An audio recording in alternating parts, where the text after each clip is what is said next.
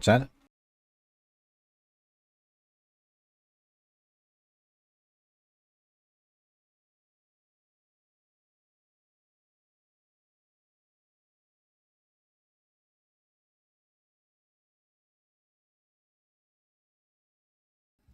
Wait, what happened to the music?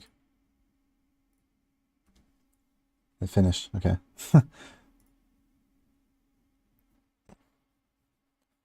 I forgot to let it continue. Let's go. How's everyone doing, guys? Welcome to the stream.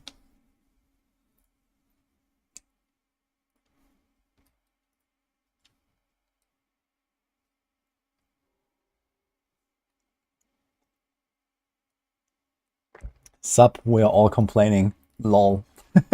Oh no, what is going on? I mean, I know the feedback is not really great on Abattoir AoZ, and I definitely have my list of complaints as well. But on the other hand, I still want to try to see what you can do.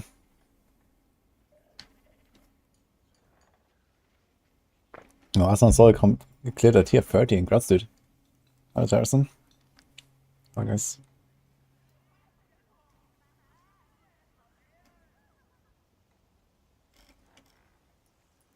When I change my class if the rogue dies?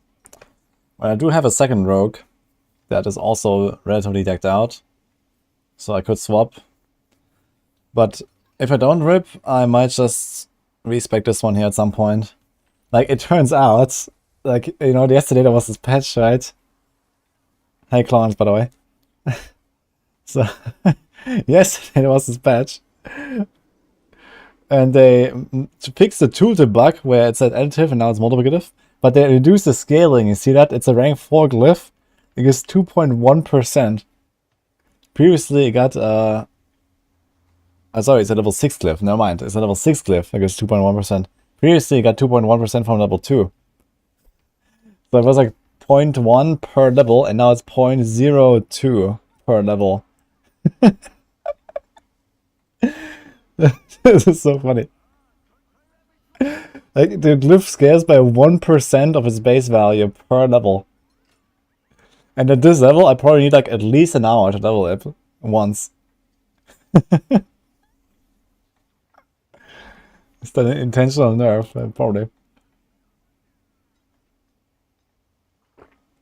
Can I check if they fixed the glyphs? Apparently on PC they did, but on console not yet.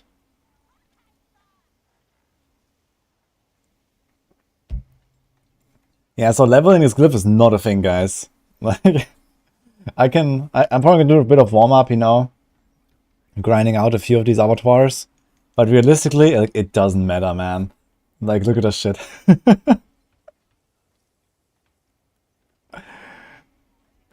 Like, it went from, how much is that? Okay, let's see how much I actually gained already. It's a tier 6 glyph, so I ranked it up 5 times.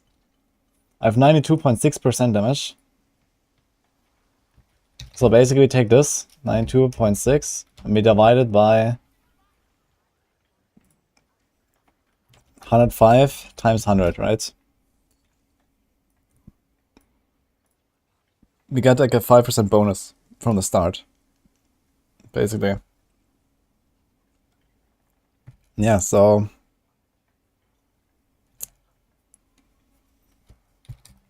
192.6 divided by 188.2. So far, from ranking up my glyph 5 times, I got 2.3% extra DPS. And it only took me 8 hours of blasting last night. Well, to be fair, there was a lot of pushing in there and stuff. You can definitely level it faster if you want. But yeah.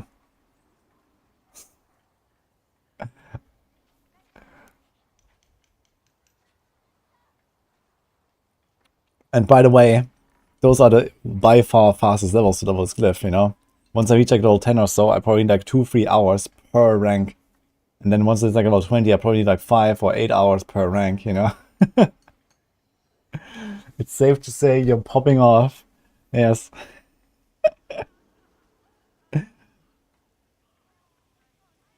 I thought we're getting the ability to see what we can roll and gear this patch. You can, yeah, at your cultist. By the way, what's happening with my YouTube here. My YouTube is bugging out again or something. Let's see if we can fix this. Okay. If you go to the counters, you can see what you can roll on here.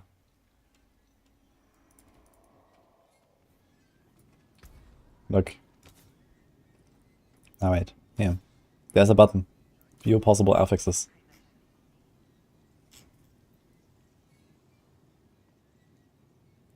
Can I just click on this now? What if I just click on this and then it's just, you know, it just rolls that stat, you know?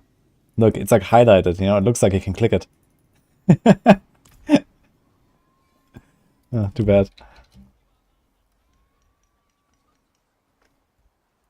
So the glyph is useless. No, the glyph is not useless, the glyph is OP. But you just can't really rank it up, you know? It's like so slow. I would be very surprised to see anyone like SSF this glyph to level 50. Like even on like the best builds, I think you need like roughly 150 hours or so to get to level 50 if you're really fast. Like if you play Barb.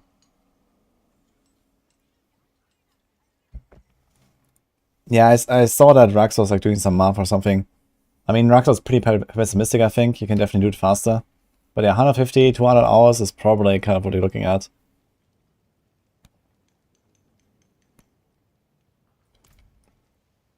D4 grind. Yo, thanks for the sub, dude. Manchester. Okay. I'm gonna run some more freeze. I wanna see actually how far we are with the glyph.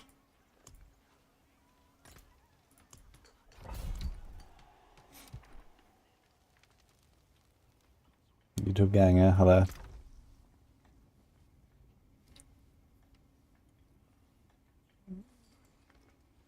Is that right? Target farm scroll of escape? No. It's a 1 in 4,000 drop. Good luck. You can find like spiders and blind burrows or something, but I mean, yeah, maybe you can get like 2 scrolls per hour or so if you do that, I guess. If you go fast. What you can do though, what I tried doing here is I just have like a normal sigil, like a tier 21 sigil in my inventory, and you can use that to cancel your Abattoir run. So if it's like, you know, kind of safe enough to do it, if you don't have to like insta scroll out, you can just open the inventory and open the sigil.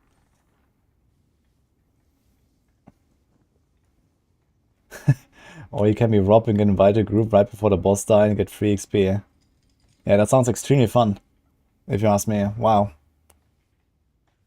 I can't wait to do that.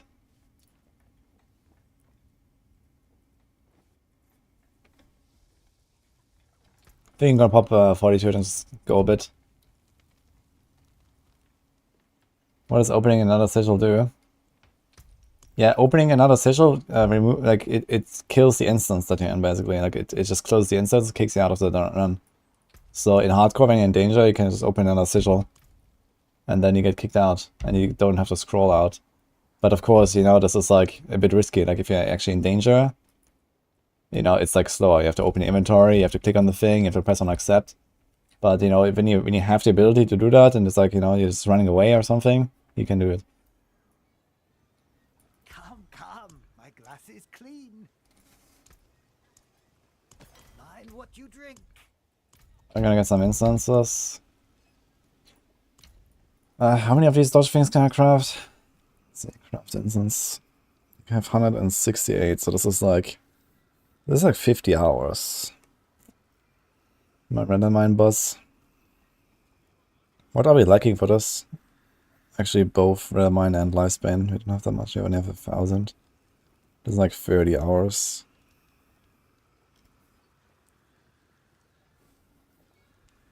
Okay.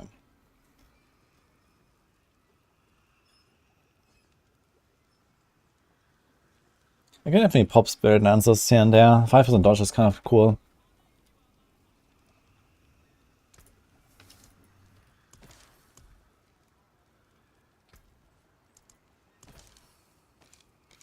Soon we cook again.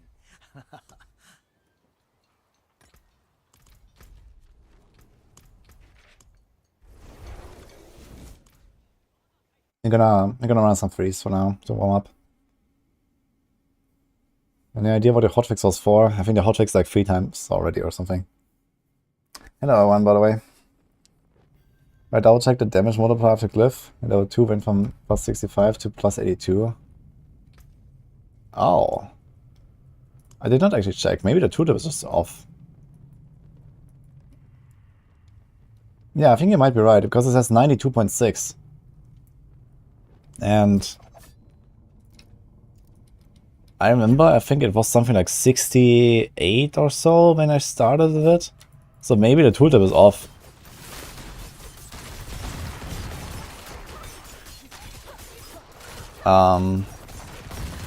Wait, you can actually check it. You can check it on the nodes, actually, right? Wait a minute. Okay, I have an idea. So you can just check the individual nodes, and they give you a number. No, it says 2.1.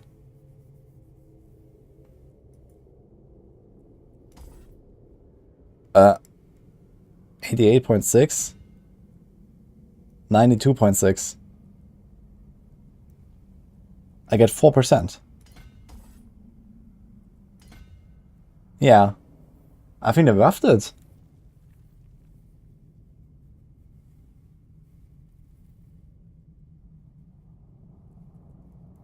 They buffed it. It's just the wrong tooltip. This gives me 4%.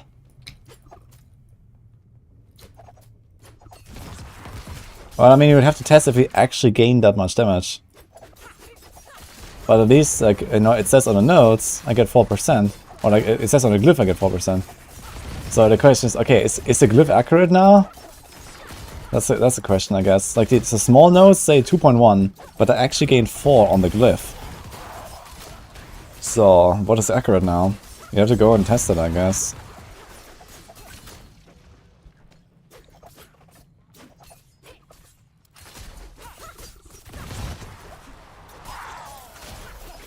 This is just trolling.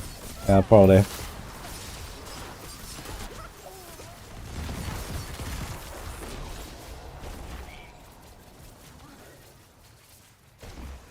The rare nodes are higher.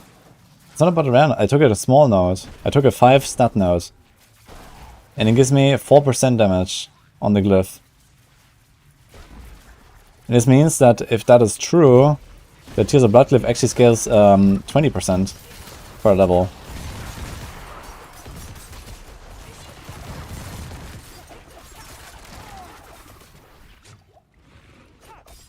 So previously I thought it scales 5% per level.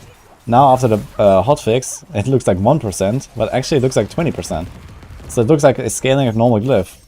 And this means that we're actually gonna have like the 4000% damage multiplier at level 200. If that is correct. I mean, no one is gonna reach 200. But if that is actually true, then ranking it up would actually be pretty impactful.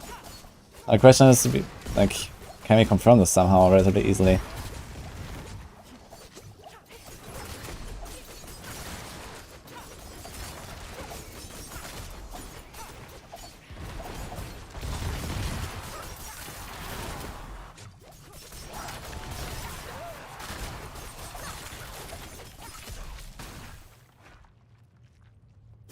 Mine's 200 already. Someone is blasting, huh?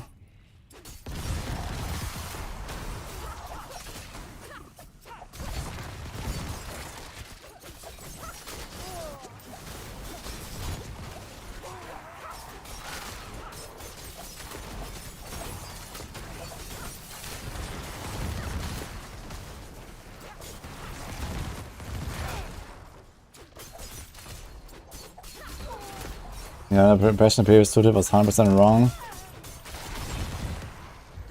Yeah, I mean, who knows? At this point, who knows, dude? Can we find the lead somewhere?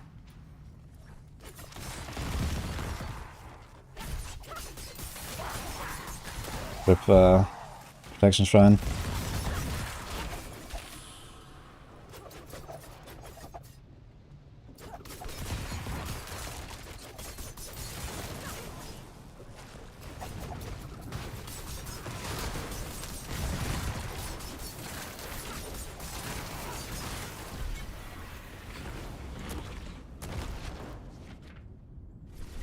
I guess I could try to like remove the glyph and see if my damage doubles roughly.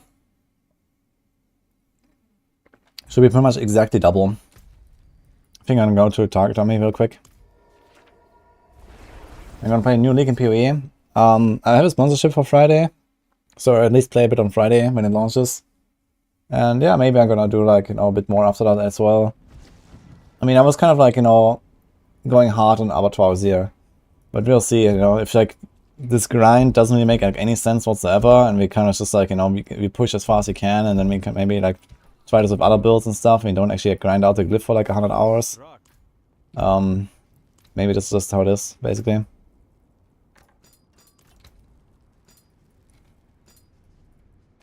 Okay, so let's try a few things, I guess.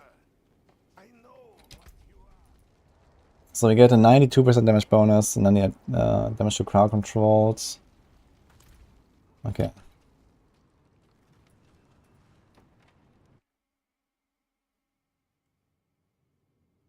Either the glyph has been nerfed or buffed, or the tooltip is just wrong. I say, why not all three? Who knows, dude?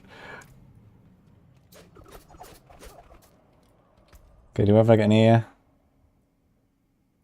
control, diminish, efficacy?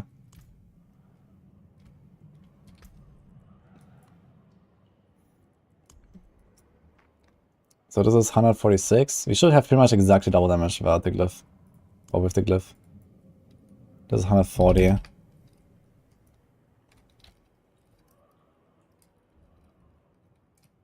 Yeah, so there's like a 97% extra damage multi.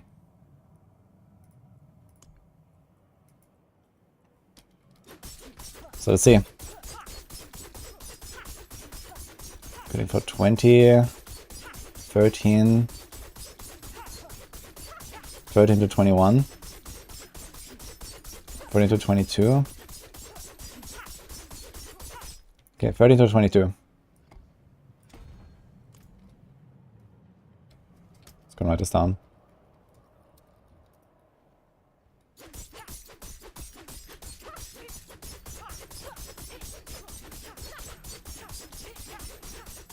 $42, 28, 27.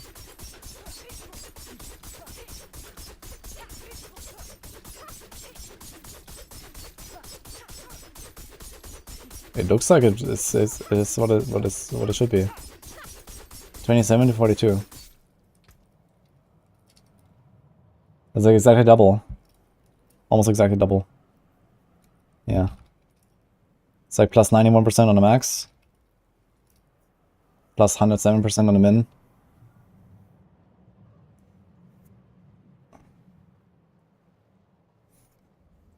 Wait, the tooltip seems to be multiplicative. Times 102, times 1021, times 1021. What? Wait, what? Wait, who has like a really high level glyph? What is like the highest glyph? What level? What does it say on the tooltip?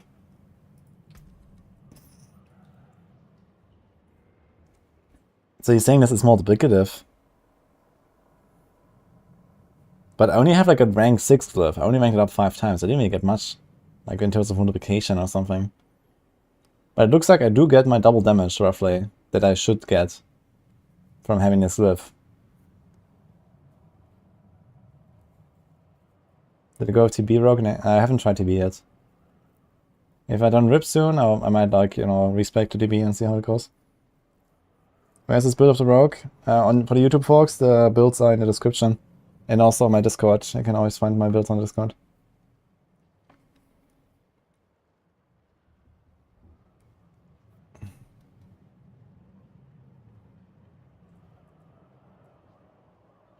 If I rank 10, it's 2.18.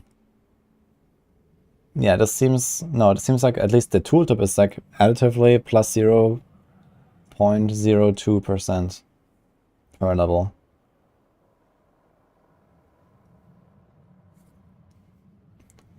But if you have a rank 10 glyph, it should be...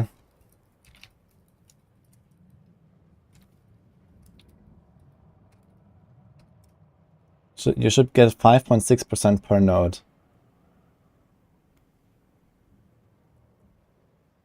If it's like normal additive scaling, 20% of the base per level.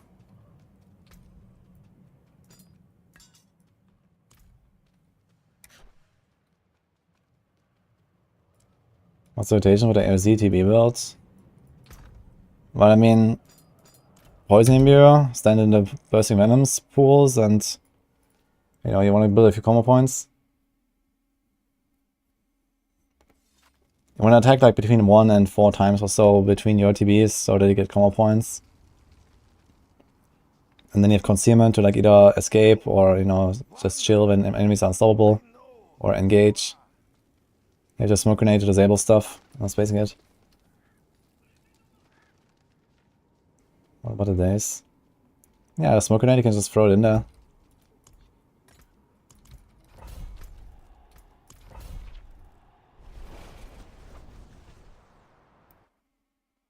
It looks like for each node it keeps multiplying. Oh, you mean like for every stat node that you add? So it means like, you know, when you have more nodes added, it actually gives you a bigger multi. So this is 4%.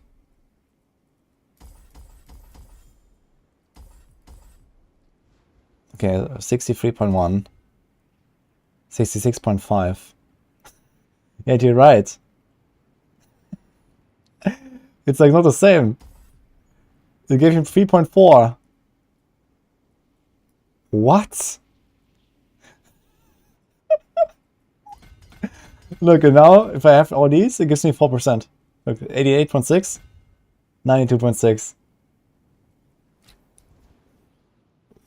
What?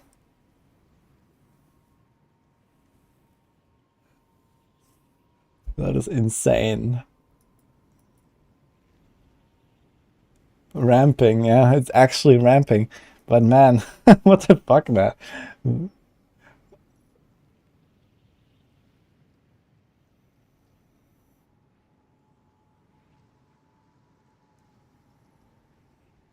That 5-8 is gonna hit hard. Yeah, it's actually gonna be a pretty big jump suddenly. If that is how it's gonna work. Like you get, in my case, I get like 1, 2, 3, 4, 5, 6, 7, 8 more nodes or something, or 9 more nodes from this. So this would be like, you know, 4%, 5%, 4, 4.5, 5. I don't know. Let's say on average, just like, I don't know, 5% per node from here. So it's like 5% to the power of 9. This is 2, 3, 4, 5, 6, 7, 8, 9. So going from 49 to 50 gets something like a 50% multiplicative damage bonus or something like that. It's like an easy +1 Abattoir tier, or even more. Maybe 2 tiers.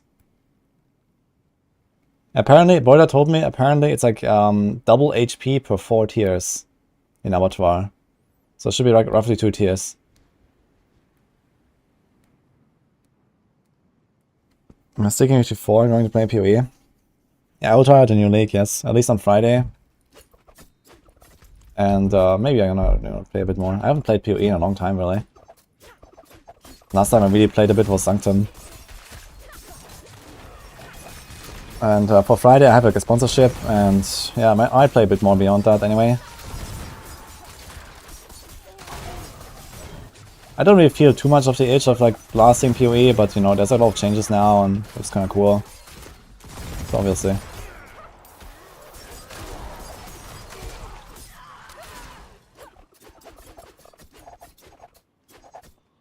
Need to lower the ceiling of the cliff. Yeah, the thing is like it's like an insane grind, right?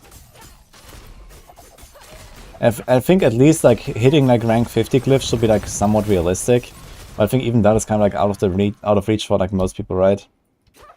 Like if you could hit like level 50 and then like the 50 to 200 is like an insane grind, you know, I think that would be okay, right? But at least you can kind of like get all the nodes, you can get this multiplier, and then it like scales up slightly. Sure. But yeah, the thing is that if that actually continues like this, then every single node and every single level on the cliff is actually extremely valuable. Now think about it, right? Like if it actually like has this multiplicative scaling per node, and you have like, you know, 50 nodes or 40 nodes or something, like that actually like has some insane scaling. So every single level you add to the glyph is actually gonna be like pretty massive.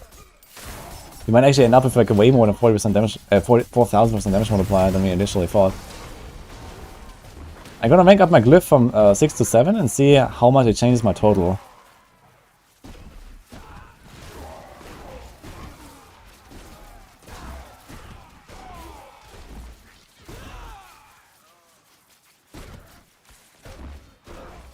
What's my thoughts on all the changes? I didn't really check out the patch notes too much on PoE, to be honest. So I'm probably just gonna like log in and blast if, you know, something that I know works, and that's it.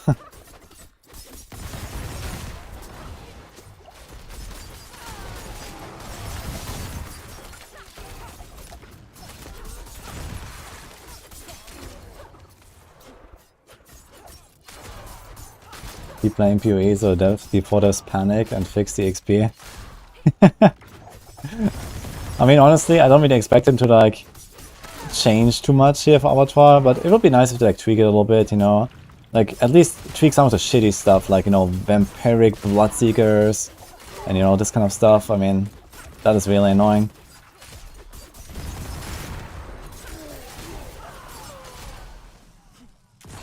Like, on the higher tiers, you just can't kill bloodseekers when they roll vampiric. It's, like, impossible, unless you, like, perfectly dodge every single attack of them for, like, 2 minutes straight. Good luck.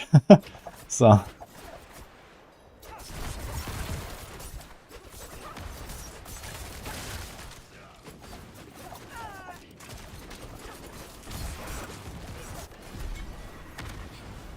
So it will take me like 5-6 more runs or so. I'm gonna try to see what happens when I rank the glyph from 6 to 7. Is a snake guy with lightning new? Yeah, I think it's a new Abattoir thing. I thought initially this this lightning snake thing was like some affix or something, but it's just the snakes. Is the nerf real? Yeah, we just figured out some stuff about the Abattoir glyph. It actually seems way stronger than it looks. But I need to confirm this once I rank up my glyph. I'm gonna wait for the rank up. I'm not sure if this is bugged. It seems bugged. But who knows? At this point, who knows, man?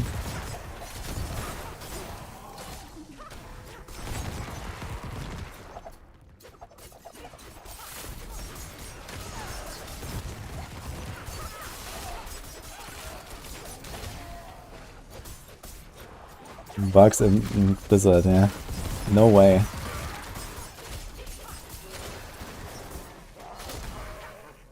I wonder if you're ever gonna get PTRs in this game, you know? Who knows?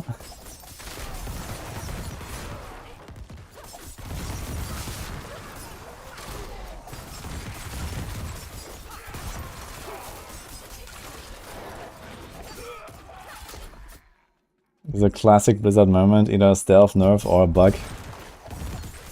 Yeah, I don't know what to think right now. I need to... Okay, I'm gonna go and unspec everything. And then see like how much we add. Do we actually add 2.1% for the first node, you know? If there's like no node in radius... actually, you can't do that, right? Can we? Maybe we can. Maybe we can like remove all of the stat nodes and then just like add like a 5 and a 5 and a 5 and then we'll see.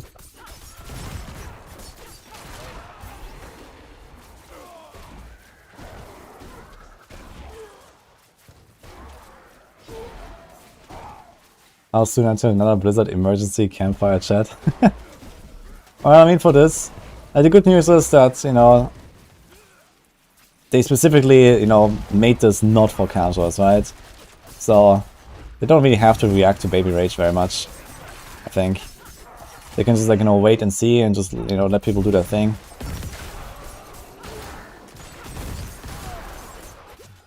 So I don't think we're gonna see, like, an emergency campfire chat or something.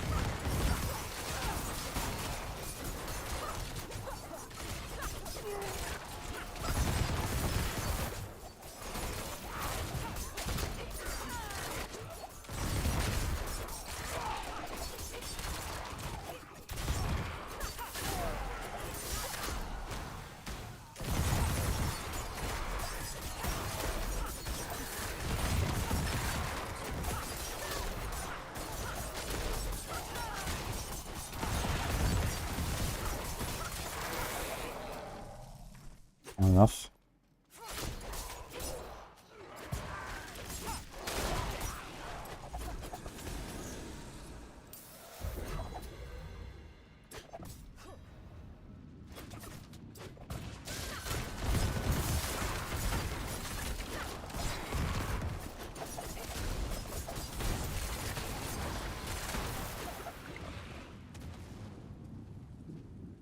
Okay, squared.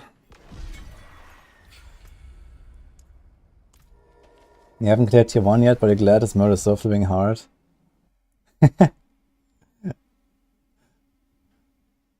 Yeah, I mean, I do think that a mode like this is actually pretty good for the game. I think the implementation of it can definitely need a lot of work, you know, and the rewards.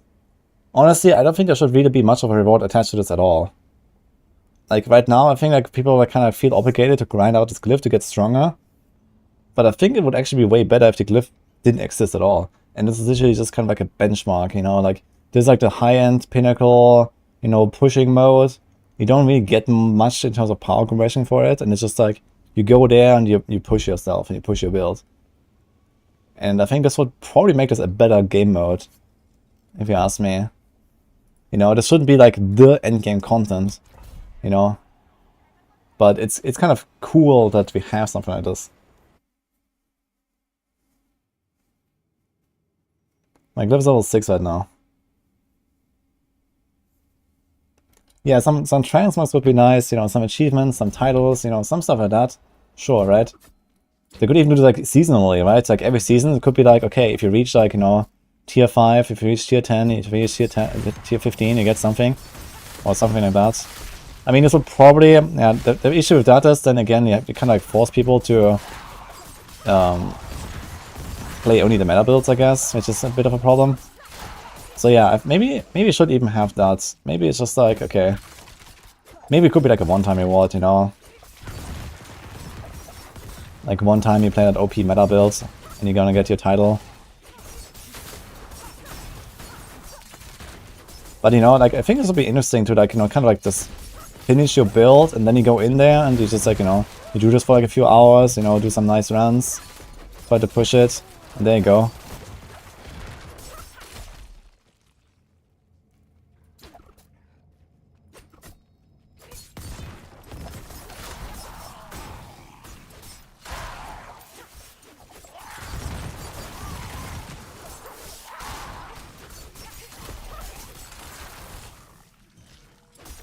Not every season. Yeah, that's what I mean. Like, you don't have to do it, you know? Like, the way that I want this to be, I believe I want this to be like this, is that this is, like, pointless to do. You know, this should be completely pointless. This should be only for the people that wanna go in and test their builds. You know? And then have, like, a bragging rights leaderboard attached to it or something if you want. No rewards.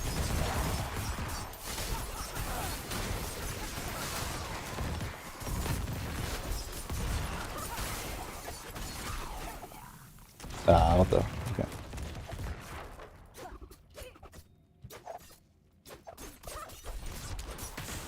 There's nothing else to do. What are you supposed to do? Well, you wait for them to introduce real endgame content. What do you mean? But the thing is, like, something like Omega high-end content like this, I don't think it will ever be like very popular, you know? And I understand that, you know? I mean, for me, I like this kind of stuff. You know, this is what I do. But this should not be the endgame content. That's what I'm saying, you know?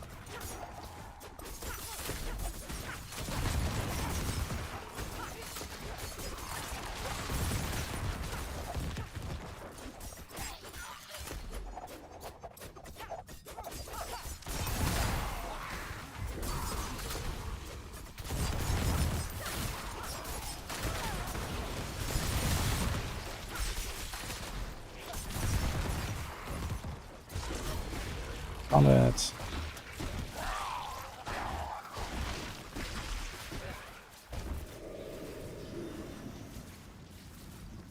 You have lethal and con it. Let's go.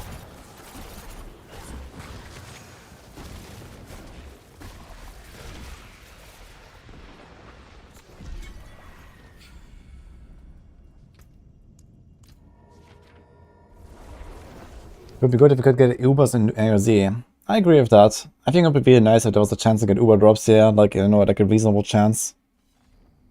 Or like even T100 dungeons, you know? Why not just give like a T100 dungeon or like an Abattoir AoZ, like either way.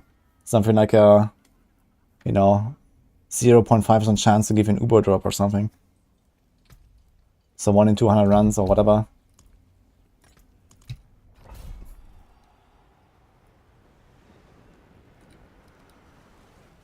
Okay, I wanted to see this again, so... Can I...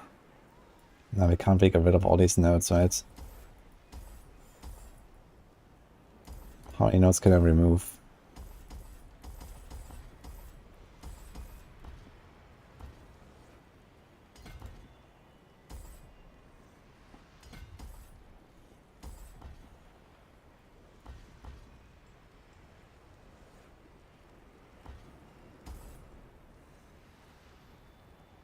How much do we have? 1, 2, 3, 4, 5, 6, 7, 8, 9.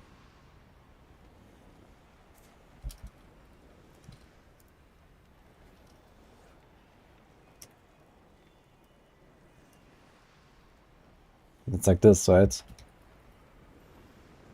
2, 3, 4, 5, 6, 7, 8.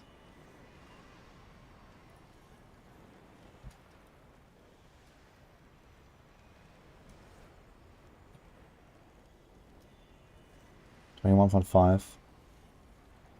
21.6. Yeah, that's like a 7 node here. So what if I do this, this, this? So now we have 12, right? 1, 2, 3, 4, 5, 6, 7, 8, 9, 10, 11.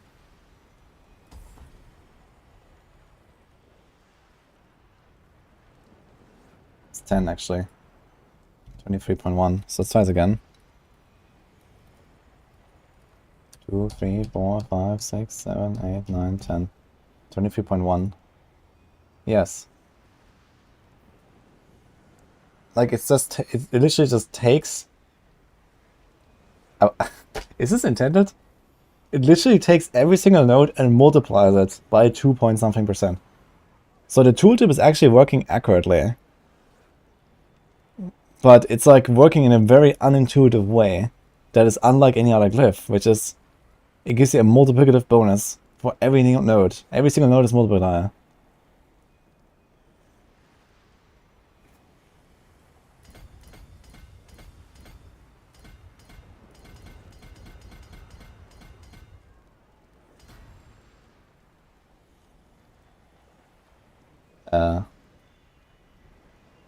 Why do I miss 1 point now? Did I mess something up? Wait, this one? Okay. Yeah, the nodes, it's basically like rubies, exactly. Every single node is a multiplier. This is how I end up at 92. Like, I remember seeing this here, and when I was like level 1, it was like 60 point something %.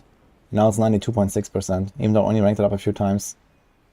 Because you get like this very small bonus, right? You get like 0.02% per level. But, you know, since you have so many nodes, look how many nodes I have. 1, 2, 3, 4, 5, 6, 7, 8, 9, 10, 11, 12, 13, 14, 15, 16, 17. That's like, I don't know, 25 nodes or something. So I get like 25 times like this multiplier and just like scales up like crazy. And this probably makes it so that you actually want to put this glyph on the board where you have the most nodes, like no matter what. Like if you can add like 5 more nodes, that is already just more damage than you can have from like any other glyph. Total. Right? If you just put it on the board where you have the most nodes. Wait a minute. I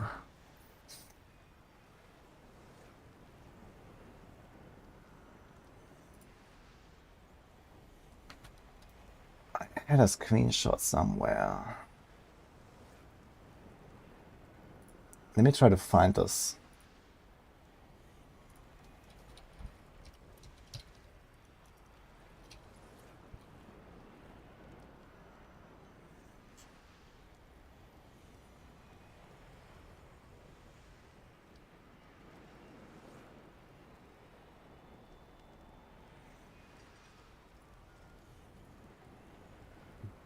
This.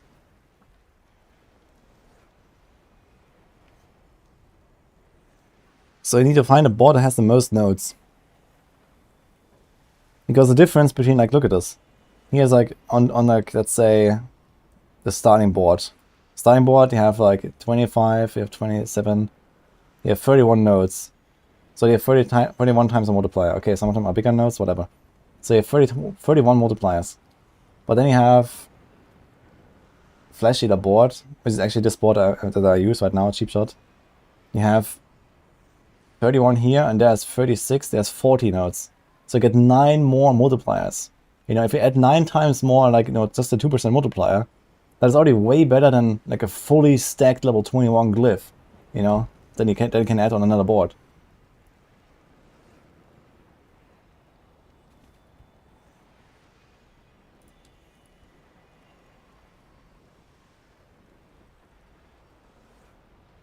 This is a level 50 glyph, by the way, so this is the bigger radius. You see there's like this one node here, that's on the other side.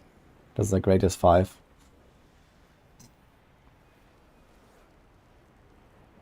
Show barbs. This is literally, like, everyone has the same. Everyone has the same layouts, it's just different names. So this is like the Carnage board on Barb, and, you know, this is starting board, and, you know, everyone has the same layouts. Like, the Paragon boards are all copy-pasta between all classes.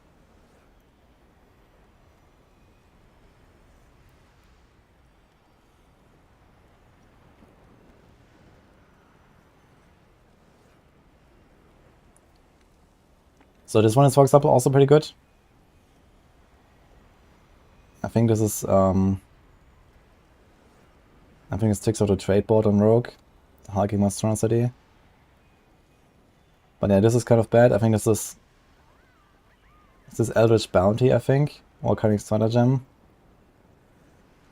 Yeah, I think this is Eldritch Bounty, which is pretty bad. Cunning Stratagem is pretty bad. So Tricks is kind of good. This is No Witnesses on a Rogue, that's kind of bad. This is Deadly Ambush on a Rogue, it's kind of bad. Yeah, so it's basically just those two. Because look at the total number of multipliers. You always have the 2 and the 4, and the 2 and the 4. 2 and the 4. Okay, so basically just look at the top number. It's like 29, 29, 29, 34, 31, 33, 25, 28, 28. Yeah, so basically the best two boards are always like, you know, this layout here. There's the cheap shot layout, or the Carnage layout on Barb. I'm not sure what is it on a Sork. I think on a Sork this is like some conjuration board or something. And here this is like the Tricks of the Trade board. I think this is Icefall on a Sork, and I'm not sure what about the Barb. Static Search. Oh yeah, okay, true.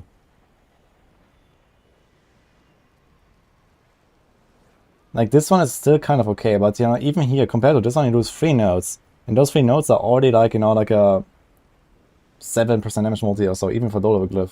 And even more later on, you know, it's gonna be like those 3 nodes are gonna be like, you know, 10% multi at some point. Or something like that, or 15%, you know, once it's like high level Glyph. Like a 10% multi, 15% multi, that's like almost a full Glyph, you know?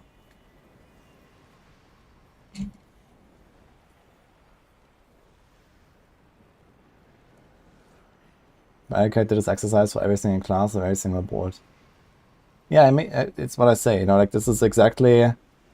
Every single class has exactly the same boards. They all look exactly the same. You have exactly those 9 boards on every single class. So this is for every class. You just need to put the other names here.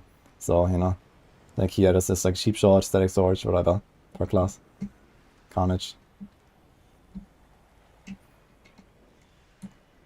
The Bloodbath board's math is incorrect.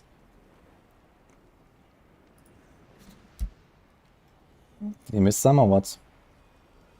This is Tricks, right? No, this is Exploit Weakness.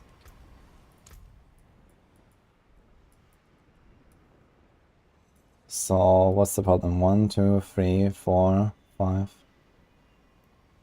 So this is 4, 6, 10, 12, 13, 14, 18, 20.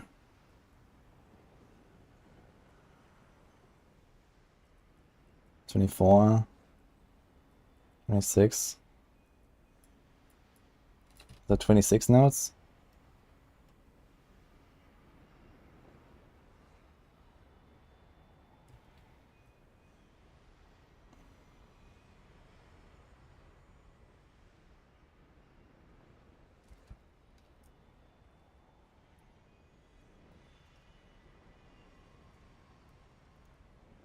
Ah, it's just the math. Okay. Yeah, I'm not sure what to calculate here.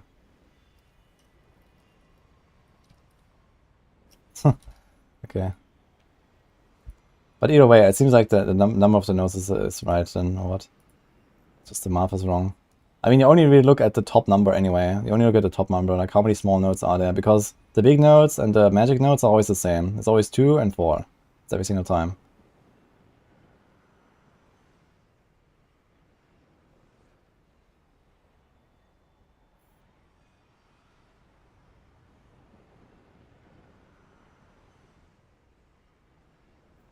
Kind of problem with Vampiric Rogue Boss there by my design. Yeah, I designed the Vampiric Rogue Boss. Exactly. That was me. For sure.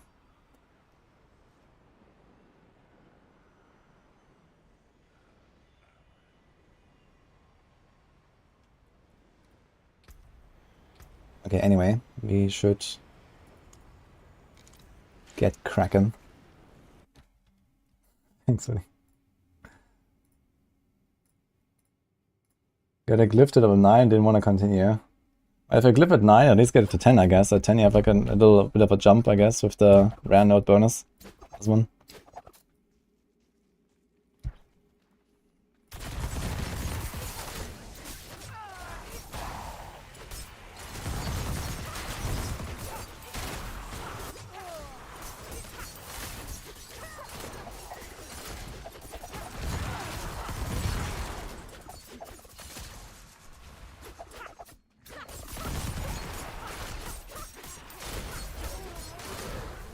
I'm gonna try to make like a little comparison between boards. I would actually like to see this, like, you know, with numbers. I mean, I already have it on the best board possible, I guess. However, this was based on radius 5, and I wonder if radius 4 is like significantly different. So I'm gonna go back and like see what we can actually do, or maybe we can like, actually put it on like a different board, and we're gonna be better off.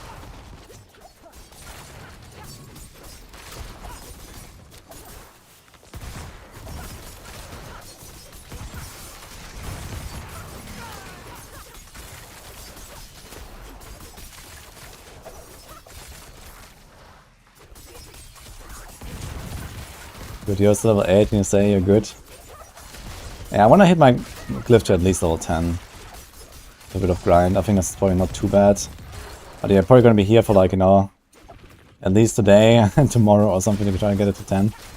Like, Rogue is not really the fastest at doing this grind here, to be honest. Because I can't really go that higher easily, I feel, to like grind it out. I can like push relatively well. But it's like kind of like unsafe to do so on the higher tiers. Because the Vampiric guys are pretty dangerous.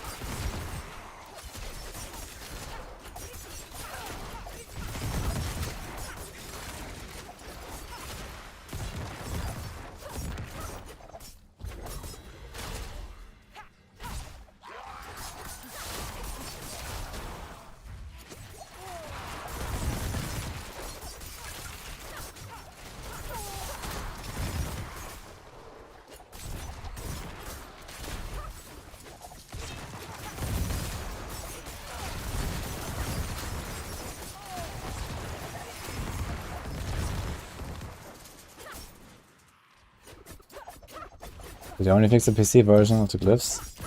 Yes. The console is gonna be later, I think.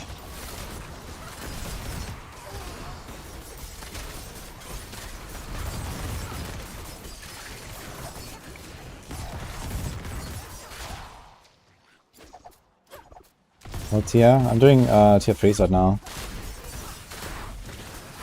It's like a really fast run. I get a bunch of sigil powder. I will need sigil powder to push. I want to try like tier 12s later today. Maybe I can do tier 12s, I think. Like a decent run. I'm just not sure how many, you know, how many attempts I will need and stuff. Hey Moxie, nice to see you. How's it going, man?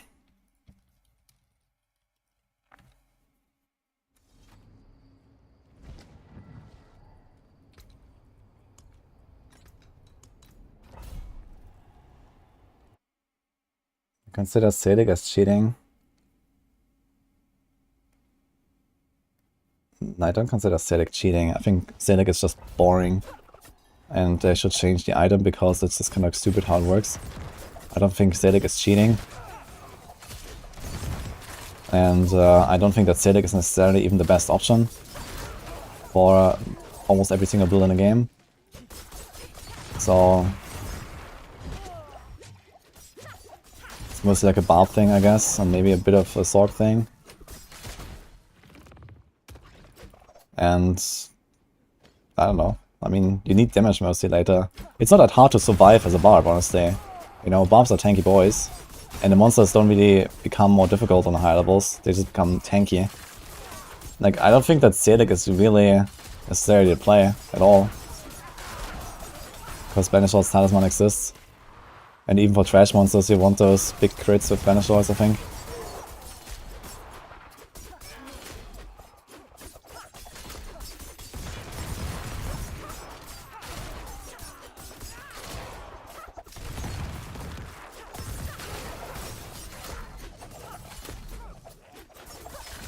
Just beat a T11 on Rogue. Nice. With normal pants. Wait a minute. I need to read that comment. That's sick. Normal pants with armors and shivers instead of contamination. Much better survivability. I guess you're playing Twisting Blades then? Okay, I guess Twisting Blades has the power to actually do T11s without the Tibor's Will bug, man. Because you have the Blade Dancer bug. I guess the Blade Dancer bug is like pretty comparable to the Tibor's Will bug. But I mean, ultimately you want both, I guess. But yeah, it makes sense at least if you play TB. Poison TB is pretty strong. I'm definitely gonna try some TB as well and see how it feels. I guess compared to this, I will definitely be like a bit squishier, so I gotta be careful.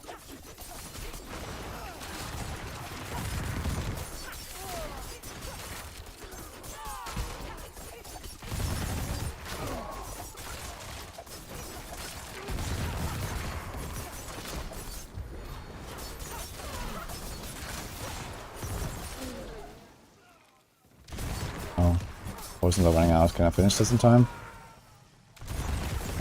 Like another minute, maybe.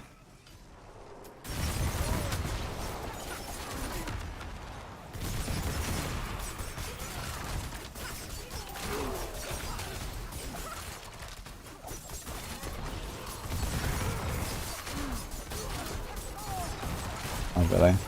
I wanted to do the math on some of the boards.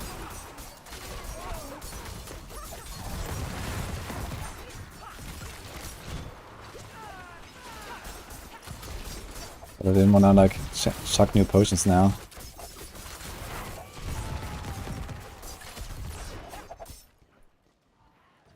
Blast Wave.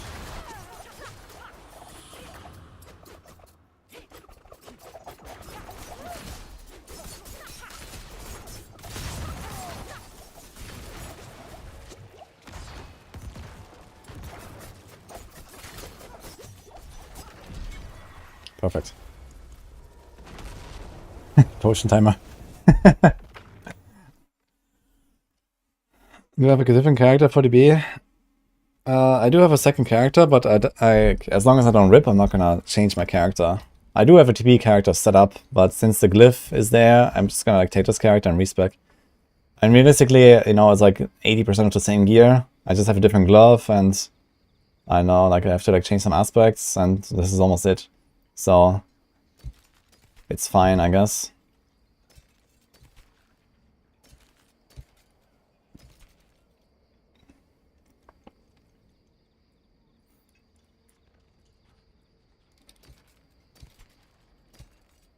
You can farm Sigil Power on T7. Yeah, I know, but I mean, this is like obviously an exploit. I don't want to use that. With the tier 7 Sigil. That's a really good amulet here. Anyone tested the Sorg Uber Wand? Oculus? Or what are we talking about?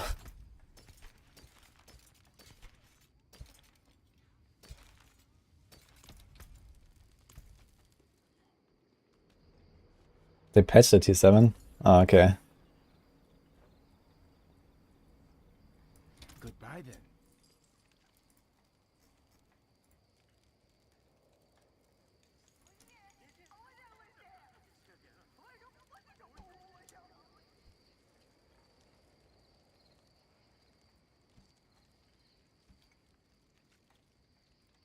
Okay, let me see.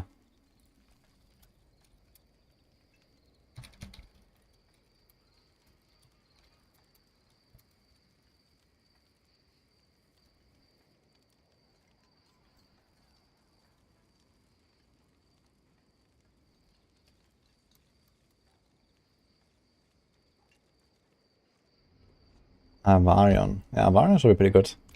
Okay, let me see. Let's open. I know. It's gonna like, open Rogue, but I mean, it doesn't matter. So we can like, just look at the total stats here. And like this we'll see like how much is there. Right? So they will always have...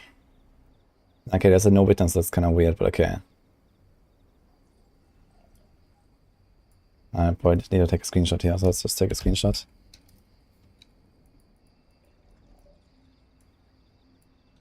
Okay, so...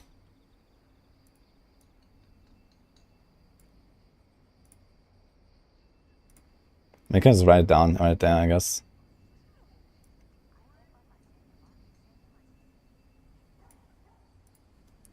So how do we calculate this? It just has strength 39 and int. So this means this is 7 nodes, right? If it's 39. Yes. So because it's like 2 nodes that are 7, making it +4. So this will be 7 and then 7. So like 7 plus 7 plus 14 basically.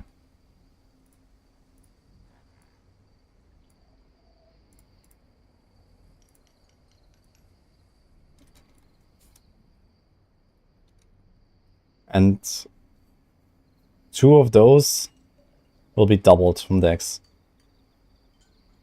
So it's actually 12.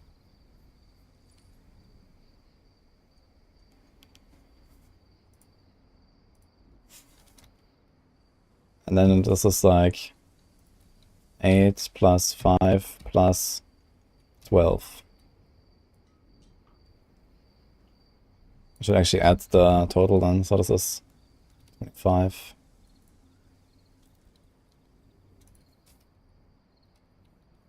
So it's 19, this is 26. It's too large. It's too 18.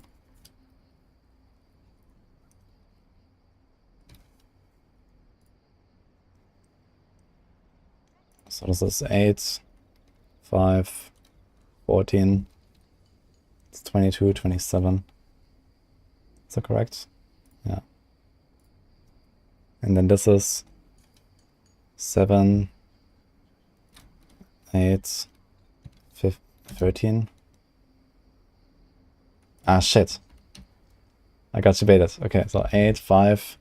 It's 12 because the dex is 70, which is 14 times 5, but it's only, you know, there's only 2 decks. There's only 12 decks now because 2 of them are doubled.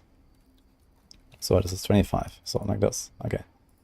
And here, this is 7, 8, and then 13. It's 28.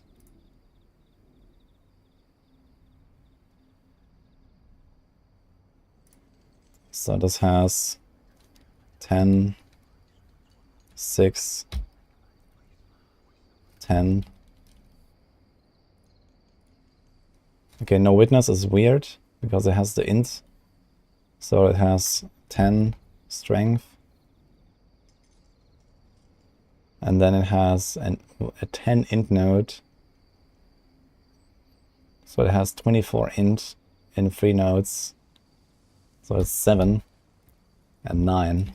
Because there's only, no wait, and is that 8? 8 dex nodes. So that's 25. Lerana. Let's put it here, I guess. has 6, 9, 12, 7. Then exploit has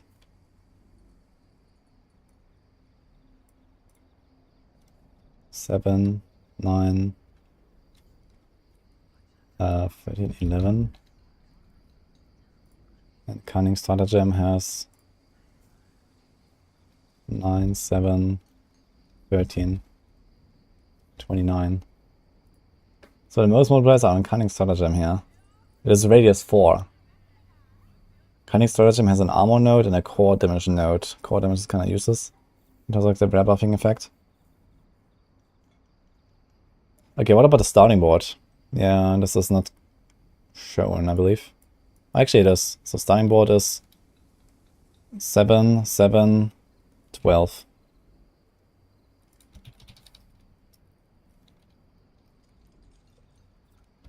So this is 26.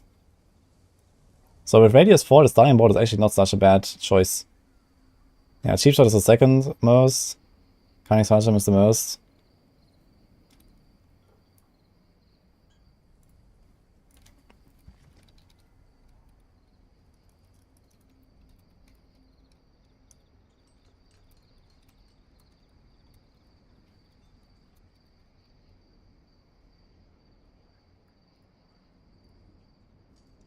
So like this.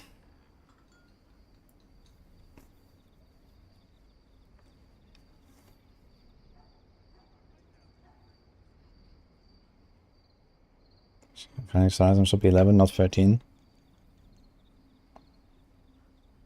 Oh shit, you're right.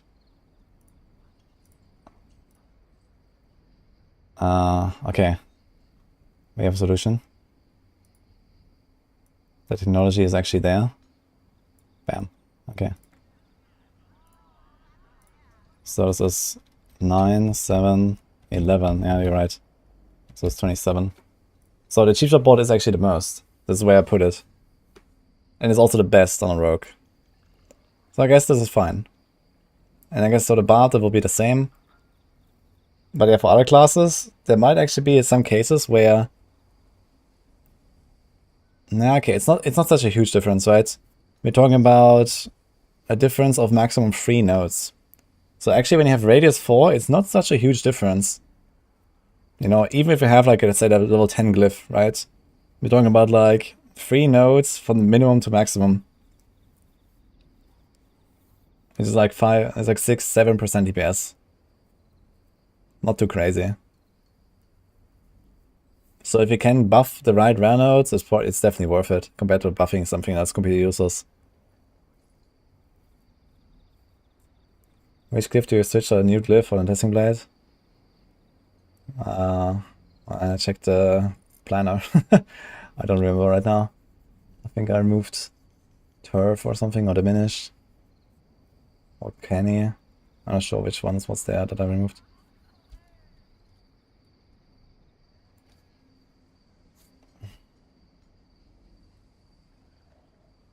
Actually, you can maybe add that as text, yeah.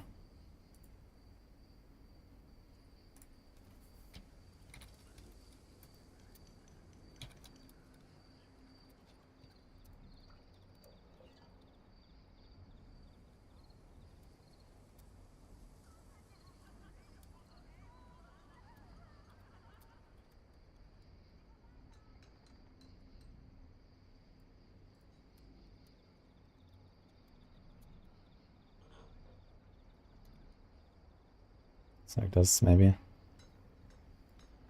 Fuck. Why is this black now? Okay.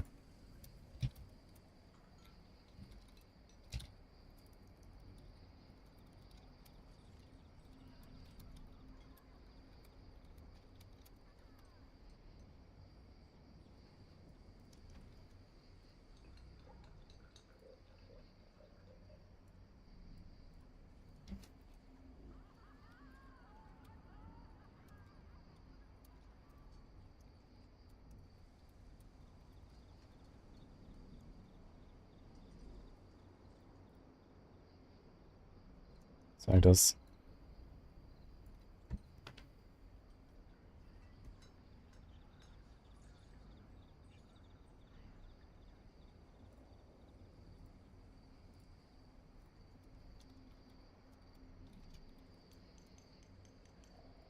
Running this.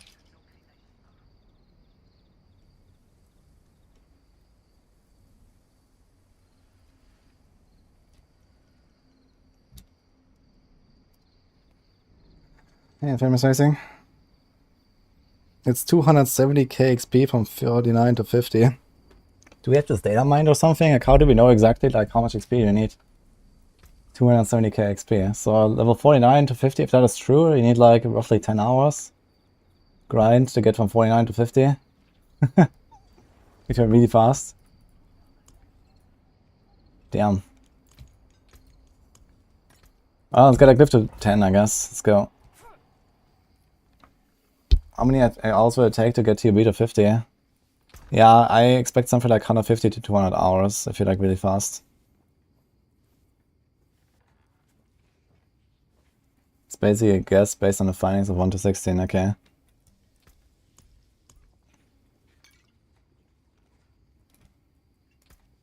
Is anyone here selling or trading 42 elixirs? I want more of these elixirs on hardcore.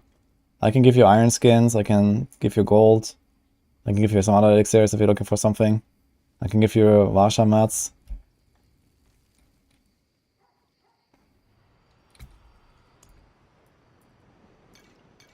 Rex has worked out the formula. Has he?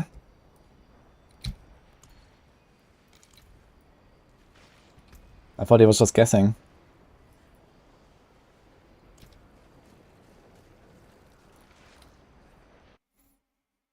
What elixirs? I want elixir of fortitude on hardcore.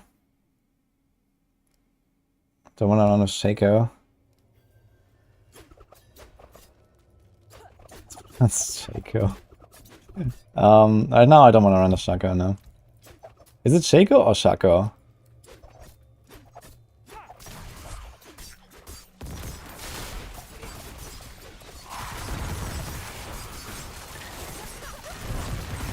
Shaco.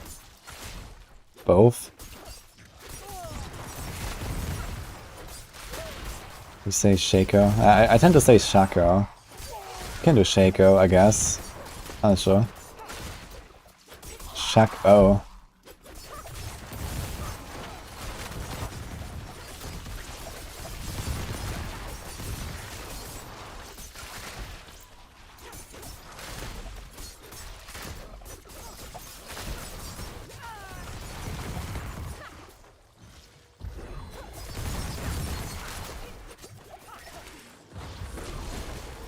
No artillery and cornet, let's go.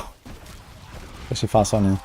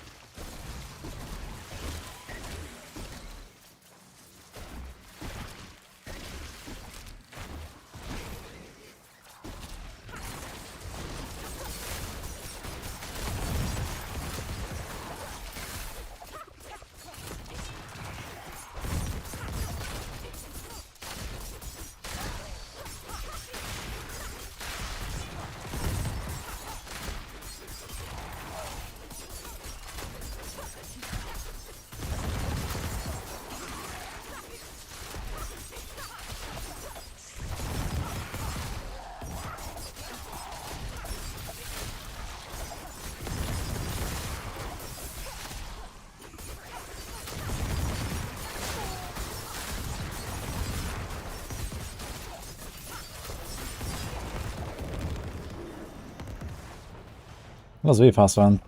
2 minutes.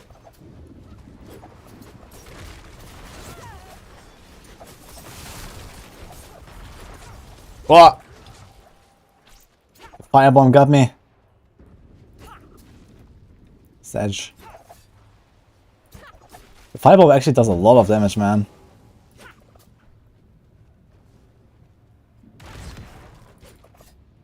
Leave me alone, man.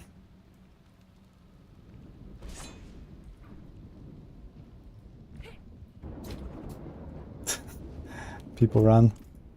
Okay.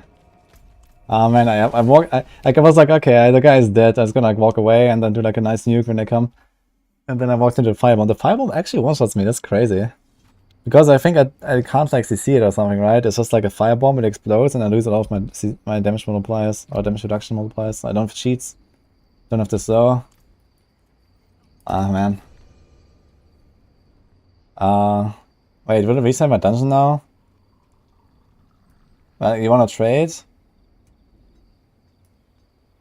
Will it reset my dungeon?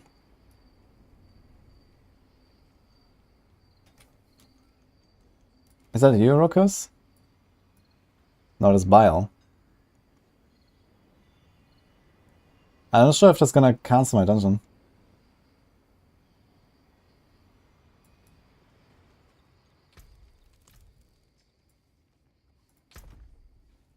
Okay, so what do you want? Like, the people that want to trade me 42 elixirs, what do you want? Bile and Rokus. You have 1740, that sounds really good. I like running 42. Yeah, I'll pay for them, so I can give you some other elixirs or some gold. Or even some mats. I have like a bunch of mats here.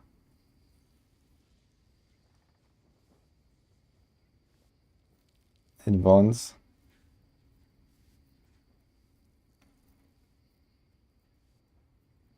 Ubers. I have a Shaco, yeah.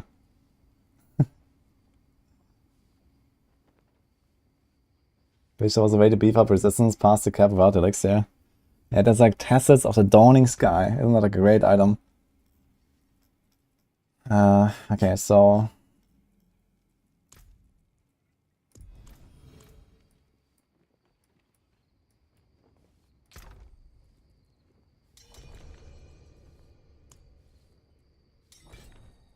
we're gonna come for some free glyph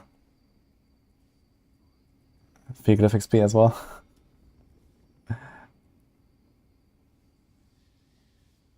Everyone has stash issues. Yeah, I mean, I need these white items way too often, you know, I do like testing of them and stuff like that. So I actually used them just earlier.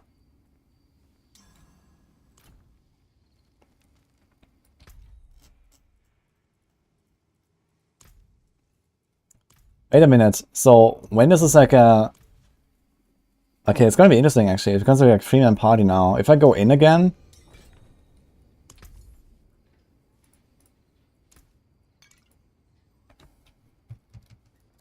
At least take this. So if I go in again... will it be higher HP now? I wonder... Does it like retroactively update the HP after starting the run? Can you just like open like a solo run and go in 4-man? That'd be hilarious actually. But I guess it dynamically adjusts, right?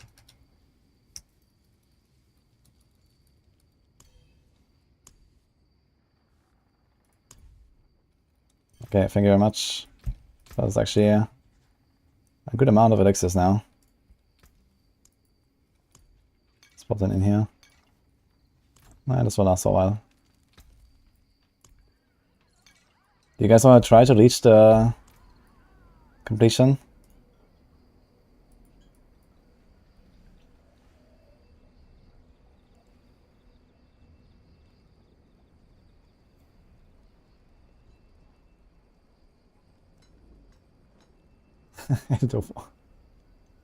I should be able to go in a second. Is AoZ nerfed? AoZ is not nerfed. What do you mean?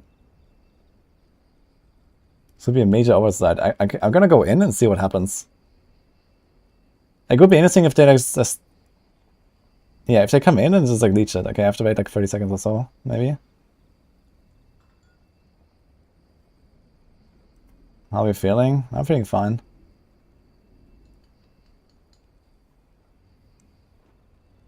$250 left. Yeah, I should be able to go in any second. Okay, let's go. Unless I proc again.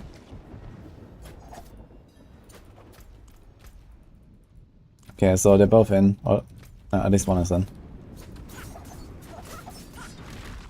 Oh my god.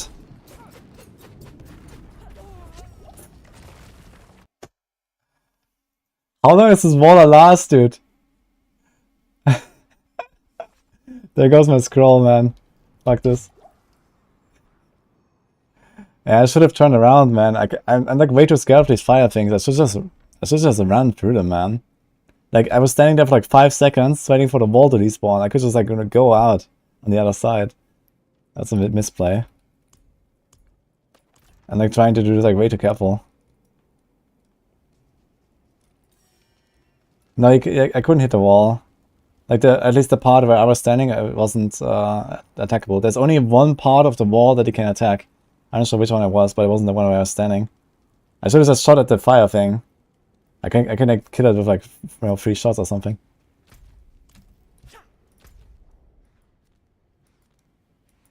Yeah, these fire bombs are actually insane. The thing is that sometimes I do survive them, and I'm not sure why. It might be because on the higher tiers I actually do hit them, and I do slow them. I wonder if I can slow them and apply like, you know, cheats aspect and stuff. Because sometimes I did survive them. Try Metamorph to escape this. Yeah, but then you're playing Metamorph. And that's kind of a problem. So...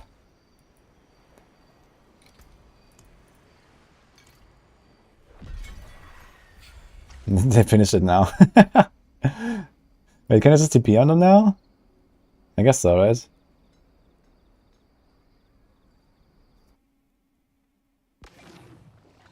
Okay.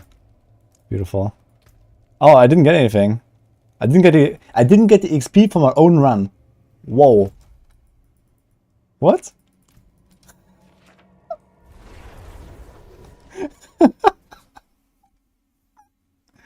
That's hilarious. They leached the XP from me and I didn't get anything. Okay. Well, thanks guys. Okay, that's a funny adventure. XDD business. Yo, Lonnie, thanks for the sub, dude. If I modified my build, yeah, I did a bit of a tweaking here with the Paragons. I removed a bunch of small nodes and Nimble. And I picked up Exploit Weakness, it's a damage reduction there. Because I had too much armor, I'm like overcapped on armor.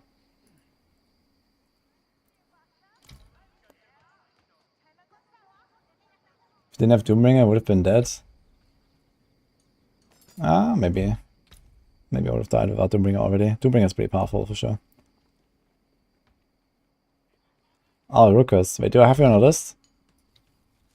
Okay, then trade me. If okay, 17 more excess. That's actually a good number.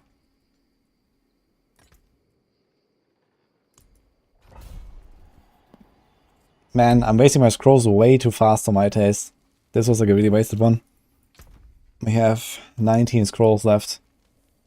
And they need to last me like a month. 1.5 actually. Looks like an iceberg move, leeching from booty. An iceberg. Ever seen Rack's video? What I think about the feedback? What video?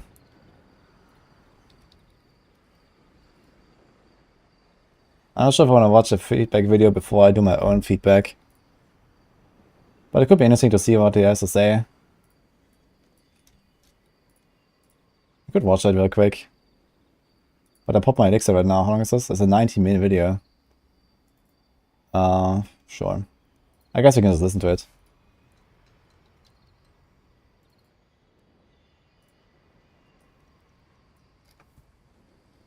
Let me just change the... You mean this one, right?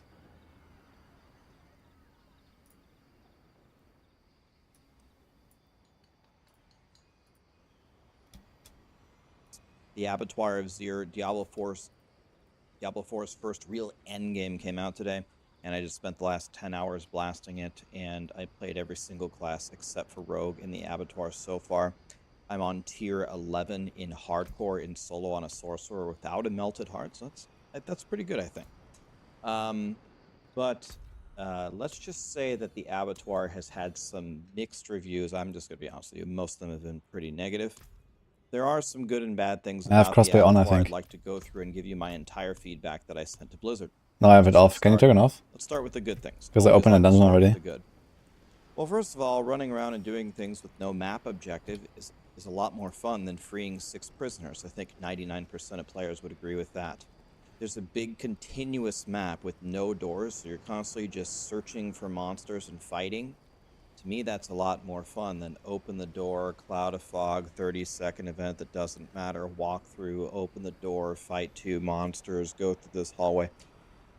Just moving through is a lot better for me.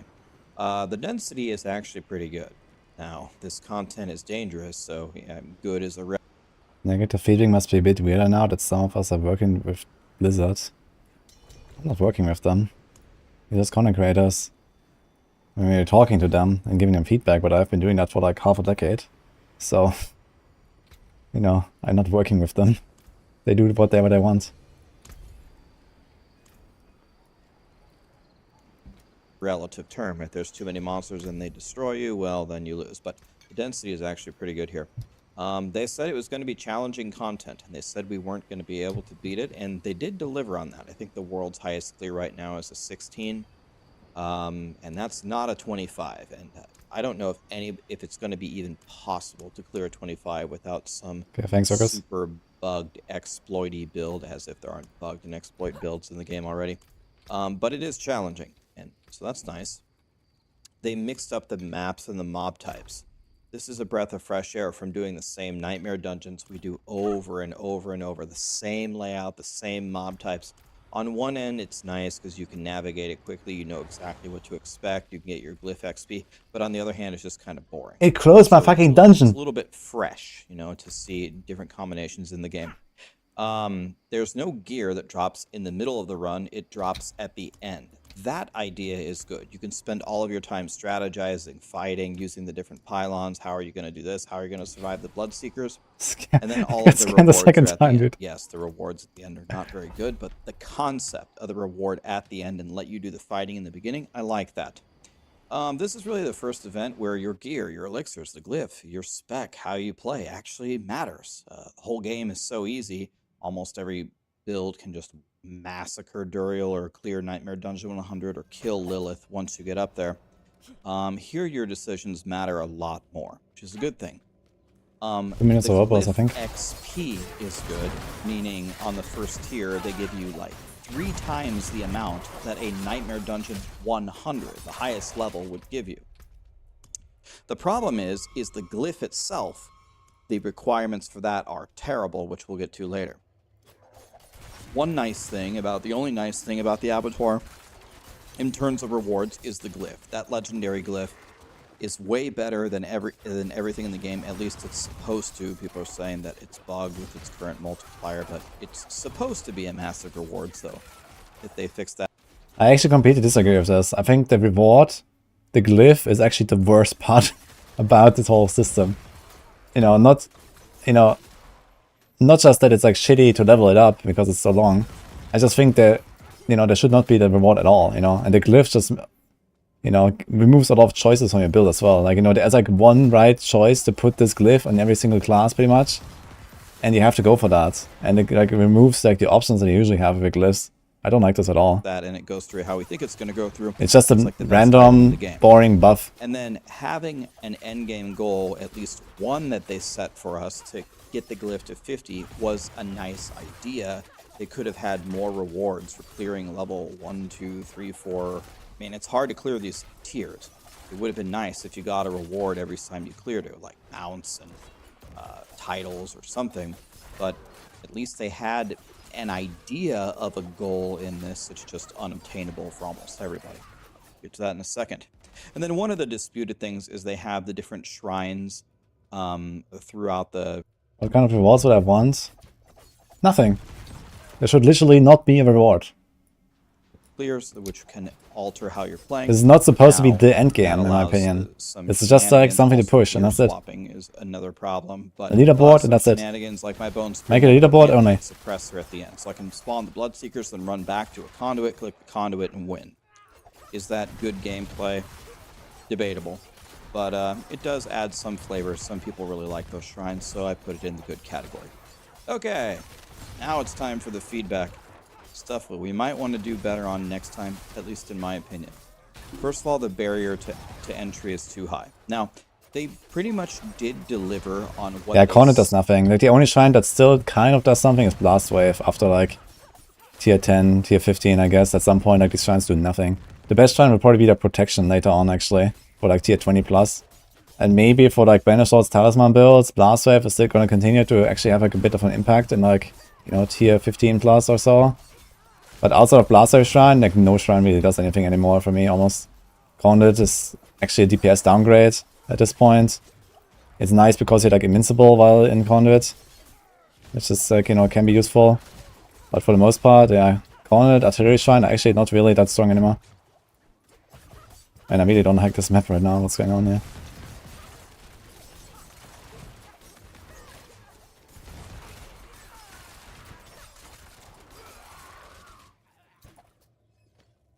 Yeah, exactly. Like as a build benchmark, as like a pushing contest, you know, with like a leaderboard, I think this is like not terrible content. You know, this needs a lot of tweaking. You know, like the Bloodseekers, the Vampiric, you know, the shrines, you know, all that bullshit. Like there needs to be a lot of tweaking here.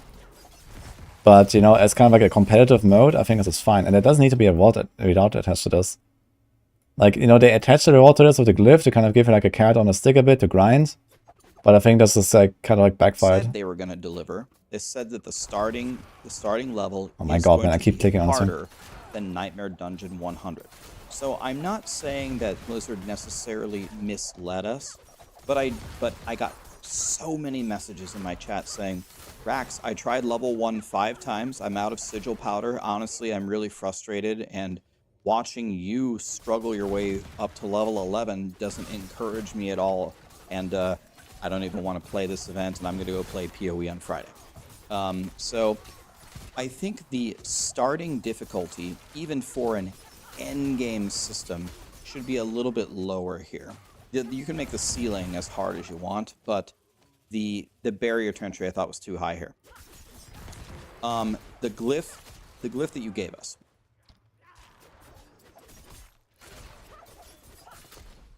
I kind of disagree with that. I mean, this is basically just Nightmare Dungeons Reloaded, what we're playing here. You already have Nightmare Dungeons as a starting point. It's literally the same thing. Where the milestone is trying to get it to level 50 for the increased radius.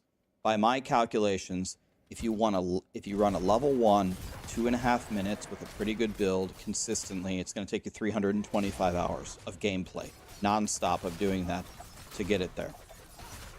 It's just way too high. It's a mid-season event with only a month and a half left. Christmas is coming, New Year's is coming, PoE is coming, people might try some other things. There is no one who's going to invest 325 hours or anything even close to that to leveling up this glyph. It was just incorrectly calculated. One huge problem that I have really not seen you fixed at all is... Glyph is leveling. So we get... Let's see how much we get. So we have 92.6. Glyph levels up by 0.02%. From 2.10 to 2.12. And we think we have like something like 30 in radius or so. So let's see. Yeah, we got 2.2% damage multi. It's actually pretty sick in that case. It just takes so long to level. Yeah, it was 0.1, now it's 0.02%. So they reduce the scaling to like 1/5. But every single node, we did this earlier, every single node is a multiplier. Like each single node is a 2.12 multiplier. This is what makes it like actually really strong. So for example, a rank 1 glyph for me was like 60% or something, and now it's 93% already or so. It was like 68 or something, I believe. So it actually scales up pretty hard. The glyph isn't account wide, and people were also complaining that the vampire powers for the season thing were not account wide. It's just impossible to level more than one of them because it's impossible pretty much to level one of them. And if you had fixed that, if you had fixed the XP, I have all 5 characters. I'm a loser, I get it. But I have all 5 characters ready to go into the Abattoir and push as high as I can. Even if you made it reasonable, like challenging but reasonable to level up the glyph, I would have to do it 5 times because this is not account-wide. I don't think this 5 times until you rip some of your characters. And then it's more. is good for the game. I don't think it's good because it doesn't allow people to play their alts. So I think Blizzard... I do agree with this point though. I think this is a good point. I think having something like Omega grindy like this should potentially be account-wide. You know? Like making this a glyph that is character bound is, you know, kind of stupid. Because it also like... I have exactly the same problem. Like I have a bunch of builds, I have a bunch of characters, and like... Yeah, you know, I have like my rogue that I will spend like 100 hours on to grind out the glyph or whatever to get it to 50. And then I have like my necro, I start at 1 again. I'm like, you know, like when am I gonna invest into those hours, right? Like those hours don't exist. And okay, I mean, you could say that, you know, you should really just focus on like one character and this is how it's supposed to be, but yeah. I think this kind of like brings us back to the same point I was talking about earlier. Like, I think there should just not be a glyph, you know, there should just not be a reward. Just make it a push thing and no glyph, you know? Change that in the future. Suppressor and Vampiric. Suppressor is the bane of many characters' existences. Imagine playing a Bone Spear Necro, which is one of the best builds in the game, and running into a Suppressor Bloodseeker. There's like only one way to kill him. You have to get him to go by a wall, step into the suppressor, and throw the Bone Spear against the wall so it like ricochets that way. Because if you actually throw it through the bubble, then the ricochets hit the bubble. You only hit him with the Bone Spear and does no damage. That's just one example. Yeah, Bone Spear is the second best build or the third best build on the worst class. So Suppressor, as it exists in the current game, in my opinion, does not work at all. It needs either an entire rework or it needs to be removed from the game. The Vampiric, the problem I think is with the scaling of it. So Vampiric, when you're a baby and they're just kind of leeching a little bit of their life, you can kill them. But the vampirism or whatever in the highest levels is these ultimate demons of death just leeching 100% of their HP back again and again and again. They actually can become unkillable. yeah, I had exactly that happen. Actually, before I cleared my T11, I had a run that was much better than the original, the actual clear I did later. And I had 4 minutes. I had 4 minutes on the T11 for the Bloodseekers. And I could not do this because one of them was Vampiric. And I fought one guy for like 3 minutes. And, you know, he healed and he healed. And I was like really trying to like dodge every single hit. And you have to basically dodge every single hit for like 2 minutes straight. So that he doesn't heal to instantly to fall. Like, it's ridiculous. It's really a problem. And Waller for Ball Lightning deletes the balls of lightning. That's a really bad thing. Some of the affixes in here are just... I mean, you can play around Waller though. I think Waller's not a problem. There are a couple monsters in the game that just hit way too hard. The crossbows, the wraiths, those red ghosts, the archers. Man, the crossbows? I'm just getting plowed by these. It's like it's prom night. These mob types, not only in the Abattoir, need to be looked at in the entire game. Okay, I agree with like some monster types being like overtuned, especially the red ghosts. And I guess to some degree the green ghosts. And there's also some other stuff like... I actually think that the vampires are really bad in Abattoir for the higher tiers, because here they spawn these bloodborns here, and these things are so tanky I actually can't kill them very fast. And then you just keep spawning them over and over and over and they become immune. Everything is just immune here. You can even have like immune champions. They spawn these fucking bloodborns and become immune. And then they make everyone else immune basically. Like it's ridiculous. Fucking vampires, I can't run them on the higher levels. Look at is disobedience. When one thing in the game becomes too powerful, then or every single character bases their character around it, there's probably something wrong, right? Almost every single class, either as its main defensive resource or at least a side grade or something to use if something goes wrong, is disobedience to boost your armor. And one thing is, some classes, like the Ball Lightning Sorcerer, can hit 60 times in 4 seconds. What's the requirement? Hit 60 times in 4 seconds. That's not a problem.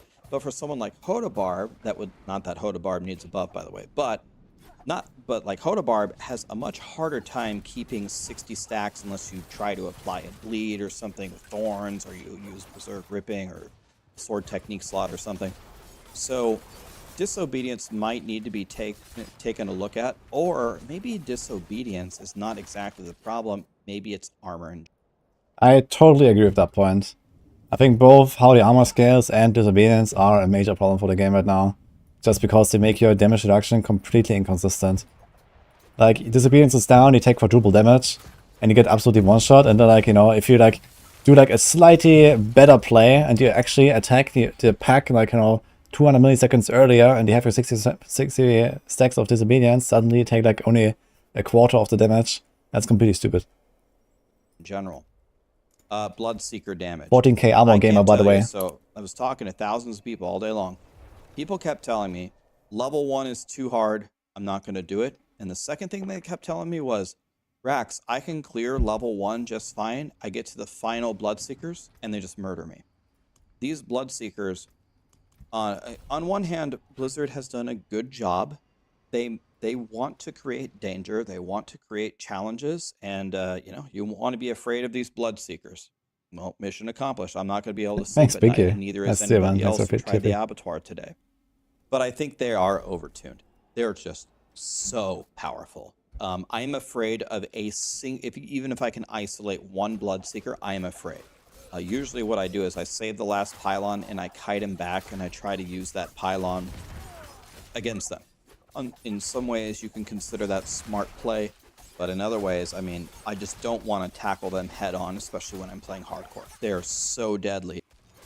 Honestly, I think they should either rework how shrines work in general, or just make like special shrines for this mode that are not as impactful and much more streamlined. And I think that would be way more interesting if they like make this like some actual, like, you know, competitive push mode or something without any rewards. Then you can like reduce the RNG a bit. And I mean, getting a shrine here and there that gives you like a bit of a buff could be cool, but it needs to be like consistent. It needs to have like a similar impact for every build. It needs to be like more minor, basically, so you don't like do these kind of cheese strats. But that being said, I mean, for the actual, like, you know, high-end pushers, like tier 15, tier 20, like the shrines actually kind of stop mattering at some point. They don't really kill the guys anymore, I guess. Well, the blast wave shrine is still really strong though, and protection, I guess, becomes better and better. Maybe a little bit overtuned here. So then we're talking about the challenges in the game. It's okay, in my opinion. It's probably something of good design if a bunch of different factors are challenging and not just one thing. But if someone were to sit me down and say, Rax, what's the most challenging thing about the Abattoir of Zir? I would say like the unpredictable one-shots. You're fighting in a room and there's a death explosion that you didn't see. Or the Bloodseeker spawn, you're fighting him, you think you're hanging on, bam, you got one-shotted. Or the crossbow across the room, shot. Are you guys actually getting blasted one-shot by crossbows? Like with disobedience up? Or with like armor cap? I feel like I can just stand there and tank like 3 crossbows. And I'm totally fine. So I think this might be more of a build problem than like a crossbow problem, if you ask me. I'm not sure what kind of build he's doing. But I'm always surprised that people have so many issues with the crossbows. I think the crossbows, like if I see the fucking skeletons in Abattoir of Zir, I have tears of joy, man. Because they're like by far the best monster type I can get, in my opinion. Oh look, I just tanked the fire out, by the way, easy. Kinda strange how that works sometimes. You in the face, bam, and one-shot you. That's the thing that I'm the most afraid of. Since I'm playing hardcore, I build extra defensively and I play extra cautiously, which causes me to fail the timer unless I want to take a bunch of risks. Now maybe what I'm describing is exactly what Blizzard is going for. It's like, that's the feeling that we wanted you to have, Rax. But I have a constant feeling of fear rather than a feeling of bravery. And I mean, you're playing hardcore. You should be afraid. That's the whole point. I mean, this is the whole point.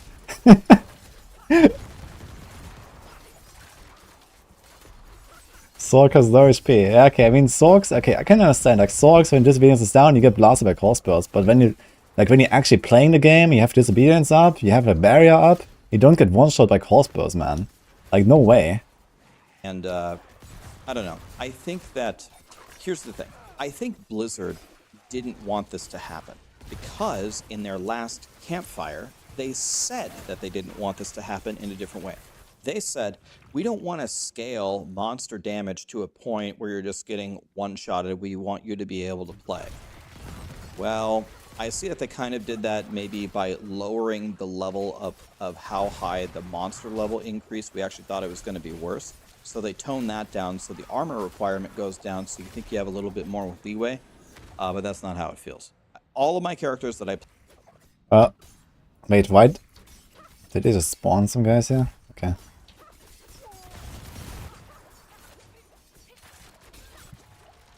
So, there's one point I want to add here, and that is that people are playing Silic Barbs right now, or Silic Sorks.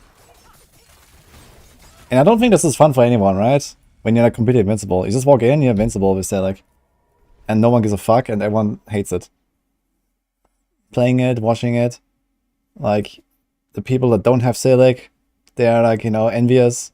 Everyone just hates it, right? And now imagine they take the monster damage and actually noticeably reduce the amount of monster damage in Abattoir. And then everyone is going to play like Silic, right? Everyone is going to be invincible. Like, even if they just reduce it by like 20% or 30%, it's going to be such a noticeable impact in like how much more survivability everyone's going to have that he's going to feel invincible basically on many builds. When you stack a bit of defense, and everyone's going to be like a Silic build, and we're going to be back to Diablo 3.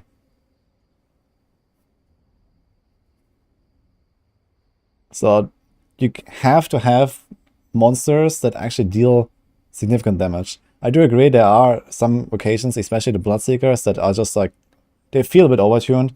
Like that is kind of like the one bad thing about Abattoir, I think, like in terms of gameplay. The Bloodseekers spawn and they are so dangerous, you want to 1v1 them, right? There's 3 of them, and you just kite them around until it's like 1v1, and then you do one guy, and then you do the other guy, and then you do the other guy. Like, if they would take the Bloodseekers and they would just, like, you know, tune them down to the point where you actually kind of fight 1v3 and you can live, that would be way more interesting. The fights would be more interesting, and, you know, you also wouldn't have to spend like 5 minutes on the actual Bloodseeker fight at the end on a high tier. Like, the Bloodseekers, I think the Bloodseekers are overtuned. The rest is fine, in my opinion. played were armor capped and resist. Most of us have already given up on attempting to play AoZ. Yeah, I can see that. You know, there's a lot of people that are like way more casual than me and, you know, have much more troubles with this. I can totally understand. But, you know, this was intended to be hard. And what I'm saying is that this won't be hard, this won't even be fun for people that want the challenge if they reduce monster damage by a lot. I think the only thing that really needs tuning are the Bloodseekers. Because that even if they make it a lot easier and everyone's gonna kind of like steamroll through the lower tiers, and then you just like cap out on like the damage, I don't think this will really feel that good if you're not in danger. Like, I think that the whole like being in danger part is kind of the fun part of Abattoir, in my opinion. So this is just like my impression. Like, if these are just like punching bags that do nothing to me, it would not be fun.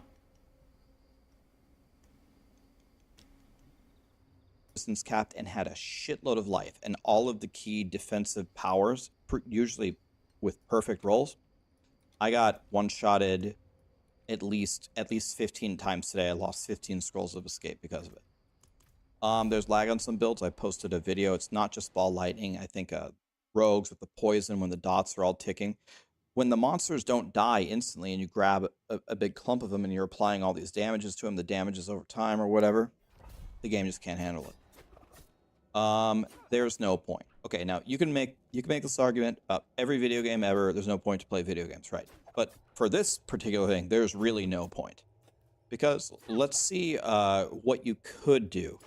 Well, the main milestone that they put in there is get the glyph to 50. You can't do that. You don't have enough time. So you can't do that. You don't earn anything by pushing higher tiers. You don't get a mount. You don't get title. You don't get cosmetics. There's no leaderboard. You can get prizes though. There's no new loot. There's no new uniques. Nothing. Unless they hid something in there that I'm not aware of, there isn't any reason to push it. If I'm wrong, let me know in the comments. I don't know of anything that there's no reason to do it. And it doesn't say the tier that you're doing on the UI, minor problem, but point it out. It doesn't tell you what tier you're doing. Everyone's always You can get a asking. title at 20? Wait, there's a title at 20? Is there an achievement for it? For real? Get a title at 10. Oh, I saw I got an achievement at 10 and at 5. You actually get a title? That's cool. That's kind of interesting actually, because it's gonna be a title that you can only get now and never again. And I guess there's like a bunch of them already, right? Like the season 1 title and stuff. Yeah, I guess that there will be titles that are just like, you have a chance now and never again. The sigil cost is punishing. Okay, so now let's analyze this. So to start in the Abattoir of Zir, you need 800 sigil dust. That's not that expensive. I can forgive that. That's fine. When you complete an Abattoir, you get more sigil dust than you paid. So if you paid 800, you might get 900 for winning. So you can sustain forever, right? Okay, fine. But there's a problem. People don't play perfectly. And the entire point of it is it's an endgame that's challenging. So you want to know what happens sometimes? You lose. Especially because if you die once, you have to restart. That's another topic that people wanted me to talk about. I'm not exactly sure how I feel about it, but the one death and you're out, well, in hardcore it's one death and your character goes away, so, you know, that's another thing.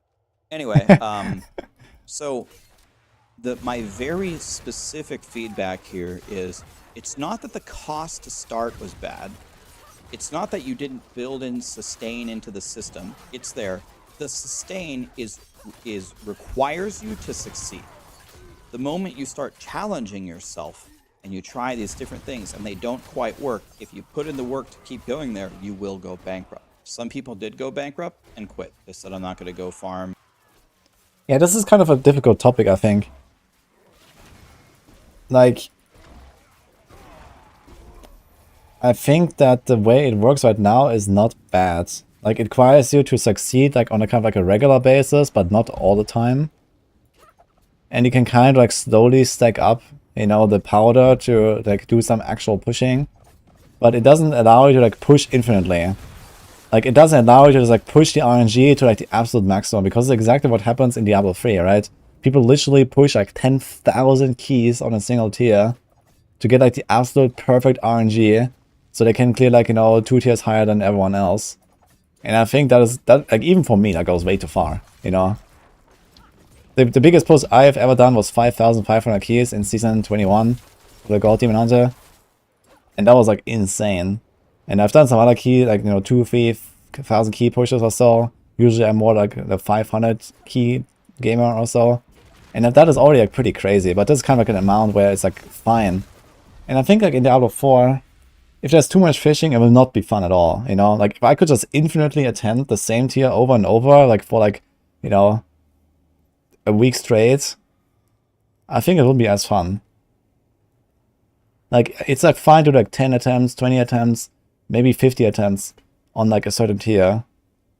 But if they, like, make it too easy to just kind of, like, have infinite powder, I think that will be a problem, actually. Because then you actually have, especially when it is supposed to be, like, something of like a challenge, or like, you know, push your character, or have a leaderboard, or something like that, which I guess at the very minimum we're gonna have like, you know, unofficial rankings similar to now, or we're gonna have, you know, people gonna show off their build, you know, oh man, I cleared a tier 15 with this build, best build ever, you know, but they don't tell you that they tried 2,000 times, you know? So I think having like the attempts being very limited and very meaningful makes a lot more sense than the D3 system, where you just have infinite attempts, basically. My eyes can only watch so much.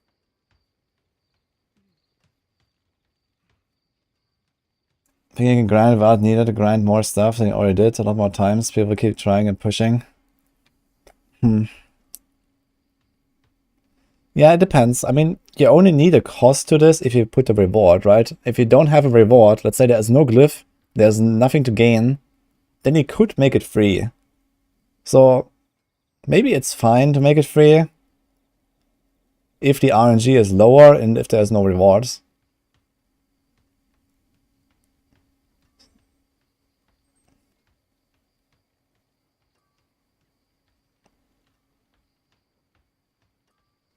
Should make it more of a roguelike. Yeah, I was talking about this yesterday, actually. I think maybe not this, but I think there should be like a roguelike mode where, you know, it gets harder and harder and you have like power-ups as you go, like every single level you complete, you get like some extra thing, and it's like, you know, let's say like one of these roguelike runs would be something like 30 to 90 minutes or something. With like, you know, let's say up to 10 levels, and like, you know, you change your build as you go, kind of, with like adjustments that you get. That would be cool. But this would be like something completely different from this. Like the tower. Yeah, exactly. A bit like Torghast. I think something like Torghast would be excellent, actually. And they could make this into Torghast, basically. I think this would be extremely fun. Or like Hades, exactly. I think something like this would make this extremely fun. It would serve a very different purpose though. Like, you know, I was talking about potentially make this like, you know, a build, like benchmarking or like a contest, right? And something like a roguelike would be like a very different purpose, right? It's just like to actually have fun and, you know, play the game in a different way here and there. Which would be its own thing. Like here, I actually want to go in with a build and try to push that build, right? And I want to see what can this build actually do, because nothing else in the game is a challenge. So you go in there and you just get annihilated. And that's the entire purpose of the system, in my opinion. It's there to destroy you. And this is fine, as long as there's no reward for it. Whispers or Nightmare Dungeons to get the sigils, to salvage them, to try the Abattoir again. They just gave up. So that's another thing to consider in future iterations. How does the sustain work if things don't go your way? It doesn't work at all in the current version. The Glyph XP is the only scaling reward. So when you clear level 1, you get 1,000 Glyph XP. You clear level 2, you get 1,400. It goes up, right? Okay, so that's nice. That's the only reward that scales. There's not many rewards to begin with. If you clear a level 1, you get four 900 plus items. And when you clear level 10, you get 4 900 plus items. It seems to be the same thing. If they're supposed to be better, I didn't notice it at all. Doesn't make sense. I think it would be fun if there was like a chance to get Uber Uniques in there. Like, no glyph, but, you know, you get really high loot here. You get really good loot. Just quite little of it, I guess. Unless you speed farm like tier 1s all the time. So you can just speed run tier 1 in like 2 minutes every single time. You get really good loot, actually. But there should be like a bit of a chance of like Uber Uniques that's maybe scales with tiers. And it ties into what I said. It doesn't have to be before. 925 always. There needs to be like mounts The and loot is good. cosmetics and titles for doing well in this event. It needs to be a leaderboard. It would incentivize people to play it. And just one thing, I just want to sneak this into every video I ever put in. I do not understand how this ever happened, how this is in any game ever. It has nothing to do with the Abattoir Zero, nothing to do with Diablo 4. Every game ever made. Why do on-death explosions exist? I understand that the purpose of a game designer is to create challenges and problems for the player to solve, and having fun in solving those problems. Oh, yeah, why is he so upset about on-death explosions? I mean, I do agree that it can be annoying, or, you know, sometimes there's a lot of stuff going on, you might not see it. But, I mean, you know what you're fighting, and you know what's coming. Like, you know that there are fire explosions. You know certain monsters explode when you kill them. I don't really get a point right now. And they have nerfed them a lot, you know, like the on-death explosions are not such a big deal anymore, in my opinion. Conquering them is what makes a fun video game. I don't think you're making any kind of challenge that's fun to solve for players. I won, yay, let me get my loot. Boom. No, you didn't, you died. I hate it. And on-death explosions, especially in the Abattoir, You play with no sounds. So many powerful monsters. Okay, I'm fighting 6 If they no waves, sound, I'm that's a gonna problem manage for this. I'm sure. backing up a little bit. Okay, I can squeeze some damage in right here. But it's kind of interesting, actually, because in Diablo 3, I also play with no sound. But in Diablo 4, I do use sound, because I feel like also the sound clues are a lot more important in Diablo 4 than they are in D3, and if you like actually like, yeah, turn it off, you do have a bit of a disadvantage, I agree. But it's not like to the point where I feel like, you know, it's like still such a problem. Like, you still see the affixes, you know? You still see, like, you know, okay, this guy has Fire Enchanted, this guy has Plaguebringer. This guy, these minions, you know, they have Plaguebringer. So, I don't know. I think on-death explosions are generally fine. I think they're pretty fair in this game. I mean, compared to, like... Okay, and PoE has also gotten a lot better, but PoE still has some issues with that, I think. But compared to that, you know, I think that on-death explosions are really fair in D4. Got a cooldown. Okay, I think I killed some of them. Let me back up a little bit. Dipping and dodging, dodge, duck, dip, dive, and dodge. Boom, one-shotted. What happened? One of the 6 elites that you were fighting blew up and one-shot you. Stupid. I hate it. Never make a game with on-death explosions. Don't understand it. Anyway, that's my feedback. I sent it to Blizzard. Oh,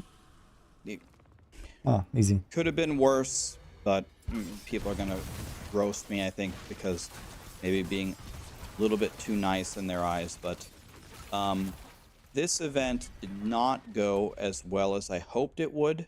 But I think, you know, with my feedback and other people's feedback, the whole community's feedback, I think we can do better in future iterations. I'm glad this came in the middle of a season and wasn't like a major release on like a season launch that everyone experienced. It's good to make the mess up here when maybe there's less eyes on it, and we can learn from it and go from there. Anyway, I'm going to be messing around in the Abattoir, I guess, for the next couple of days, and PoE on Friday. People have been begging me to play PoE for a long time. I played once, didn't really try, but I did get my 4 Void Stones. Played a Toxic Rain Pathfinder. My character ruled. I loved it.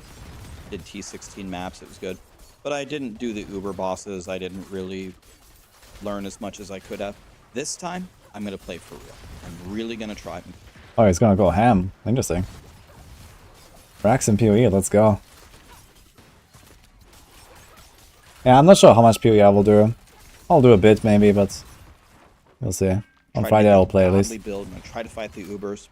So honestly, if you're a good PoE player, if you please cover stop by PoE. and teach me, yeah, I made like my second YouTube channel for PoE at some point, but I'm not sure if I will keep doing that. Maybe, you know, especially with PoE 2 coming, I think there will be like a lot of overlap between Diablo 4 and PoE 2 player base, and I might just take my main channel and make PoE 2 content.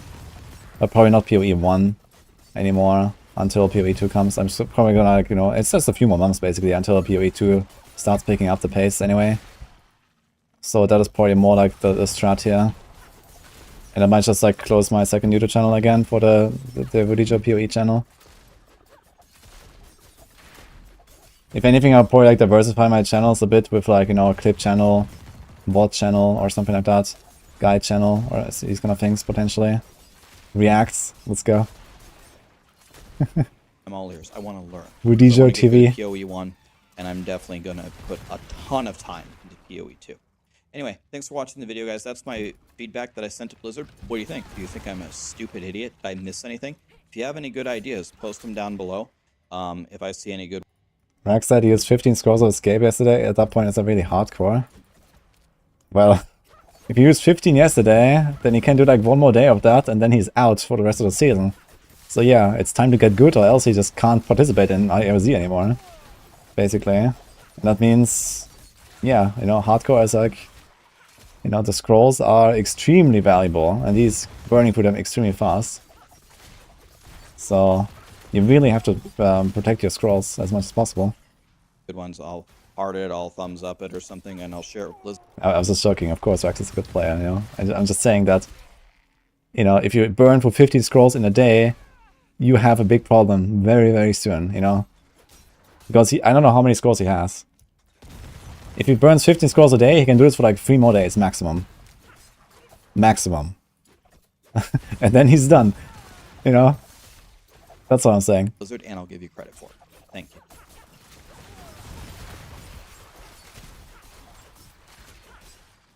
Okay, this was the video. Yeah, I mean, mixed opinions, honestly. I mean, I gave my points about it, right? I think something like Abattoir is fine if this is like more polished, less RNG, no rewards. I think this would make a lot more sense. So as like a pushing in the competitive mode, as like a build benchmarking tool, and this is what it should be in my opinion. That's basically what it is right now, because no one is really gonna grind out like glyph. So, you know, everyone's gonna have like the level 5 to 10 glyph, or maybe level 20 glyph even in like, you know, some days or weeks from now. Like, no one's gonna do like level 50 glyph anyway, and they could just well not have the glyph really. I think the glyph just is like kind of like, okay, It's like a nice little thing that you get now, you know. But you don't really like rank it up, I guess. I just don't care. Rob is on level 21. Yeah, but I mean, Rob is also not grinding it out, right? Rob is just like leeching. So he's also not getting it to 50 basically, like on his own.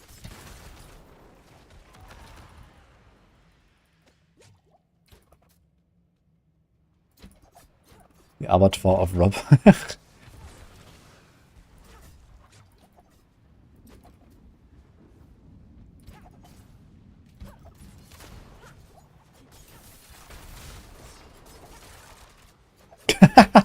He sniped him mid-air. Let's go. He's not... What?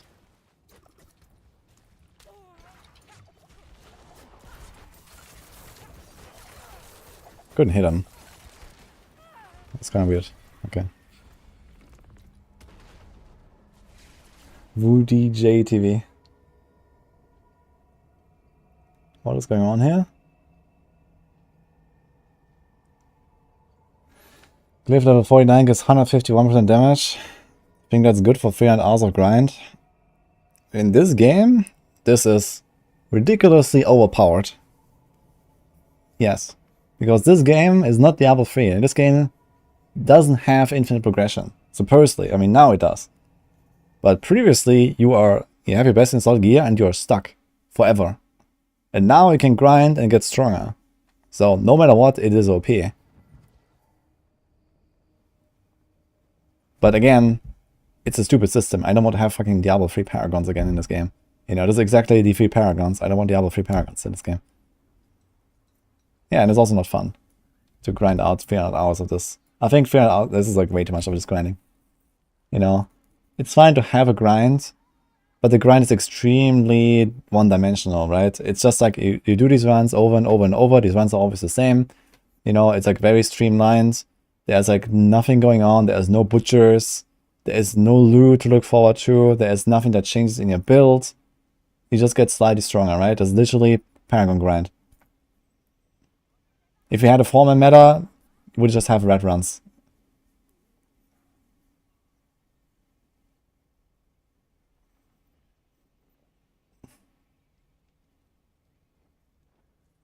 Yo, Ice, but if you have 13.5k armor, you're totally fine.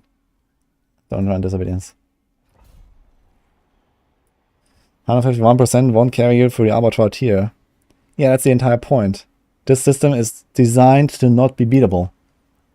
Even with the glyph. This is the entire point. And I think the system would be way more fun if the glyph just didn't exist. Like if I wasn't forced to farm this glyph to feel like I'm actually progressing, I could just do like, I'm gonna push.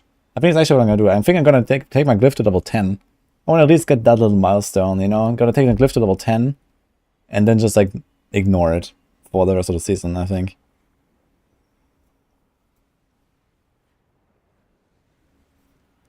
Something like that.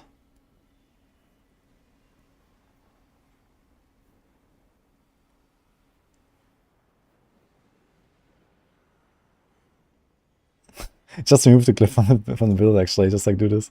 I was gonna go back to my old Paragon board. I don't know, man. Like with like how unrealistic it is to level this thing up, like at all to anywhere where it really matters. You know, it's just like just leave it basically. So, you know, I'm gonna get like another like 1 or maybe 2, you know, Abattoir tiers out of this, and that's it. If I get it to like level 50, for example, or maybe 3 Abattoir tiers maximum. You know, and it's like the absolute maximum you can grind out here. So this means no one will be 25. Like 25 is just undoable. We're gonna see maybe a 20. Maybe a 20. Yeah, end of season, I guess. Unless we discover something huge, you know, some insane broken shit. Which is very doubtful at this point, you know, we're like halfway through the season. But who knows. Yeah, we'll play some PoE this Friday. But I'm not sure like how much I will stick to it right now. We'll see. Anyway, let's go back to putting some music. Was an interesting watch though from Rax.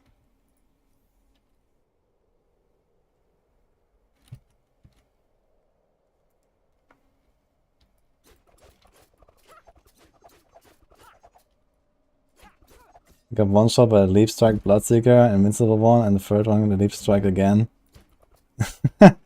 Oof. If you die one shot from the leap doesn't do that much damage. I think you have an issue if you die one shot to the leap, man.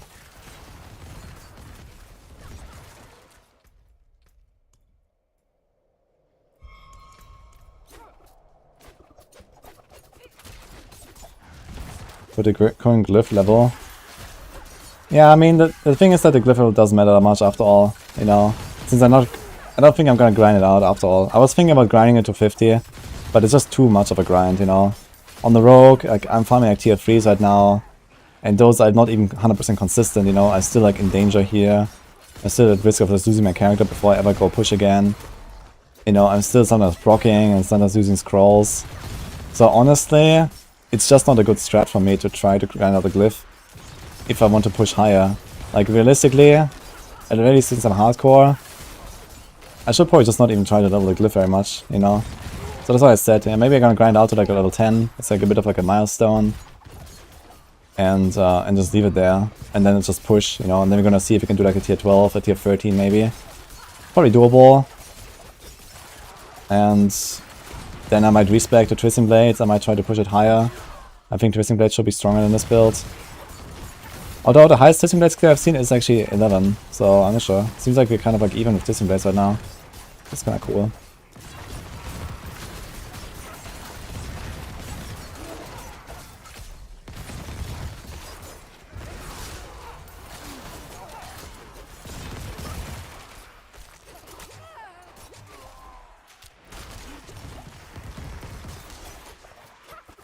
Rob will hit tier 25. Rob will not hit tier 25. There's zero chance of Rob doing tier 25 right now. I'm not sure what people are smoking.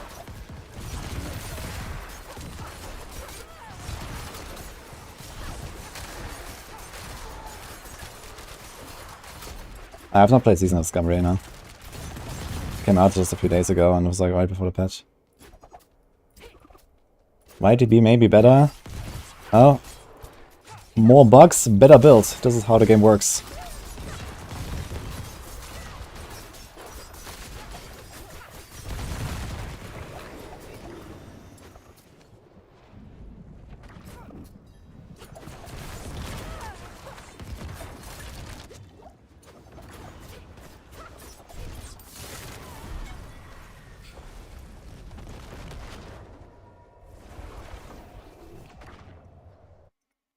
Maybe did a T13 with Twisting Blades. Okay, T13. I would definitely expect Twisting Blades to be a bit stronger than this. T13 is pretty good. Yeah, I'm definitely gonna respec the Twisting Blades at some point and try it. I wanna push this build a bit more though. I wanna maybe try a tier 12 and see like how realistic it is.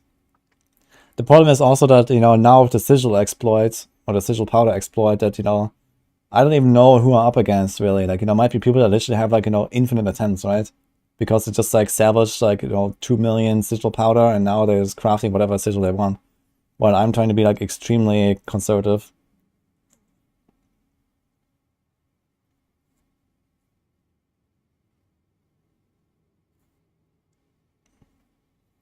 What's going on with my game right now? I had, like, this weird lag earlier, and now they have this, like, super long loading time. 999k is max. Really? But I mean, even that is like 10 times more than I had, right? So yeah, okay. Okay, if people have only 10 times more attempts than me, plus maybe more because they might have, you know, crafted more sigils and they put them on the mule or in a stash or something. But let's say they have like 10 times more attempts than me, then this is actually not too bad, I guess. I can deal with that, if people have 10 times more attempts. But it's still a lot. You know, I still have to be careful.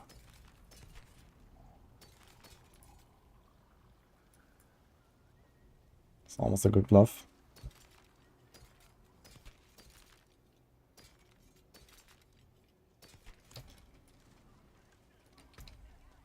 My eyes can only Yeah, I have almost 100k. Yeah. That's my sigil powder. Where is it? 86k.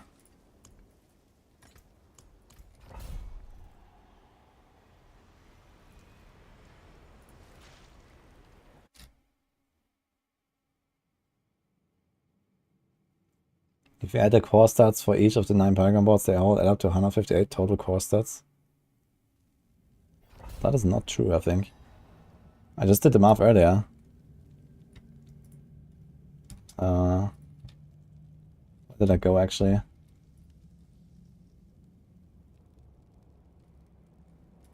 Yeah, so...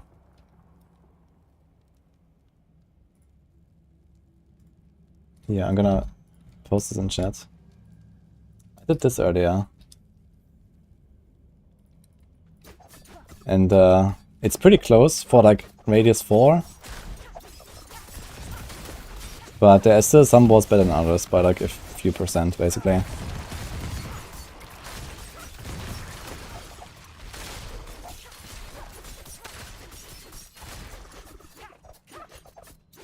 And when I back my 19 glyphs to 21, yeah, I did that.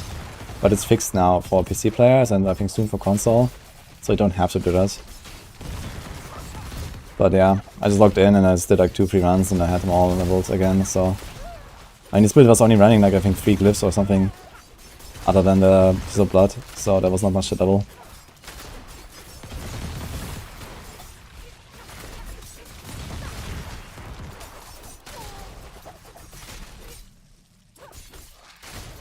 Spiders are really good, I think. So what about the most OP build this season? Yes.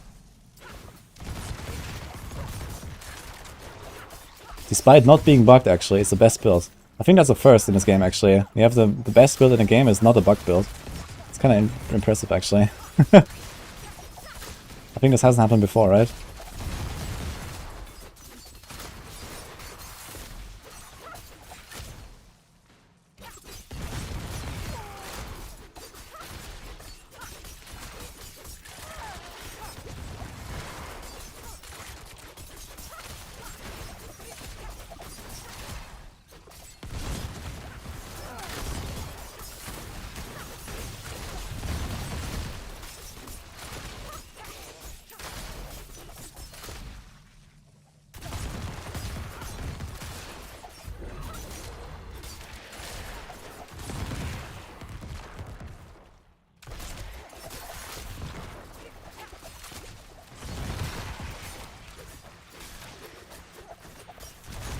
Monkey see, monkey hit, Hoda barb. Man, I haven't even tried Hoda, dude. People were asking me for like, you know, making a build for Hoda and stuff, and I mean, I have my barb, I have a few items saved up that are really good for Hoda. I have a grandfather, I have a Shaco, I have a Selig. I could actually do the entire thing. I don't know, maybe I'll try it and see like how far I can push it. But the thing is, on hardcore, as a barb, is eventually it's gonna die because of the 45. I think it's a 45 bug where the scrolls just doesn't proc. But then again, I'm playing a barb, so I guess you don't die as a barb, right? So it's fine.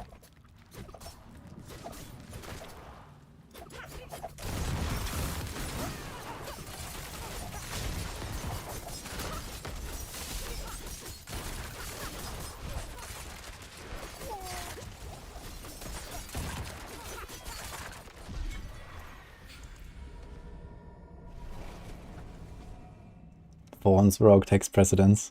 I actually saw Snail pushing Fawn's Barb, and it actually looks really good. I think he cleared like an 11 already or something, a Fawn's Barb.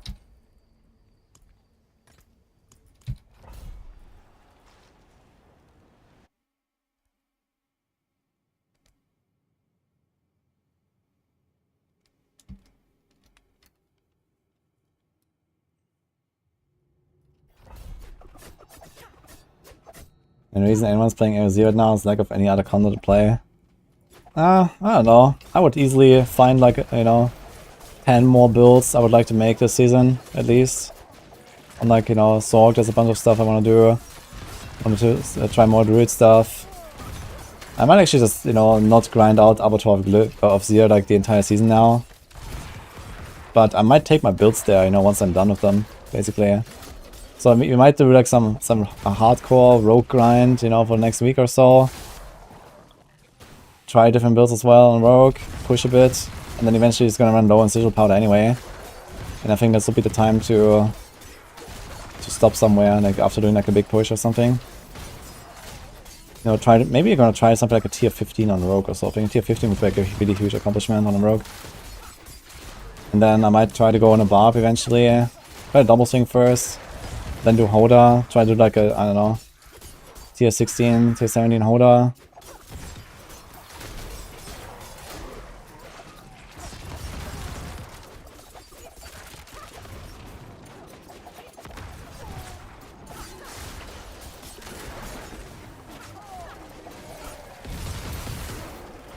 Whoa. I one-shot the entire pack with one pen shot. What the hell? And they all started exploding.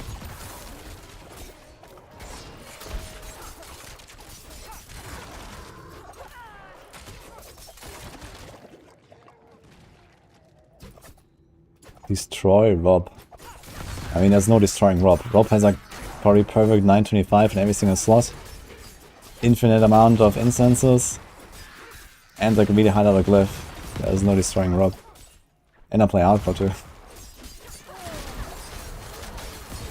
Rob is too good of a player to be destroyed by me.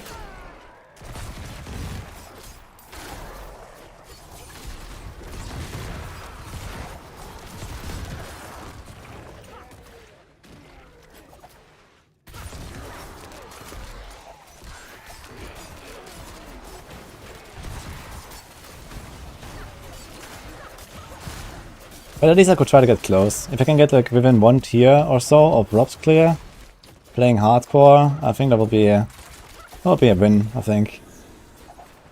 So I can try something like that maybe. So he has done a 16, right? So I guess realistically he's going to clear like a 17 soon or something.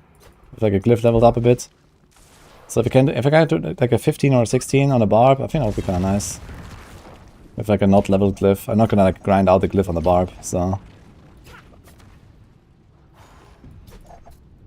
Oh man.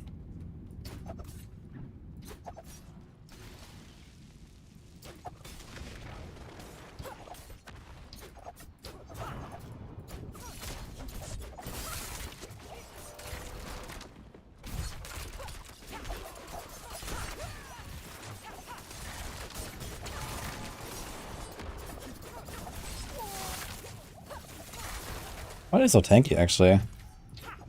This is tier 3, right?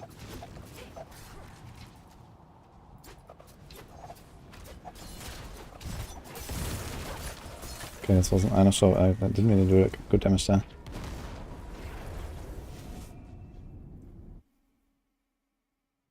Yeah, Rob is getting boosted by his community, but he's still a good player. That's what I'm saying.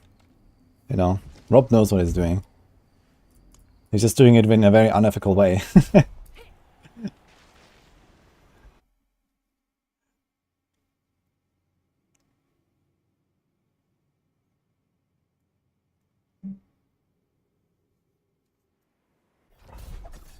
Oh, Zob getting boosted. Yeah, apparently he's getting invited for Glyph XP to leech at the end of the run, basically. So he's living his Glyph like, you know, 10 times faster than everyone else, pretty much.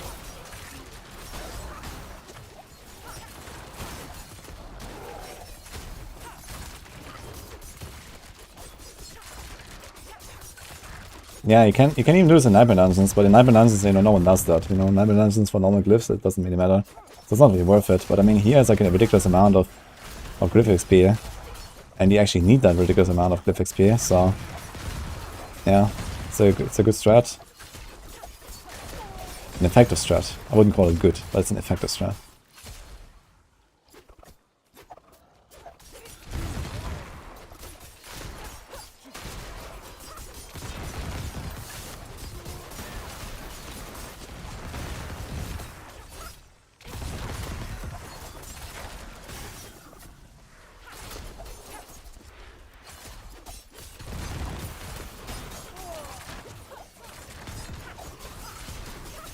I think they made these red ghosts extremely rare. It's like the second time I remember seeing red ghosts in AoZ so far, like total.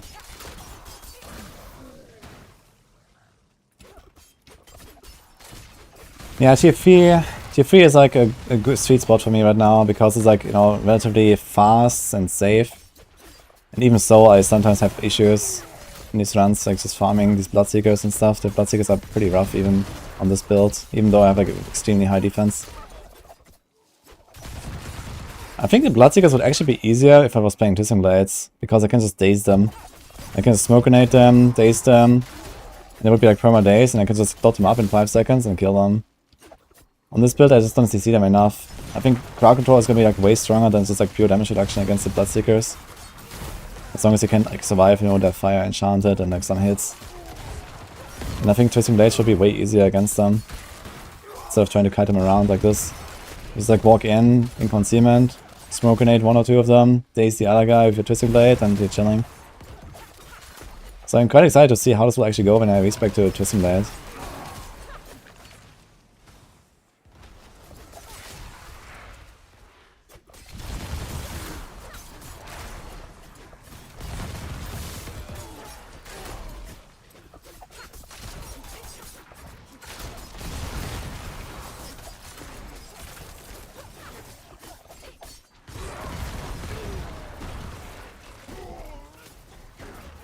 I tried Necro. No, my Necro is spec to Bone Spear right now, and Bone Spear is not such a good move. But Necro Infinimus is going really hard actually. Infinimus is above Rogue right now. So that's probably like a build we're gonna move up in A tier. Seems like I heard of like a tier 14 clear on Infinimus or something. It's pretty sick.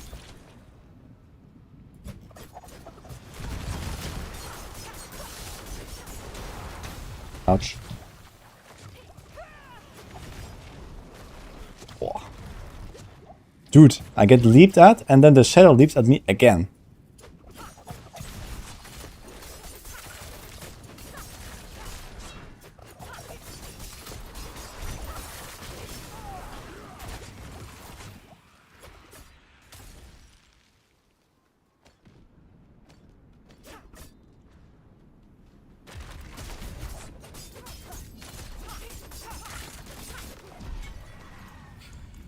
Just pen shot them.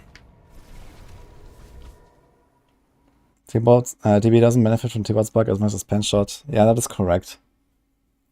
I think the scaling is a bit less on the core points on TB, but it's still not bad. So it's still a lot. But someone actually told me they've cleared like an 11 or so without T-Bot's Willbug on Twisting Blades. Pretty nice. And I guess with T-Bots you can easily go like another 2-3 tiers. I'll be out.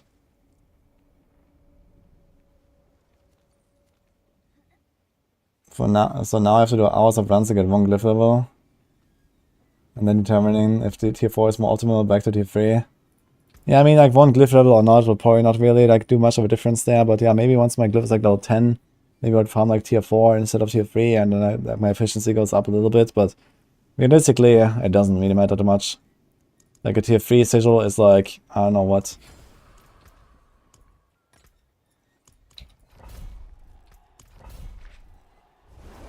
I think 1300, and the tier 4 is like 1500. What's my thoughts on the XP out of the glyph? Is it too much? I don't know. It's like so much that it's like pretty much pointless to level it at all.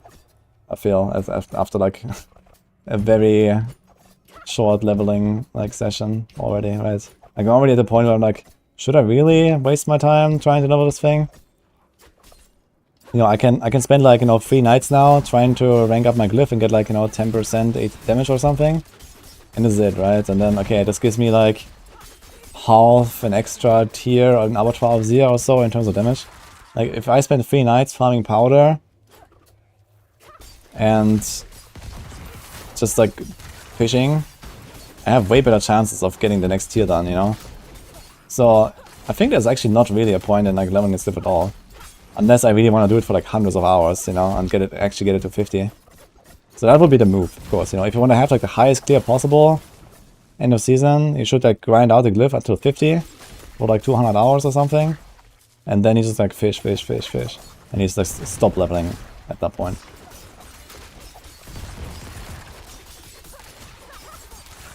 But I don't think I want to grind this glyph for like 200 hours. That's the point.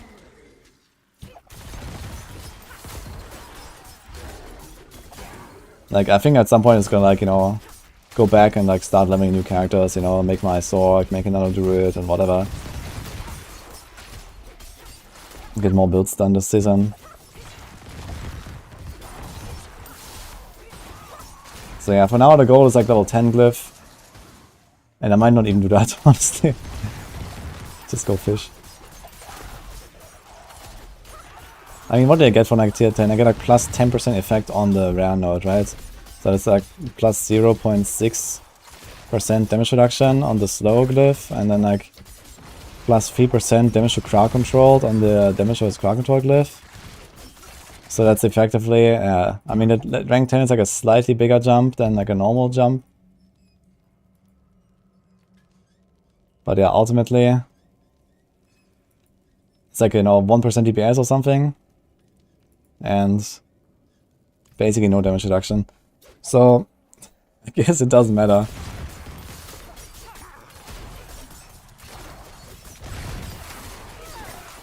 I might just get to 8 then. Let's just go 8 and then push and try to do the tier 12 with this build. I don't want to grind like that much, basically.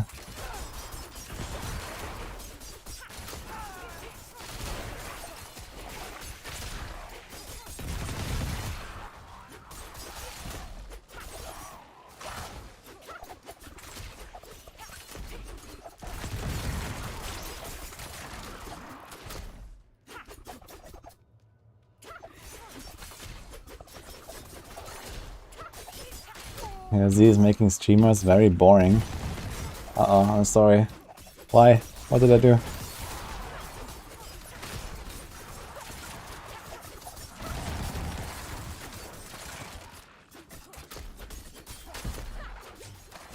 I get why people are hating on Rob. I'm not hating on Rob or something. I mean, always be nice, guys, you know? I mean, I completely disagree with what he's doing.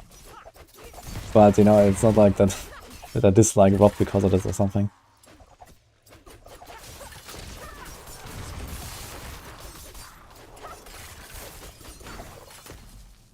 I mean, this is just how he rolls, I guess.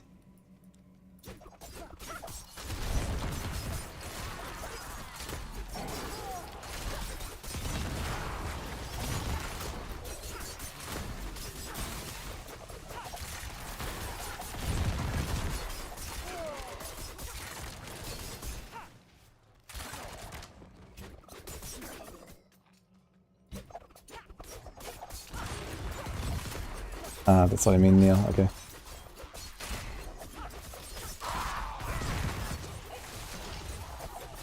Imagine he spent 300 hours getting to 50 and then poof. Yeah, I mean, you know, at the end of the season everything goes poof, right? I mean, who here plays Eternal? Or cares about the Eternal characters? Raise your hand.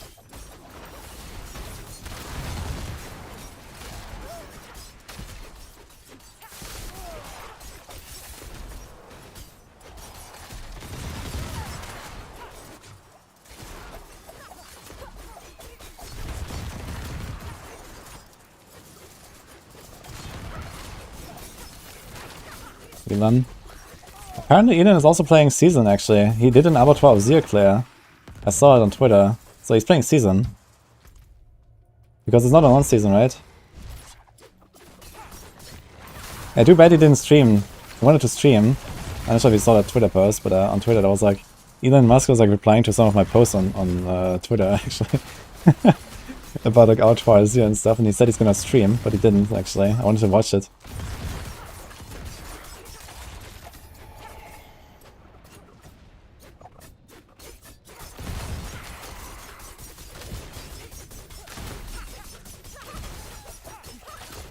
Should probably just do this strat here, just like knock them down. Ask him for a free car. Dude, I have like a Chevrolet Spark from like 20 years ago.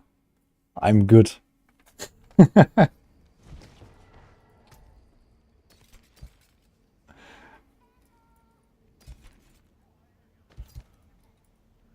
Actually, I was actually thinking about eventually, you know, getting a Tesla or so.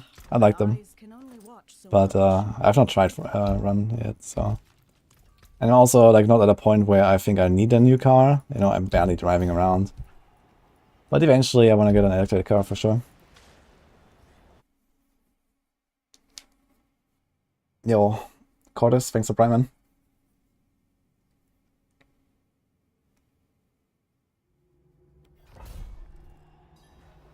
Can I get a Hyundai where I am? I mean, I don't know. I have no idea about like the current like automobile market or what exists and stuff.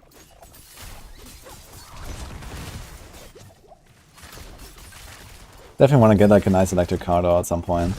But you know, we're not there yet. Maybe in like another half decade or whatever, I'm gonna buy like a new car eventually. Like the one I'm driving right now. I bought it for like 2,000 euros or something. You know? I mean, that's my car, guys.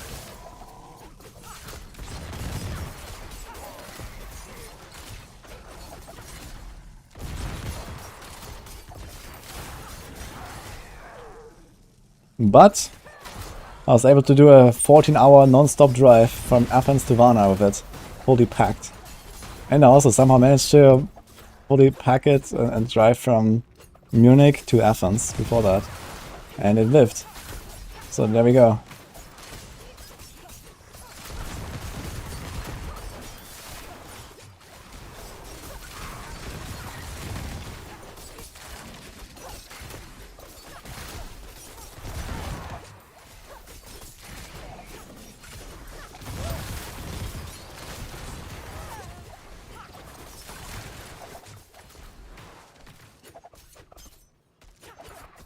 I'm not Greek now, but my fiancé is.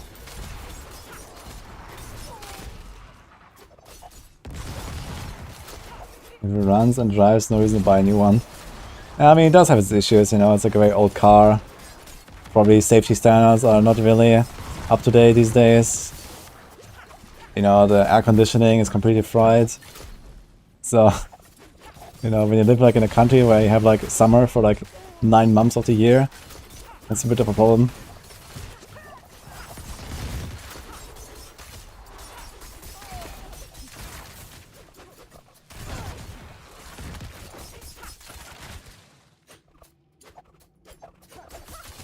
How do you feel about the XP needed to reach the 50 glyph? Yeah, I feel like I don't care, and neither should you. I'm just gonna ignore the glyph pretty much.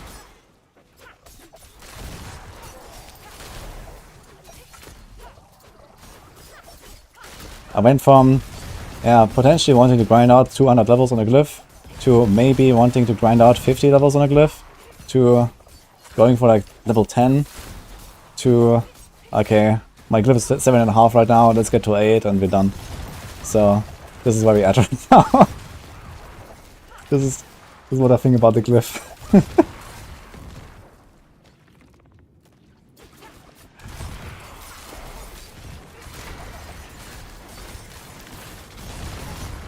Where's the Blood Bishop? I'm waiting for the Blood Bishop.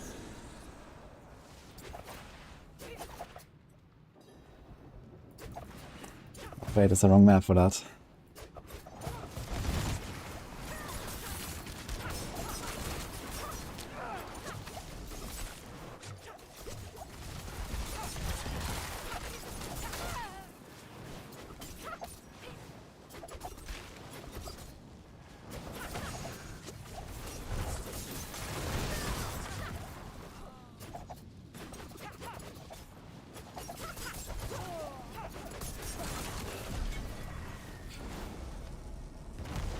Yo, Falco, thanks for Brian.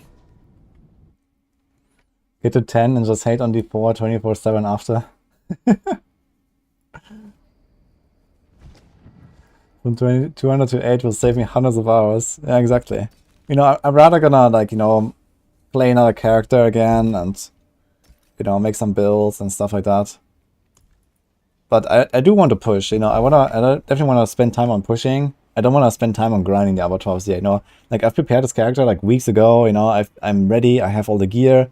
And right now I don't feel like I'm progressing, you know. Okay, I will get a bit stronger from the grinding out the glyph, but it's like so slow and like so little impactful. I'd rather just like take my time and push instead of grinding the glyph. It's like way more interesting as well. The pushing actually teaches me something, you know.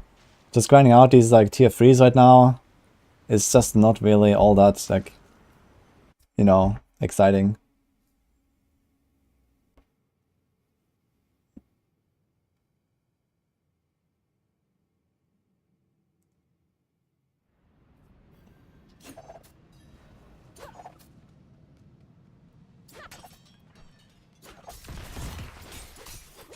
If I say, like, if this was like a 100-hour grind, let's say, for my current character, like, you know, total 100 hours to get to like glyph level 50, that's like, I don't know. For me, this will probably be like 2 weeks or so right now. Maybe if I push it, you know, a bit faster, I guess I could do it even in 1 week. If I go like mega ham, I would say, okay, this could be something I could live with, but yeah.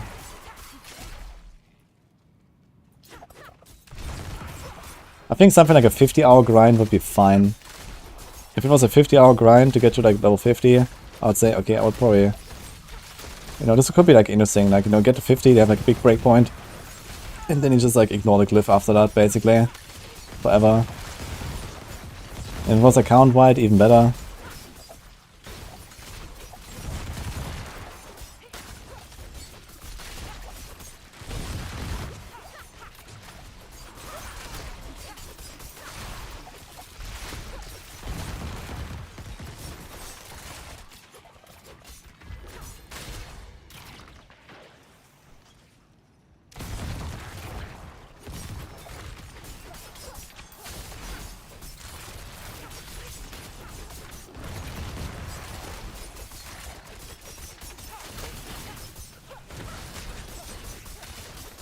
The thing is that even if they make like, you know, 50-hour grind for level 50 glyph, there are still 150 glyph levels to go, right? You can still grind the rest of the season if you want.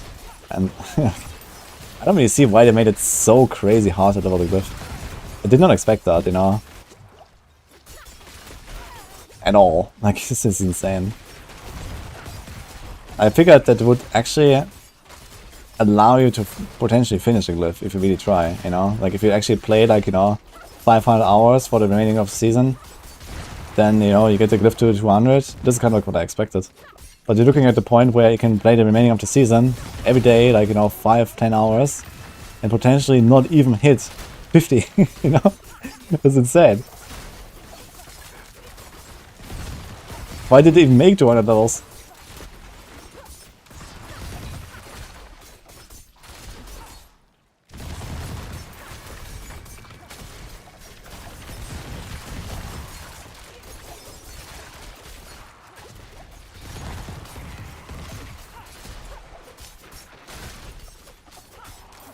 Plot twist.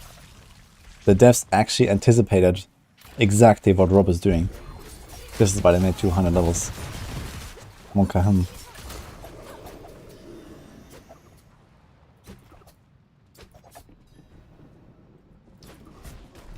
They knew.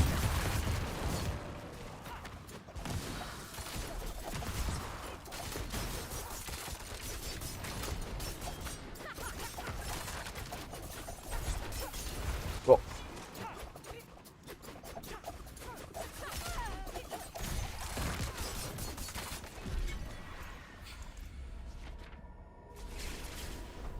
No, Captain Nook.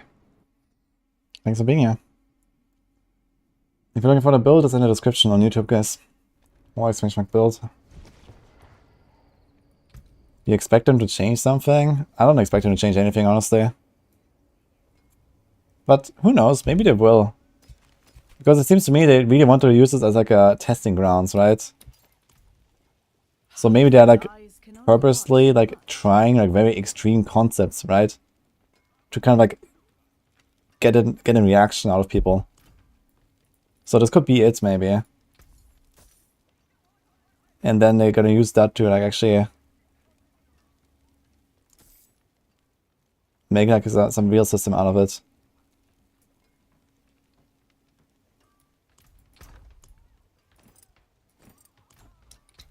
Copium.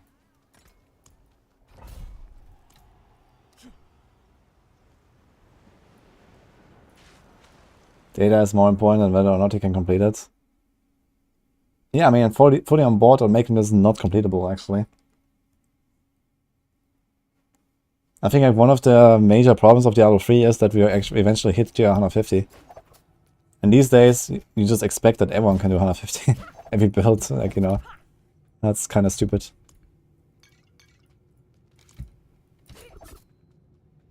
How you get 17k HP? That's actually 20.5k, and That's with a potion and the Doombringer.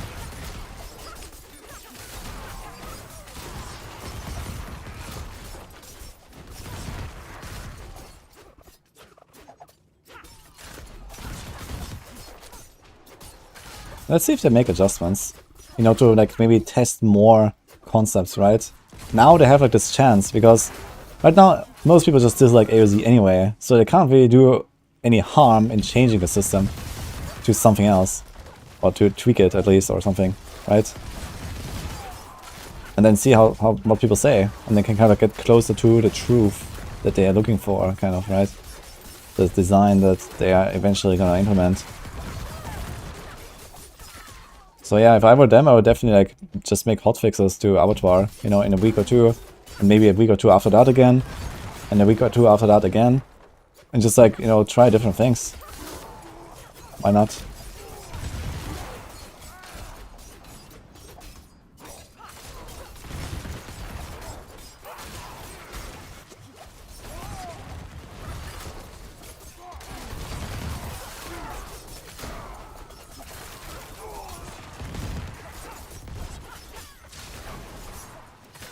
You have another 9 years.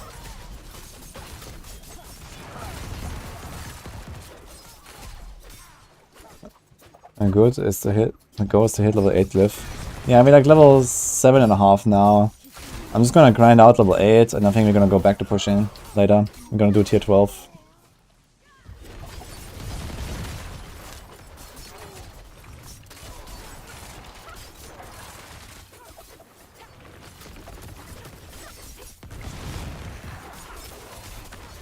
That is a lot of explosions, man. But luckily they are well telegraphed.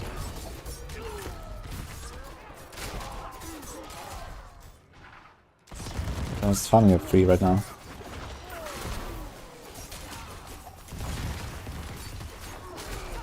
Same, getting level 8 and then dipping. Yep. Level 8, guys, trust me. Level 8 is the way.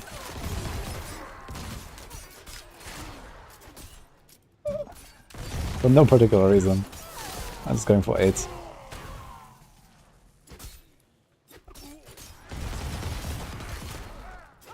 Can I shadow step over there? Wait a minute, I wanna try. I did a shadow step, but I didn't move. Oh no!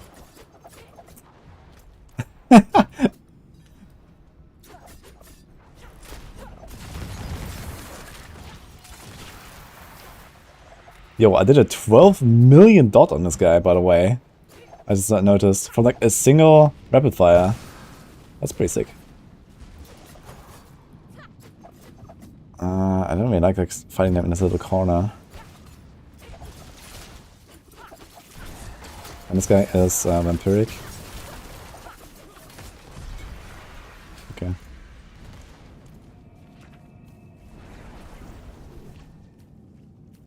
Hey, chat liker.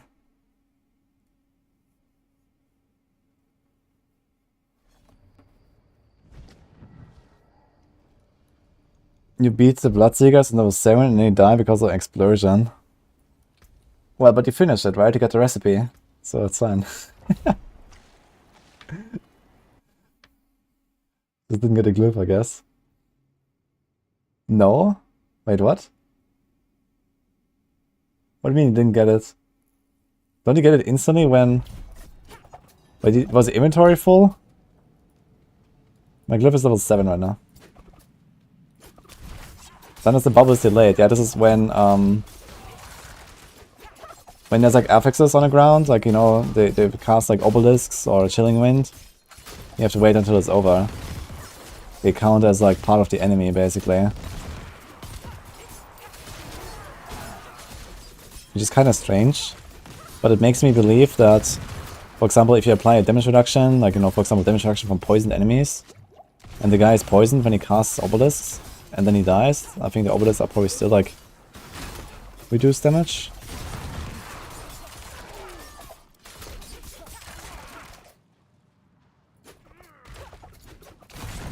Oh, you blew up before the bubble.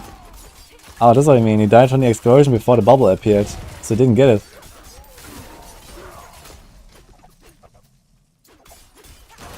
I know.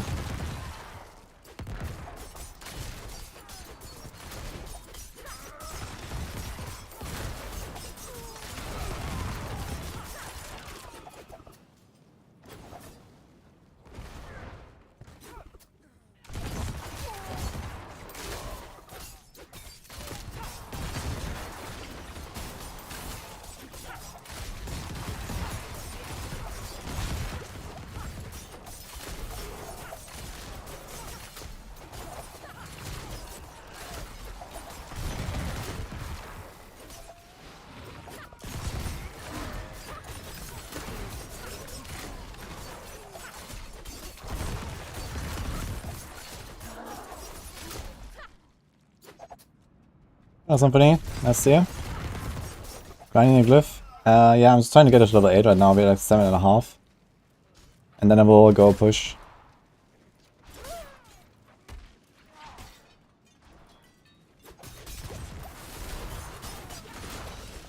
So this will probably be like another, I don't know, what, half an hour maybe or so for the glyph to get to 8. Something like that, I think.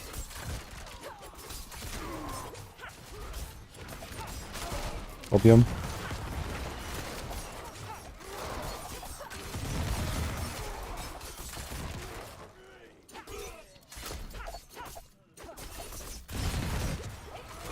Got a 4 out of 4 emerald for Necro, GG.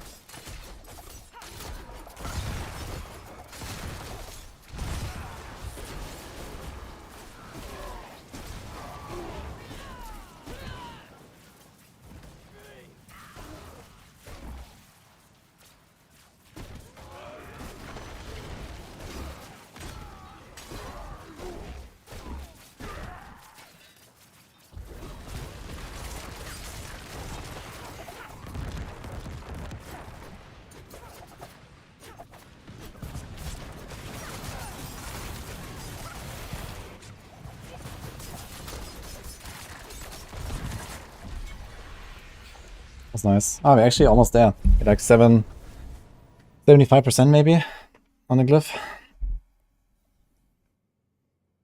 Is this kind of like Greater Rift? Yes.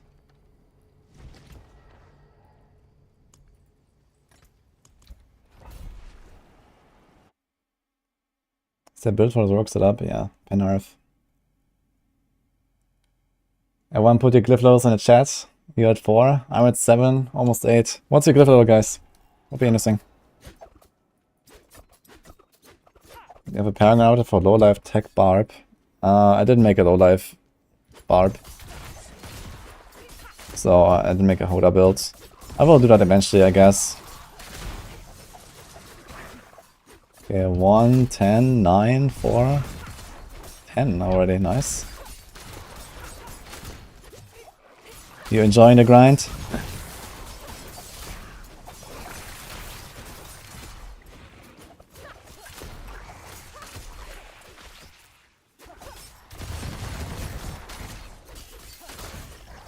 The best Druid player to learn from?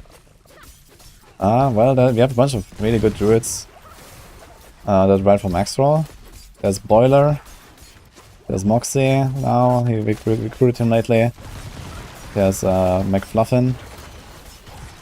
And Bina. Okay, I'm not sure like how much he's actually doing in terms of content creation actually for D4. But he wrote like 1 or 2 of our guides as well.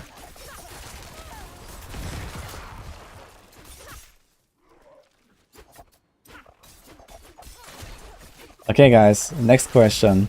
You just heard what is the glyph level, but what is your target glyph level? How far do you want to go?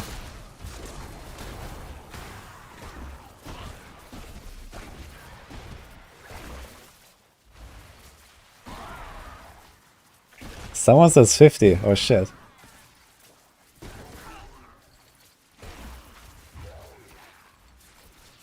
4, which is where I'm currently at. Uh-oh.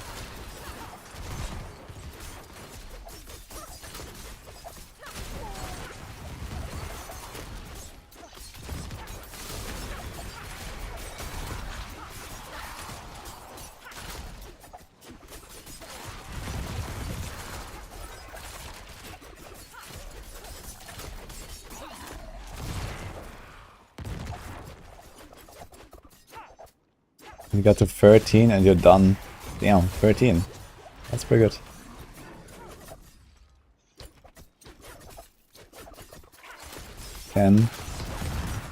I think 10 is like a nice little milestone, even if it doesn't really matter. But yeah.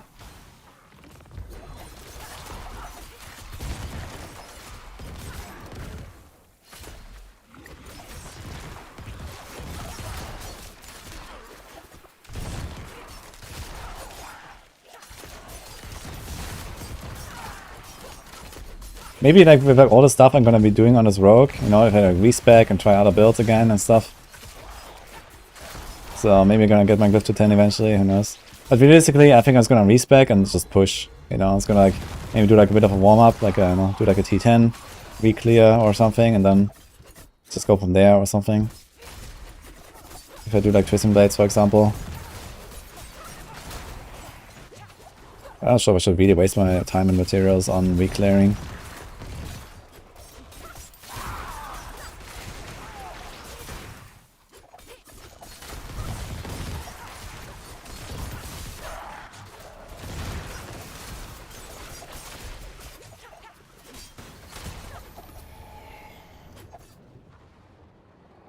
Whoa! What the fuck? There's a fire orb.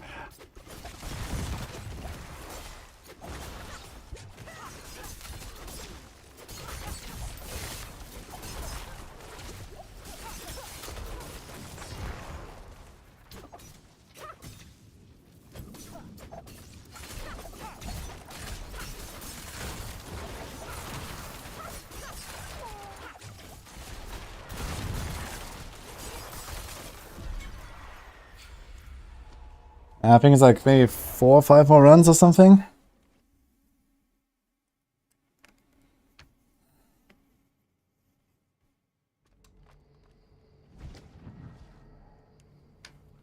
Anybody knows about the bar bug? He lost a few that 100 bars through it. I'm not sure what exactly is going on, if like hardcore rips through the G-Def elixir, if that's what I mean. I think there's something going on with Fortify. But I don't know what.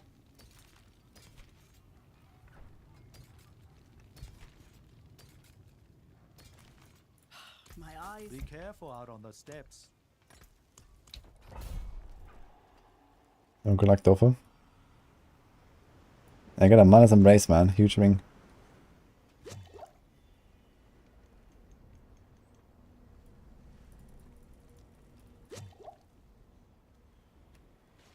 Prop is almost like glyph 20.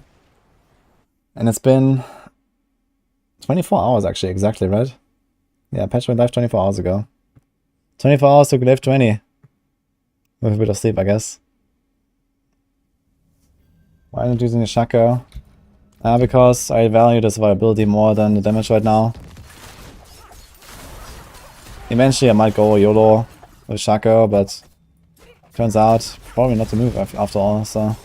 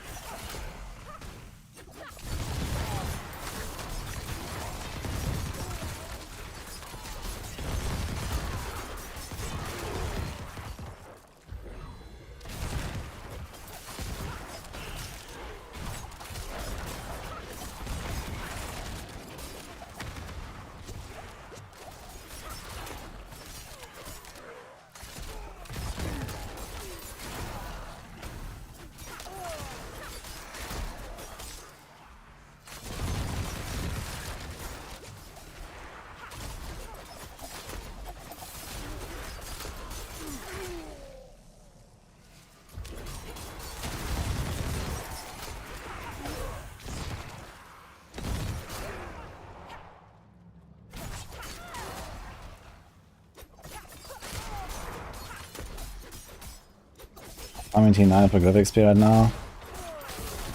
Yeah, I was actually thinking about potentially also going for like the higher tiers. If you have like a tier where you get like double the XP or a bit more. But it seems like you get like way more like sigil powder when you farm the lower levels.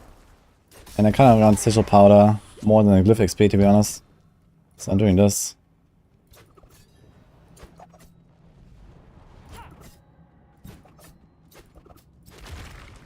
Oh, nice water.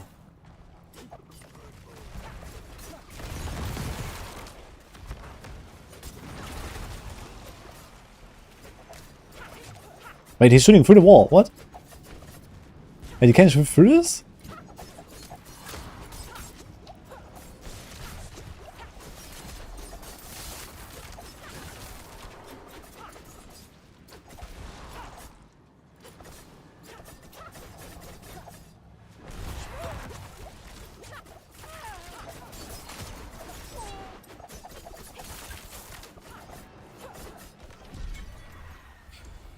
Almost there.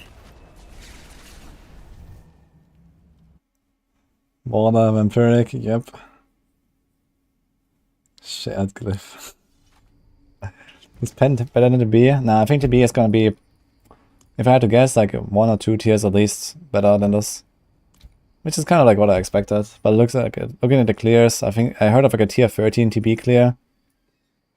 I think I can push like a tier 12 of this, maybe 13, but we'll see. I'm gonna go back to pushing soon. I think 2 runs or 3 runs should be enough now. So let's see.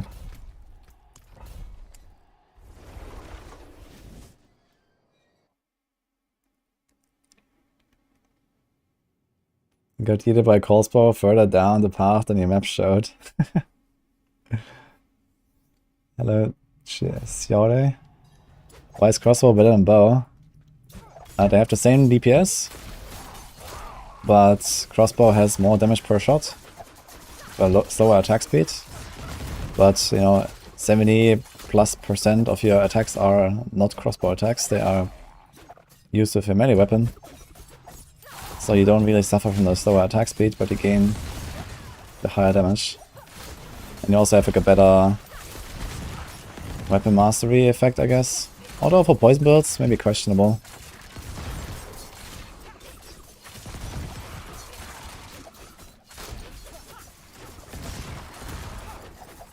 Actually, I realized that I know that weapon mastery doesn't work for the melee portion of poison, but does it work for ranged? I never tested that.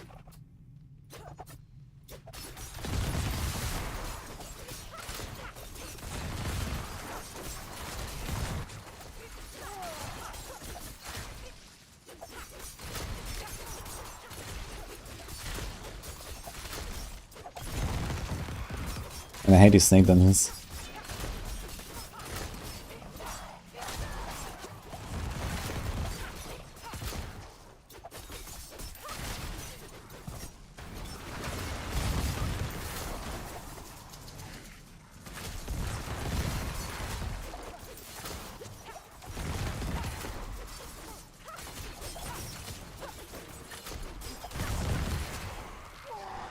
Yo, that's done in the Gnanic explosion. And now in the poison explosion.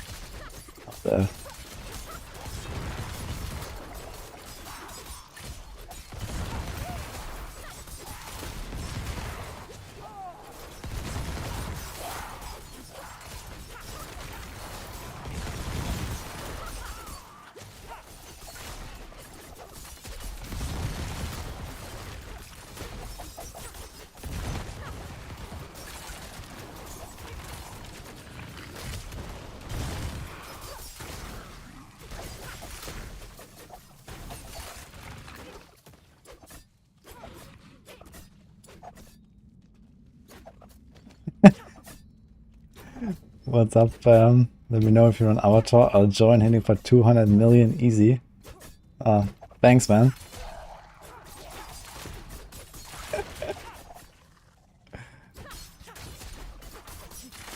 Then I think there's a lot less visual clarity in D4 compared to D3.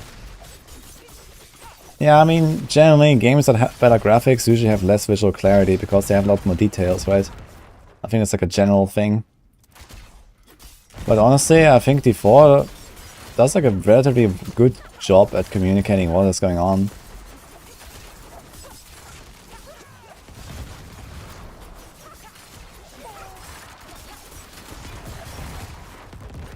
There are some exceptions, like if you play like a, you know, Necromancer and you have like, you know, Cold Explosions going off all the time from your ring, like the entire ground is covered with bullshit. This is like the only case where I've actually really noticed like this is like a huge downside. But usually that doesn't really bother me. Like you usually have like relatively small pulls. You know, there's like not that many monsters that you actually have to like, you know, read at any given moment. So you can kind of like, you know, just you walk in there, okay, I see there's 2 lunatics, there's 2 snakes that can stun me. You know, there's one caster snake in the back. Like, you know, there's not really that much going on most of the time.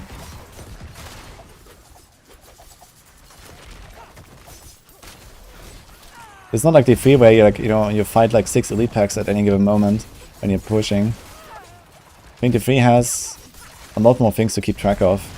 And also like you have to like be way more strategic in Diablo 3 with like your pylons, when you go and move through the rift, when do you pull stuff. Like just like D4 is like way simpler here right now compared to like D3 Veterans pushing, for example. As well, in terms of the strategy and things you have to pay attention to. D3 is a lot harder in that regard, in my opinion.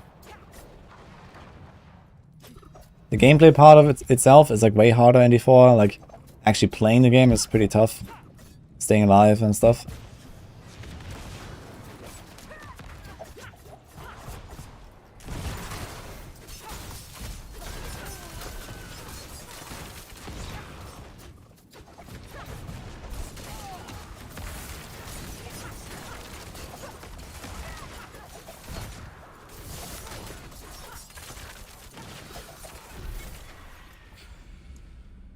Okay, 2 more rounds I think.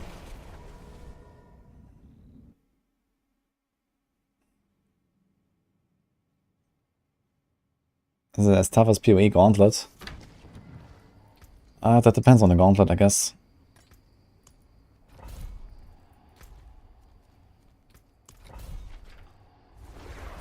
Isn't Execute and Lucky Hit strong?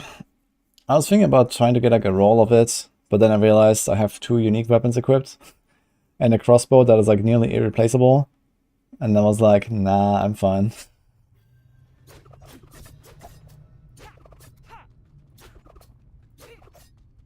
D3 has no scroll of escape and no evade. Yeah, but D3 has cheat deaths. And D3 is like generally, it's like way easier to stay alive in D3. Like hardcore, like hardcore is easier in D4 for sure. Sorry, in D3. Despite D4 being a very easy game, but I guess it's also kind of... Fuck.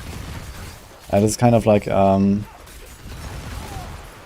know, just a symptom of the current season being like extremely undertuned, right? Like all the monsters are undertuned, everything is easy in D4 right now.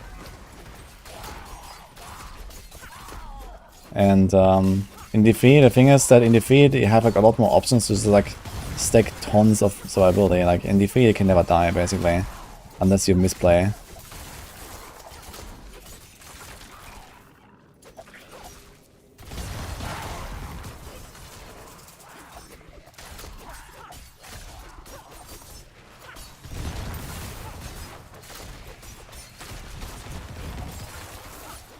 Also, for example, D3 has like a lot of like the immunity mechanics on many classes. And I mean now the Abattoir is coming, so everyone is going to be permanently CC immune forever. Everyone is going to be able to like walk through enemies with passability. Like what actually D3 is going to be an absolute joke now. Like, you know, any kind of like difficult content basically, because 150s are going to be a joke. 150 is going to be a speedrun basically for like every single build forever now. So yeah, D3 is pretty much like dead in that end. With like difficult content. I mean, there's still like, you know, the difficulty of like pushing leaderboards against other players. And there's still like, you know, the option to like make greedy choices in your build to squeeze out more damage. But realistically, the difficulty is gone at this point.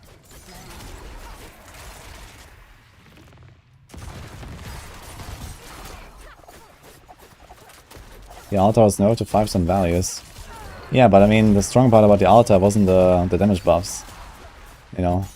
And even the 5% values are, you know, 5%, like, you know, 2, 3, 4, 5 times, and then the same for damage reduction, you know. You still get a ton of damage reduction, you get a ton of damage. But then you still have the shrines, you still have the passability, you still have the CC immunity, you have the resource on crit. And then you have another season theme on top of that shit, you know. And the next one is gonna be soul shards, you know. Literally every single build is gonna speedrun 150. So, that's just the reality.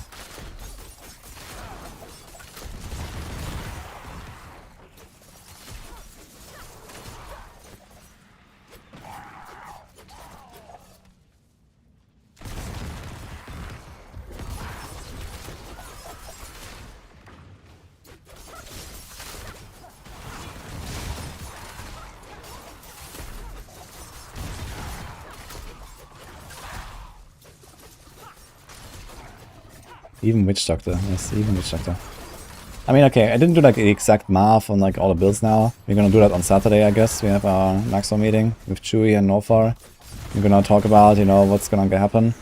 And also, you know, I don't know, for example, like I'm like strongly like urging the devs to like remove the Empower Shrine from the shrine, from the potion, because that's just fucking AIDS. And we don't know if the Empower Shrine is gonna stay. Like the Empower Shrine is probably like a buff of like, you know, somewhere between like 2 to 6 tiers or so, depending on build. So they might remove that and we go down a bit in power, but it's gonna make the game 1,000 times more enjoyable. So that's definitely worth making that trade. But yeah, if like a Empower Shrine stays, then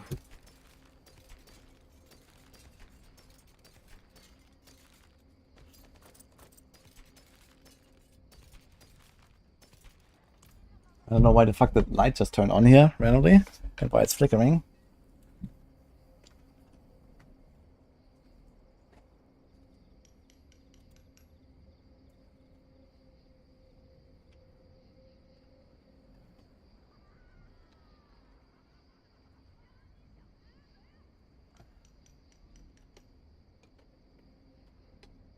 Yeah, this is the last one now, by the way. Then we have the glyph level 8, and then we're gonna stop leveling the glyph, I think. We're gonna go push. The place is haunted, yeah, I think so. Need something blessed? I also have some weird graphic bugs on my second screen sometimes. Something is going on today. Radiant wind favor you.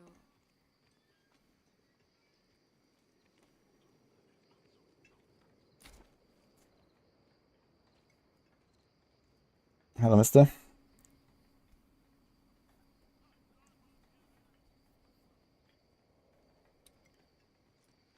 We need to AoZ 9, you have 2 scrolls left, rip. Good luck, man.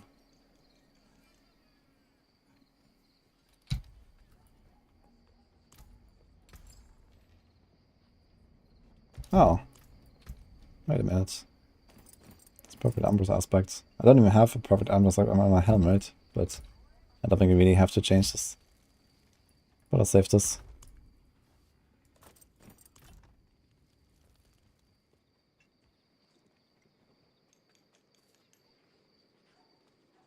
Would I not consider letting my glyph in a group? This How about... I can sell. Hell no.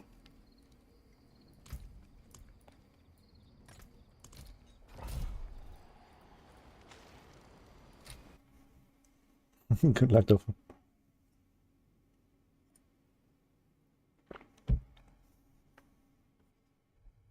Console update rolled out. Poggers. Let's go.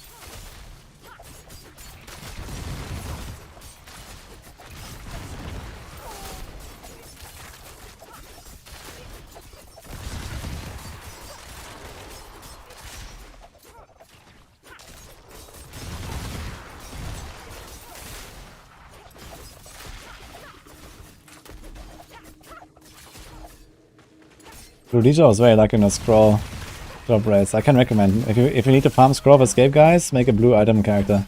It works. Trust. Was nutty. Like in those, like, what was it, 30 hours on the blue Dijo?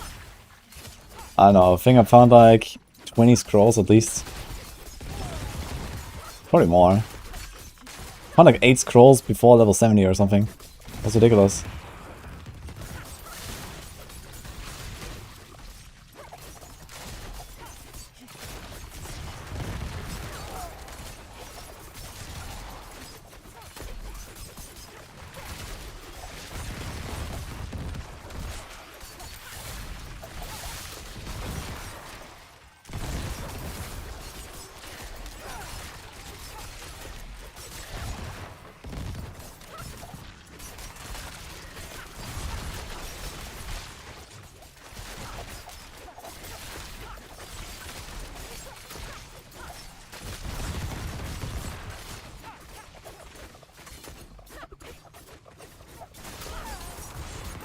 Oh, I could do an Abattoir AoZ. I don't think I could finish tier 1 and blue rogue. I think I would not have the damage to like really get through it in time.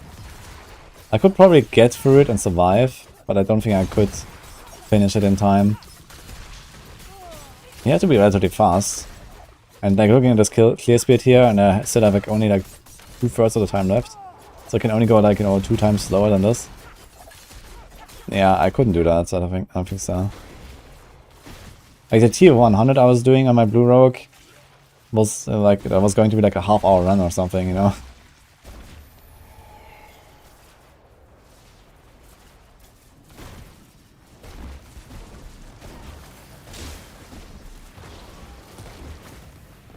Okay, that's the glyph delay, I guess. Kapow. Just gonna pump the rest in there.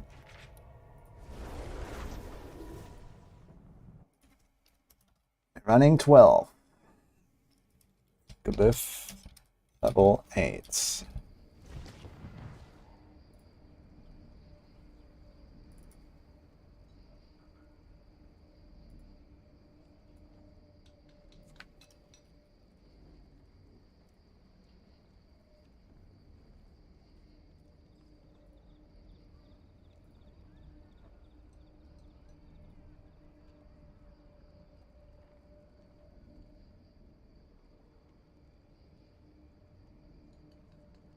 Yeah.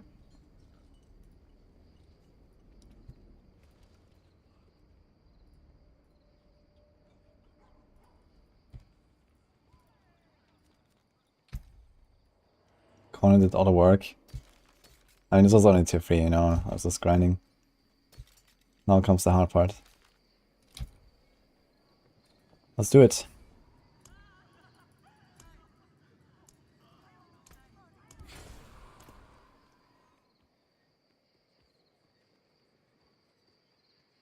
They really didn't want to get people to get to level 20, 200 glyph. Yeah, exactly. Like, no one's gonna get anywhere close to that. You're gonna be like months away from getting to 200.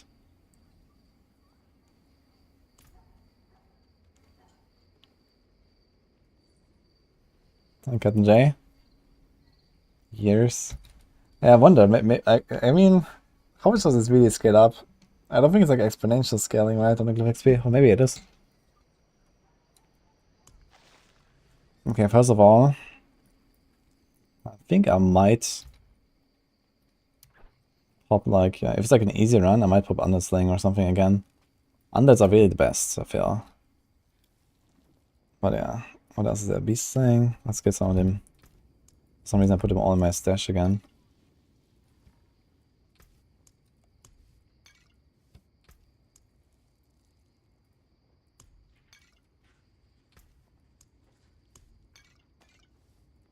Demon, Undead, Beast, Human.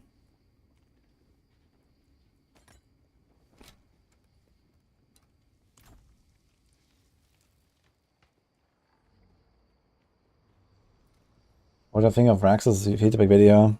Yeah, I had a few good points, some that I agree with, a lot of stuff that I also don't agree with. basically TLDR, if you watch Rax's video, I think there should be like just no reward in Abattoir of Zero. I think there should be like purely for pushing your build, for pushing the limits, for like, you know, benchmarking your build and for competition. And there should be no reward. Maybe you could get like a bit better loot or something. There could be like something like, you know, like a chance to get Uber uniques if you don't want to grind Duriel or something. But it should be nothing like the glyph that you need to grind out for like hundreds of hours. So that's like the main point, I would say. Yo, Rogue T13, congrats, dude.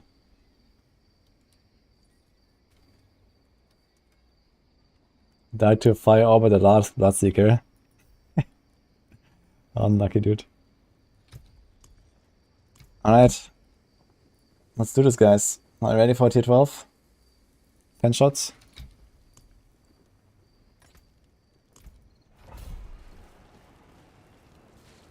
Easy, you say? Okay, let's see. Let's see how easy it will be.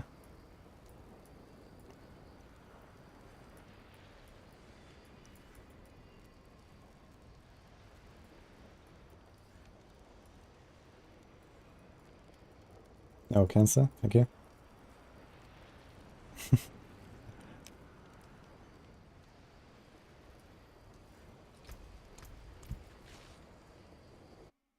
Please skip Wrath. Yeah, we got Red Ghosts. This people leave for sure.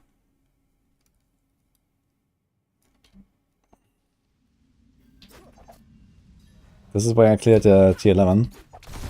Werewolves. Does that mean snakes as well? Oh, I have to get back into pushing mode now, man. Everything's so tanky suddenly. Oof. Holy.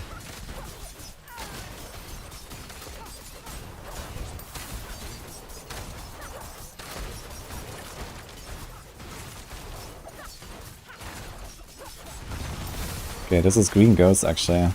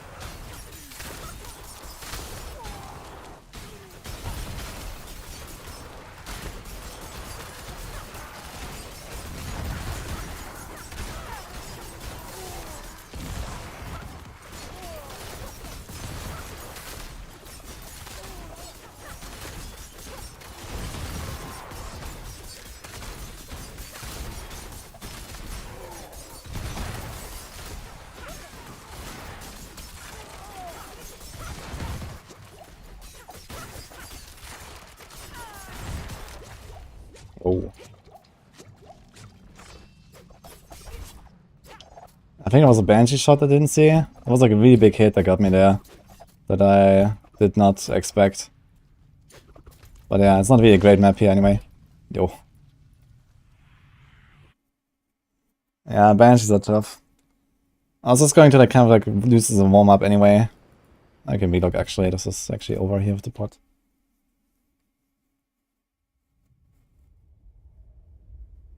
$50 subs. Everyone wants a sub.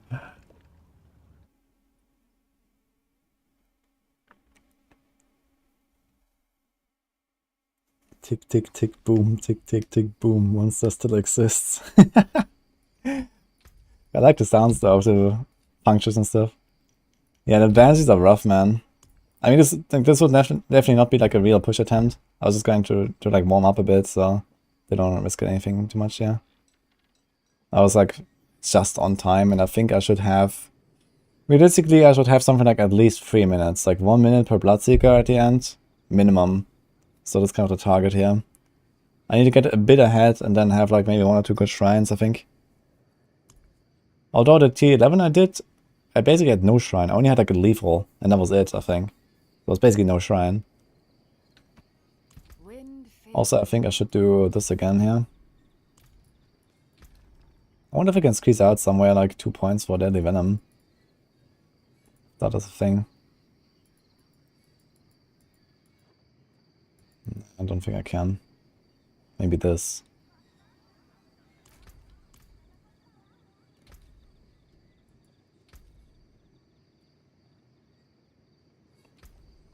Maybe I could do that actually.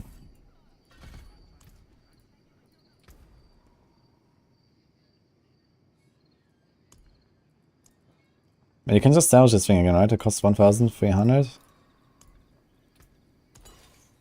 Yeah, it's just like an F5 at a time or something. Is X-Files really useful as level? Yeah, I'm not so sure about X-Files anymore, that's true. I was thinking about actually replacing it. But what would I get? I guess a rapid aspect or elements aspect?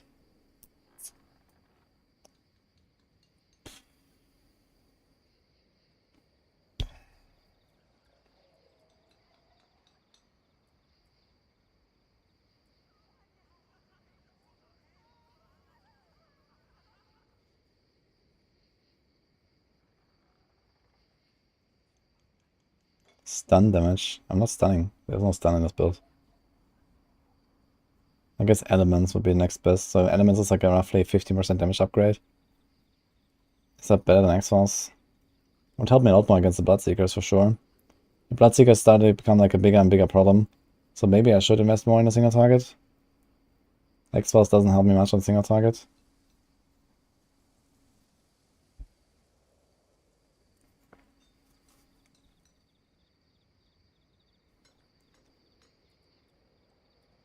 Yeah, I know Weapon Mastery. But, I mean, most of my attacks are pen-shot anyway, so you run Weapon Mastery no matter what. And you only don't run it if you run Advanced Rapid Fire. And then 6 points of Weapon Mastery. And the thing is that Advanced Rapid Fire is not necessarily up anyway. You know, I don't always evade. For example, Inner Calm. Inner Calm in Abattoir.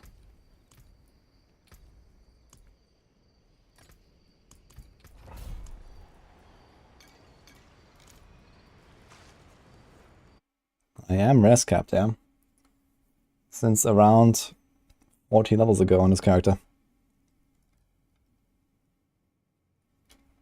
Inner Calm maybe wants a sub.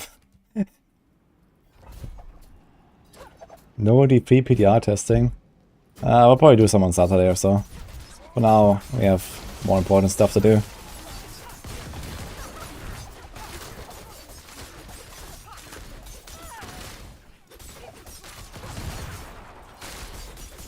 I mean, it's not really much to test anyway. PDR is like almost nothing.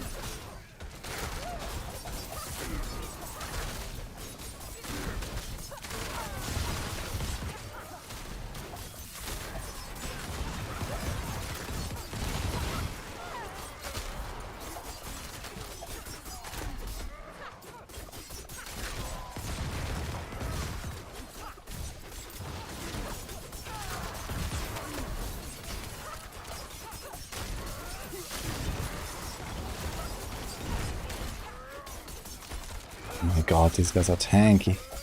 It's crazy. This was such a large pool with so many targets, trickshot aspect proccing, everything. And man, these guys still live. It's insane.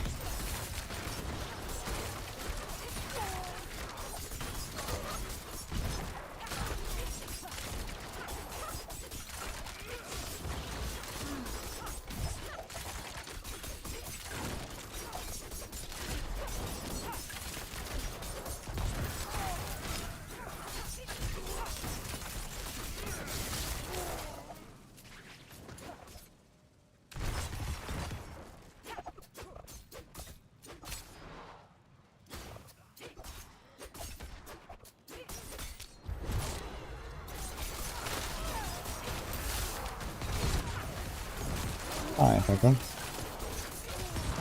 Okay.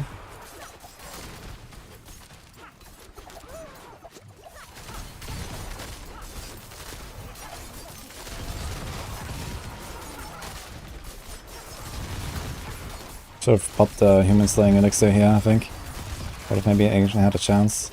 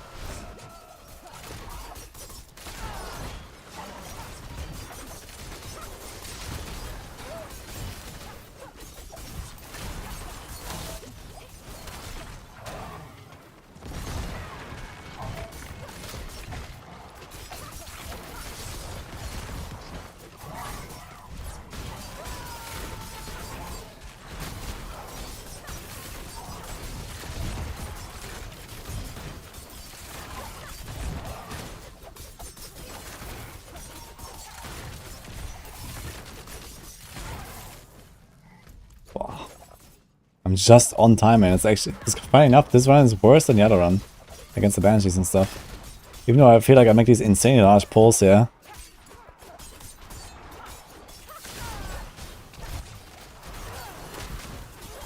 Yo, what a lag. I feel like these elites just take too long to finish. Maybe I should try to focus more on trash monsters. Oh, I walked into a poison puddle, but it was not mine. It was in the monsters.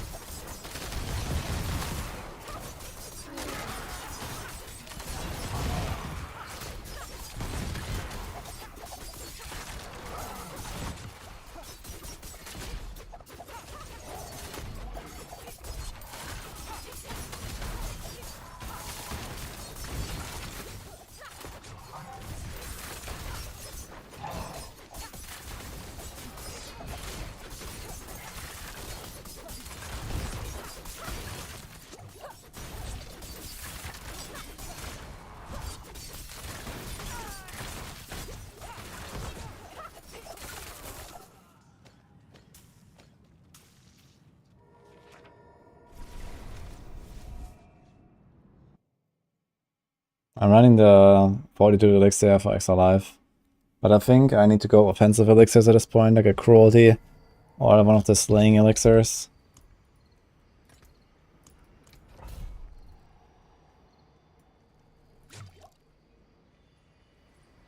What are my thoughts on the variants in the same tier? It's definitely noticeable.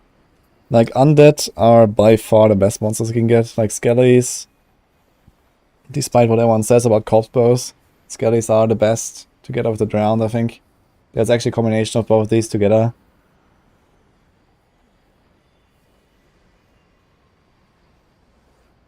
Realizing what board I should put on tier B. For ball lightning. Probably Burning Instinct. Being a static surge. Nah, okay, if you don't have burn in the build, then I guess you can try another board, but usually it's Burning Instinct, I think.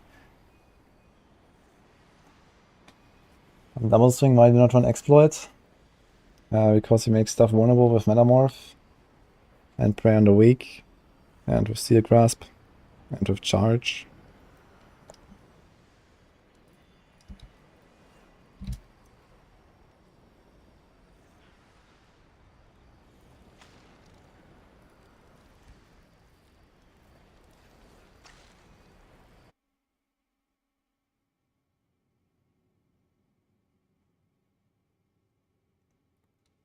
Has anyone tried AoZ on Pulverize? That's a good question. Any Pulverize enjoyers?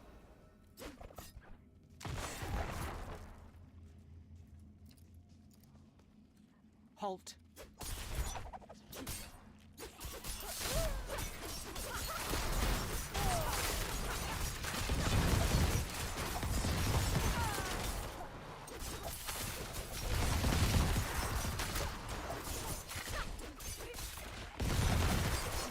We have some red spiders and skellies. I wonder if this is good.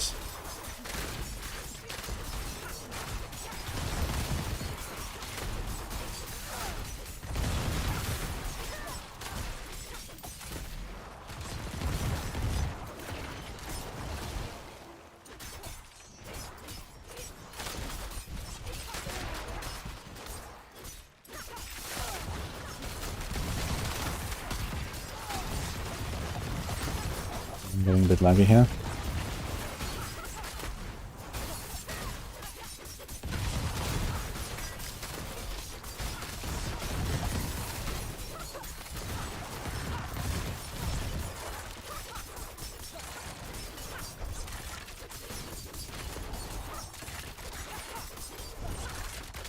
My god.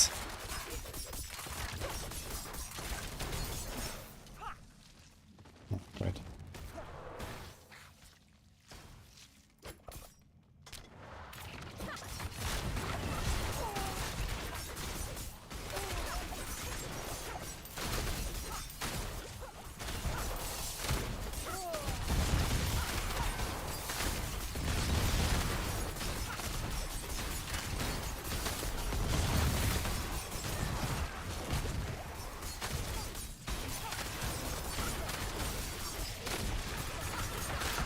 I didn't get a single poison pool here. What? That was insane.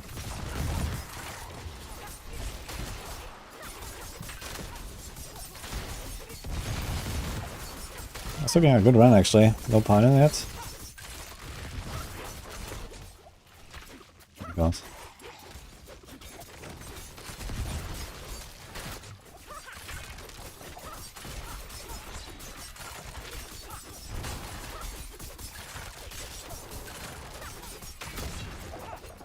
Sometimes I wonder if I should actually run a passive and points aspect.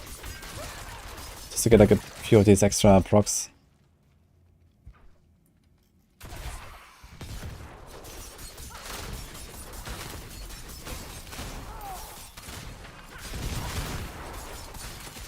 Let's see if this pull is actually worth it. All these spiders, I think it should be worth it, you know, there's like the one strength of pinch shot.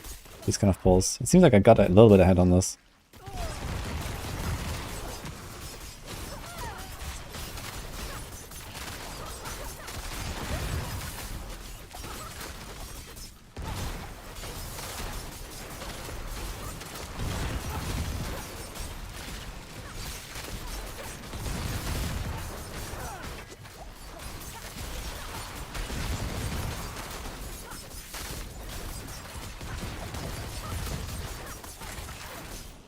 Okay, that was very good.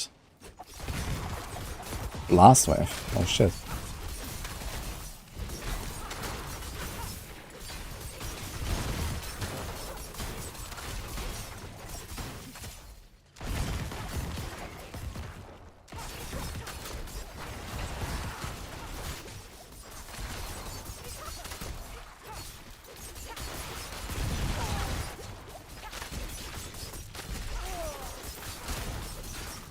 Man, look at how little blast wave does, man. This is tier 12. I need like 4 or 5 hits of blast wave for like 1 elite. It's crazy. Okay, looking very good though. Ooh. Big pull here.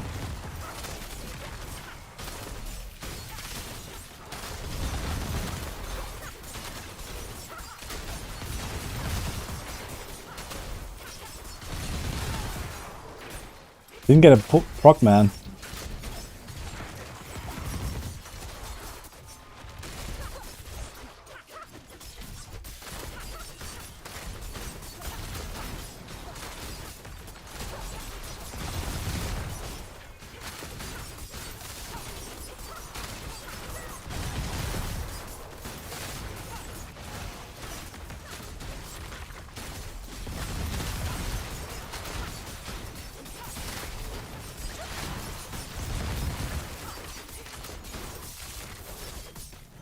Whoa. One more pull like that.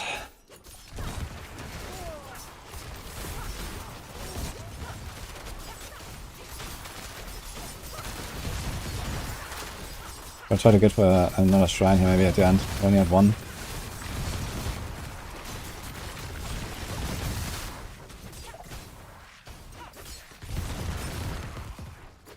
No, it doesn't look like anything. I'm not sure like where the shrine spawns are or like something, so. Over 4 minutes. That's good. Hope there's no vampiric.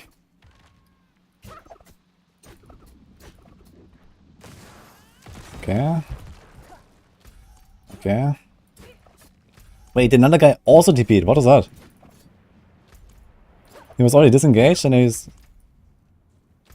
Okay.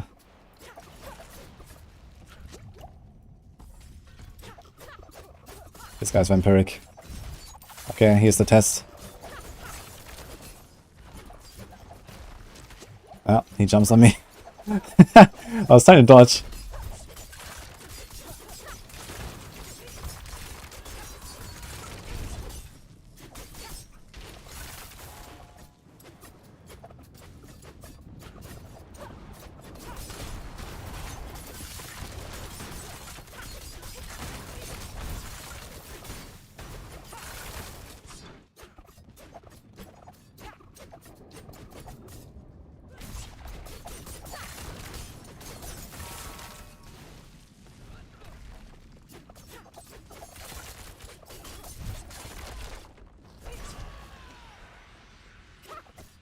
We killed Vampiric. Okay.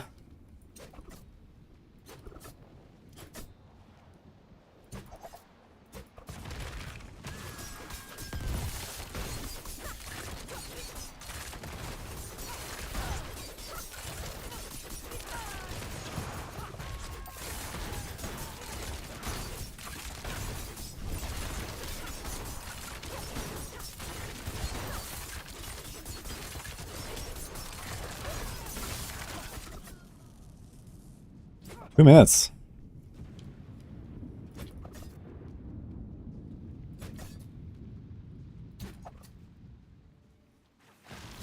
This guy's also Vampiric and he has Obelisks. This is bad. Double Vampiric, man. Okay. Let's see. He's a rogue. That's gonna be way harder, I think.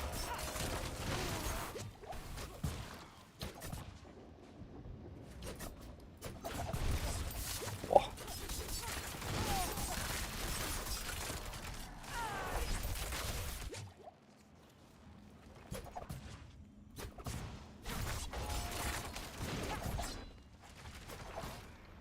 Yeah, he got healed there, right?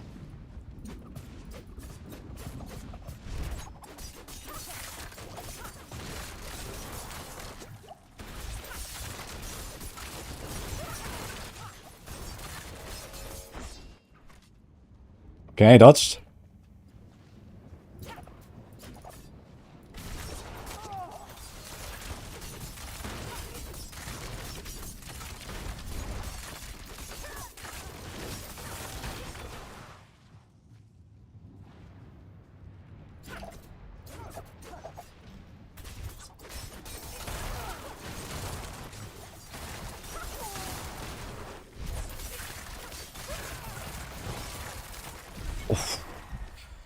Oof.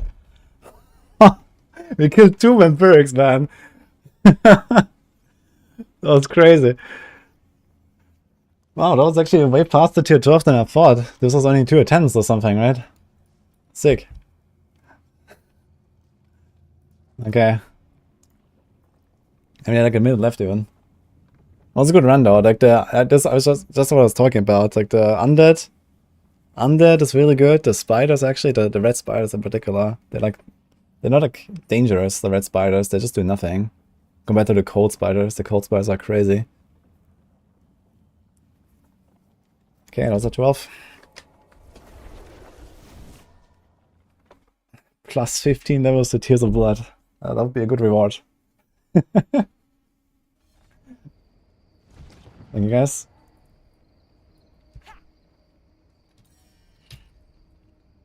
You have 13 unlocked. My single target damage on these guys actually feels pretty good when I switch this. And I think this helped a bit with the Deadly Venom. I wonder if there's like other opportunities to squeeze out more damage. But you don't have much, really. Not here, at least. And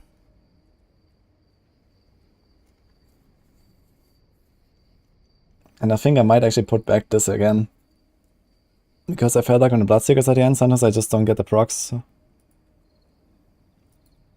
I mean, you have like, how much? 23% lucky hit. Plus 5%, let's say 25 per arrow. We have like 27 arrows. Or something. 26 arrows. So like 500 something. Actually, I have a really high chance of proccing. But it would be much safer if I had those 2 points there. So I wonder if I should like remove 2 points from haste. It's 10% movement speed though. Movement speed is also not bad.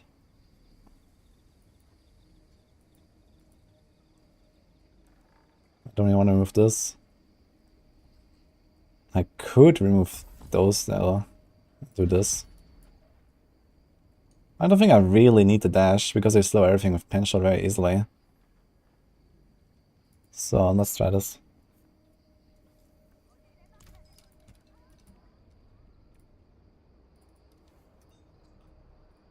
Okay, we do 13 guys.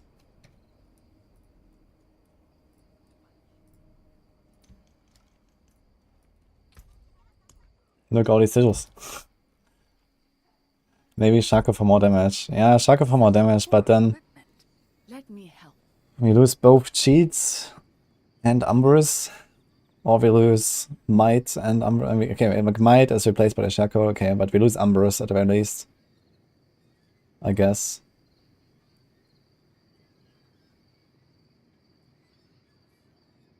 When we lose Umbrus and Might goes there, and then, okay, yeah. We can keep the cheats, I guess, and go Disobedience. I think cheats is probably better than Umbrus. But yeah, so far I don't want to do a Shaco, so we'll see.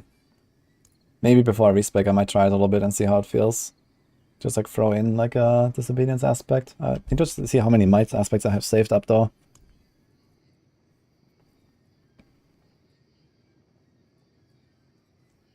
I actually have some stuff here, so let's put this.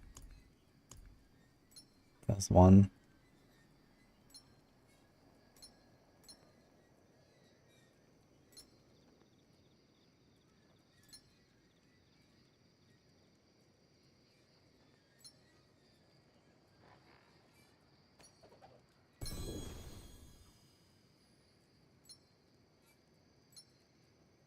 Okay.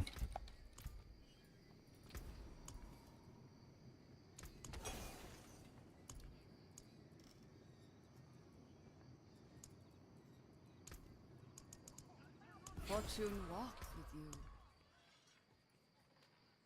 Oh, I savaged my Need small something sigil. blessed? Cursed, perhaps? Let's make a few of these.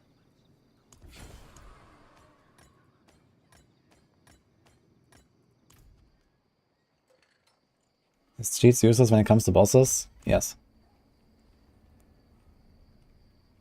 25 is happening today. 25 is not happening today. I got very lucky here.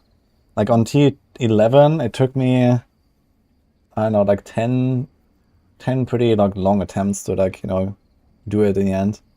I guess I was kind of unlucky. On one of my T11 runs, I had also a Vampiric guy, and I just couldn't kill him. And here I had two Vampiric guys and actually killed them without really losing much time. So I had to play this very carefully, and if you play around a Vampiric, it actually kind of works. So it depends a bit. You need high mobility, you need to be able to like dodge their attacks. Like once I saw the Rogue Vampiric is tough, man, with obelisks. I think the obelisk also leached life. So I had to dodge all the obelisks, and I had to dodge the pen shots of the Rogue. And I actually managed to dodge one of them. And then I was able to finish him off. How much powder? Looking pretty good, actually. I still have not really spent any. I have 86k. That's pretty much what I started with yesterday when the patch came, so. I did spend a little bit, but I also gained a bit from like grinding out the glyph. What elixir? I'm running 42 right now. What's the CC in this build? Pen shot slows and knocks down.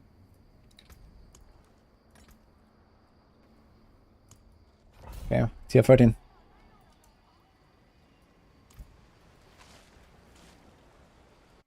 I can show build, but I can also type exclamation mark build.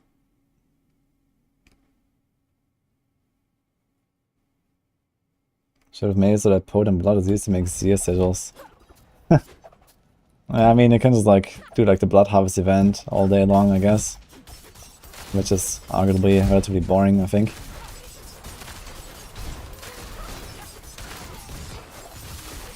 Would be thematic.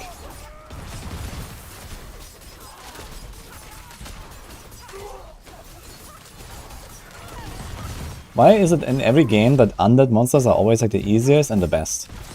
Like it always happens in every single game, right? It's always like the slow, you know, pad, easy stuff. Like, I don't know. It's every single time.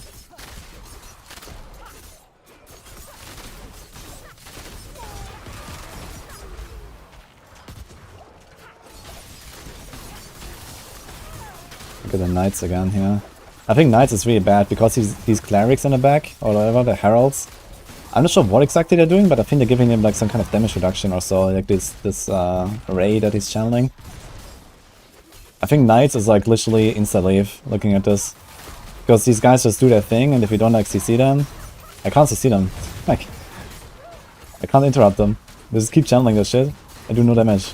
Look at this shit. I think it gives him like a barrier. I don't know what it does exactly. Yeah, look, like I literally cannot kill these guys. There's even the trash monsters live. That's insane.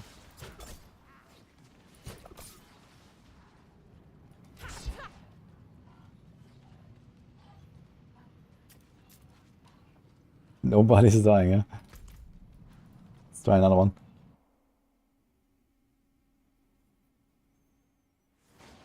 How am I enjoying Abattoir so far? It's like alright. Some bad things, some good things. I enjoy that we have some actually difficult content now and something to like challenge you. So that's the best part about it, I think.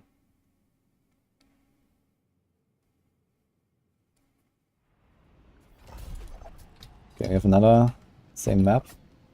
What is this tile set called? What would you call this here? Temple? I guess it's like temple or something, right? It's like fallen temple, I guess is like probably like what I would connect this to.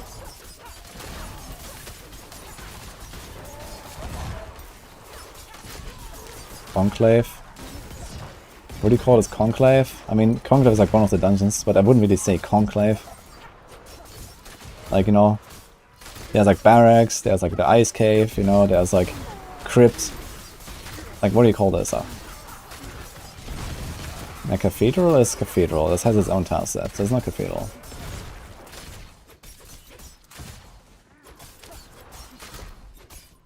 Look at this fire orb, man. I can't destroy a fire orb.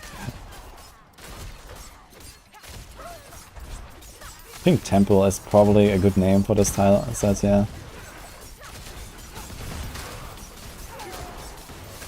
I think I should change my poison endure again.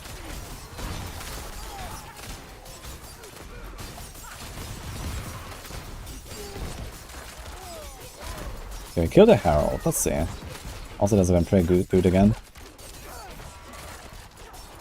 You see it? He's red now. He's angry. This means he's healing when he hits you. You can tell when vampiric heals them. He does like an animation. Usually they do like some like shout, you know, some roar, and then they become red. And this is when they have vampiric. So in case you didn't know that, even these normal elites, you gotta be careful with that.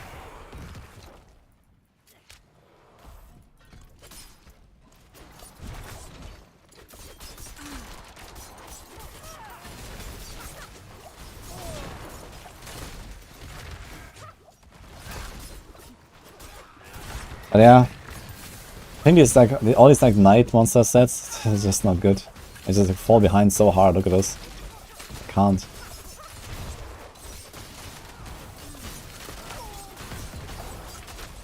And this would be actually maybe if I had like a human slaying or like a man slaying elixir. Because everything here is humanoid, right? I would be at least on time, but still not really great.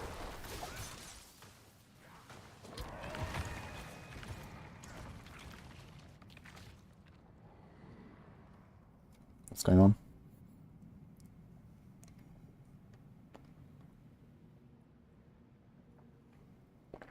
Oh, no. Yeah, this should be fun. It's just like weird loading screen.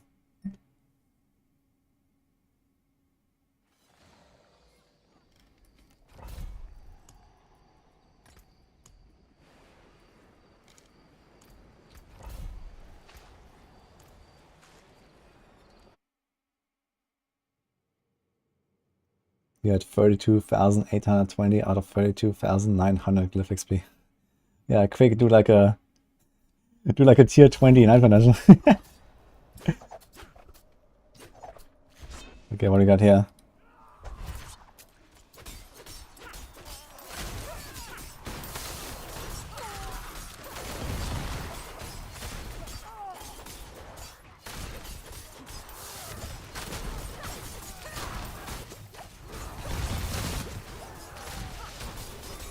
Okay, this is knights again. Knights and cannibals. Okay.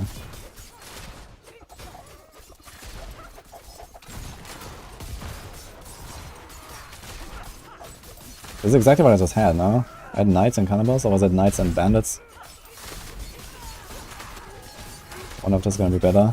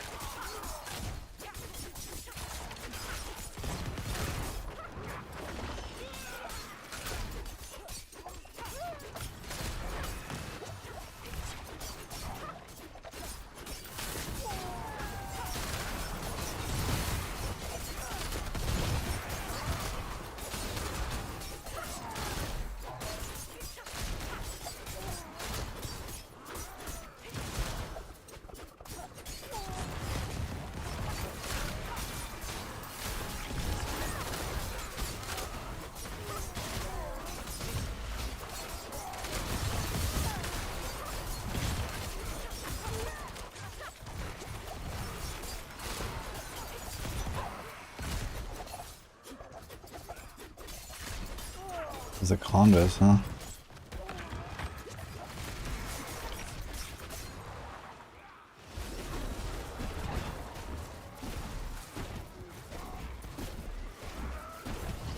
That's like not nearly enough damage, man. Look at this conduit.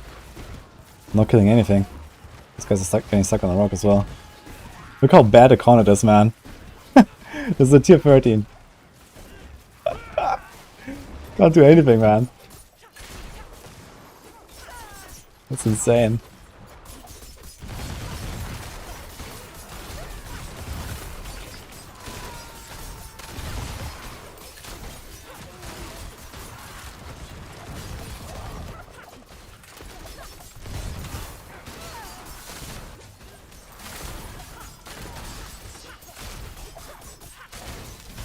I'm gonna need Harold.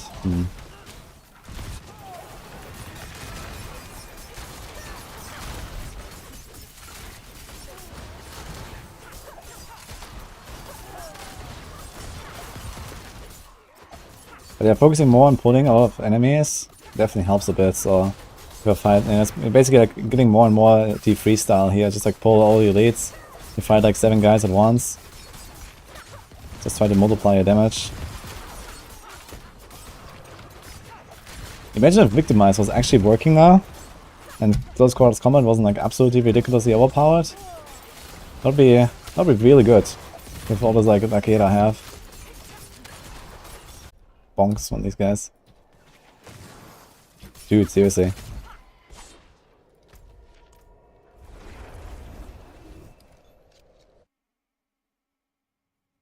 There's the cap for rogue players.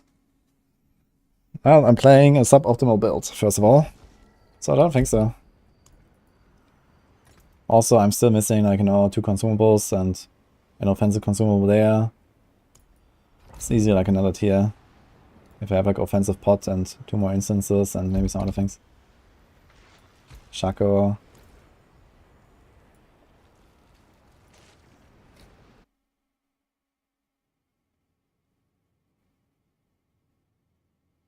Livingston. It's bad when Connie is a downgrade. It actually seems like a downgrade to me. I think I was doing more damage myself than the Connie. Oh, we have skellies. And spiders. So that's like what I just did on the tier 12. Okay, let's see.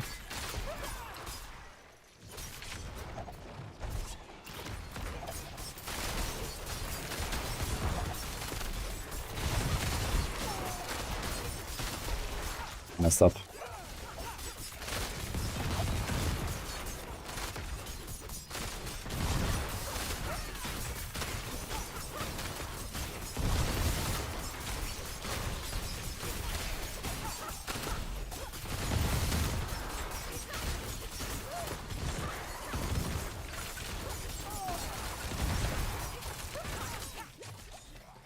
Okay. All bad start. Last wave.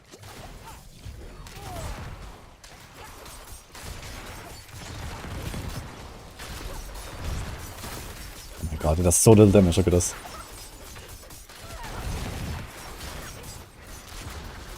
It might be worth actually not insta-picking something like Blast Wave. This guy's on perk, by the way.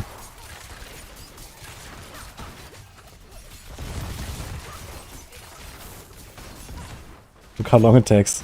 Half the Blast Wave shrine for like these elites. It's insane, man.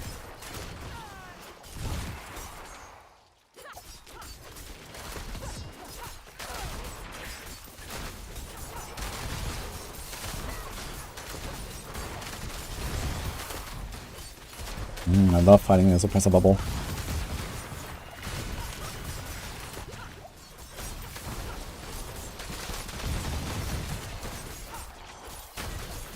Everyone is here, let's go. And there's even some summoners, they give me like some free progression.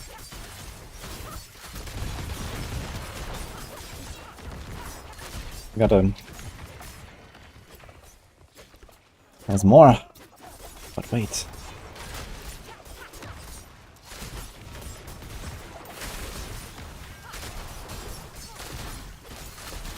That'd have been pretty good, though.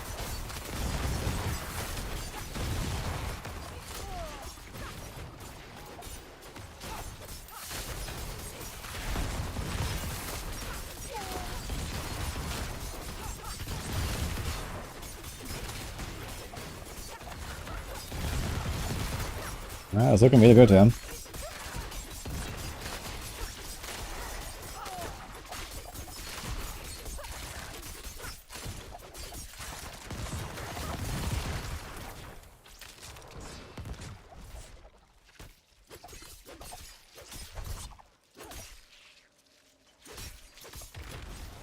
Shining Shrine, pretty useless.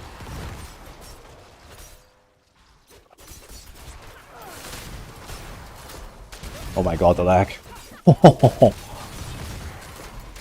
Too many spiders.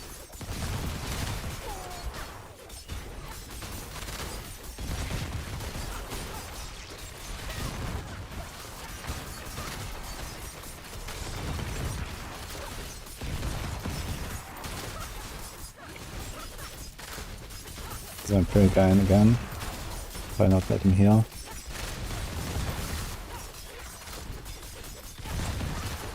I think I got him actually.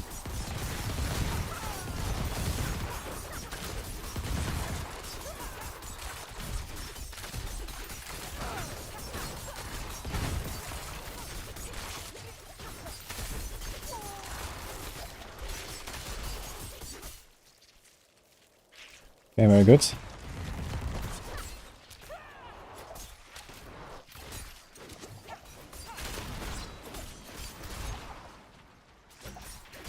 And the artillery. I might just take it actually. I misclicked.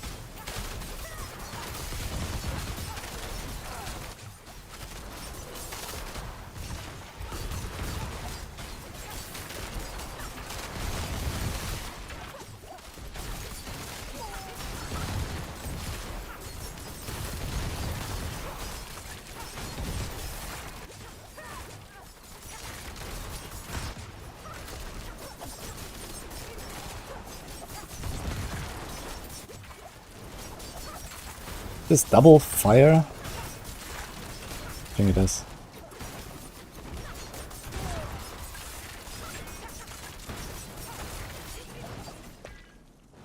Oof, gonna have like 4 minutes maybe again. It's huge. Maybe 3.5. Even that would be good.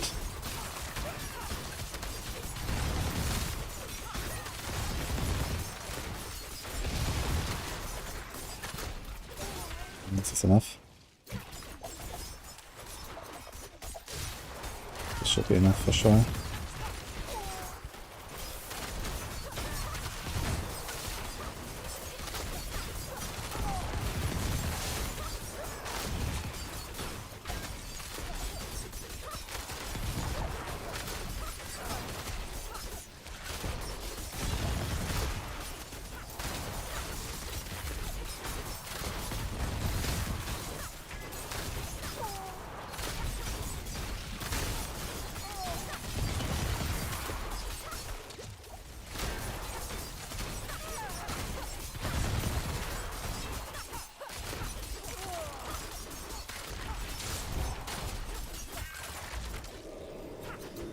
Ah, let me run.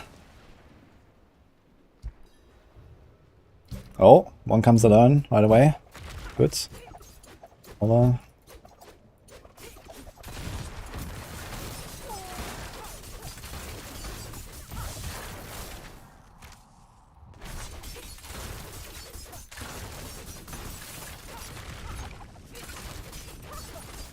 Dude, he's like moving through his wall. Oh, he's tanky. I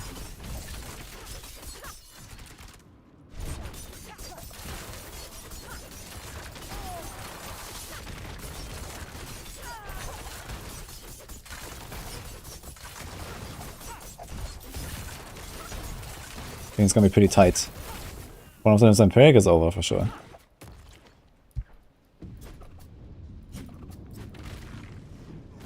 Okay.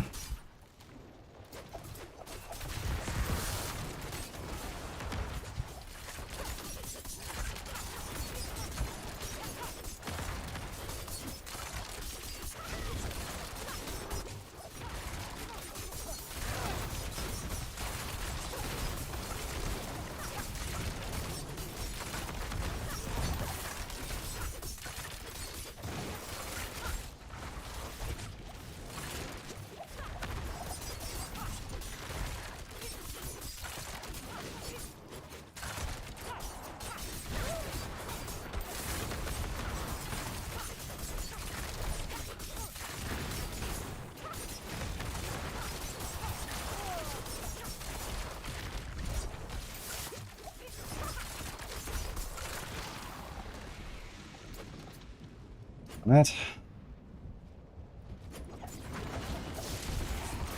Oh, this guy's fire enchanted though.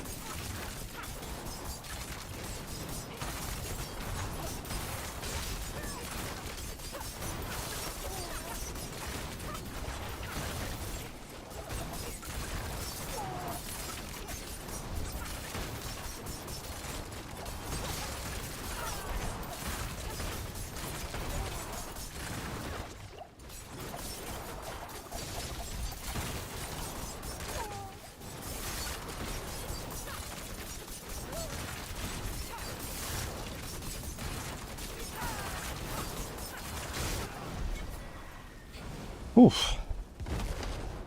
That's a 13.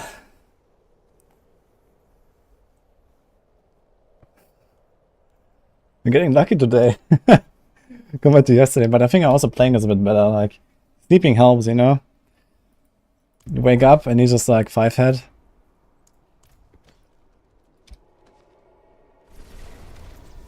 I got a Mother's Embrace.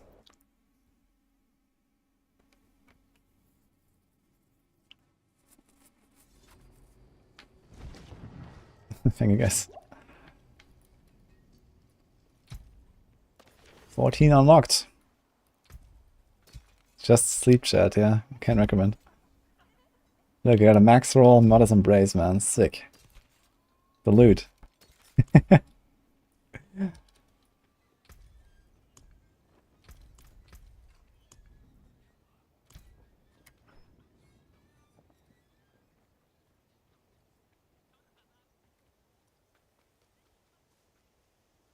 Wow, this was only like 20 minutes later. We did a 13.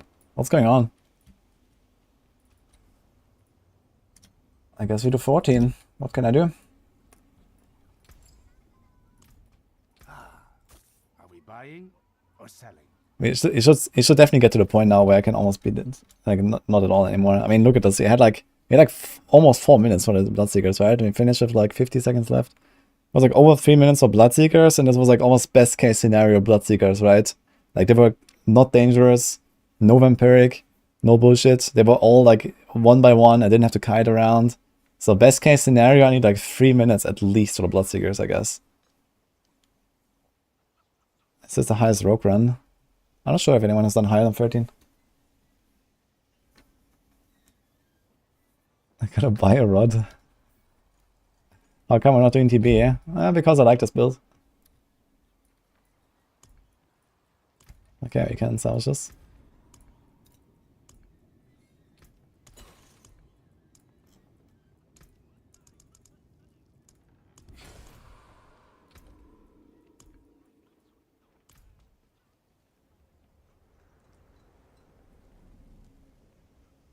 Can make any content for the VPDR this week.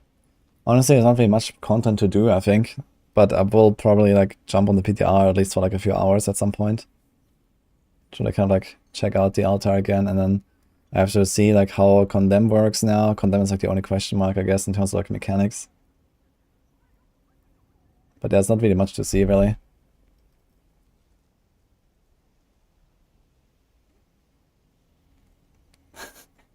In 1 month, gonna do tier 25 with only blue items. Trust. For sure, yeah. I was really tempted to actually like switch my elixir to undead slaying here while I was in the run.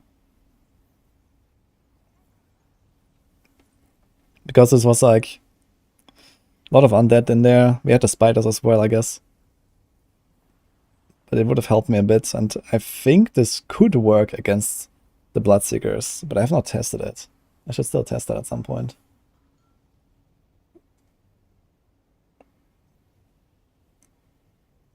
What are my thoughts on AoZ? So far so good, but needs a lot of changes as well.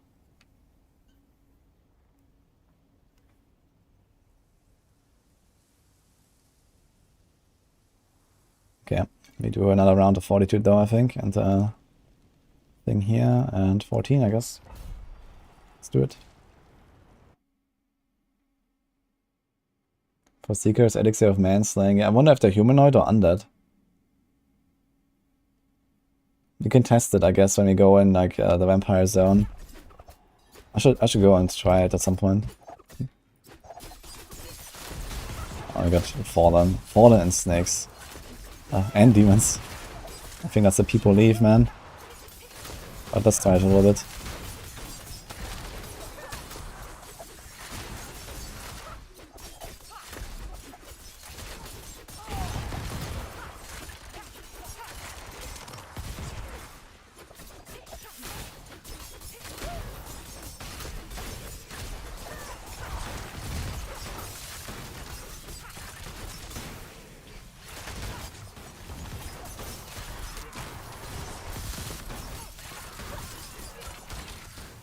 Nice progress timer.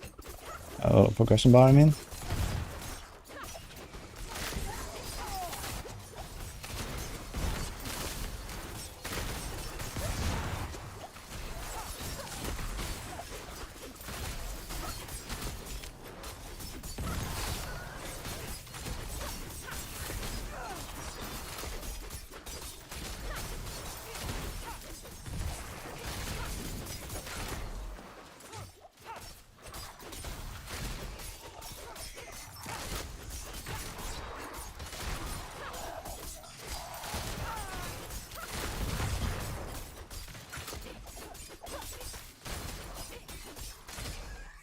Yeah, okay. I don't think this is working. What the hell?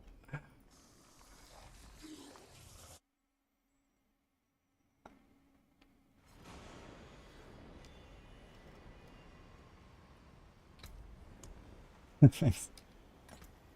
Let's try another one.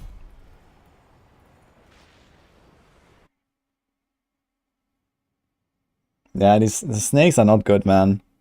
Snakes are really not good.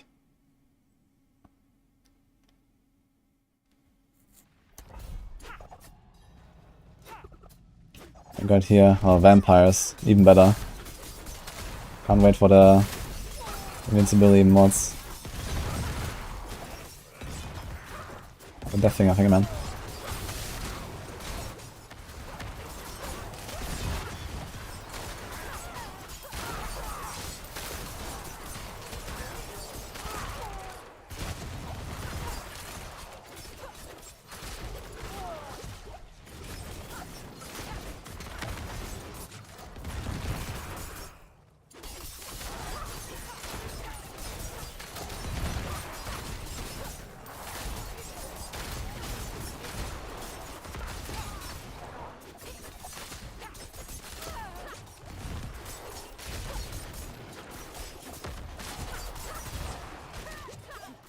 This is awful, dude.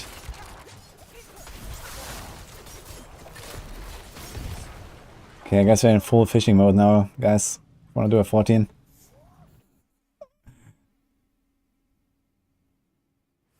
Why no switching to Wind Force?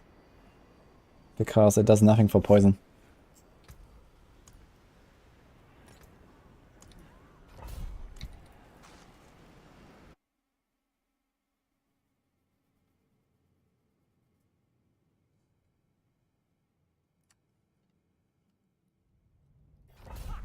Can we get a barracks?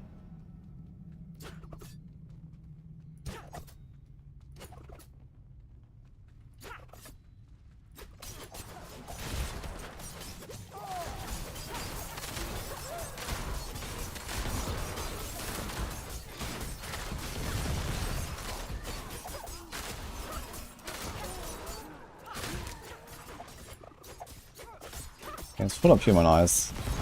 Could do a manslaying elixir and try. I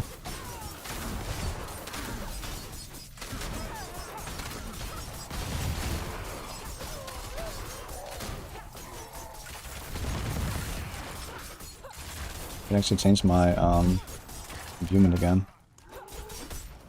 Oh, I think I never did it. Did I never change it? I think in the run, the 13 for the single target. At the end, usually I change the blended poison imbuement. I think I forgot.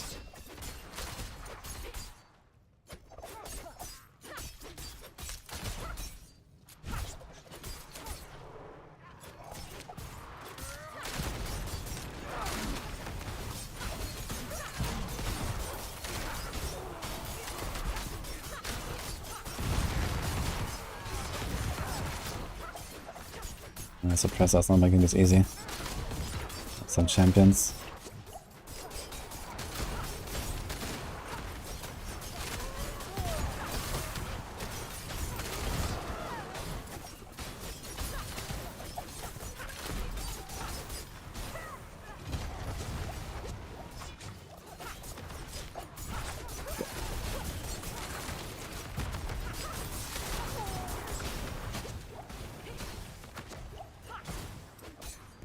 Yeah, this is not working out, man. If I could make these kind of pulls, but there was like not suppressors and there was actually a bit of space. I don't have space here to maneuver. Kinda sucks, dude. I'll try another one. There's no butcher, yeah.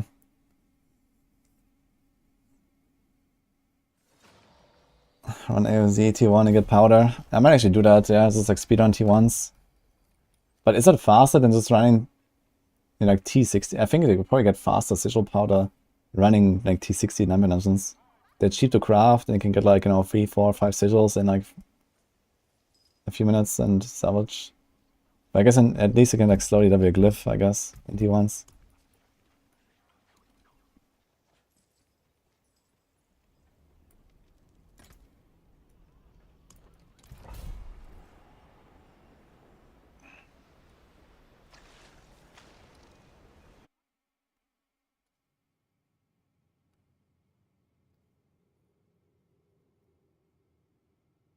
Yo, funky chicken, huh? There's that 2 clears, but not splitting the Seekers and a good pylon. Near the elixir pop. Yeah, I gotta be careful. Like, you don't want to fight Bloodseekers on high tiers together. I don't know, maybe even have like a really tanky build, you can do that. Oh, we got ghosts.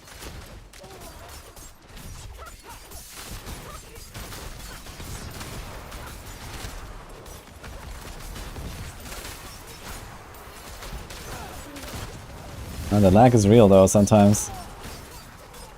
But it's not like the ball lighting storks, luckily. Have you seen the ball lighting storks, guys? It's crazy when they have a big ball.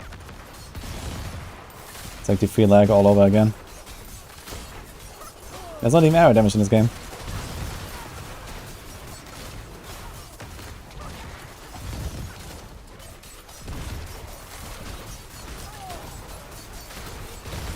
Oh, man, these banshees hurt. It's crazy. I think this was a banshee. They do so much damage.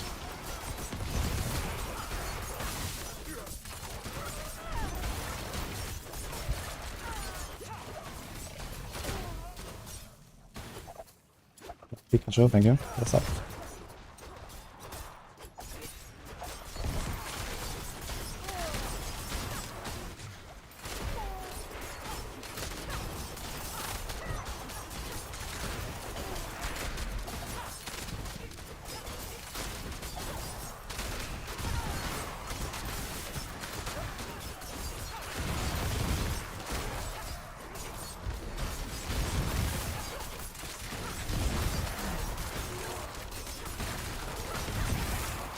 Is it worth running like an elite like this? Oh. I was looking at the progress timer and got smacked. Oops. It doesn't seem worth running anymore. I think they're too tanky for me to 1v1 elites unless that's like, you know, something I can just finish off and it's like half HP or something. But I think like a full HP 1v1, it's not on the menu anymore.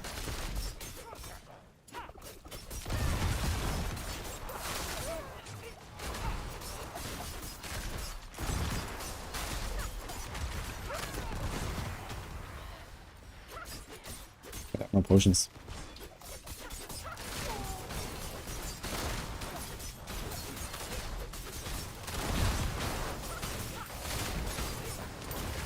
Oh. The Waller, man. I think I could have gotten away there with like a good shadow step, but I don't want to risk it now with 0 potions. I was thinking about just getting out before the proc. I should have. That's -1 scroll. Fuck. I just wanted to try a bit more, because I was kind of getting a little bit ahead on some pulls. But it's like banshees, man. And people vanish. I tried turning off the combat text. Nah, I don't want to turn it off. But if the lag actually becomes a bigger problem, I will, yes. And it seems like we're mostly interested in, like, you know, spiders and undead and stuff with, like, really high density. So that's kind of likely I will run into some lag issues. Now the question is, did I start this run with less than 12 potions? Each day. And I just forgot, and that's why I had 0 now. I ended with 0. Fuck. Yeah, that's a costly mistake, man. -1 scroll.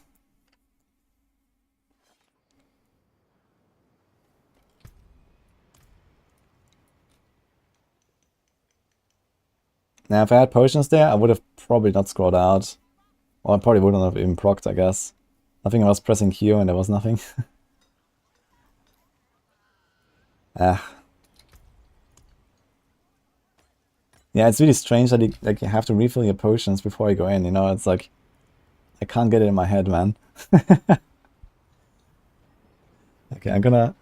BRB 1 minute. I'm gonna get a drink.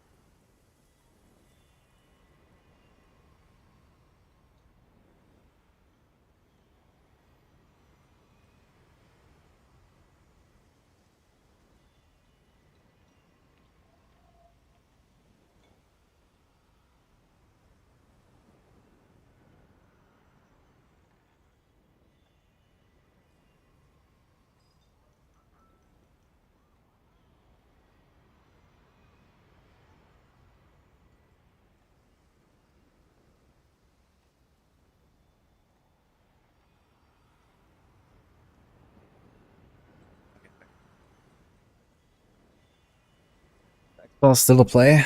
I don't know. But in these large pools, I mean, you know, there's like 20 targets. And most of them explode. I think it's probably pretty valuable anyway. It's really hard to like calculate this.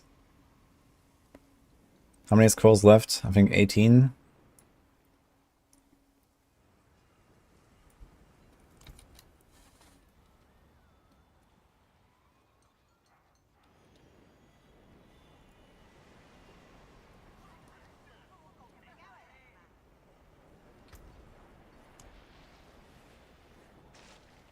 Didn't open a new one, right? It's already attempt number 5 now. Wait, let's check actually if it reset.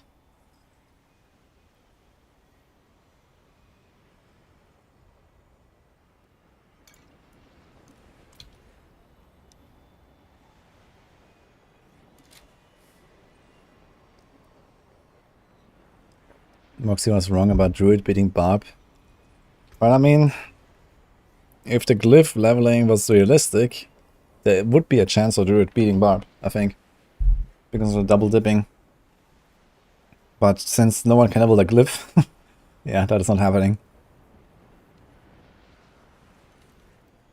That's a fair build I've played on Rogue. Probably Barrage Death Trap, I think.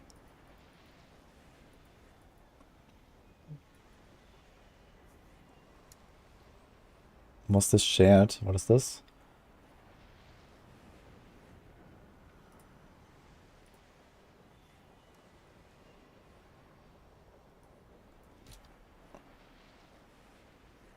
There seems to be a lot of confusion that the Tears of Blood glyph was nerfed because playstyle 0.1 increases on a stream.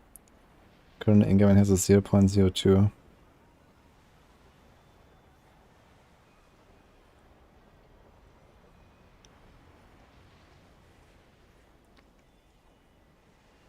Yeah, so it seems like it's actually an intentional change they made. So it says like, no, 2 point something X. So this is how they want it to work, actually. They want every single node to be multiplicative, after all.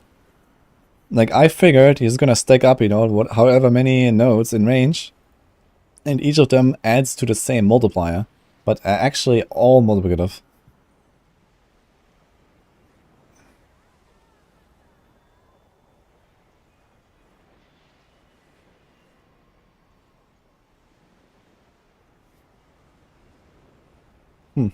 Funny. I think it's more powerful. Yeah, the glyph is more powerful than it otherwise would be. Even though the scaling is much less, it gets more powerful more quickly. And then once you reach level 50, you get like a huge jump. So anyone who reaches level 50 on the glyph is gonna have like a massive power jump.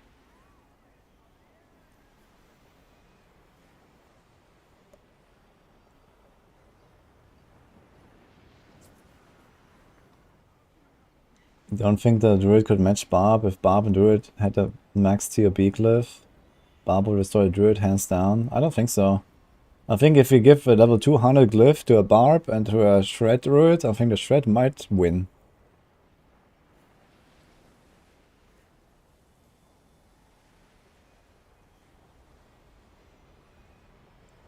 You think I've reached level 50? I could if I wanted. But no thank you. I'm way more interested in actually like pushing than grinding like 200 hours of this shit now. So we push.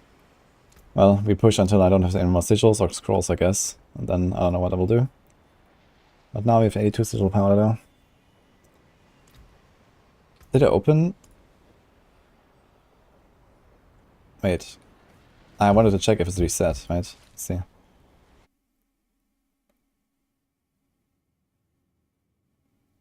Nah, don't give me a glyph XP, it's fine, people.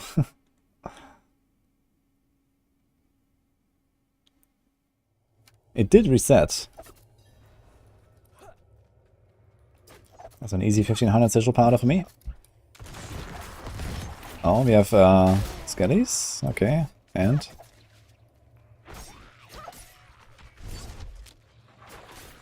just skellies. Great start with suppressor here. Whoa. Wait, did I? Okay, we have a scroll. Okay, it's a skelly. It's a lucky combo again. It's a spider skelly combo. Oh, this is a cold spider this time. Fuck. It's not the lucky combo. It's like the good combo, but with the bad spiders, and they are fucking dangerous, man. This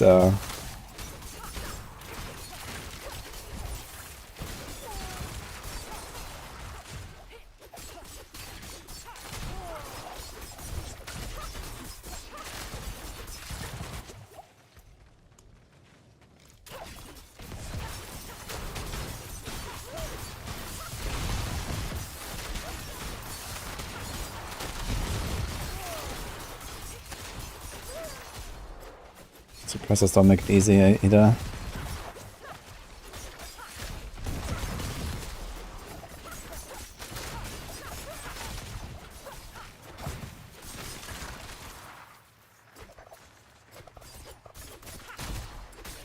Yeah, these cold spiders are rough, dude.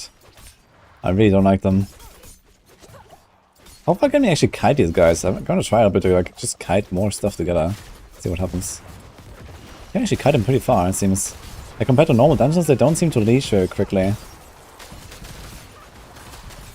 So maybe it is time to like disable the damage numbers and go.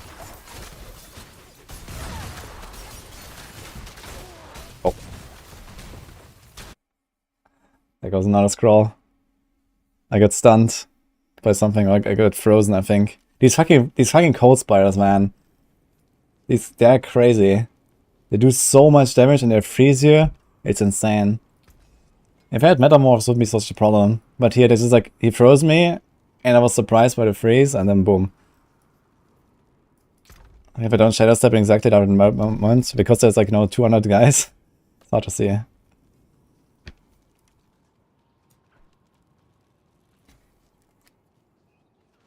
Would I release an updated planner for the build? I did update the planner yesterday already. It's just I just changed like one board a little bit. I added like the exploit weakness board. Man, this is rough.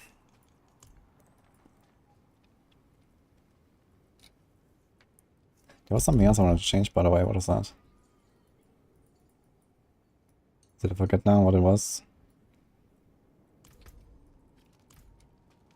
Well, health potions. Yeah, health potions is always good.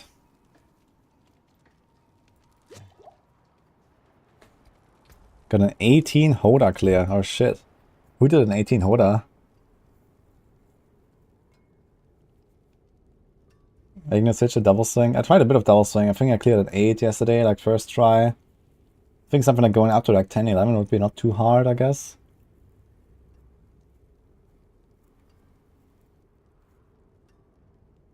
How am I so tanky? What do you mean? I don't feel that tanky, but yeah, it's alright.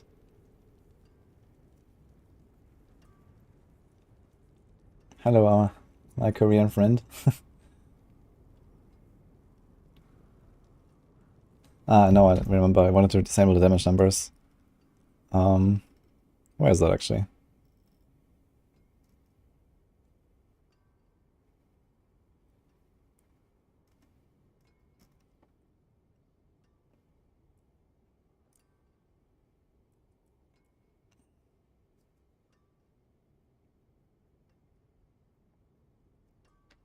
Let's hide all and see. If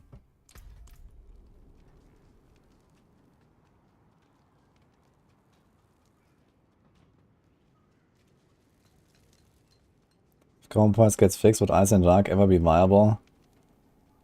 Yeah, this definitely is like, if there's ever content where Ice in the Dark would be useful, it would be here.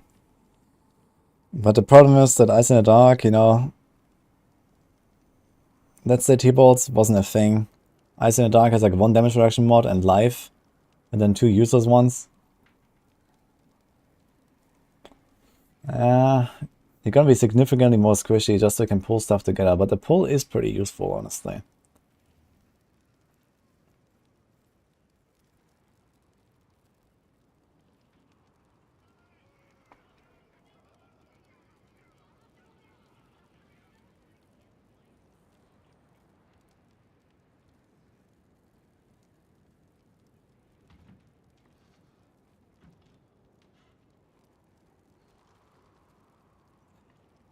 You want to grind 50 for science? Are you sure? Are you sure about that? I'm gonna try TB. Yeah. I think I wanna... Like, I mean, I already beat the goal I wanted to do with this build, honestly. Like, I figured that after 11 it would already get really hard, but now we did a 12 and a 13, like, back to back almost. And it's kind of motivated me a bit to keep going on pen shot. But yeah, maybe I was gonna like respec this character and go TB. I'll probably like run mostly the same stuff. If I can like figure out my... I mean, you have to drop the X files, so you have to get in a ring there. So this needs to be pested in points, and this needs to be like the Blade Dancer glove. Then I think we have the stat stick on the other Warrook. We have those two. You keep the same chest, you're gonna keep the same T-Bolts. You're probably gonna keep the same helm and boots.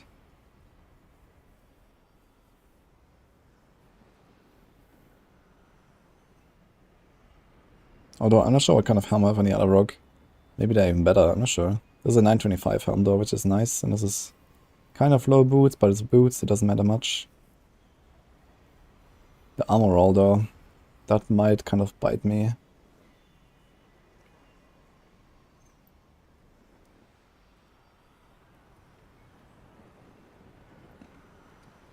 Yeah, we'll see. I think I'm gonna attempt some more T14s and see if I can beat a tier 14 with this build. That'll be cool. I think I could probably even push it all the way to 15 if I try enough with like a good run. 15 would be a statement, I think, on pen shot.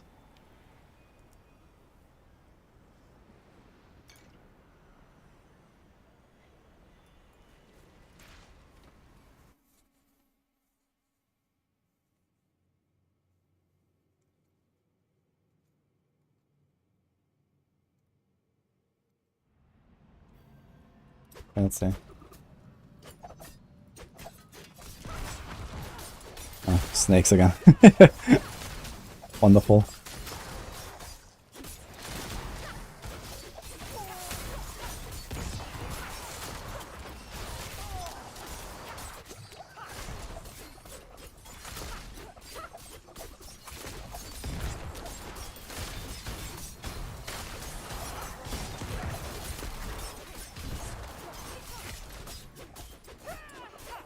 Oh, it's snakes and vampires. Yeah, I think this is literally the worst combo you can have, actually. Snakes and vampires, man, because these snakes just like they're really dangerous, they constantly stun you and all that stuff. I guess if you have like some perma and soul build, it's not so bad. Also, I think I lost like half the pull here. But yeah, if it, like for my build, it's really bad, this stuff, because I don't have like really high unstoppable uptime. In fact, I have like 0 unstoppable uptime. I only have a break and that's it.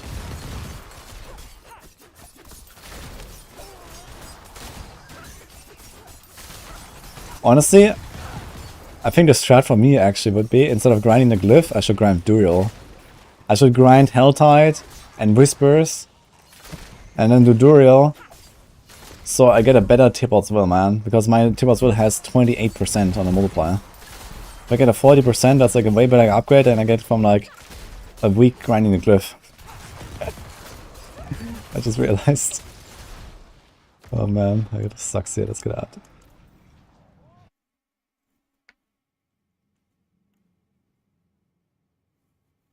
You should do that. Yeah, everyone wants to see some Duriel grind, right? It's gonna be very enjoyable.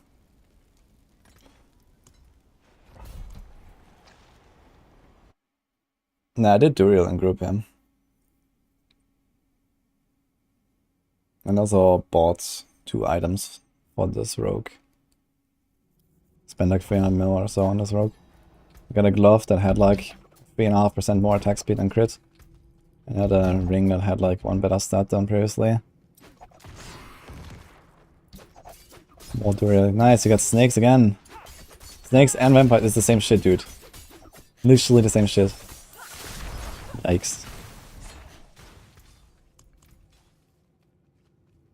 Bots.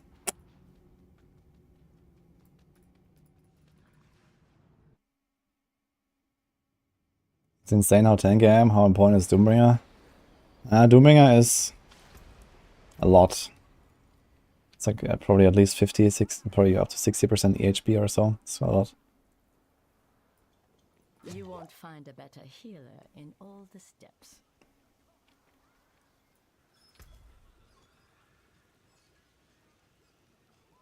Respect B.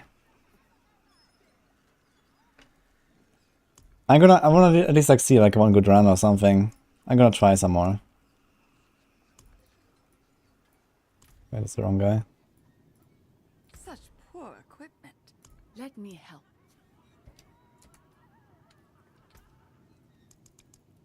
Can only craft 57 of these. That's actually not very much.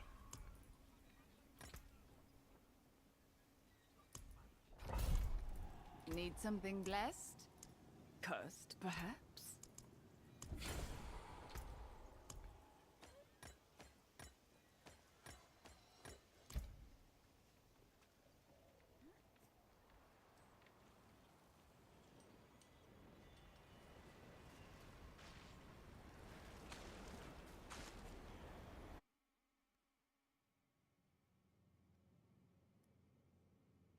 You're running resilience instead of ravenous. Resilience? What do you mean? I mean, ravenous is not something you want to run in here. It's not in the AoZ builds for RTB. Like, you don't care about the resources here very much. Ravenous is something for like, you know, speed farming, leveling.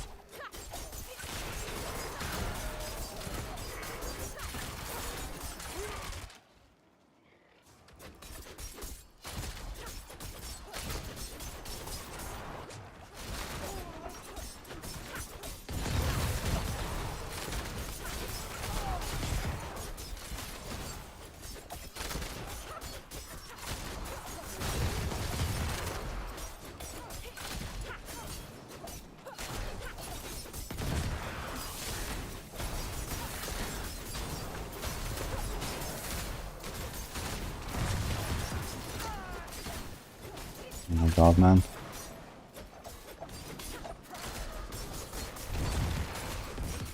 You go again.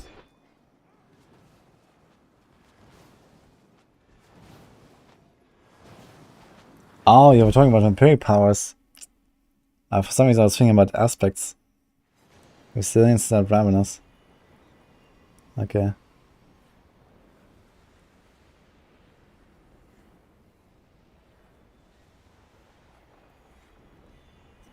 If you want to have way too many mats because you got lucky, so unless you can give me some. You mean for Duriel? Guys, I'm not gonna grant Duriel now. I'm done with Duriel. Like, fuck that. I've done enough Duriel. I have to do Duriel again in 1.5 months when the season starts, and I have to prepare for Abattoir AoZ.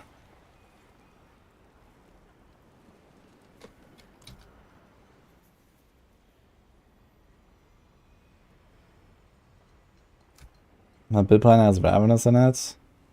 Well, there's different variants in the planner. So I'm not sure what exactly you're looking at, but in the planners there's always like different variants. You can check on the bottom.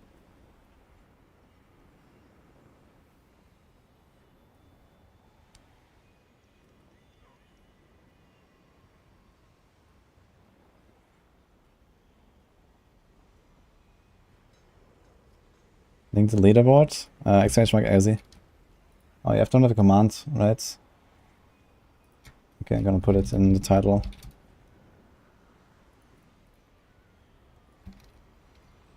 By the way, guys, everyone submit your clears. You have some prizes and some giveaways as well. So, like your highest clears. I mean, it doesn't have to be today, you know, it can be in whenever, basically in the next weeks. Just give us your highest clear.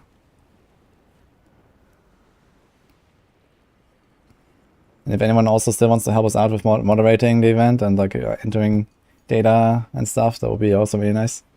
We have a few like volunteers already, so thank you for that. But the more the merrier, I guess.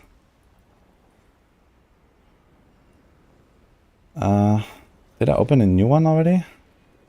I don't think so, right? So let me see.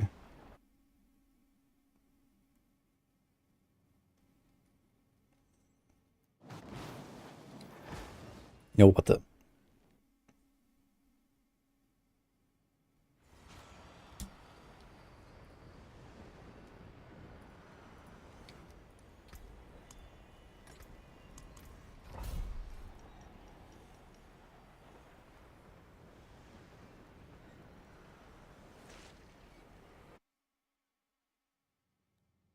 What is that I need help with? We're doing a leaderboard for AoZ clears. And we need people that help us, you know, build that leaderboard basically with the data that people give us. Because it's all done by hand. Right now we have a few moderators. Asset here is one of them. And they are like, you know, it's basically just like collecting the data from people that give us like clears and entering it in a sheet basically. And if you have like some more people that can take care of it, you know, it's gonna make it easier for everyone. But yeah, we wanna have like a leaderboard basically for the people because there's no official leaderboard, but I think it'll be really cool for everyone to kind of like see and compare. But if you get like literally like hundreds or potentially thousands of clears, it's gonna be a lot of work. There's only like a handful of people.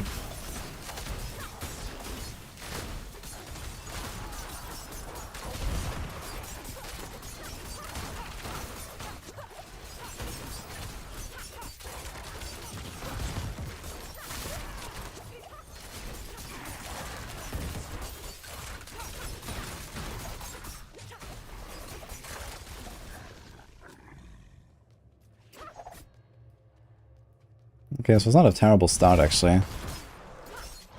Oh wait, we have red ghosts here. Uh-oh. I guess they one-shot me, right? If they're really gone. We'll see, I guess.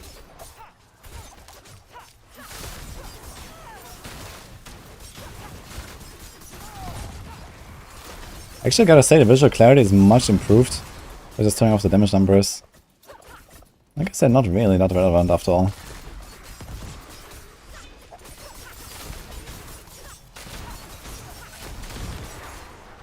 To be honest, it does feel cool though, having damage numbers turn on and then like shooting pinch shots into packs.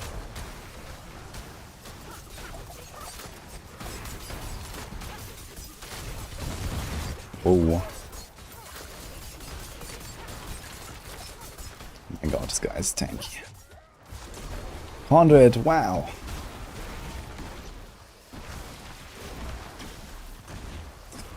Can't get anything with the party. That's so useless. Look at this thing, man. Useless. I managed to kill the elite, that was 10% HP. Before the Connie. Actually, I think I got this elite from like 90 to 50 or so, the suppressor guy. And the full Connie. Damn.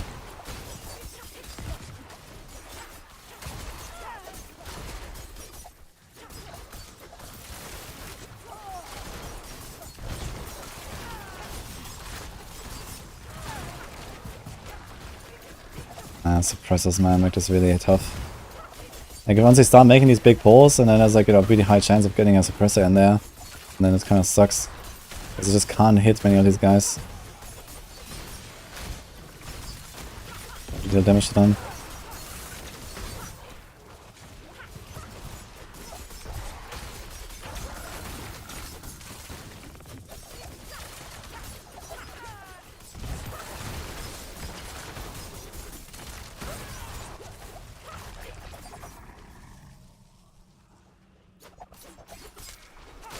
Going surprisingly well for Red Ghost, I gotta say. But I think this is we're just on time actually, we can probably go. I need to be ahead a little bit at least.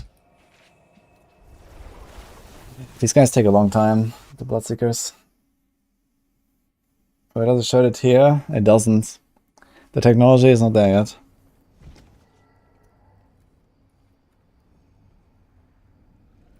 Okay, for the potions. What are we racing to? We're racing to glyph level 50. Very quickly. And then straight to tier 25.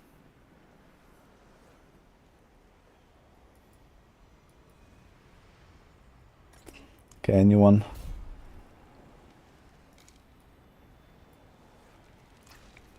And then die.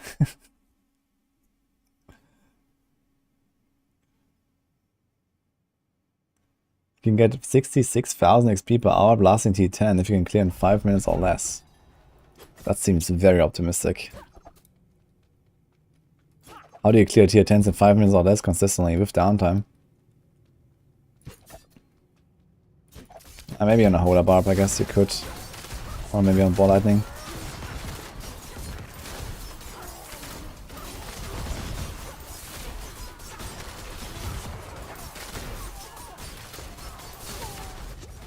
Oh, what?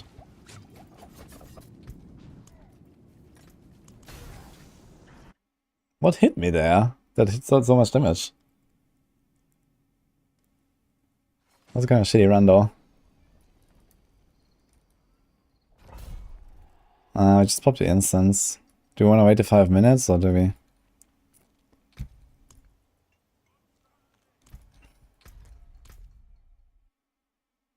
It's probably the monster that hit me, I guess. I'm gonna relock.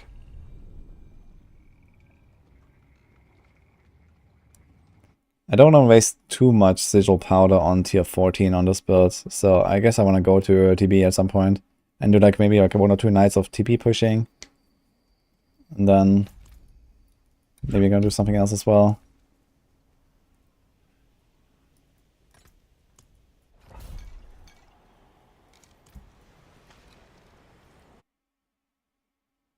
What's the highest AoZ tier by group? I think there are some group submissions, but I didn't check. We can check the leaderboard. No. This is, what is this map called, actually? The Dark Way. Snakes and demons. Ugh.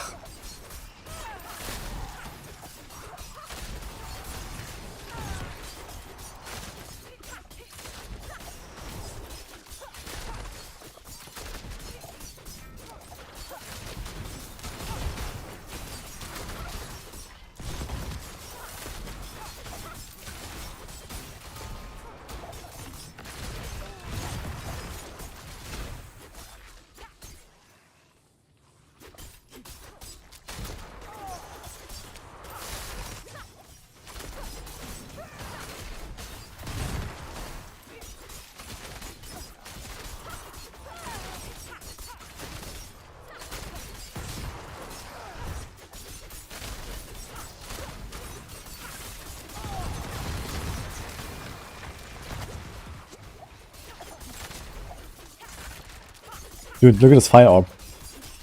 If you don't have my condemnation proc, I can't kill the fire orb. It's hilarious. With rapid fire.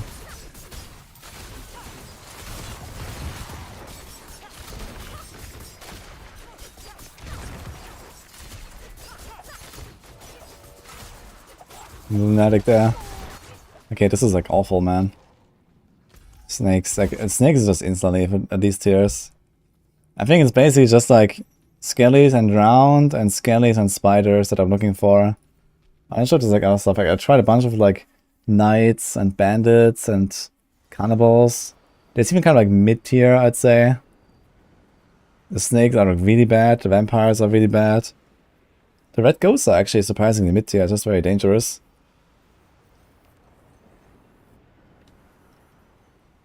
What else is there in monster types? Actually, you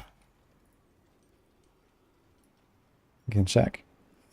We have like a post on that somewhere.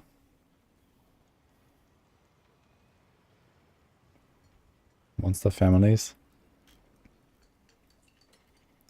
I think the cult is also pretty bad. I don't remember anything about the cultists though. Are the cultists in there actually? Do the cultists exist? Fallen is really bad. Goatman is like mid at best, I'd say. Yeah, werewolves, they don't really... They only come with like other stuff, and that's usually bad. Maybe there's like something with like vampires and werewolves or something. Wildlife, that's just straight doesn't exist, right? There's no wildwoods, there's no bears, there's no chargers. There's no Quillfiends. And zombies. You hated drowned elites. Yeah, the drowned elites, like the corpse fiends that heal, that kind of sucks, but it's generally a pretty good monster type. But yeah, I think the best monster combo might actually be the red spiders with the skellies. That's what I had on my 12 and 13 clears. Almost back to back. The cultists come with the snakes. Okay. I don't remember the cultists, but I guess I just like, you have cultists and then snakes and then it just sucks.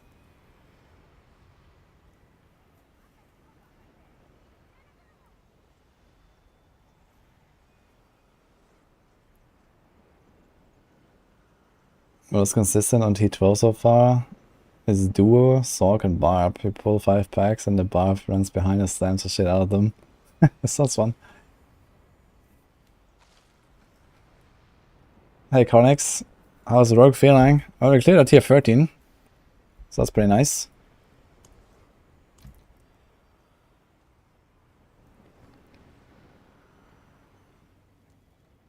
Stop moving, you beast. Snakes might have plus rest for poison. I'm not sure if monsters have resistances at all, but it could be that, you know, certain monsters have like certain resistances, but I've never noticed anything like that. But they do seem very tanky to me, but I think it's mostly just because I have to play it very defensively. Like these snakes that, you know, they constantly barrage you with attacks, they constantly have these snake eyes stunning you, they charge you with a stun. Like, I think if I actually had Metamorphosis in my build, the snakes wouldn't be that bad, because I could just, like, do my thing. But because I have to constantly, like, dodge and shadow step and shit like that, like, the snakes are just completely terrible for me. They just have way too much crowd control for this to, like, work out, basically. Because I only can really do good damage when I can just, like, stand there, there's, like, 30 targets, I just blast into the pack, you know, do my thing, poison everywhere, then it's good. But yeah, like this, not really.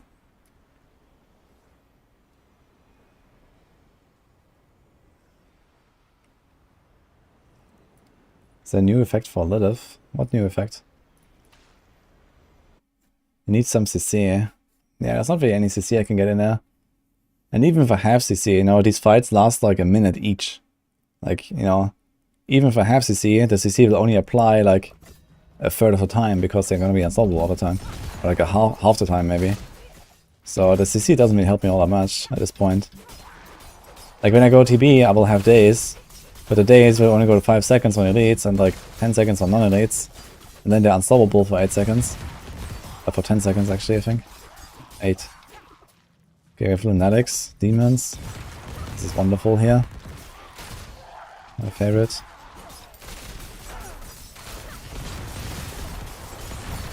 Yeah, if like close quarters combat wasn't a thing, I would probably run shared misery on my boots or something, or manglers on my boots. You could have a daze in there.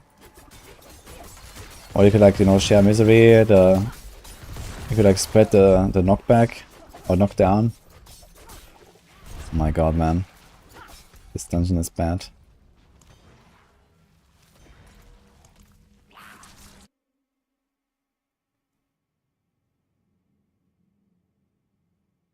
Will I keep the hands off approach? I had in Season 2 in AoZ as well. I don't think I'm gonna change builds, but I would imagine they would change how Abattoir works actually. I think this is like a good opportunity for them to just kind of like YOLO a lot of changes, you know, every 1 or 2 weeks or something in Abattoir and just try things. I talked about this earlier. I mean, right now most people don't like Abattoir anyway, so they can't really do much wrong with it.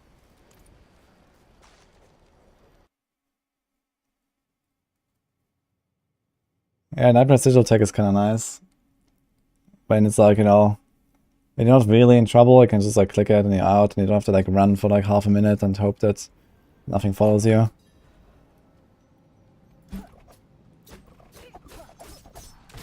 Vampires and goats.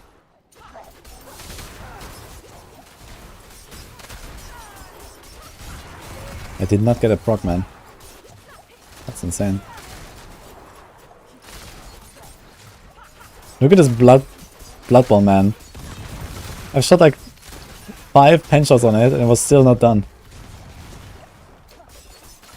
Insane.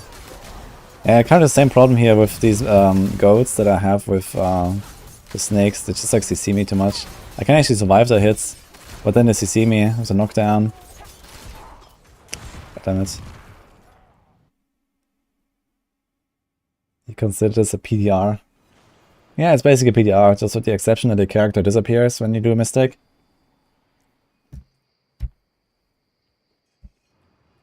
Hello, Hex.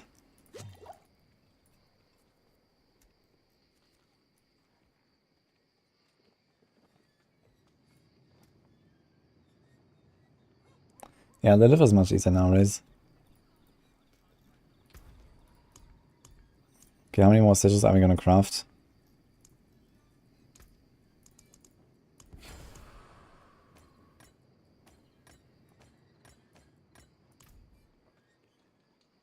Hardcore PDR login. I mean, I did it in the open beta, but it didn't, like, open beta didn't feel much like a PDR to me, you know? It was kind of like, it was kind of fun to play. How the aspect that stuns vulnerable monsters is insane. What is the aspect that stuns vulnerable monsters? Am I talking about anemia on a barb? Stunning bleeding monsters? Audacity.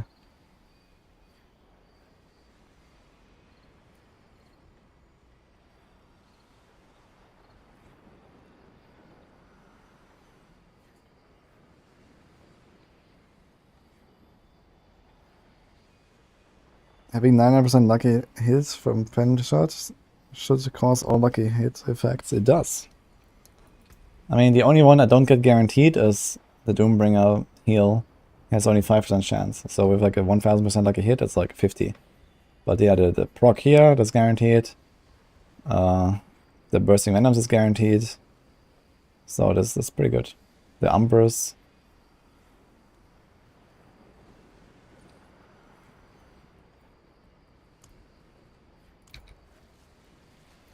Did it open this? There's like blood like flowing out of this portal all the time. Looks kind of funny.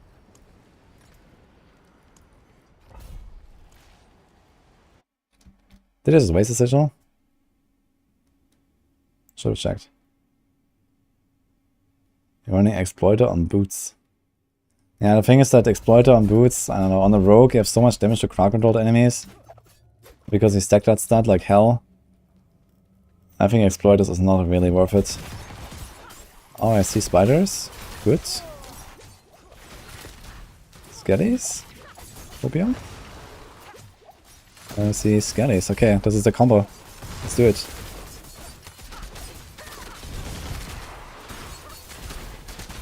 Oh, we're still lagging, man. Holy.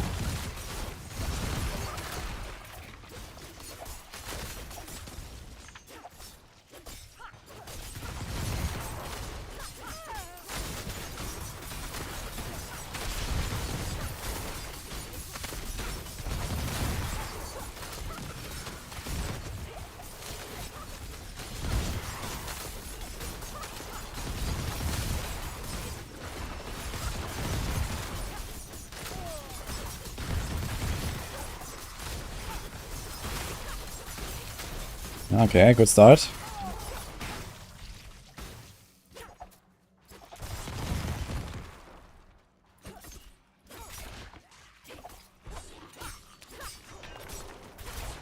There's the champions there that followed.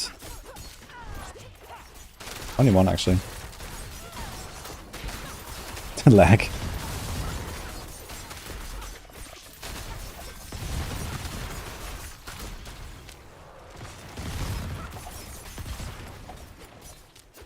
Ooh.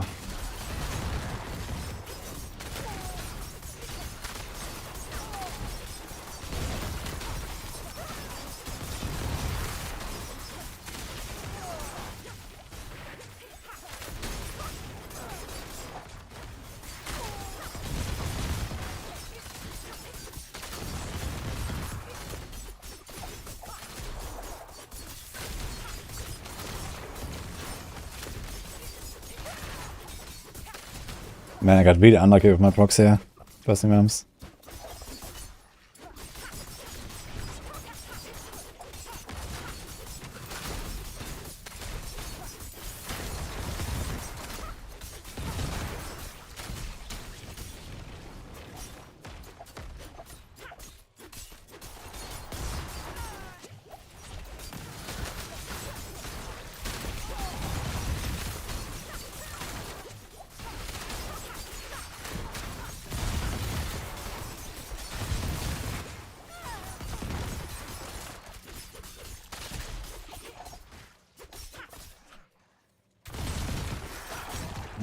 I'm not sure if I want to do suppressor. That's a lot of elites here.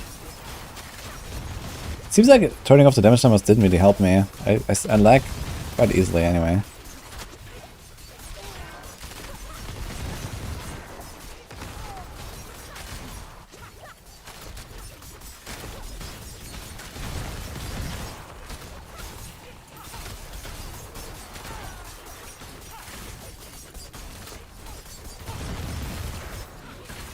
Oh.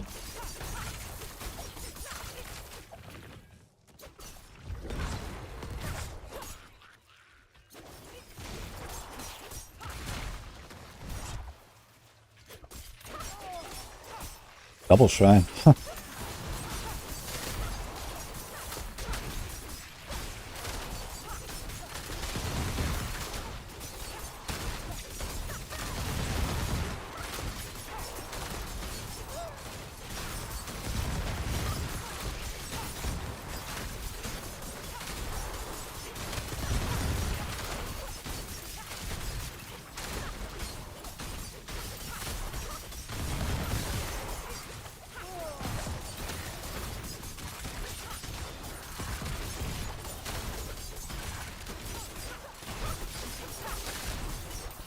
game is looking really good.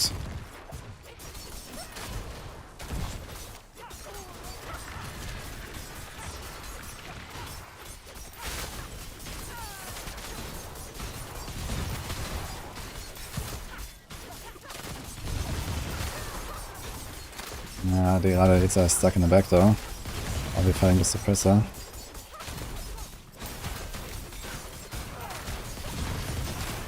Gonna try to get rid of the suppressor as fast as possible.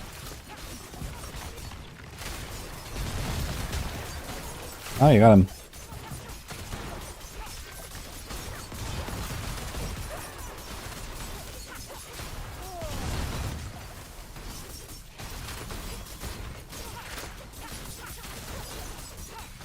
Insane run. Come on, no vampiric.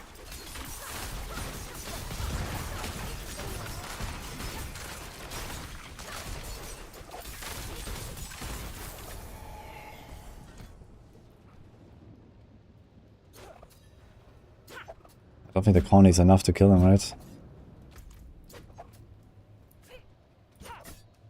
I can try, but we'll see.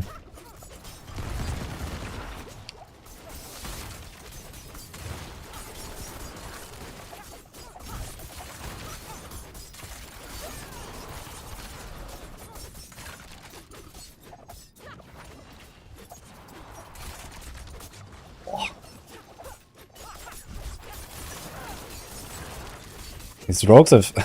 These shadow guys are actually hurting, man.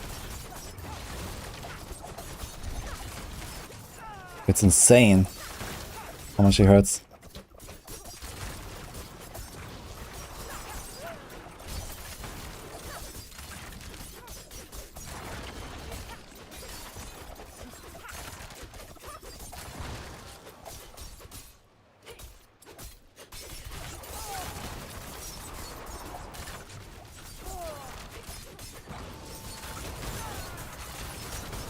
Didn't expect him to hurt that much. The shadow clones.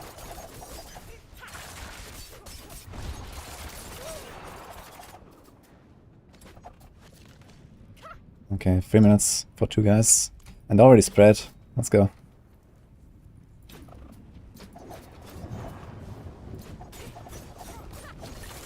Cold and shiny might be scary.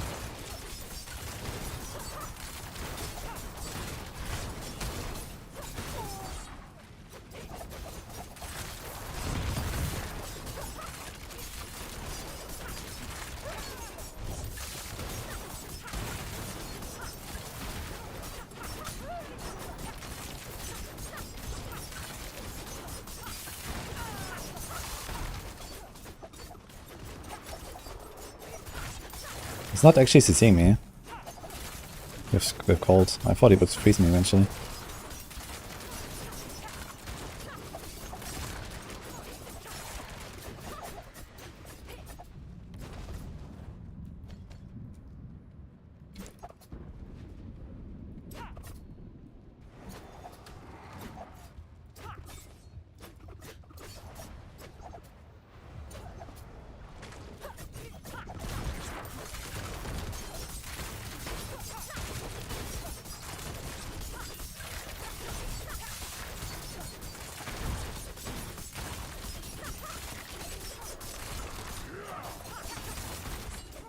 Oh.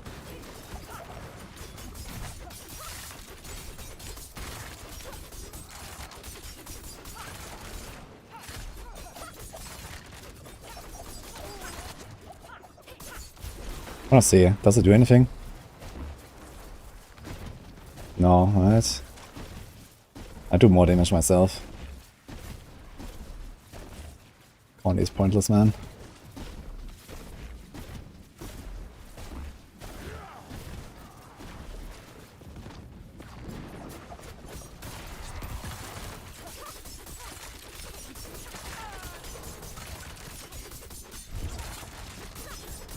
And a minute left. Nice.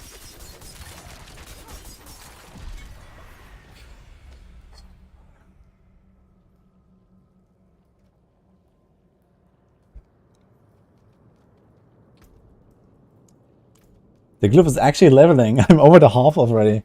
I'm just pushing. Like 2 more clears and we probably got the glyph to 9 already. Insane. Huh.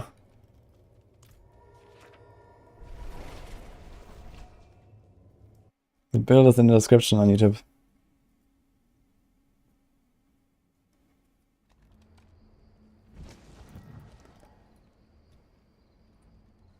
Any idea if Shared Misery works with Shadow Step Stun? It does, yeah. Works with any CC.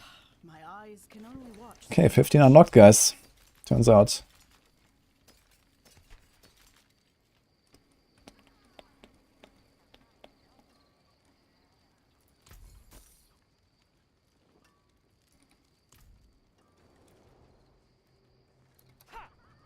Actually see that thing again. Core slow decks.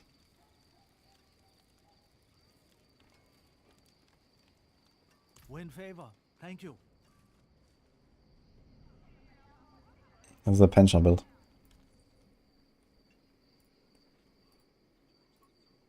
Okay, let's update this. I guess you do 15. The problem is, like, with every tier I go higher, I need more attempts.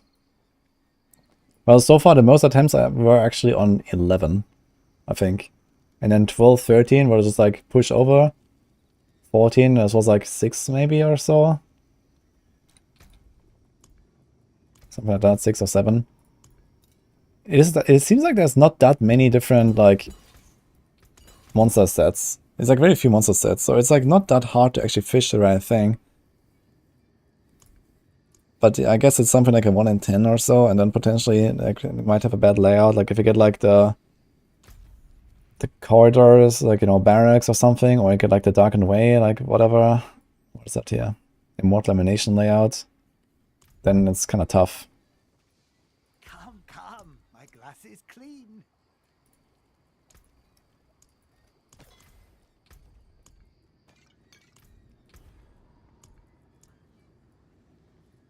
But yeah, so far this seems to be by far the best monster type. The spider one. Spider and undead. It's probably like the only one I can really progress on. You're supposed to get a free sigil. You get powder when you finish. You can craft sigil. Conclave layout is pretty good, yeah. I'd also like the Moldwood layout, like the ice forest.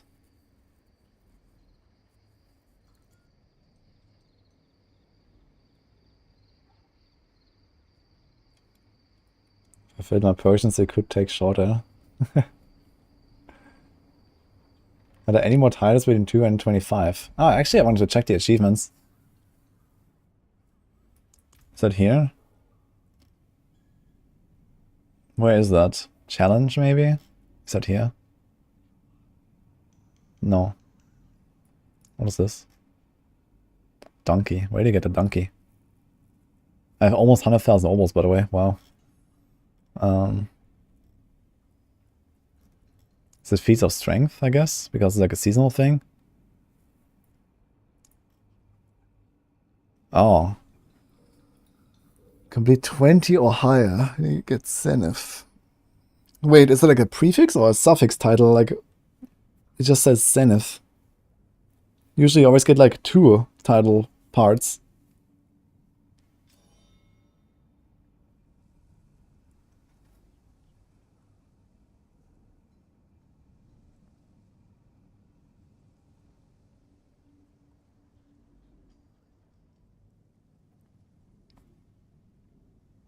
I think this is a suffix. I guess it could be. First one is a prefix. Ah, so there's like one. Okay. There's like 2 different titles. So this one gave one or what? Ah, here's years. Zenith. Okay. Interesting. So 1, 5, 10, 15. So this is like the next.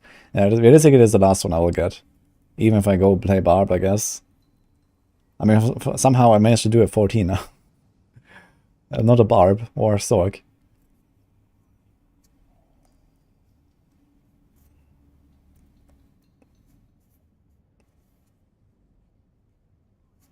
It's not surprising since most of the basic speed dungeons have been Spider, like Starrats, Eridu, and Blind Burrows. Yeah, I think that the progress bar is probably directly related to the XP of the monster that it gives. So it kind of makes sense that the spider stuff is pretty good. And also, like, you can make really large pulls. And also my build in particular, I scale really well with density, right? Because of trickshot aspect. Like, when I have a tightly stacked pull, and I shoot in there, like, I do, like, 5 times the damage or whatever. Imagine I had Victimize as well. Like, with Victimize and trickshot, I could do some insane stuff. But I think, especially because, later on you have the Bloodseekers, it's not worth it to go Victimize. I mean, you could do a swap, I guess. If Victimize was working properly, I think it would be worth, but right now it's also like not really giving you all this damage that it says. But in a large enough pool, Victimize should be better than Close Quarter, I think.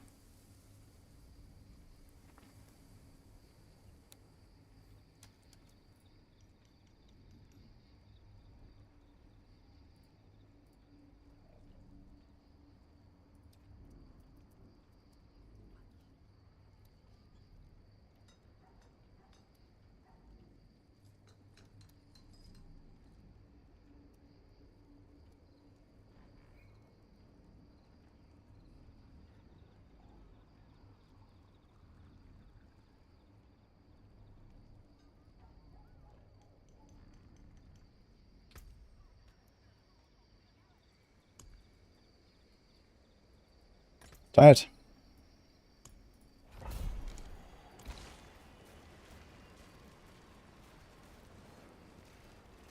There's no way I'm having fun with the amount of time each pack takes.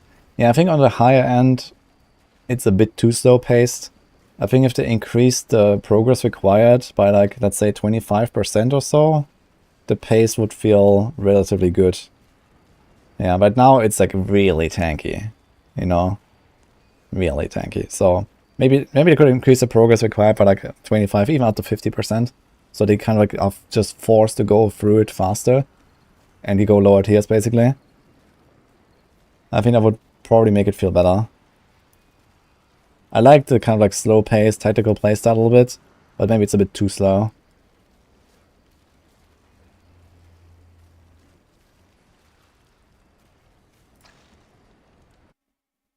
You have an idea about how much each tier scales? Apparently it's double HP every 4 tiers, as the boiler said at least. I'm not sure if you had properly tested that, but it sounds about right. People leave, I think.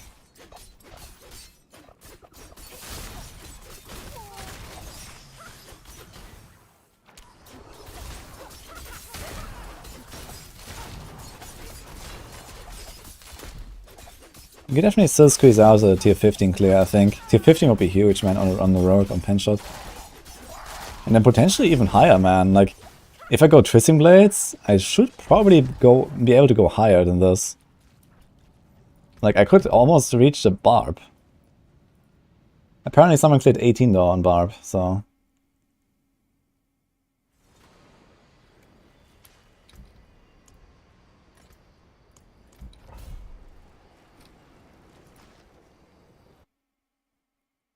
You have no more dust.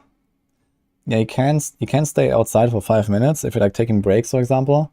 You can just like leave it open without having a portal. Just run out, and for 5 minutes it seems to reset. So you can save some powder at least. Monsters? Uh-huh.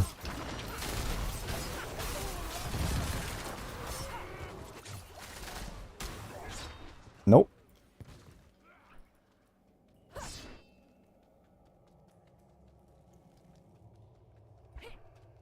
4 through 2 is 19%. Yeah, 90% per tier. It's a bit more than in D3.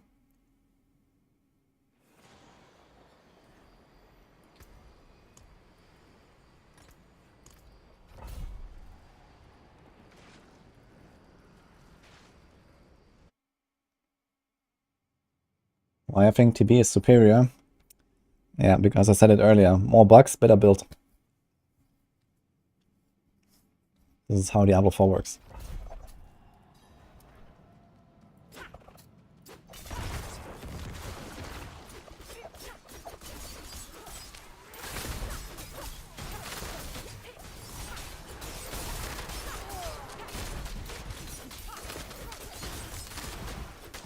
What the... Why was that so laggy? Also, this is Red Ghost I'm playing.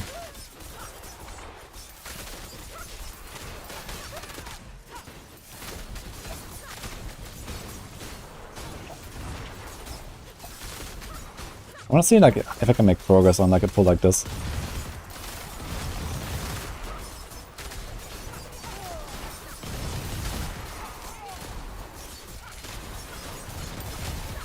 The problem is like at this level, these champions get so tanky. Like if there's a champion in there, I have to waste like sometimes 20 seconds just to get rid of the champion so I can actually start doing anything. It's crazy.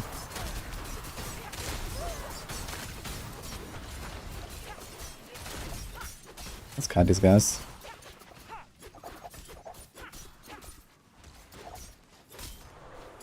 It's like nothing here, man. Yeah, I think we go another one.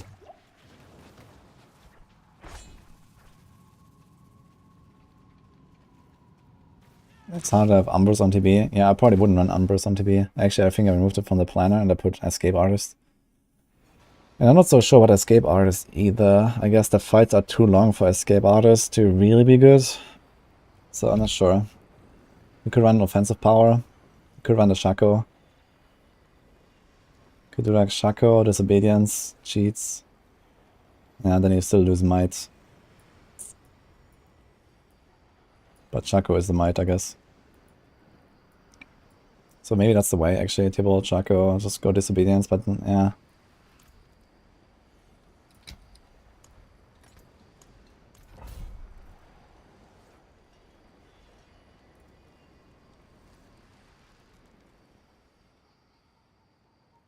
How are you doing your damage for tier 14?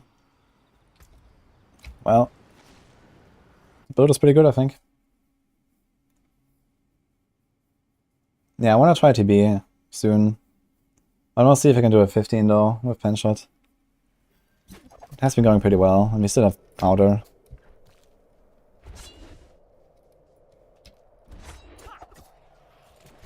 Demon or Fallen. Yo, nice start. Great, man. Okay.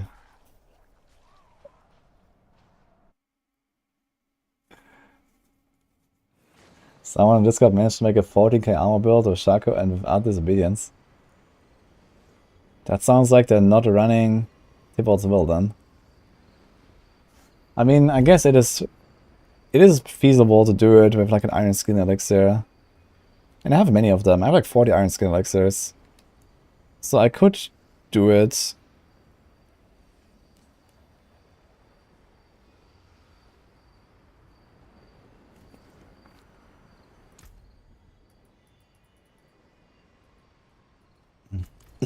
No elixirs, 14k armor.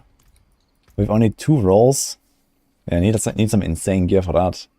I mean, I have almost perfect roll here, and we have an almost perfect roll here. Shaco is 925, this is 903, this is 925, this barely matters, this barely matters. So I should have all the armor available, basically, almost.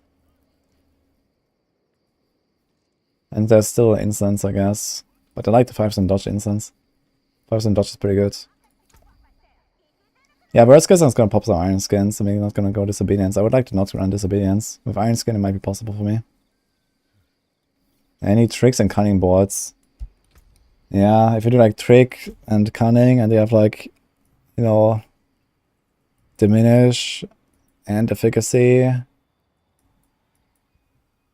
I think at some point it just becomes too much investment in armor from Paragon. You just have to go so far to get like, okay, I can remove this and can put oh, you have cunning actually, but we on the other side. Yeah, on TB I don't need this anyway, so you can just turn this around. We're going to take this anyway, I guess. Now we oh wait, there's armor, but we lose this armor, so it's useless. And you don't really want to path up there. The cunning is useless on TB. This is useless, this is useless. So yeah. You have to do it with a potion, I think, really, if you want to be serious about it.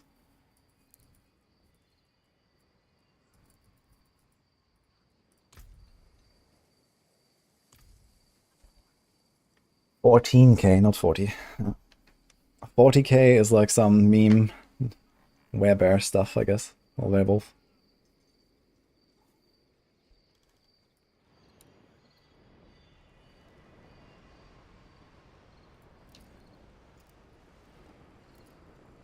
Wait.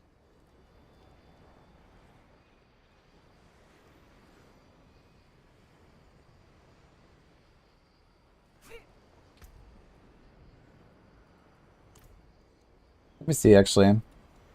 Planner. Let's check the TB build. Just out of curiosity. How much does it have in the planner? Here.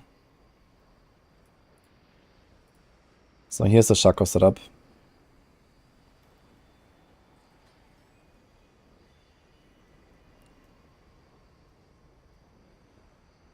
This has 12,000 armor.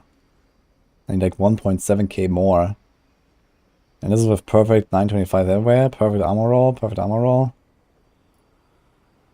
And we already have rare buffing on the here. We have this, we have this, we have this. We have this with tricks. So this turf could be another rare buffing one. Dude, there's like no way you can pick up enough armor and have this be like a reasonable choice, I think, to hit 13.7k, I believe.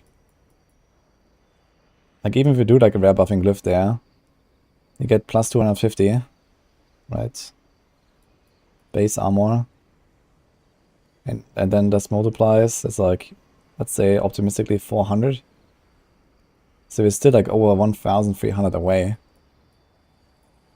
Like you have to go like so much out of your way to pick up all this armor. Like first of all you have to drop no witness. And no witness already gives you like, you know, 8% life, 10, 12% life here, 14. Like, you can just like not pop 42 elixir. Pop an iron skin elixir. You have a way easier time hitting the armor. And you have this. That basically makes up for the 42 elixir almost.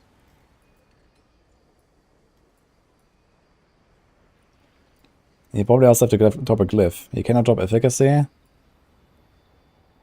You don't really want to drop exploits. You cannot drop control. You don't want to drop turf. You cannot drop this. You don't really want to drop this. Yeah, there's like too many things you lose, I think, if you try to do this.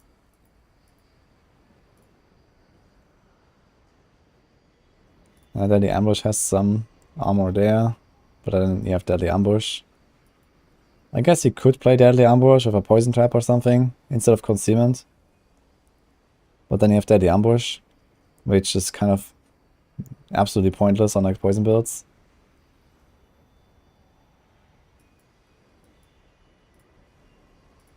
And then, yeah, that's Cunning Stratagem. So this might be okay, but then there's like the core damage and that does nothing.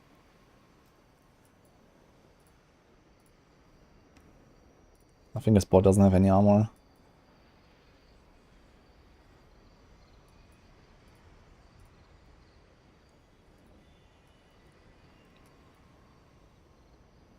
I think neither does this one.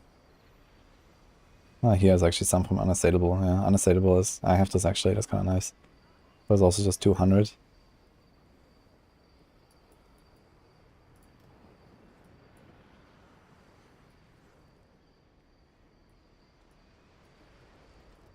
Yeah, this is not worth it, I think. Devious, man.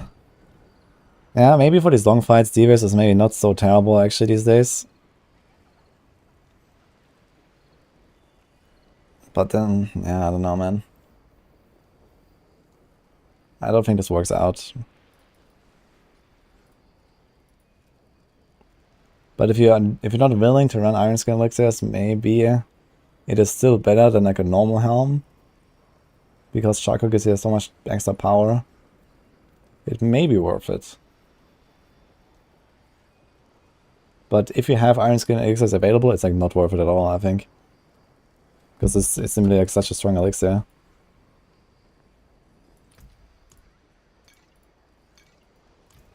Let's do this.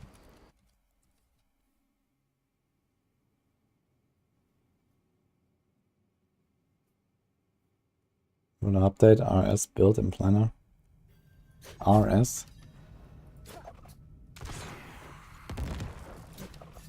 Yeah, what's this? Why is there always no enemies here? Okay. Vampire snakes again. People leave.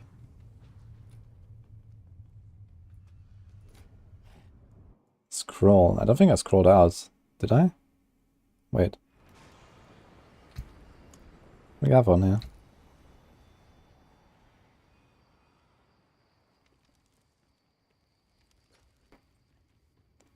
Now 40k armor with elixir is actually the move here. Like this setup, for example, has 12k. If you just pop in elixir now, you're gonna be capped. Well, pretty much like 13.5. If you have a good armor roll here and a good armor roll there. And then you can drop the disobedience here, and you can get a might aspect back. 20% damage reduction.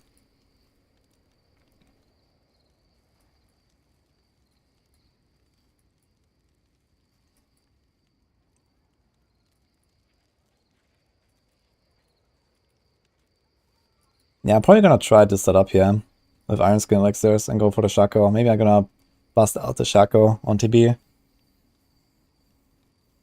Because you're gonna have like all the damage reduction done. The Shaco also gives me damage reduction. As long as I don't lose an aspect for it. You know, we do cheats there. We have Might, Shaco. This is like the perfect like trio of damage reduction mods. Plus you have the life. This thing has 23k life.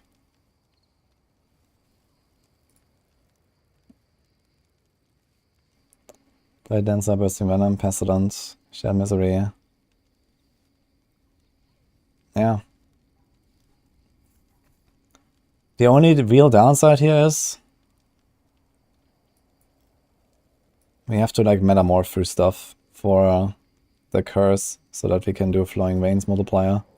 But since you crowd control stuff a lot, it should not be so bad. You just need like metamorph around a little bit here and there. Just mostly on the elites. I mean the small stuff is not that important, I guess.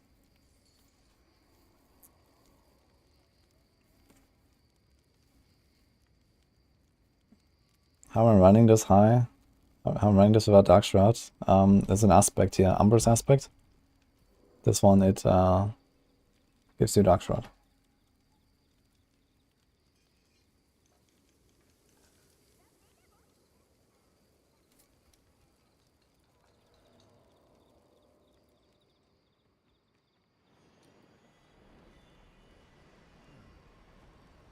Yeah, I don't think I really want to change this Paragon setup here. We have like literally every armor node that was like somewhat reasonable. So you could take the Cunning Stratagem board. Like I'd really like to take Cunning Stratagem, but from the top. Like from the legendary node side, because there's armor and here's armor. And there's even a big armor node here. You can get 350 here and 200 here. This is like really good. But this is useless, that's the problem. On TB, it does nothing. So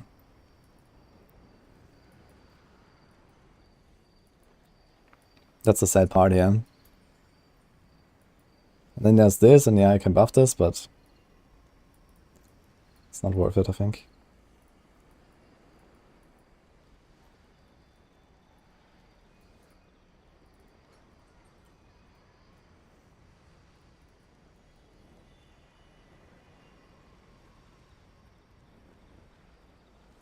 We found a builder made a comfy to farm T1, T10 plus with T-boss and double imbue. That sounds pretty good. Comfy farming T10. Is that rapid fire?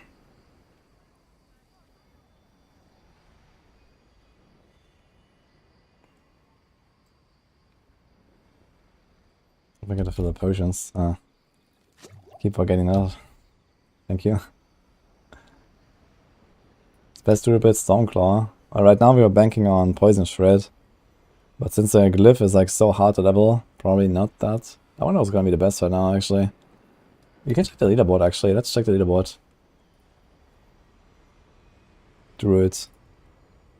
Okay, there's one Druid Savage. One Stormclaw at tier 7. That's it. What about Necros? Wait, did I look at the wrong thing? This is TOB. Ah, here, this is tier 8, sorry. This This is the glyph. This is the tier 8, okay. What about Necro? He's at 14, that's really good. Infinimist. Panda dots. Calls explosion, calls explosion. Is calls explosion like... Is that like the sever thing that like Macro was doing, or what is that build?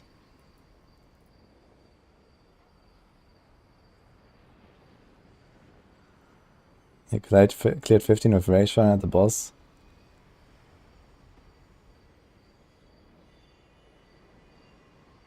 Yeah, Z resets after 5 minutes, yeah. So I'm kind of chilling right now since you're like talking. Okay, he's a 16 clear. The highest hardcore sword right now is a 12. On leaderboard at least. Okay, what do we got here? Barb. 18.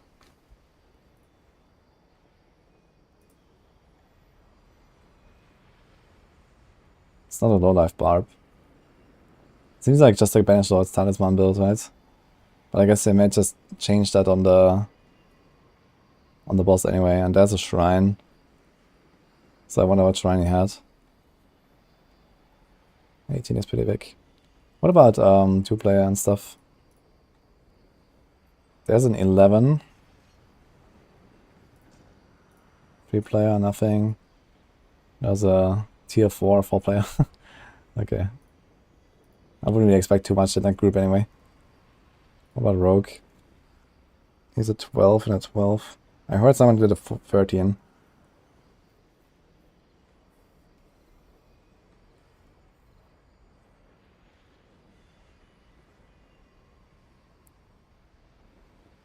Yeah, it's not an official leaderboard. It's just like what we put together here from the clear submissions. So you see, there's only like a few people, so it's not that many. But if you have your own clears, then come and show us. Especially if you like some really high ones, that would be cool. Or like some very exotic builds or so. I mean, look at the Sorks. What the fuck is this? Ugh. That's hilarious.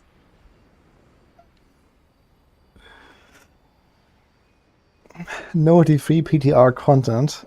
Well, if the D3 PTR had any content to make content about, then we could maybe do D3 PTR content, but unfortunately there is nothing. Hello, Mashira. Yeah, tier 16, ball lighting, pretty decent.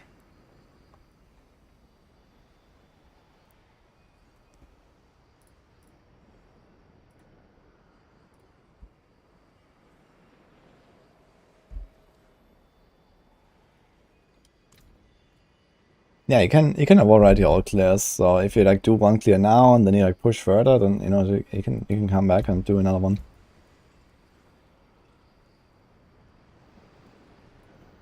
Feels like it's very inaccurate. Yeah, I mean, we just rely on what people give us. I mean, what should we do, right? If there's certainly people that have done, at very minimum higher than 8 on a Druid. There's probably more than one Druid player in the world, I imagine. But this seems very good here. The Infinimist tier 14 is pretty sick. The 18 Barb, this might actually be one of the highest, I guess. The 16 Sork is pretty good, I think. Not sure where Northey is at. Yeah, and Rogue, I don't know. I mean, I've done a 14 now. That seems to be like pretty close to the highest, at least, I think. What about hardcore in general?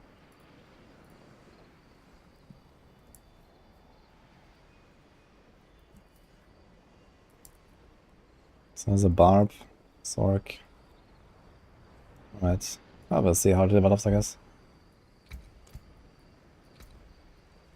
North is stuck at 14. Ah. Let's go in.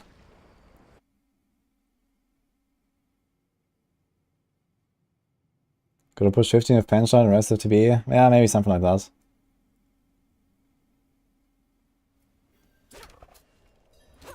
People are saying the glyph doesn't add any value until much later in tier B levels. Ah, the glyph is super powerful, even at level 1.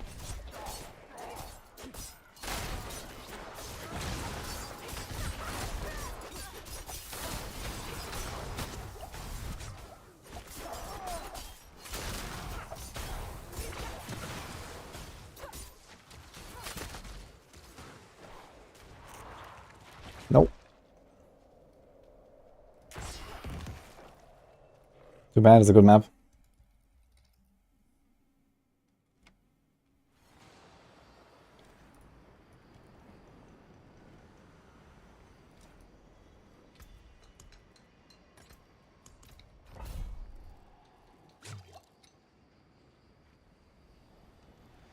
Is the new glyph better than any other damage glyph across the board? Yes. By a mile.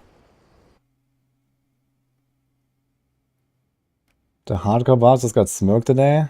Oh shit. Hey Darkside.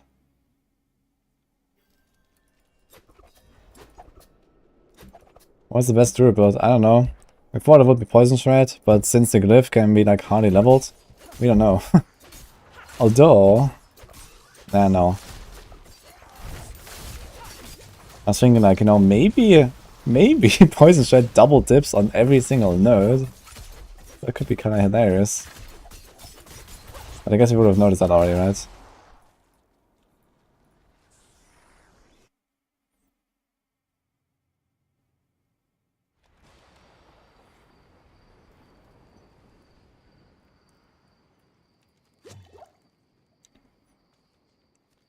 They're doing a lot of damage, yeah, I saw everybody's melting. Insane. Let's try another 5.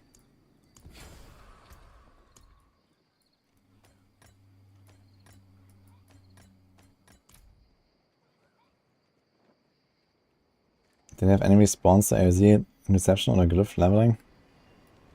They did have like a Twitter post saying that the change to the glyph itself was like intended with like how they changed the damage calculation. They actually made it stronger and scaling harder. But outside of that, I haven't really said anything.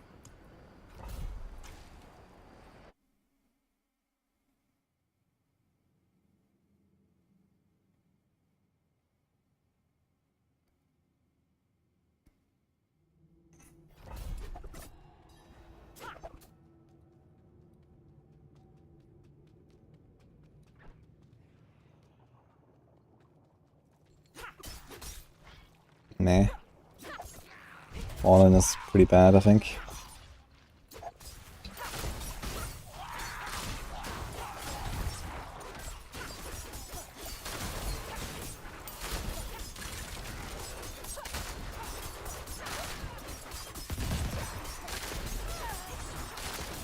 And look at that champion in the middle there.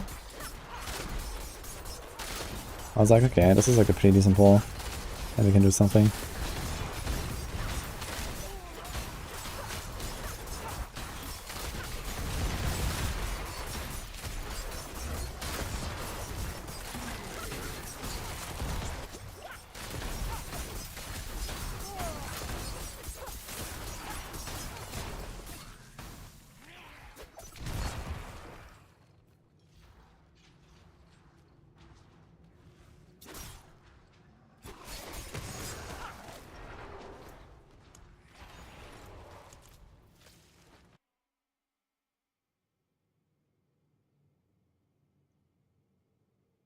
What level AoZ have I been farming for Sigil Powder? I was farming 3 a little bit. I leveled my glyph from like 6 to 8 in level 3. Another traveler. But I also like, I started with like 80k powder or so when the patch hit. But they're going down real fast, man. I guess I could, if I really wanted, I could probably just spend my remaining Sigil Powder in like the next hour. If I just go like hard fish.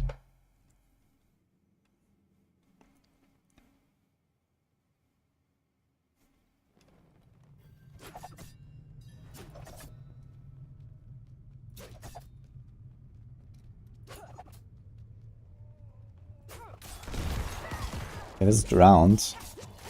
Let's see. This could be like maybe drowned and skellies. Oh my god, lag. How did it lag here? It is drowned and skellies. Okay, let's see. Maybe I have a chance.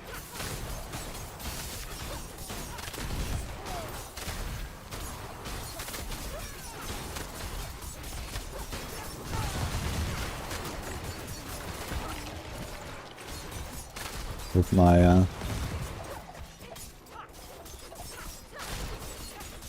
Last time I was successful on this one step was in tier 11, right?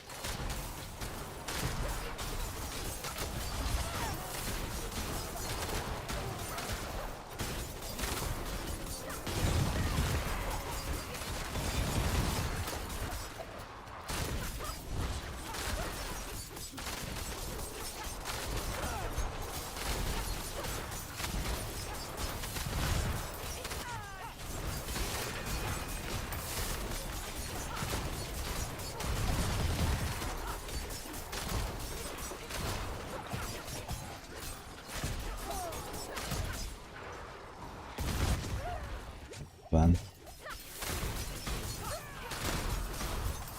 Oh, Joe. Wait a minute. Thanks, so super.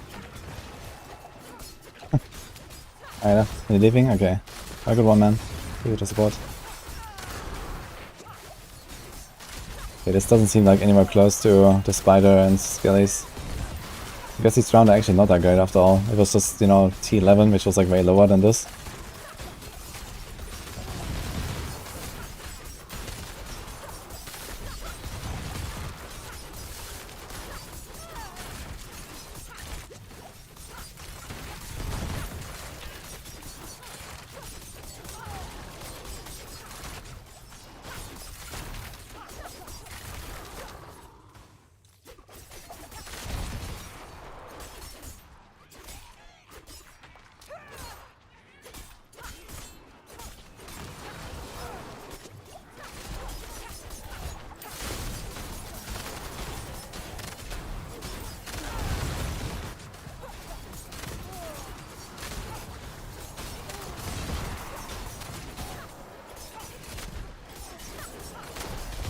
Okay, this round's going really poorly, man. Let's get out of here.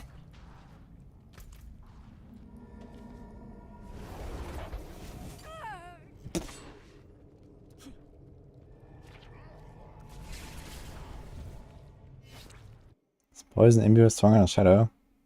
Yeah, by like a factor of like 100 or so.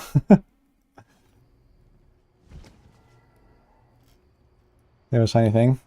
Glad to hear that. Enjoy. My eyes can only watch so much. You have 0 potions. Cool.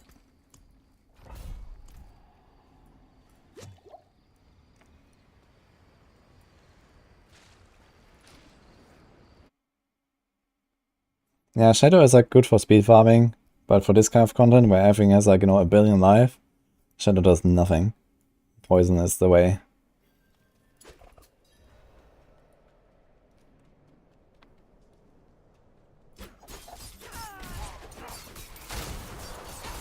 Vampire and Cannibal, huh?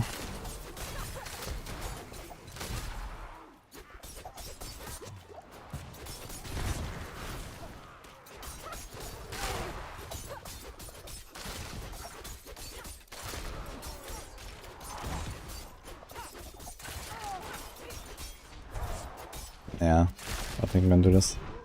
It's also like Ice Kazura.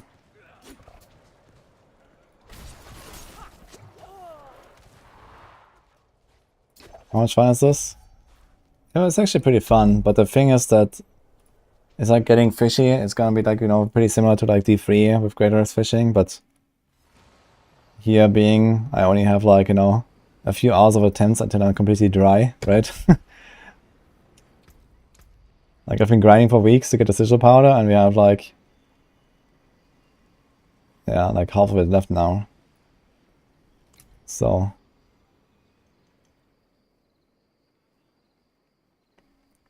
yeah, I'm got only 15 then. But generally I kind of like that you have something like challenging at least. I feel the cost is just like so extremely high.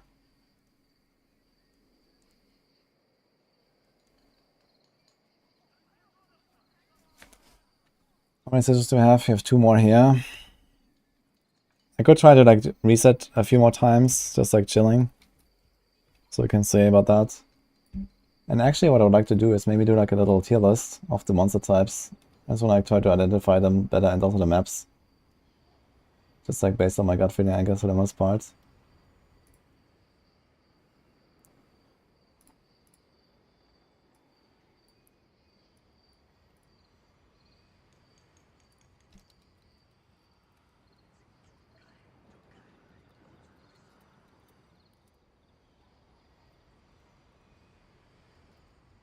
like this.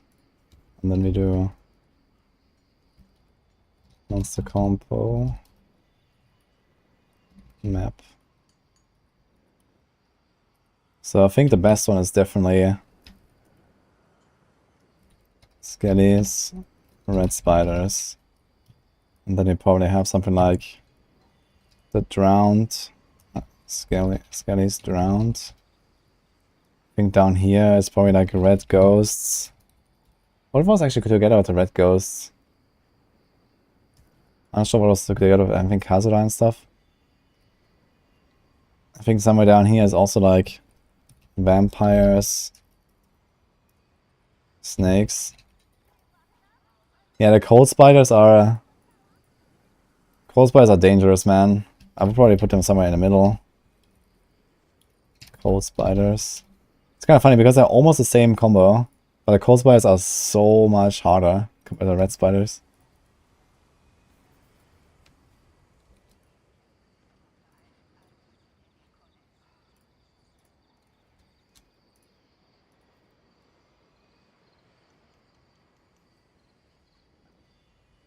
No Shaco, and I'm not running Shaco. Does lower tier AoZ give you enough powder? Yeah, every time you run AoZ you get like a few hundred powder extra. So you can like speedrun like tier 1 or something. The knights. Yeah, there's like knights and cannibals, I think. It's like somewhere in the middle, I'd say. And then there's also like knights and bandits, I think, or something. I can actually like just go through my board, I guess, and see like the different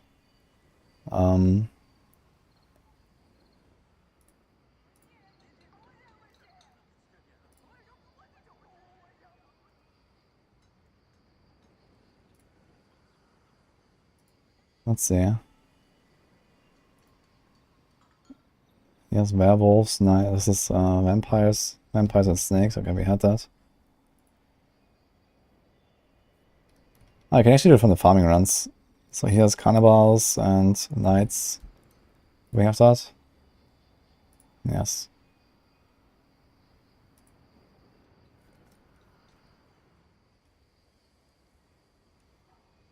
Is this the list of enemy need nerf? Yeah, they need to nerf the spider and skelly progress, I think. Okay, this is poison spiders and what?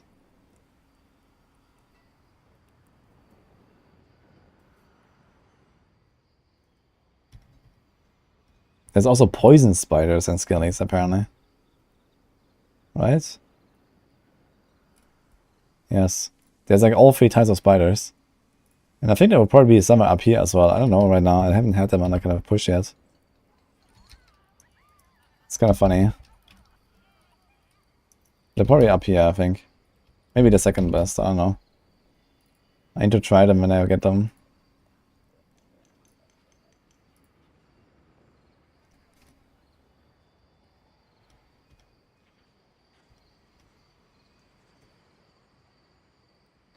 So this again. Wait, did I click on the same timestamp again? Is the poison spiders the same map again?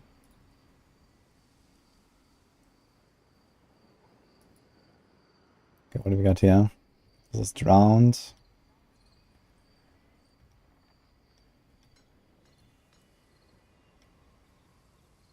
Drowned and skellies. I think I have that, right?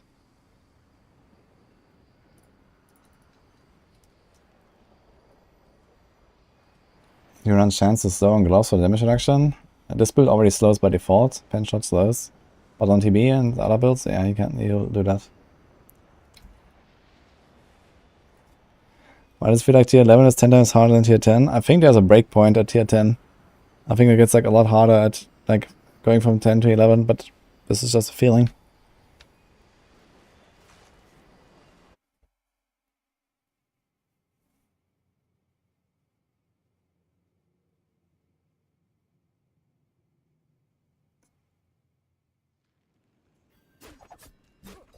Yeah, let's see. This is drowned.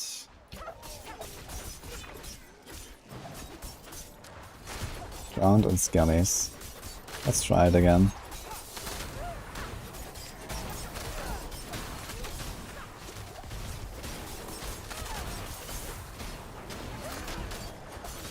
my god, the lag, dude.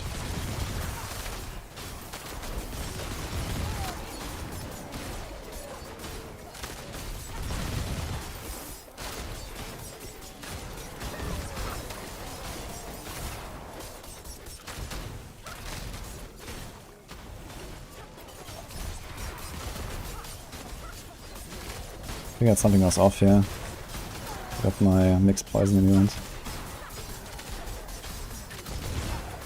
Yeah, the problem is these are all cold fiends, man. They're gonna heal. It's gonna be really bad.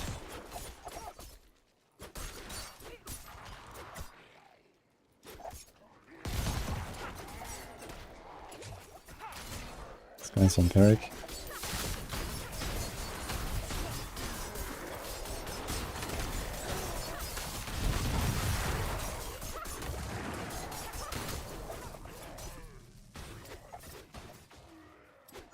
Oh, they reset. F.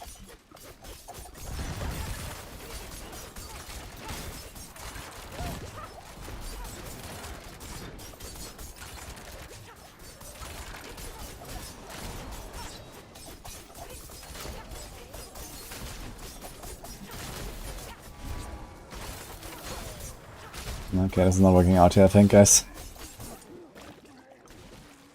Although I think it would be not terrible, like for the lower tiers at least. I think this is like somewhat reasonable.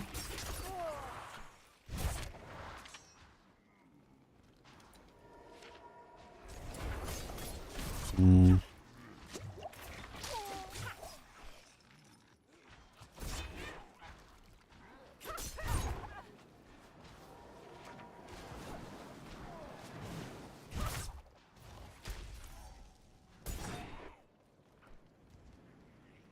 Going again. Hello, Al. I've been grinding hard to get levels on item pieces. Do you figure the body just bought a whole wardrobe of items he needs for his build? Is this something you recommend? What do you mean he bought items? Like he RMT'd or what? I mean, I do not recommend RMT, you know. My eyes can only watch so much. I mean, there's a good chance he might just get banned for it, so. Oh look, this is literally the same map I just played, right? Oh no, it has werewolves. So what is this here? This is red ghosts, werewolves, and drowned. Or what? Can we make this like larger?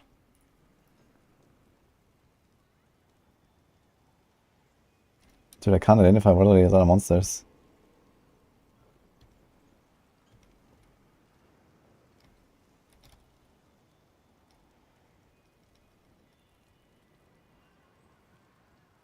What?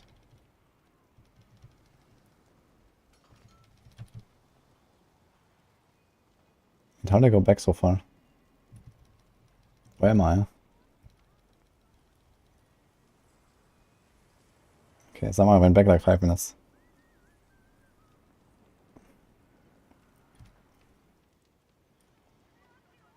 This is bandits. Werewolves, bandits, and red ghosts.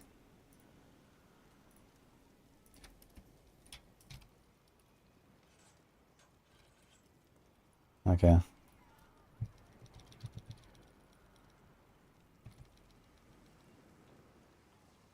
What do you else got? This is demons, flies, fallen. This is a really bad one.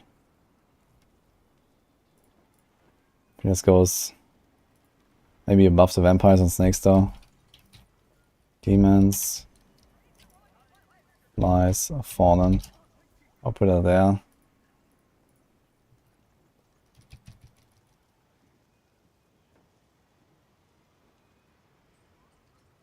Will boss is harder or as a nightmare 100? No.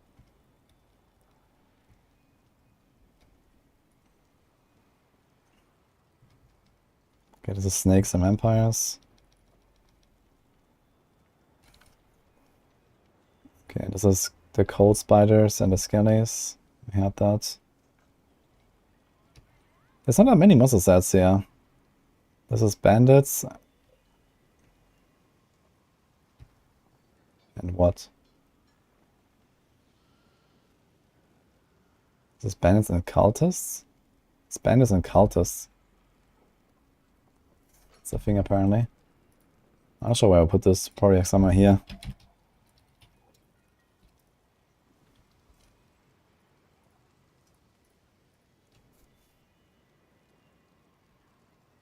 Put a druid in action. I don't have a druid. My druid is dead, man.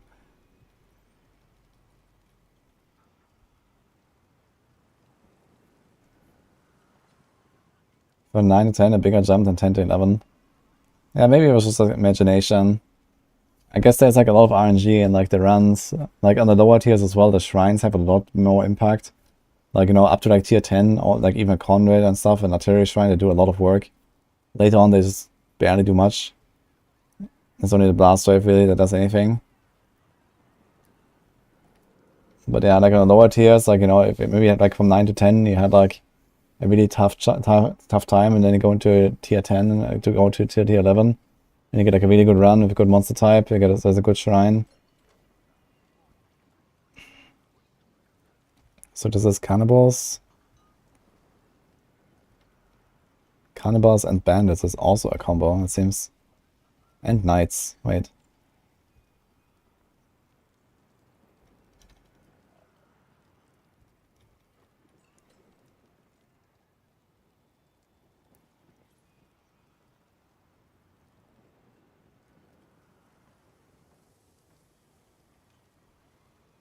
Are these bandits?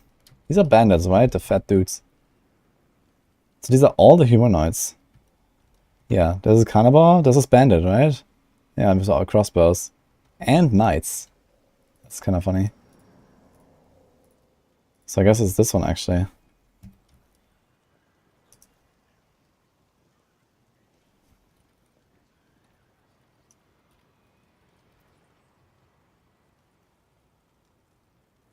Okay, ready to go? Let's go again.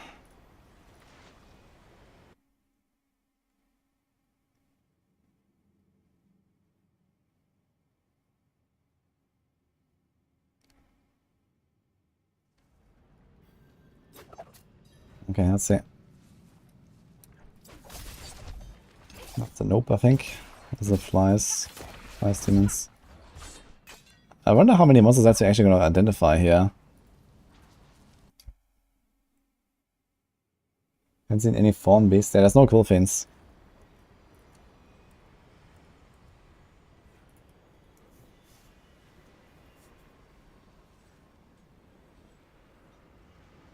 Are we playing this with hardcore characters? Yeah, we won't be playing this with hardcore characters for too long, don't worry.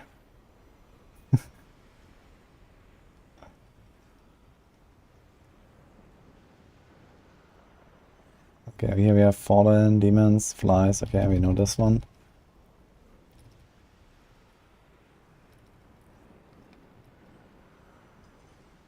This is red ghosts. And bandits and werewolves, we know this one. Yeah, look, it's getting really repetitive already. Poison spiders. Oh, this is something new. Poison spiders and fallen. And snakes. Yikes. So there's another snakes combo. This probably goes somewhere here.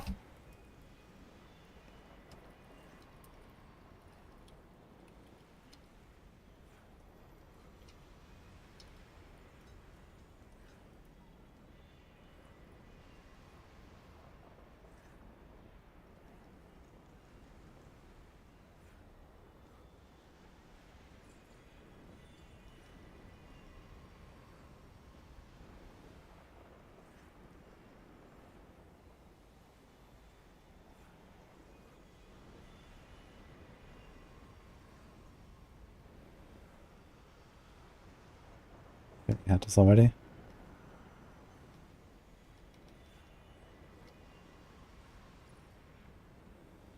This is cold spiders. Skellies. Okay. Yeah, like how many do we have now? 1, 2, 3, 4, 5, 6, 7, 8, 9, 10. So far we have 10 monster sets and it just keeps repeating. It's not that many.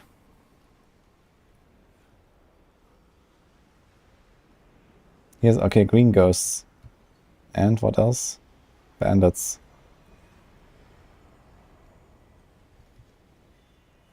Did I proc there? We proc there actually. Okay. So I guess they're also pretty far down. Do I dislike them more than the vampires and snakes? Probably not.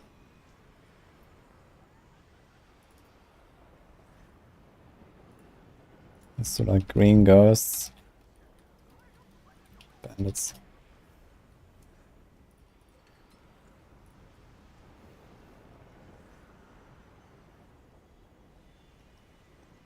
Okay, here's, what is this, knights?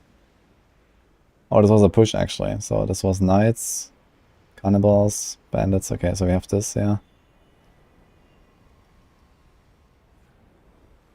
What's this? Yeah, this was like my successful run actually. The 12. This was an ice cave with the two vampire bloodseekers, man. That's crazy. This is a run I did earlier, guys. The 12. Yeah, we had, what was that, 4 minutes, 4:20. We had 2 bloodseekers that are vampiric. I managed to kill them. That's crazy. Okay. Alright. Highlight run. Yeah, for sure. I might make a little highlight out of this.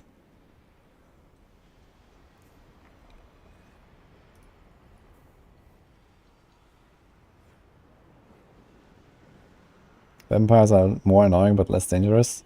Yeah, okay, the problem that I have with the vampires is like on these high tiers they spawn these like blood boils or whatever that you have to defeat because they're invincible. And it just takes so long to actually destroy these things. And then by the time you do that, there's another guy spawning, a new one. And then you're just constantly just shooting into these blood boils. And I think in my case, they even like broken the projectiles or something. Like, it's insane. Yeah, the immune things are ridiculous.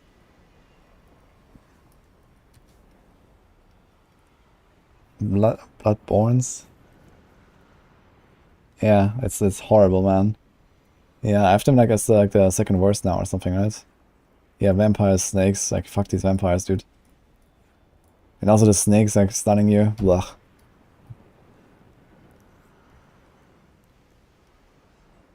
Ah, here, some Kazura. What is this? Cannibal, Kazura.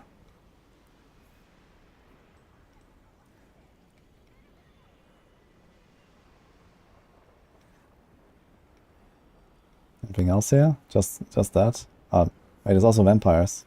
Is there vampires? Yes. There's more vampires, man. It's probably not as bad as the other one.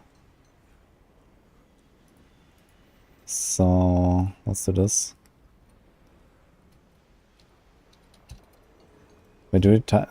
How do we type Kazura? Like this? Or with an H at the end?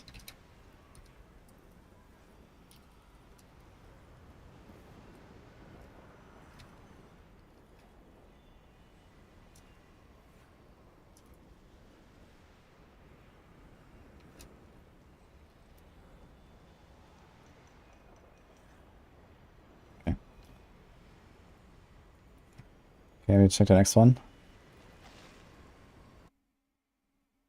How about we go get 925 armor and Uber Enix to sweeten the grind in AoZ? I mean, you do get 900 plus loot, which is good. But yeah, I think AoZ could have some Uber Enix for sure.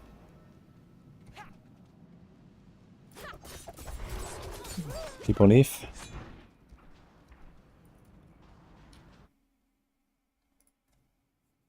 Which class has the highest clear?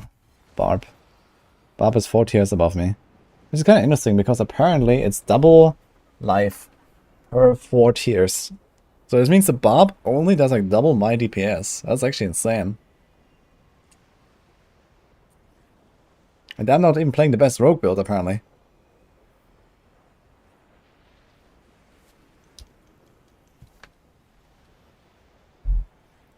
What leveling guide should you use? Knowing you're starting from ground zero. Doesn't really matter too much. I would just generally just suggest TB, I guess. Only double. I mean, only double in the current state of the game is actually ridiculously close. You know?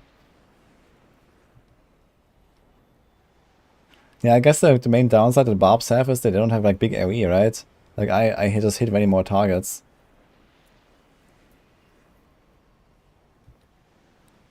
This here, snakes, fallen. And spiders. I think we have that already, right?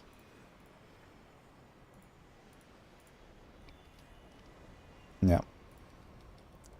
Yeah, I think we have almost every monster type now. Anyone else that remembers anything? Is there like anything else?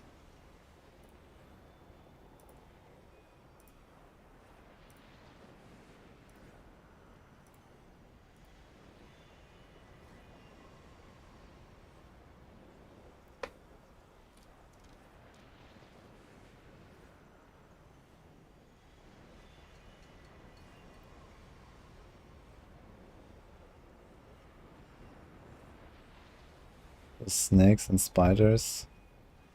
I think we have that right, okay. Need to like more quickly identify these monster types. Some traits.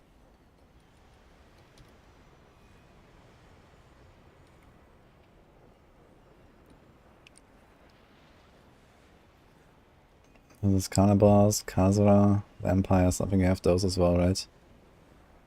Yes. Yeah, I don't find more monster types actually, so I might just go like as we continue.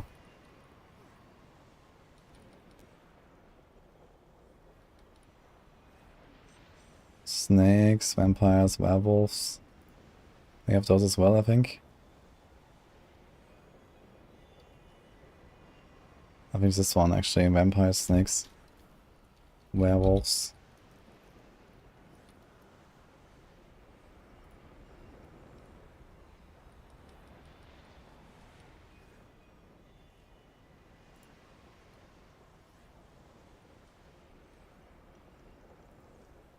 Yeah, I think we have pretty much everything here.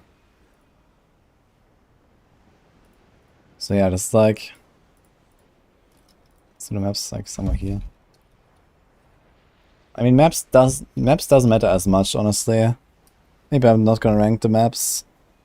Map doesn't matter as much. I mean, there's like barracks, I guess. Barracks is kind of bad.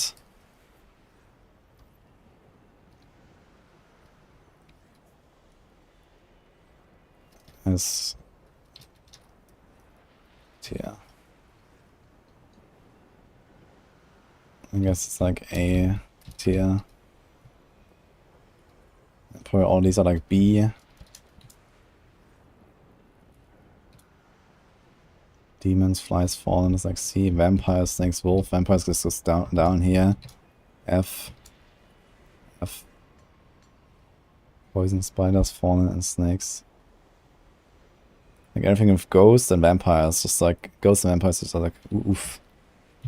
F. Tier. D. Tier.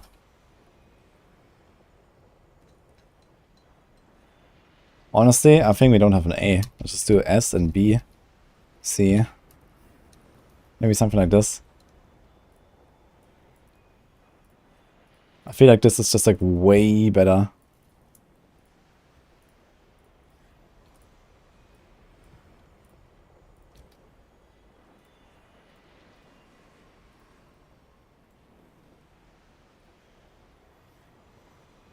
Something like this maybe.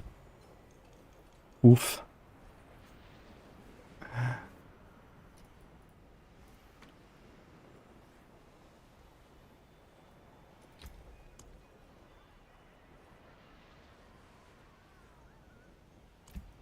We go. Guess we go again.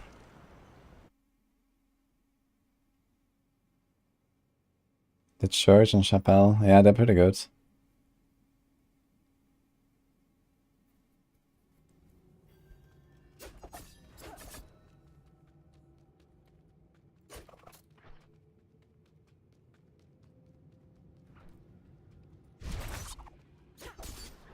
This is Knights and Cannibals. And basically the full humanoid combo. There's only humanoids there.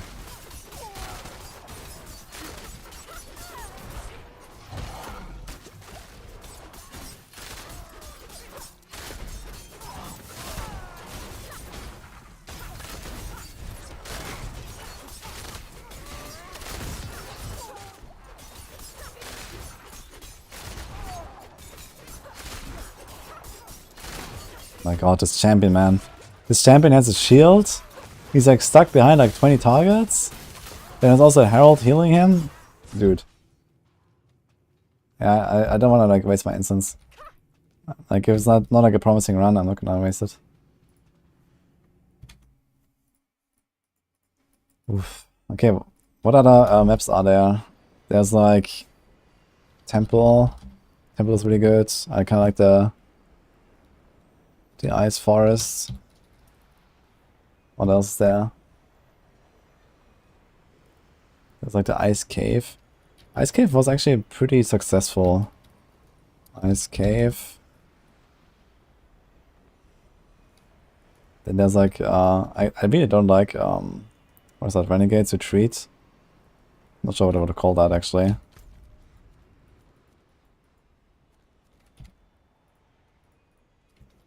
It's gonna type Renegade's Retreat. What else do we have here? We have this here. This is like Belfry. It's like a cathedral. It's like a cathedral basically, right?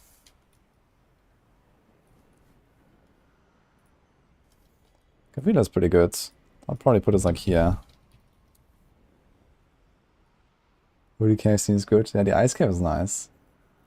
There's a normal forest as well. Forest should be nice as well, but I'm not sure. Is that normal forest?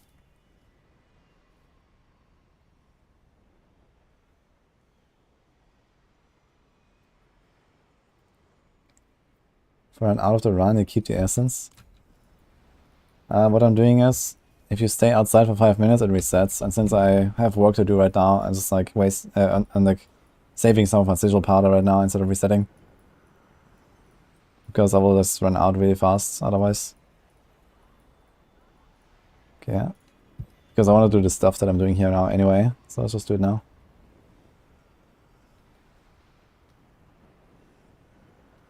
Carrion Fields. Carrion Fields doesn't exist, I think. But you have this one here. This is like Light's Watch. There's like also like a better name for this. I don't remember it now though.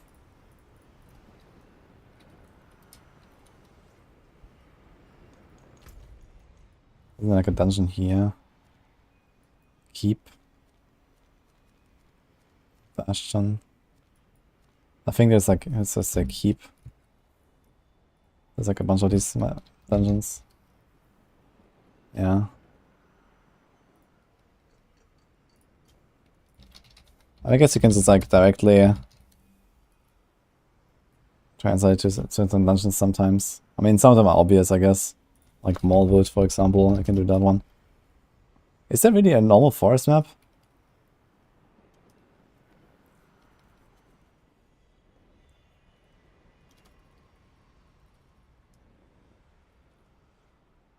How long will I stream today?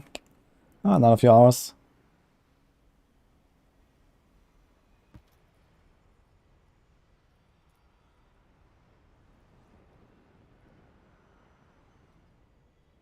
This is like Mallwood, basically.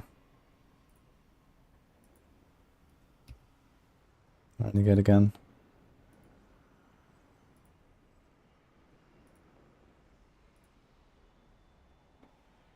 Okay, here's Immortal Emanation. I think Immortal Emanation is really bad. It might be the worst, actually. Maybe it's like better than Barracks.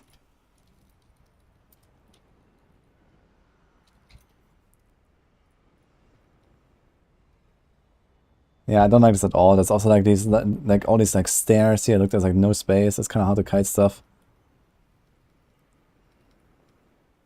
There's another keep.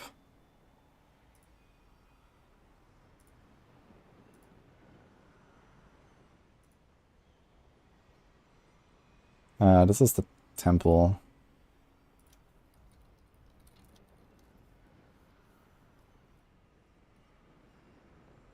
But now we have temple above cathedral.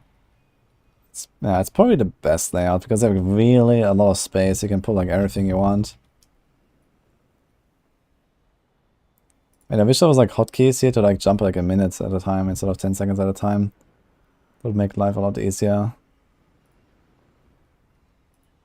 Okay, it starts getting repetitive here actually.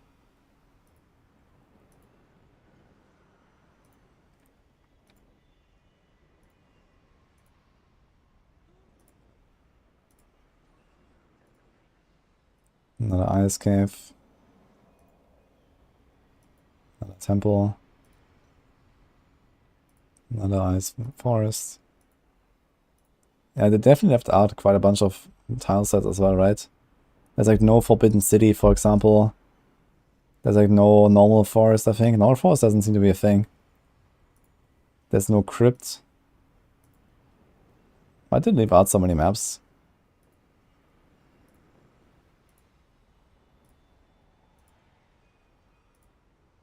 Yeah, I think this is it actually.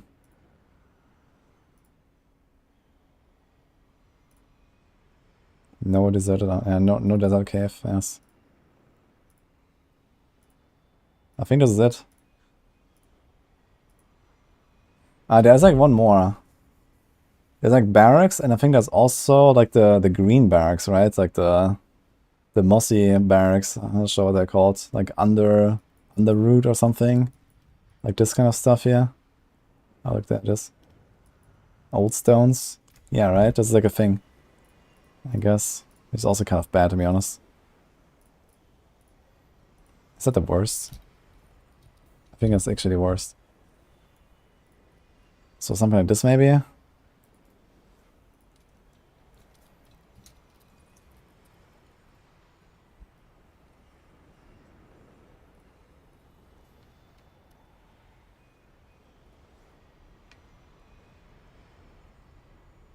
So I think those two are probably like S. We continue after. Let's check the next map.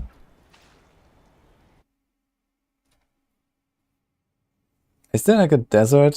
Is there like a desert cave, guys?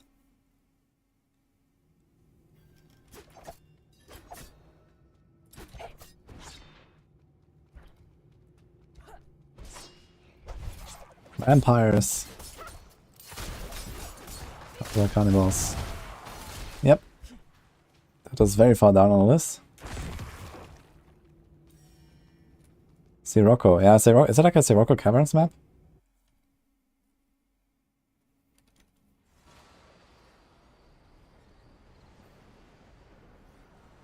Basically, lots of them one gunner to slowly and safely level up one glyph for minimal rewards.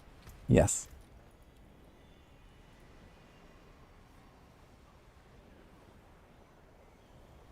Yeah, see one we have to climb down at the start? Really?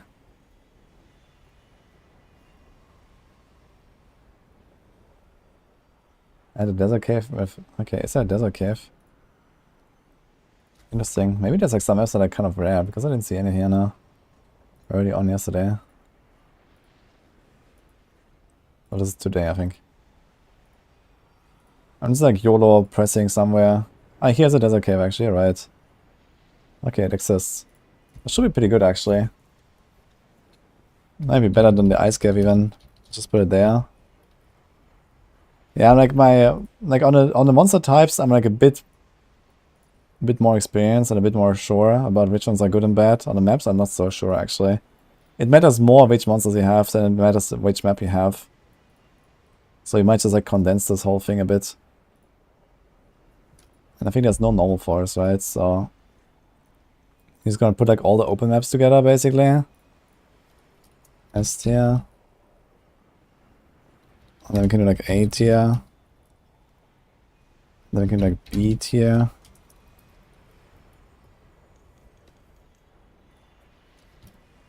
Then you have like C tier. I really don't like old stones though. So this probably goes... Maybe they are B. Then this goes there. I think Immortal Elimination is actually worse than Barracks. I think Barracks might be better. Maybe put this like this, maybe? And you do no F. Like, there's nothing where I'd say, okay, that's like so bad, I would just leave it because of the map, basically.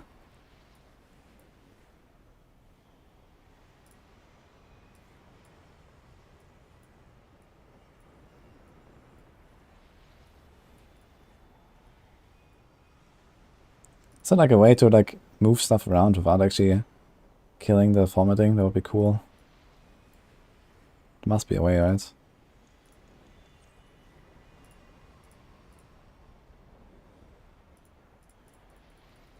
Maybe something like this.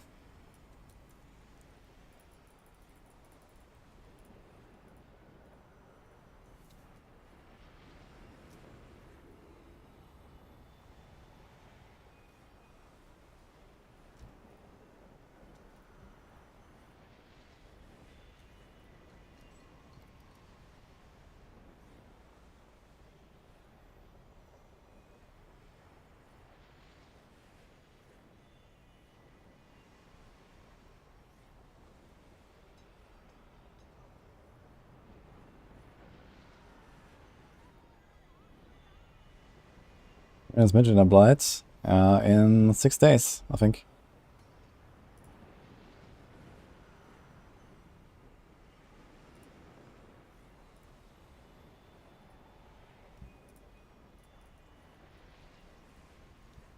Can do like some nice color progression, guys. Look. Oops.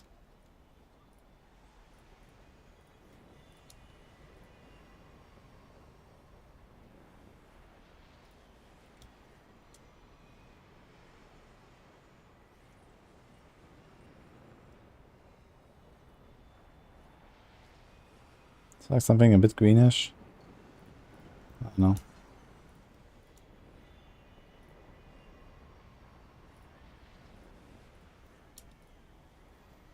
Seems to be like more green.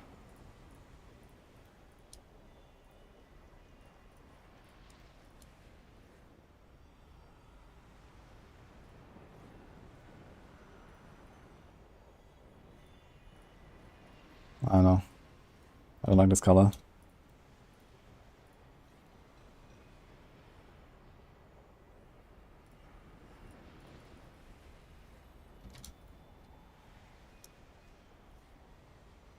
NATO is just frustrating. Boiler didn't even log in today.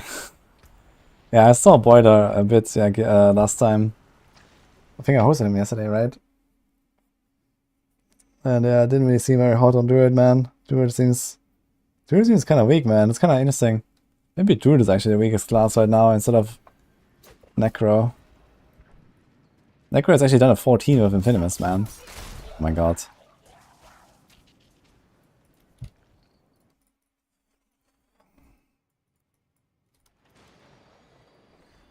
Okay, if there's like any other monster sets and maps I'm missing, then let me know, guys. I think otherwise we just go with this for now.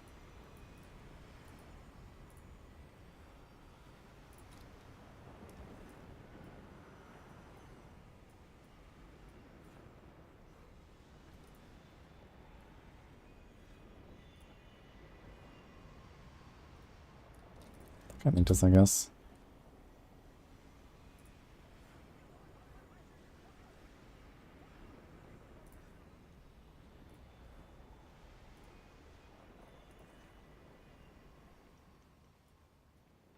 Also do like tier 5 without T-bolts. Now, someone told me they did like a 12 or 13 or something without T-bolts on TB.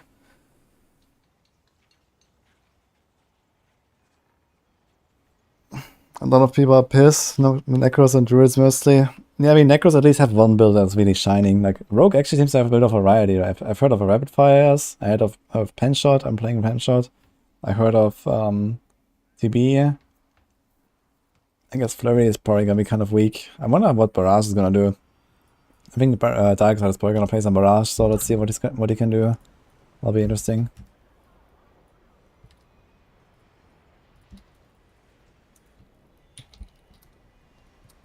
Do we have like a Tearless command?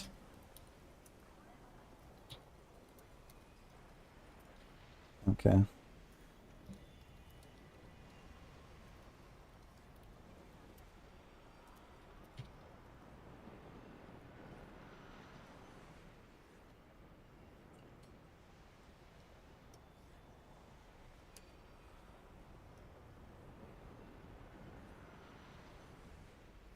I'm just gonna like put this in the YouTube description as well. Actually, let me just do that real quick.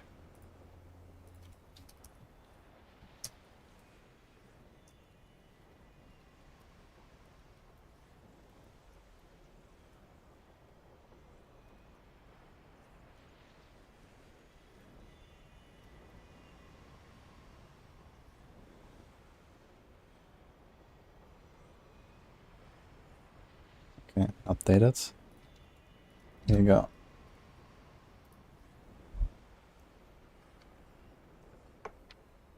Strongest build will be ball lightning. No, it's Hoda, but ball lightning is the second right now.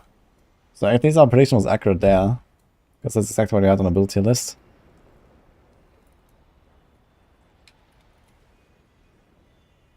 Any word on how Poison Shred is doing? Poorly, I think, but I'm not sure. You need to ask like Moxie or something, or maybe a Fluffin is also playing. Has anyone played some Shred Druid? Probably not really good. We really like banked on like the glyph, like, you know, mega pushing Shred. But yeah, they don't seem that great after all. You have the Abattoir glyph XP thing somewhere. Yeah, it's pretty incomplete. I think other people have like better data than me. Let me try to find it. I can take a screenshot maybe real quick. But it's like very incomplete here. And I can maybe like remove this. So yeah, this is just the XP per clear, the sigil per clear, the sigil part per clear. But yeah, these glyph requirements. I didn't like fully like get the data here.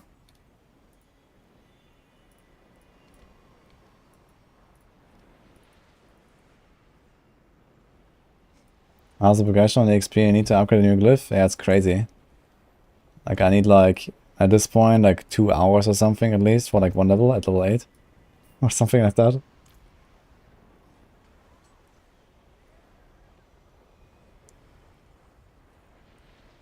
You think that instead of damage over time they could add flat damage to X-Files?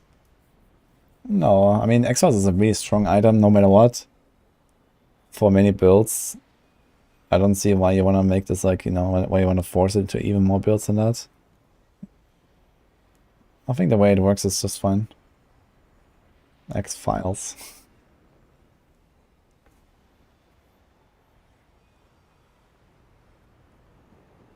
Can they calculate XP grow per level?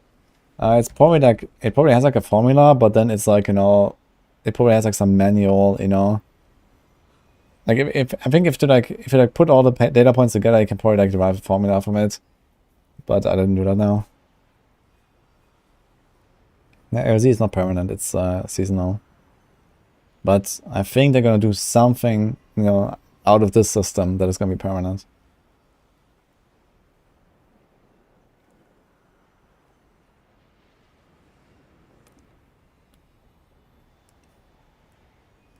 If you farm T1, you randomly get one shot. Yeah, I have the same feeling. Like I was farming like these lower tiers and randomly like I get blasted sometimes. It's like really bad.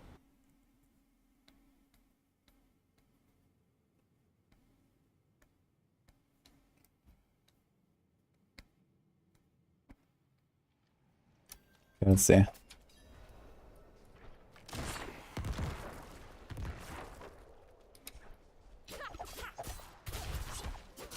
Okay, this is cultists.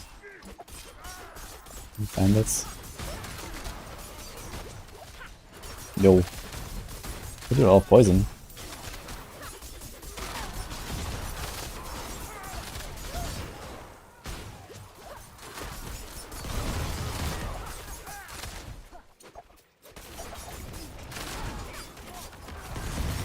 And suddenly there's an elite. 2 elites. Where did that come from?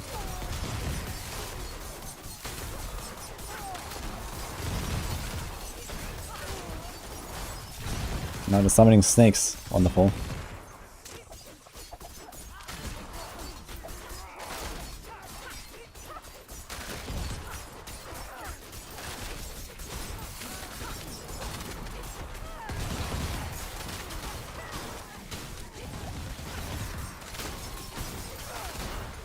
Basically just getting trash here.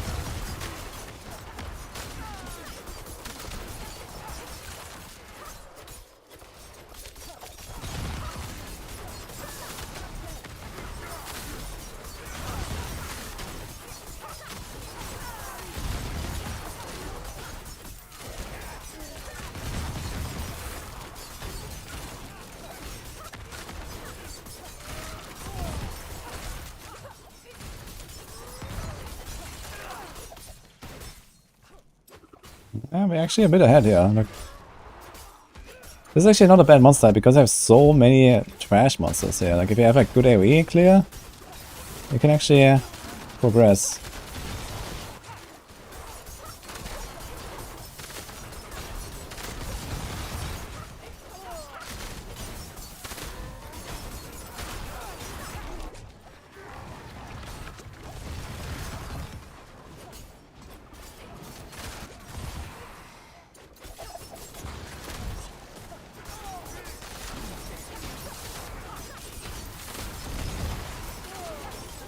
And I like them summoning snakes though all the time. Okay, it's like a lot of elites now. Oh shit.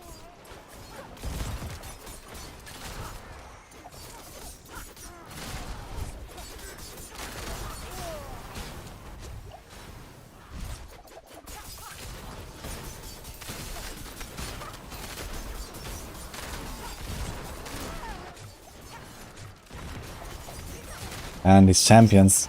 It's crazy. Look how long it takes for me to get rid of these champions.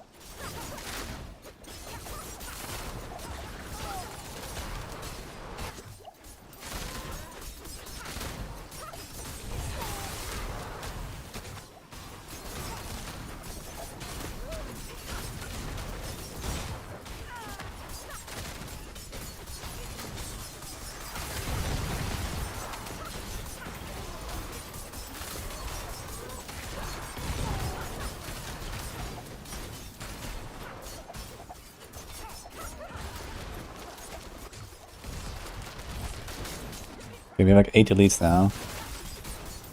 There's our chance to get ahead now, I guess.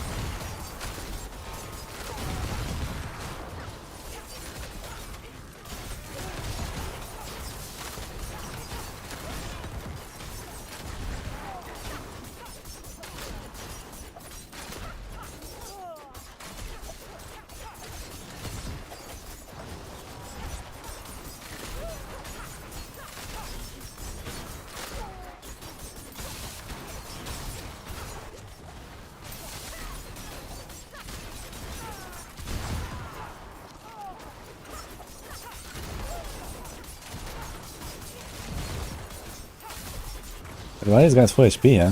What happened there? Have we been fighting them for a while?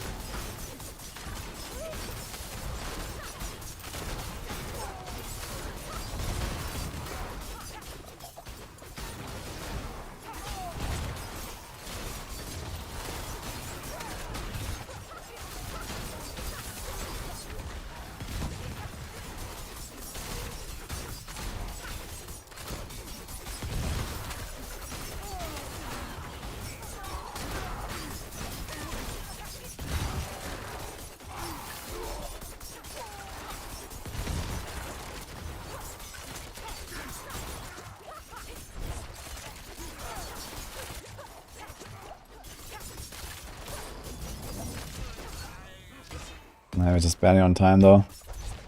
It's not good enough. No shrine though. This is artillery. Artillery and a suppressor. I think that's a good buy.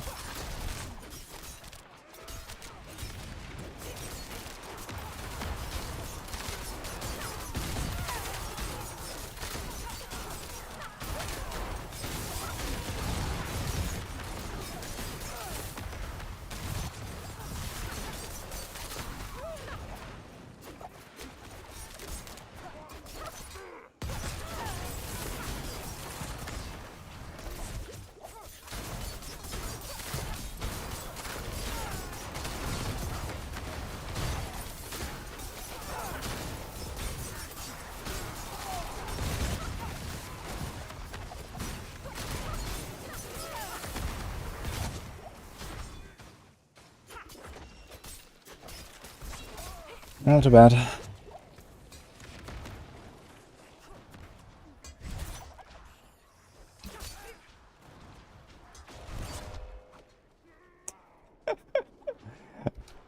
Sorry, T-Punk.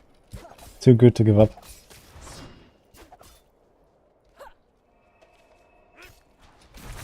Me out! Don't know if I have any proportions actually. Hey, it's okay.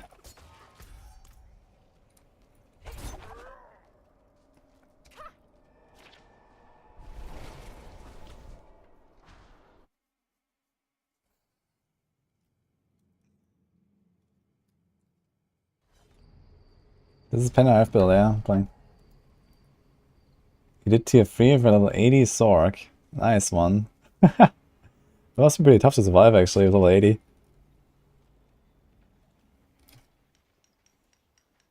I'm thinking that Execute might be good in AoZ since Trash Mobs actually sit at low HP sometimes. Yeah, you might think that because Trash Mobs have a lot of life, but usually Trash Mobs also, you know, you fight them together with elites, and then only the elites are left at the end. In my case, actually my damage would go down if I had Execute, I think. Because I have fewer X-Files procs, I have fewer Bursting Venom procs, I have fewer like trick shots that actually hit the elites and stuff like that. On the other hand, sometimes it might thin out the trash ones a bit faster, and if there's like a lot of elites, like let's say there's like, you know, 5 or 8 elites or something, then there's like enough of a crowd to be good on its own, I guess.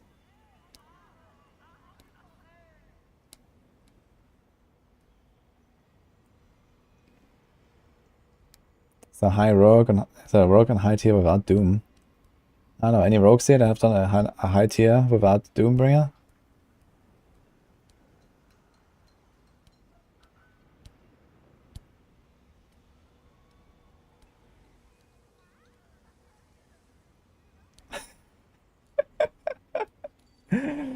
Nice, okay.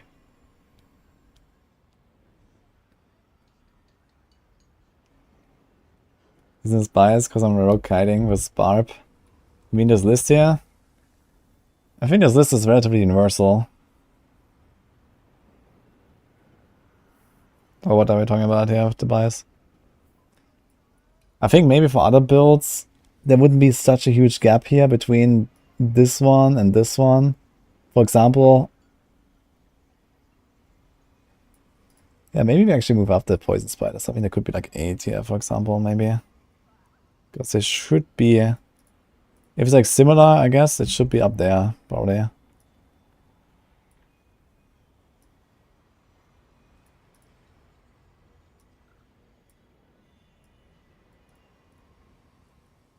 Maybe.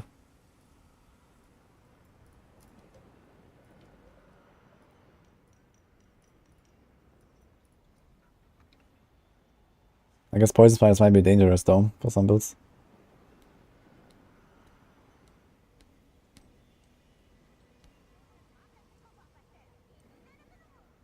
Do I have a level 50 glyph yet? No, and I will never have one.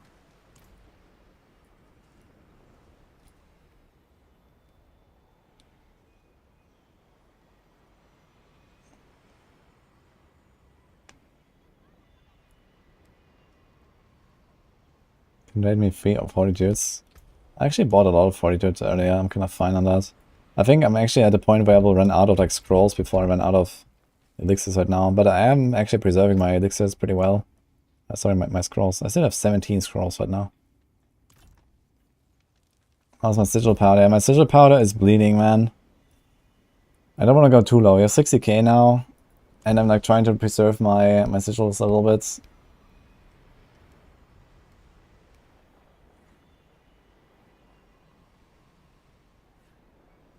The mod curse. What is that, Vincent? I have thoughts about it, good and bad. Yeah, we talked about feedback earlier. I'm probably gonna make a little video about it. Like, I think generally it's good that they added something to the game that is like difficult and like something challenging. I think it's fine that it's like super high end. A lot of people just don't really interact with it. It doesn't need to be as high end maybe, but it should go at least like all the way to the point where I can't beat it. So this is okay. I dislike that there's glyph XP or even like a glyph at all in there. I think if the system would be better if there was like nothing you have to grind in it. It's good as a pushing mode if they like balance it out a bit better. If it had a leaderboard or something and then there's no reward. Or maybe just something like, you know, a scaling chance for Uber uniques on higher tiers or something like that. So you can kind of like grind out your Uber uniques if you really want to as an alternative. That would be okay. I've not tried TB yet. I'll do it soon though, at some point.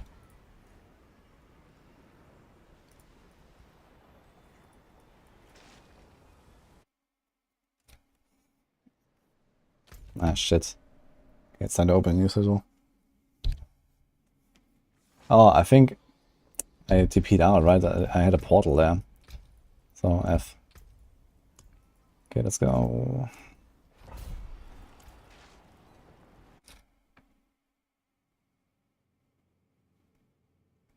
Instead of one death, it should just add X amount of time to the timer. Yeah, it's basically a defuse system, right? Where it's just like, you add time to the timer. I think that would be okay as well.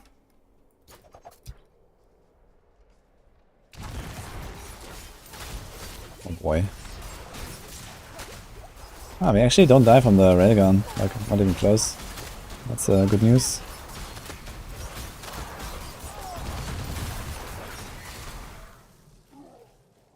Bad news is we just spent half a minute and we got like 2% progress. I just realized there's like no way to tell how much progress we have in like numbers.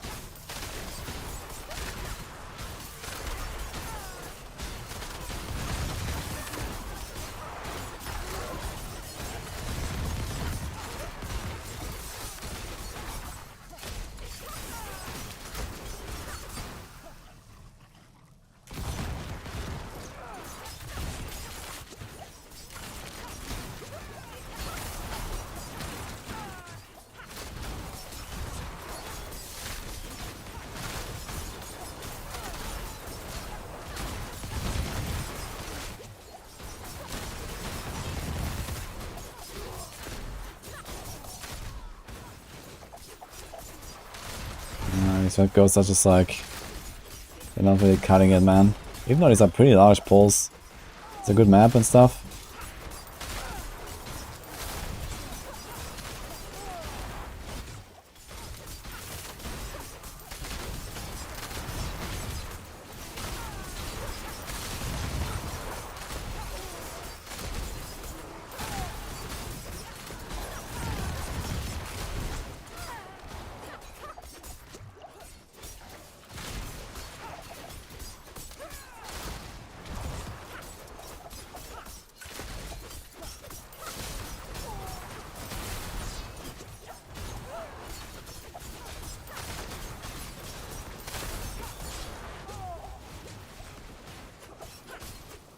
Nah, falling behind like crazy though.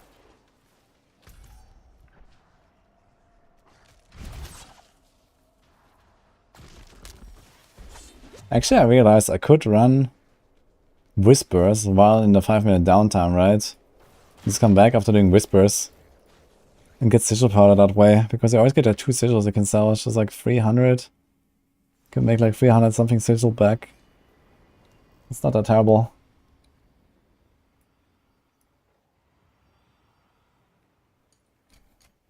What's the armor cap? 13.7. The best way to get sigil powder, use a spam tier 1 Abattoir. If you do like 2-minute, 3-minute Abattoir runs, you get like... I actually don't get that much, I guess. But it's probably like a few hundred every run. Like 200, 300, 400 or so. I guess actually the best way is just like farm T100. Actually farm T60. Farm T60 or tier 70 diamond dungeons, I think it's probably the way far the best. Just like farm diamond dungeons, kill like butchers, do the events, do like the cursed chests, they always drop like a sigil or so. And they can salvage for like 130 or something, that's like the cap I think.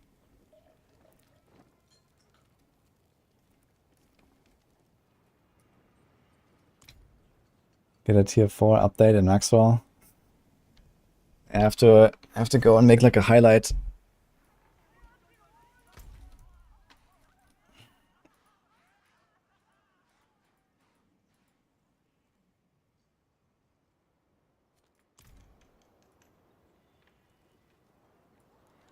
You're doing a pairing board and refunded all sorts of nerds didn't ask for, and now your board isn't connected. I had like some weird bug like that yesterday. If you relog, it's fine again. Just relog.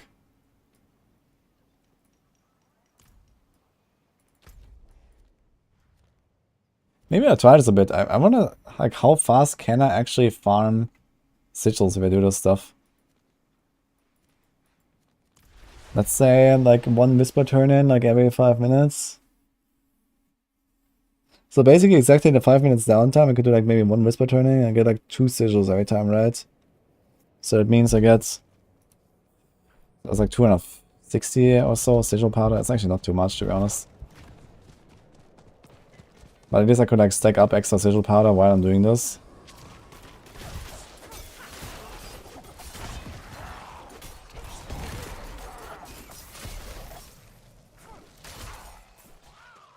Oh, Diablo, thanks for the buy, man.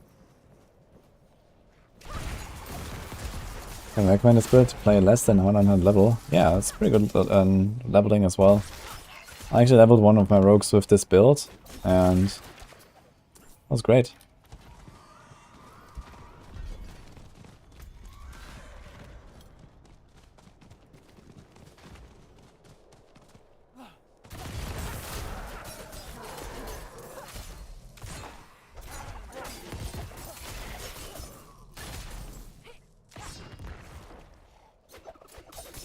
Yeah, if I do a T16 dungeon, then my AoZ is closed. That's the problem. So the whole point is I keep it open and wait for the timer.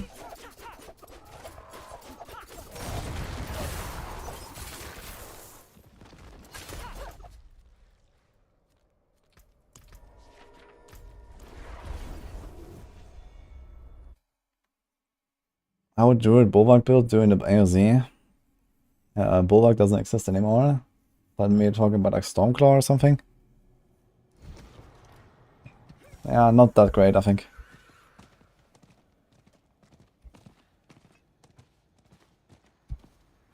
The only way that people will clear 25 is using exploits or waiting until their glyph is super high level. Yeah, I don't think we're gonna see a 25 clear unless someone finds something really broken. Like the highest that I would realistically expect is like a 20 right now.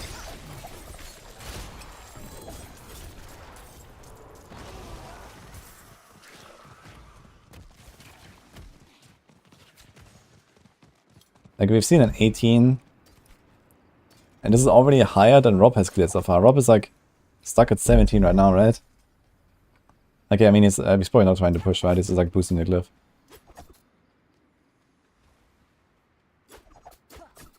Bulwark. Did you actually enjoy Bulwark build, man? It seems so boring to me.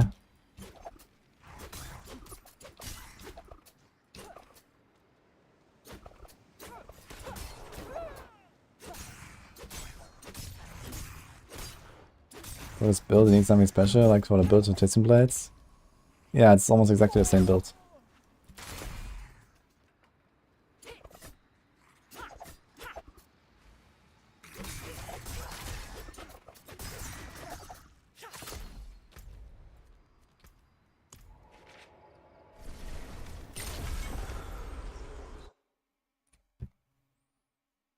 Ever consider Godslayer Crown? I actually played some Godslayer Crown on this build in T100s. But you know,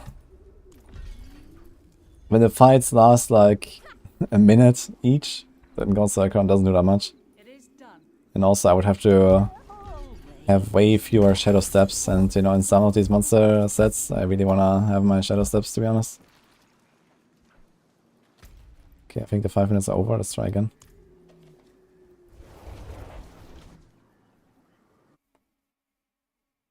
I didn't do the 15 yet. We're working on 15 right now. We've done 14.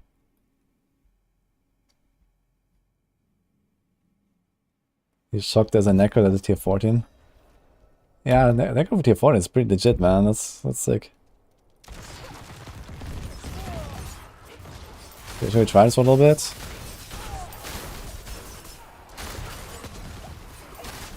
I really love those Banshees hitting me with their huge projectiles, man. That's so much fun.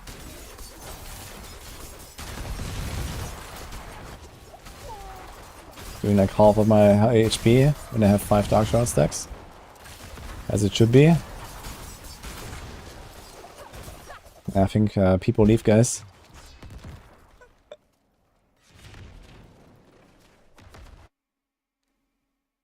Yeah, Bone Spear is really bad apparently. Because like, you know, you run into like suppressors and all that stuff all the time.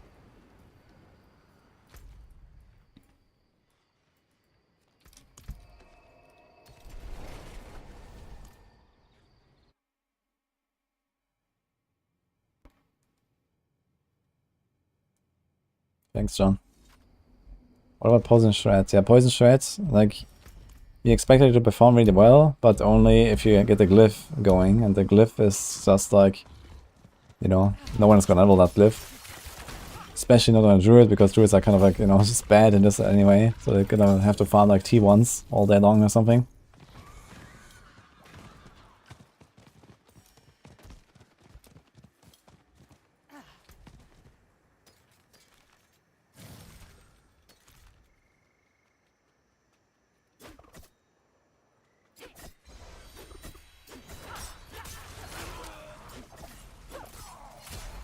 Druid 8, Sork 16. Yeah, I think Druids, we haven't really seen much. Like, the top Druid is 8. I think that's too low. Moxie, we need some entries here. What are your clears? What have you done, actually? Need some Druids represents here.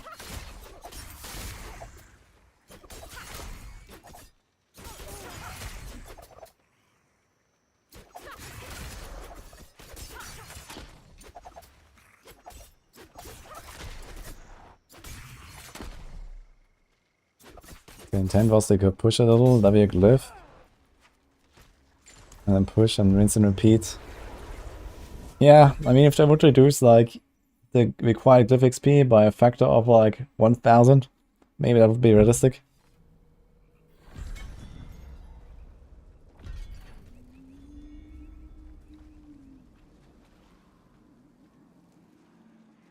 It is done. I did a tier 14 earlier, yes, John.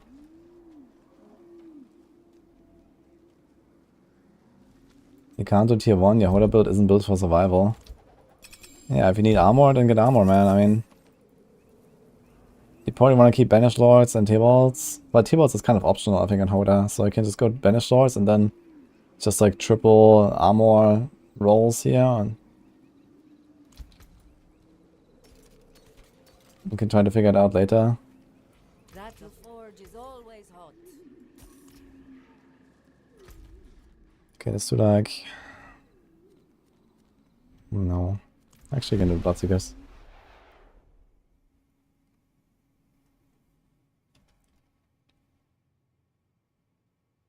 How do you get 13k armor? Yeah, I'm a rogue. It's pretty easy as a rogue. I have a bunch of Paragon and 3 rolls.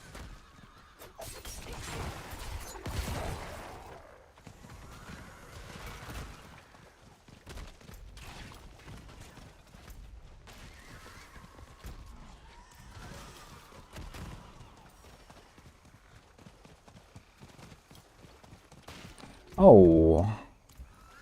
Wait, let me actually try the Undead Slaying now. Kinda curious.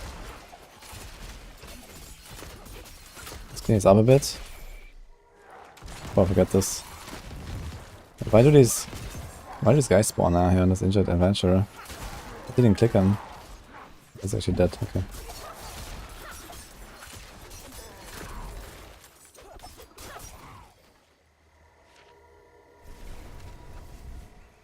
What is a snake eye? Why are you dying to it? That's probably the lightning. They introduced like a new mechanic for the snakes. There's like one that has like a lightning eye that shoots lightning at you.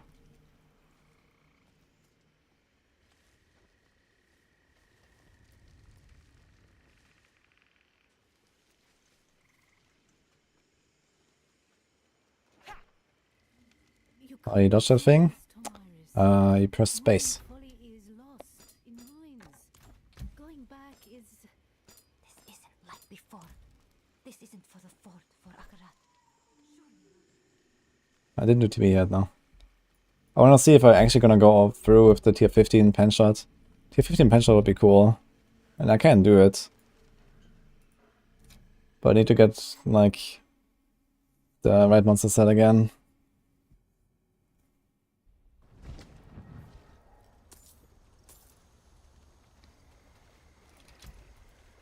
Okay, so let's just do this here.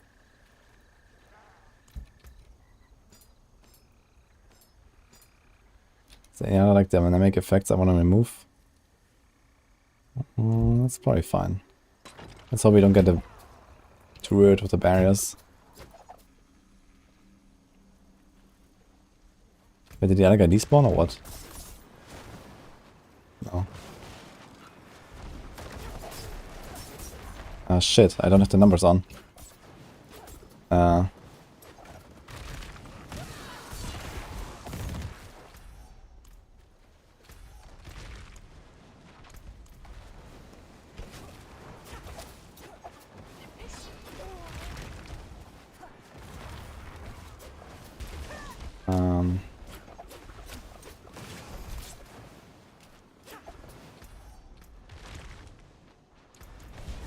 Okay, I think I found it.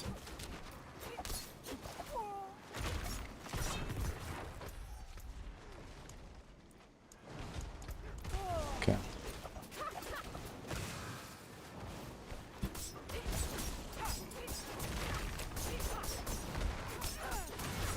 Let's see, like 76, 88, 93.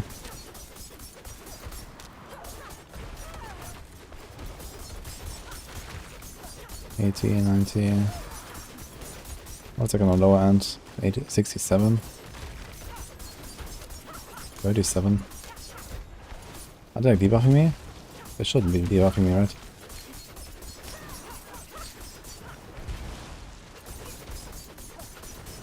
$96, 72, 61, 102, what the fuck?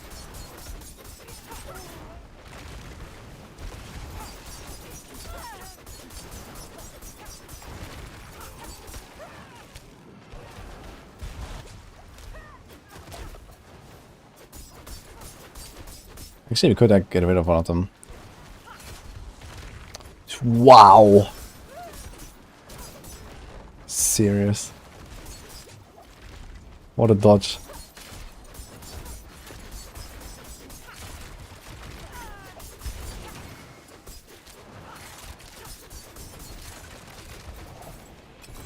Okay, so this makes it a bit easier now. Let's try this again.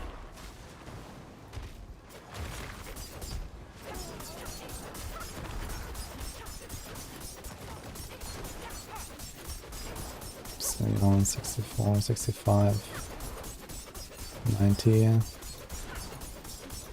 95.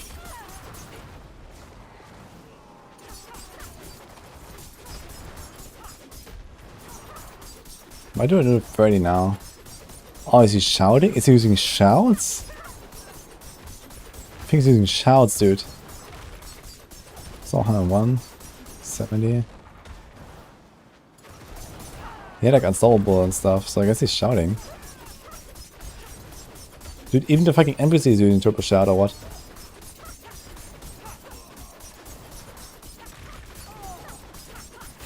No, he just becomes unstoppable, this is why. How does he become unstoppable? Just want to slow. Okay, let's try it.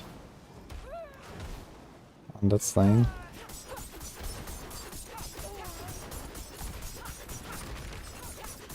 It doesn't look like Underslaying does anything.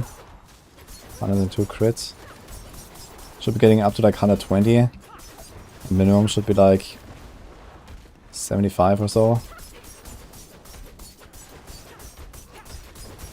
So that doesn't seem to help at all.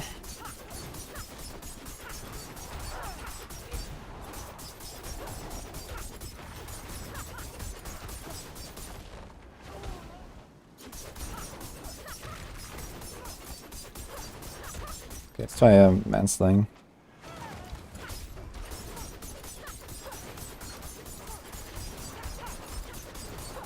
Nope. So 106. This is a bit higher than what I would expect. It's unstoppable. Should I try Beast just because? Maybe if it's a Druid.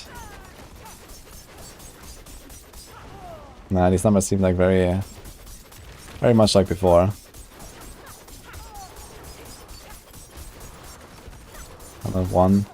I saw 106, I'm not sure where the 106 came from. But even that is like not anywhere close to what it should be.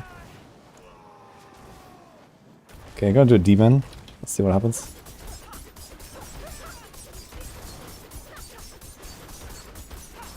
Yeah, I tried Undead. Undead doesn't work. Demon also no. This looks like very much like before. So 104. Okay, let's do a beast just because.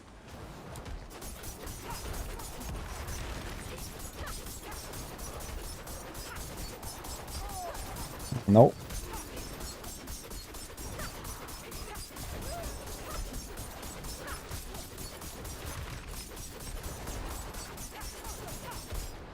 Okay. And this is settled.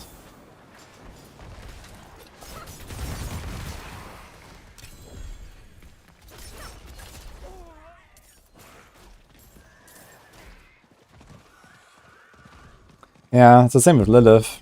Lilith is also not affected by demon slaying. For reasons, I guess.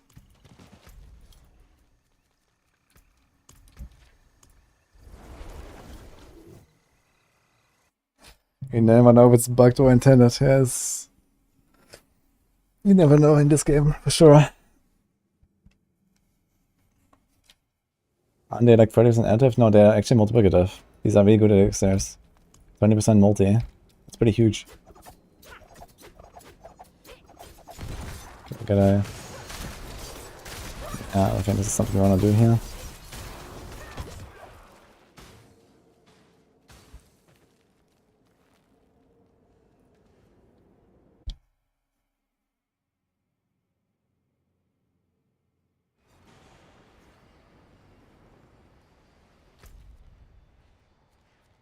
Oh, let's do like another round of some whispers here. Anything that's expiring soon? Let's just finish this here. We have like half of it completed, I think. No, we have 3 out of 25. Maybe not. Does Rapid Fire Pensioner build work without Doombringer? Yeah, it does. I mean, it's like one of the safest rogue builds you can play, I guess. Yeah, at least it has like the most like damage reduction. It doesn't have a lot of CC, but it has the most damage reduction, I guess.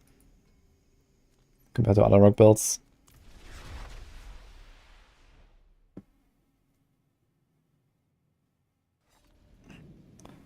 Actually, we can test real quick if it's actually additive damage or multiplicative. But as far as I know, these elixirs are multis. So this is a wildlife. So let's find a werewolf and see. And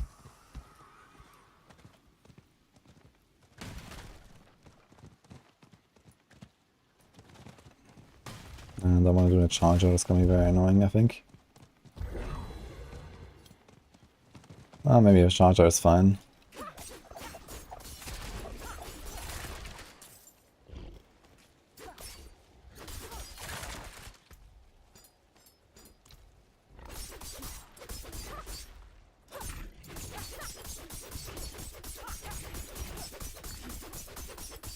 One.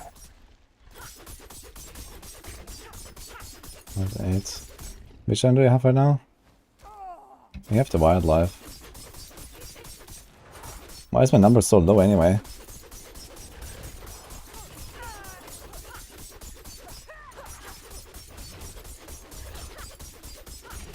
Oh, 106 I think I saw. 72.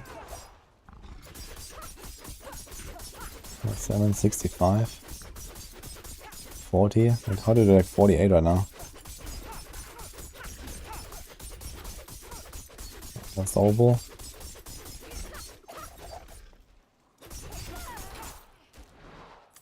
I'm doing too much damage to him actually. It's actually dropping HP on that one weapon.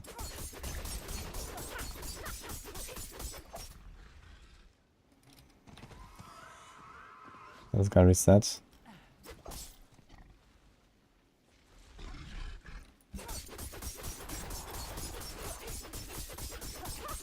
Yes, these are exactly the same numbers as earlier. So let me just like do another undead thing. I want to see if it's the same numbers. Maybe the elixirs actually just don't do anything.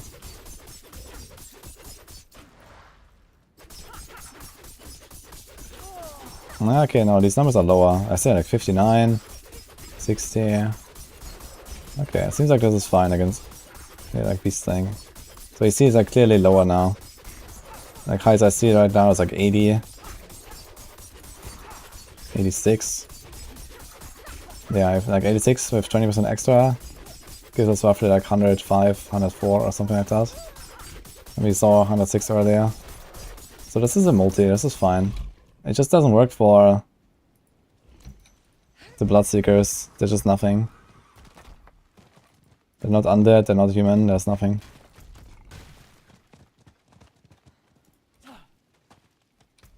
Dead mines DPS. I was just testing, man.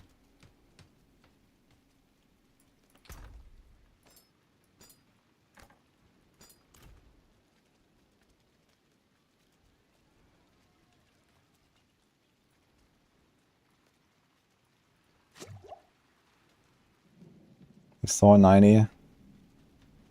Yeah, 90 is still in the realm of possibility. It's like the high end, I guess. Earlier I saw like 106 or 107 with the elixir, and if it's like 90 without, then this kind of checks out. Like if this elixir was additive, we would immediately see that there's no change in the damage basically, because I have like, you know, 700% additive damage or something, so.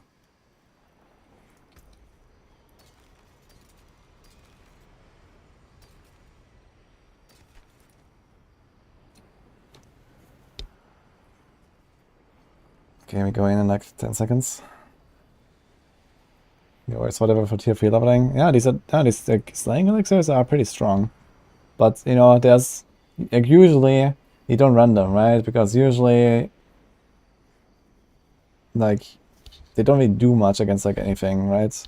Demon Slaying doesn't work against Lilith, where DPS actually matters. And Nightmare Dungeons are, like, too randomized for you to, like, really run these, I guess. Because, like, every few minutes you're gonna change.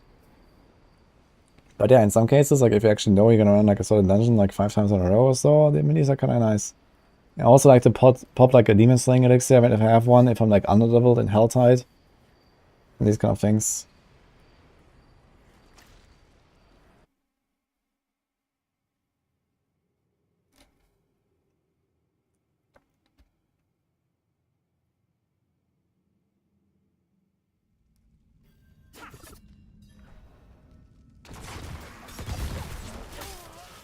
Nope. Come on, I wanna see like one time the right monster set. I've opened like a bunch of maps now. We're not getting it, dude.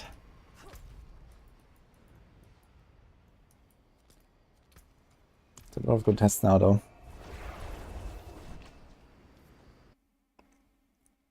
The Bloodseeker spawn time is just enough to let your Disobedience drop off. Yeah, it's perfect, man.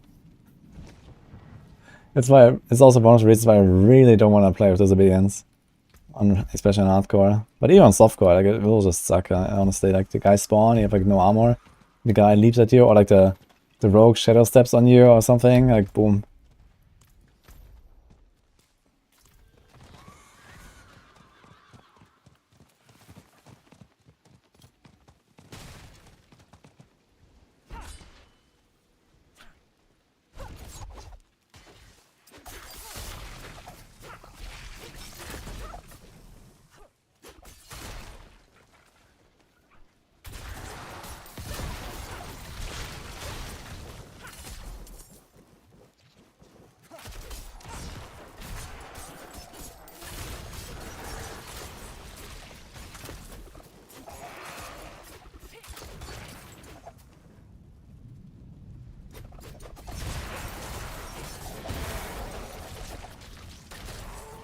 It's not like the WoW World first race, there are no nerfs here, Sandy. You know, in WoW World first, okay, they wait like 2 weeks until a few guilds have cleared it, and then they start nerfing. But that's not what happens. Also, like in WoW, everyone just gets stronger over time. And in this game, well, you're not really gonna get stronger unless you grind like 200 hours, and then you get like a tiny bit stronger. Like 1 tier stronger.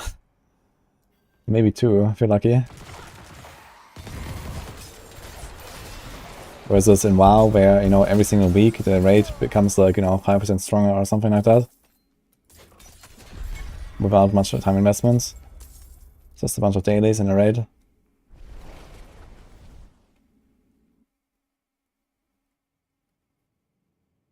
You have 11.2k with Hoda, only unique and banished Fury. If you have only banished or talisman and Fury, then you're just missing armor on your items then. I think. I mean, yeah, some Paragon armor also helps, but with a Barb that's kind of easy to pick up now. There's like a bunch of armor everywhere.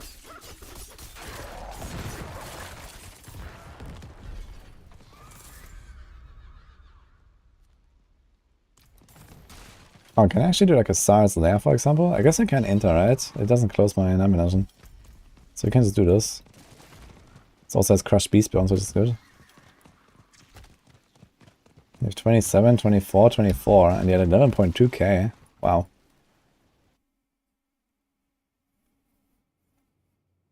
I got from 11 to 15. Well, the 15 is not cleared yet. I've done 14. But the glyph didn't help me with that really. It's like a tiny upgrade. I got like 2 glyph levels, but that's like minuscule. I cleared 14.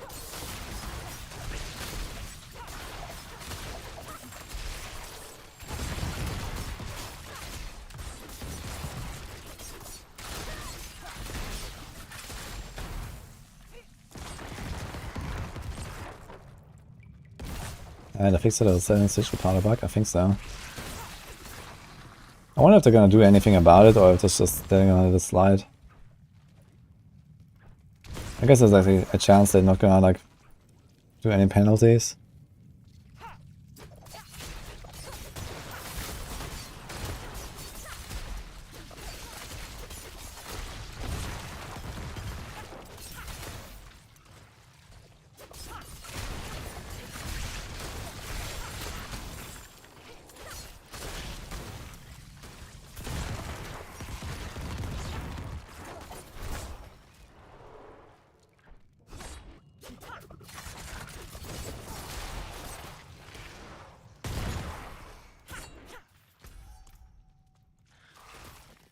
Am I liking it?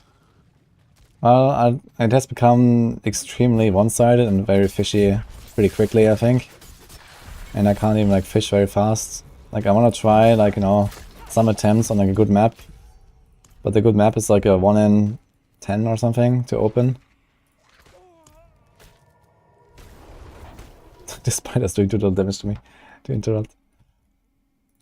How many monsters are there? 1, 2, 3, 4, 5, 6, 7, 8, 9, 10, 11, 12. So it's like a 1 in 12 to get the right monster type. If I'm not mistaken. And then I can kind of play the game. Because this one is just way better than everything else, I feel. Although I could try the Poison Spider and Skelly combo, but I have not gotten that on a push at all either. Maybe some of them are more rare than others, I don't know. But yeah, right now the only monster type I can progress is like this one here, the Skellies and Red Spiders. At least that's my impression. Twisting Blades, Twisting Blades. Yeah, we'll see. Maybe I'll do it today, maybe tomorrow I'm gonna do TB.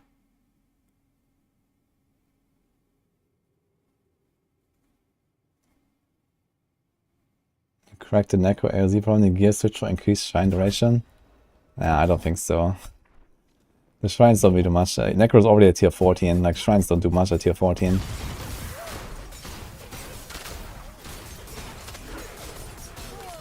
But I guess if you get a Blaster shrine, you can squeeze out some extra seconds there or something, but you can get like 2 more waves. That does like, you know, half of the damage of like an elite pack or whatever.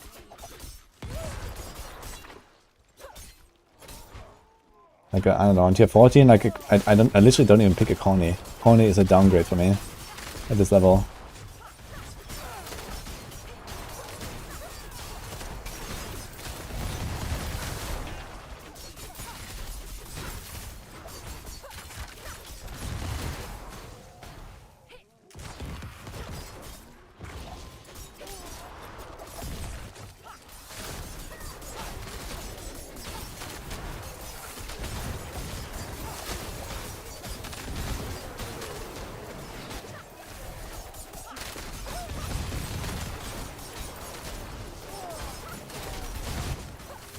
These corpse fiends are not dying, man.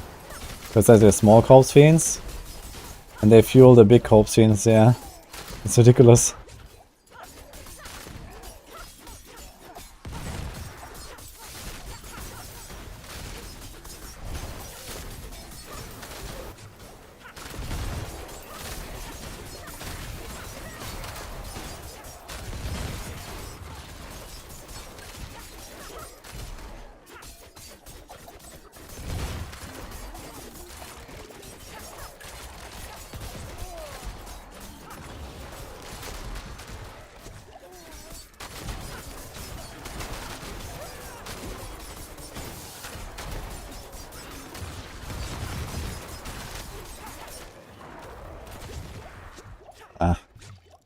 I was misclicking.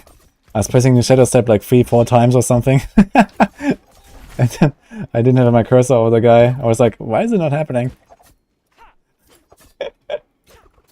Nah, it was just like misplay there with my cursor.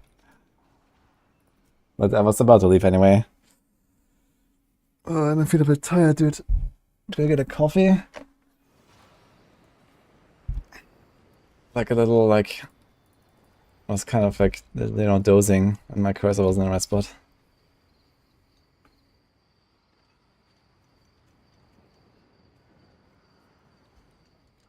A refreshing beverage. I don't have much actually, just water and coffee. Maybe I'll make a coffee.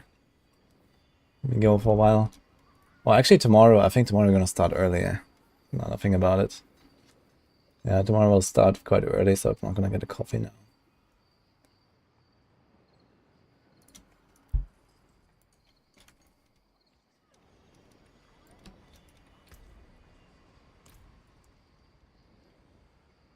I could consider a bit of respeccing and try to be... I have to check what I have on my other character.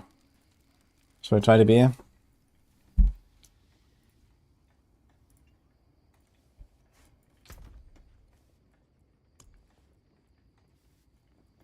I'd like to see one more T15. I've not gotten like one of the monster types that I've been looking for down on T15 yet. It's just kind of sad. How many crafts do I have? Essential part of 61k. Yeah. Yo. Nerd Ninja Studios, hello. Thank you for the membership. Yeah. Buy me coffee. Appreciate that.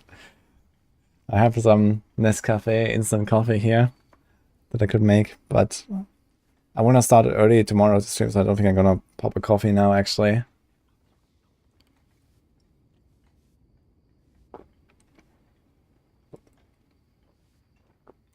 Yeah, take it as incompletable. Yeah, tier 25 is not happening.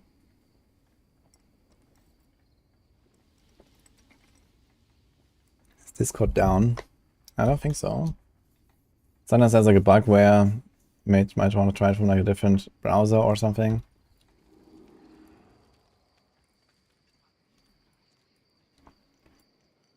Okay, let's relog. Pop another elixir.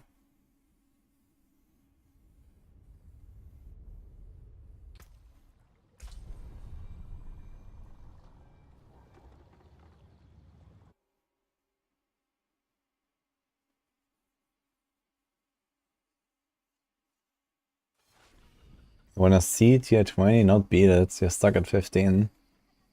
Tier 20, man. Tier 20 is gonna be like the highest in the world, pretty much. That's the way it looks right now. Like, I would be kind of surprised to see anything like beyond 20 at this point, almost. Unless someone goes really ham on that glyph. Yeah, and maybe not even Rob will do a 20.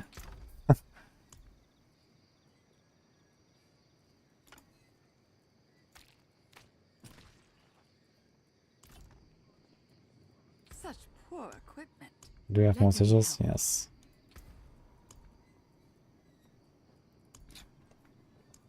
I think we're probably at the point where we want to pop tier 2 instance as well. This is like the last tier I'm going to do with pen shot. I think after this I'm not going to do more with pen shot. So let's try to get some instance here. Come, my glass is clean. Is there any other good tier 2 instance? Let's see. 500 life is pretty good. These are pretty pointless here. 25 decks, I mean, the...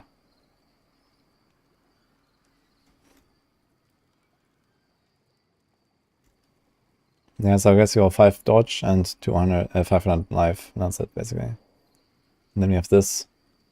40 all stats, like 3% damage. And some other small stuff. You could craft a few of these. I guess once I actually get a few more... Oh, we're also kind of low on the crushed beast bones, I just realized. But yeah, if we get more bite berries, and in a week we have the midwinter blight, right? Actually, they said it's gonna be like special potions in the midwinter blight or something, right? So I wonder if it's gonna be like some really ridiculous potions that, you know, allow you to like push another tier or something.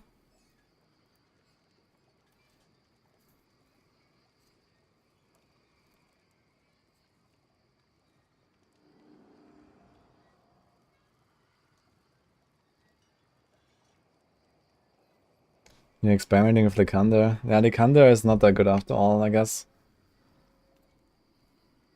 The only shrine that really helps a lot is Blast Wave, I think. So mixed potion. Like you can combine 2 effects or something. That would be pretty crazy.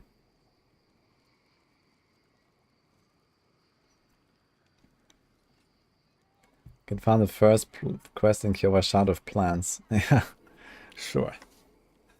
Let me do that really quick. Thanks, Reap for the Prime, man.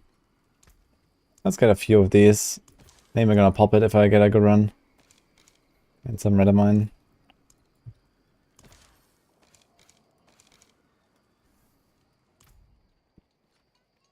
TB and Flurry can go high tiers. TB, yes. Flurry, no.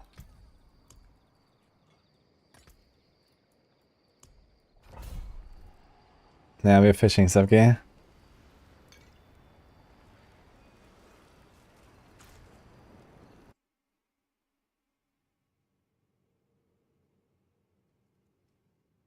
You found Lycander's good for saving Vera shrines, you combine it with Lycander shrine. Yeah, I guess, but I mean, how much do you really want to like run back and forth and stuff? Okay, here's Skellies. And... I'm gonna pop an Undead. Let's see if we can do anything here.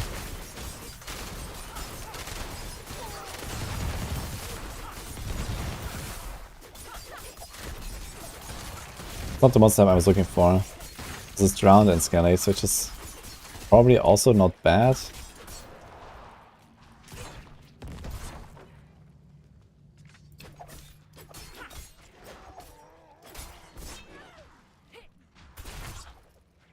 But not really any big pulls here.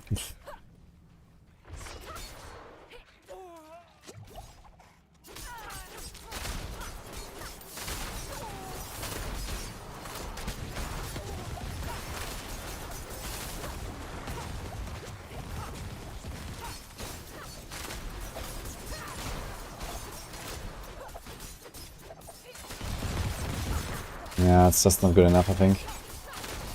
The monster type. It's fine, but not good enough.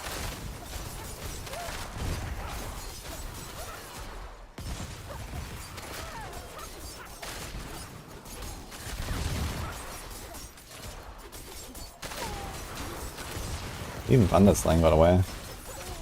They're crazy, they're all undead, right?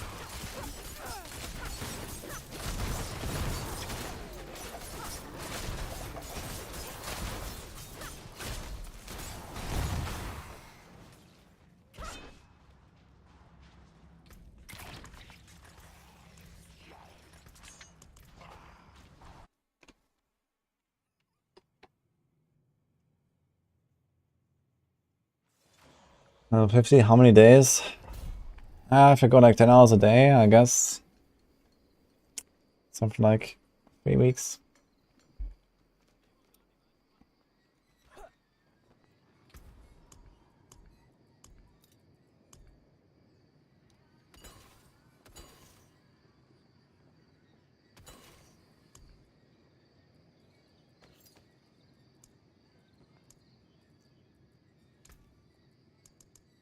My powder, man. Fortune walks with you.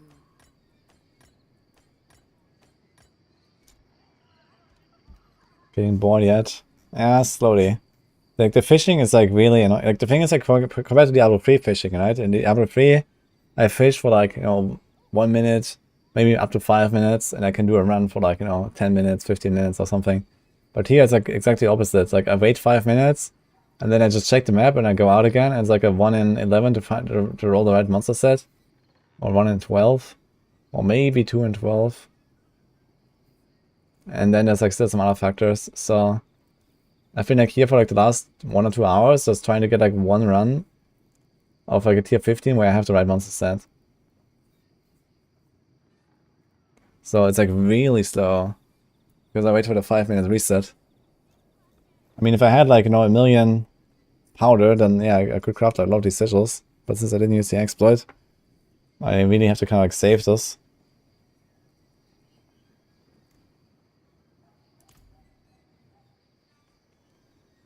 The 2 hours of constant farming T10 on TB, and that broke me. Yes. I did some tier 3 farming earlier, just like getting my glyph from 6 to 8 or something, and then I was just kind of like, okay, I'm stopping there, like I don't want to do more. It's almost 9 actually, because I cleared like 11, 12, 13, 14. Like we actually cleared 3 runs today. And it's almost like level 9 now because there's so much XP.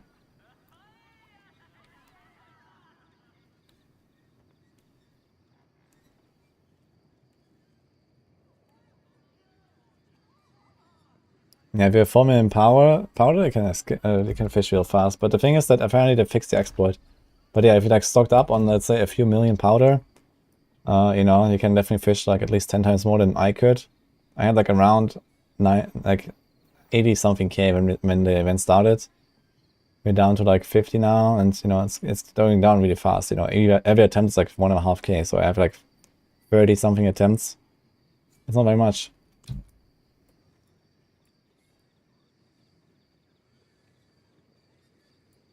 Put exploiter aspect on the boots. No.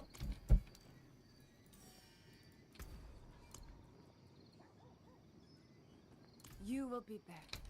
The stars Okay, anyway. will fly.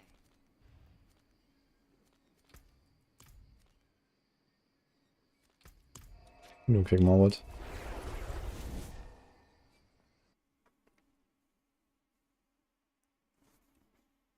We complain when it's too easy, we complain when it's too hard. Yeah, I think the biggest issue is that, it's like imbalanced as hell. Like if you care about the pushing part of it, it's like really imbalanced. Like some runs are just like so much better than others. And if you care about the grinding part of it, it's just like pointless to try to grind out the glyph because it just takes so long. So no one really wins with Abattoir AoZ right now. That's the problem. Like the guys that just wanna like be, it's just like me basically. If you wanna care about pushing, it's just like so rough to do it.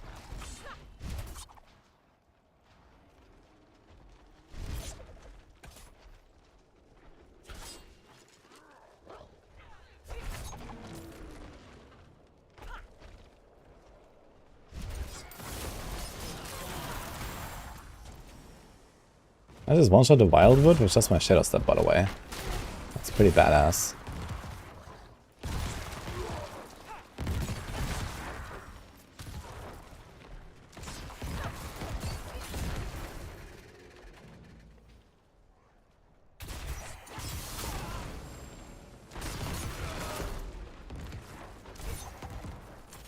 To hurry here. Only 1 minute until reset. Let's finish this.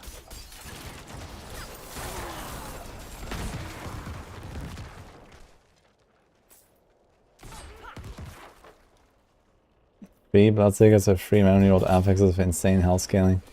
I think the Bloodseeker is actually kind of interesting, but the way they work is not. Like, they are too strong and you can split them up, so you just 1v1 them.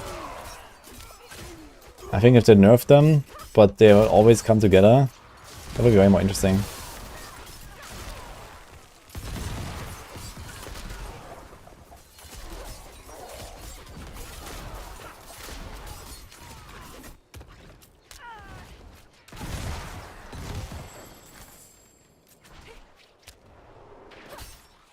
Yeah, exactly. If the Bloodseekers did like, you know, half the damage or whatever they do right now, then you could actually like try to fight them together. And then the Bloodseeker fight at the end would also be way faster because you can like, you know, multiply DPS. I mean, Bloodseekers is just a bit overtuned.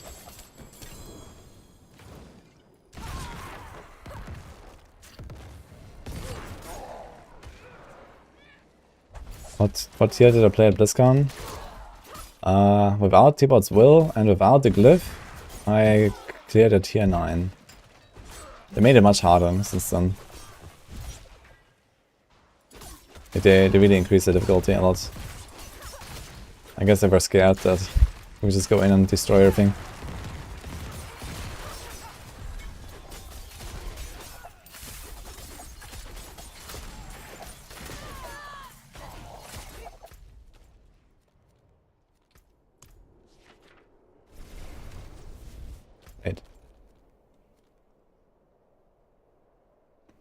Wait, did I activate the sigil? What the fuck? That wasn't intended. I was waiting the 5 minutes timer so I can go into my Abattoir. What the hell? How did I accidentally activate this T100?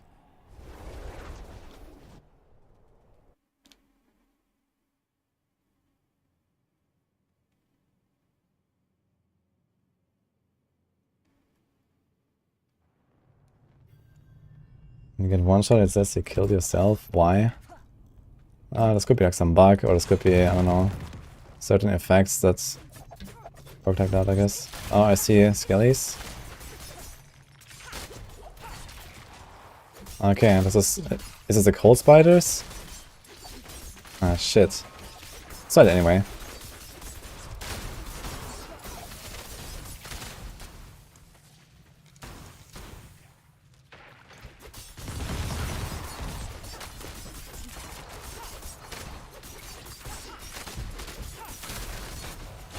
Okay, one kill alive, rogue. God, dude. Actually saved by pot. Yeah, I think this is probably a waste to pop everything now for old spiders. But let's see if I have a chance at all.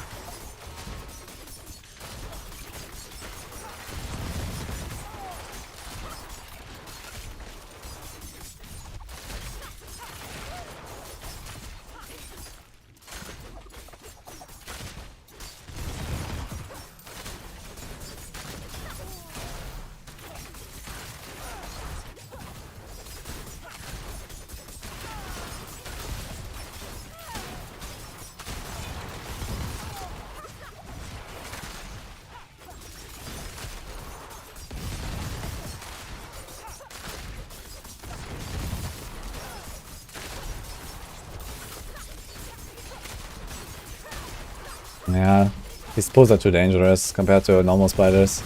These fucking cold spiders, man, they do so much damage. It's insane.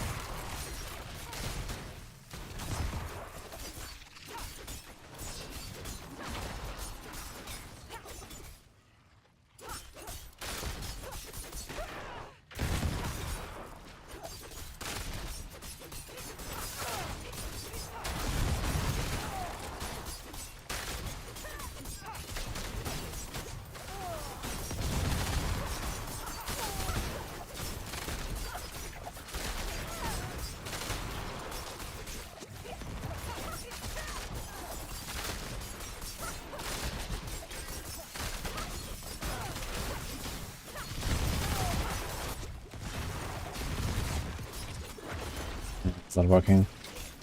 Let's get out of here. Oh. Forgot to switch this.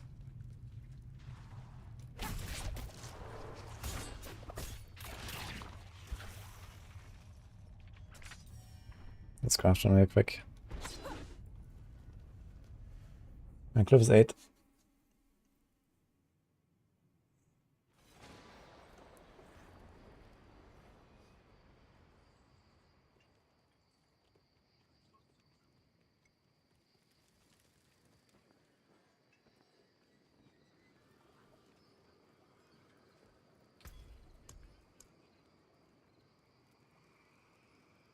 Wait, wrong guy.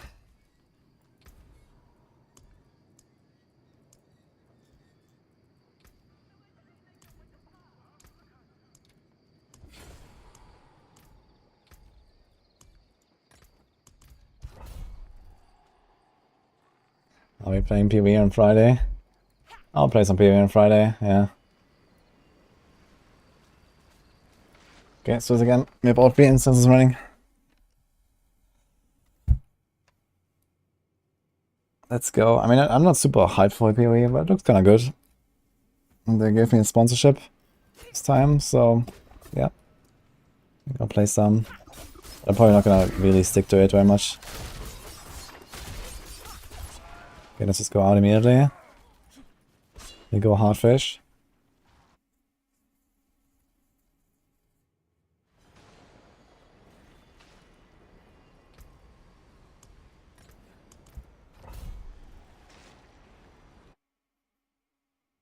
Why did I leave the run? I need to make roughly 3 to 4 minutes for the Bloodseekers minimum. For like a good fight for Bloodseekers. So if I don't get any ahead at all, then this is not happening. Just staying on time is not good enough.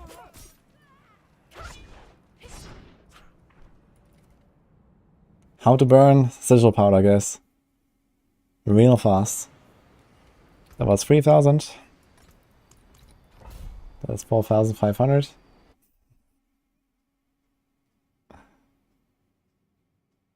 Should I get a new glyph and use it at level 1? Yeah, it's better for epic builds at level 1 already.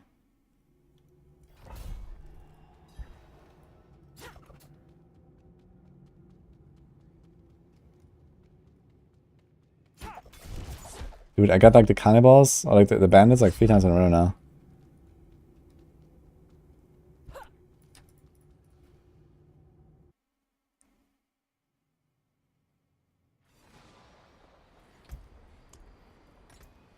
Okay. That was 7,500 sigil powder in the last 2 minutes.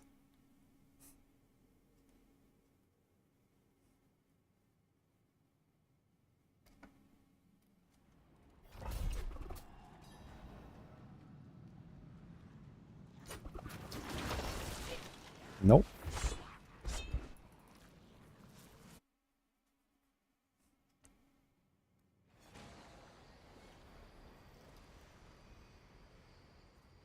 What level is the best to farm sigil powder?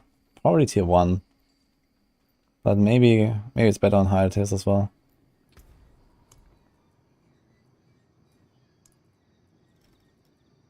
Craft 35 of these. Go again.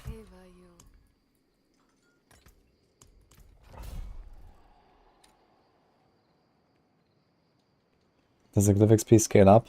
Yeah, it has like a system. It's like 1,000 and then plus 100 plus 100 and then plus 200 plus 200 plus 300 plus 300, etc. Like more than before, basically.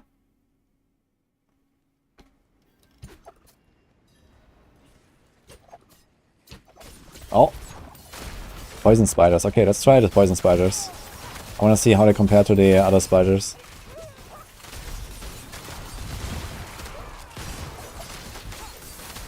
Still have my numbers on though, which is a problem. So I'll try to turn them off.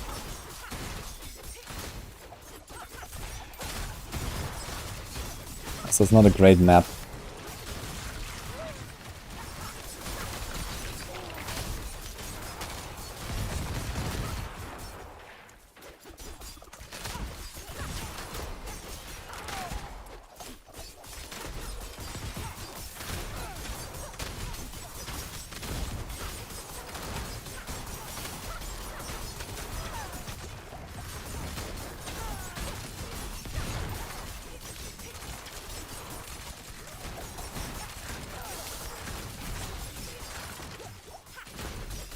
Oh god, it's lightning, man. What's going on? Oh, we are falling behind.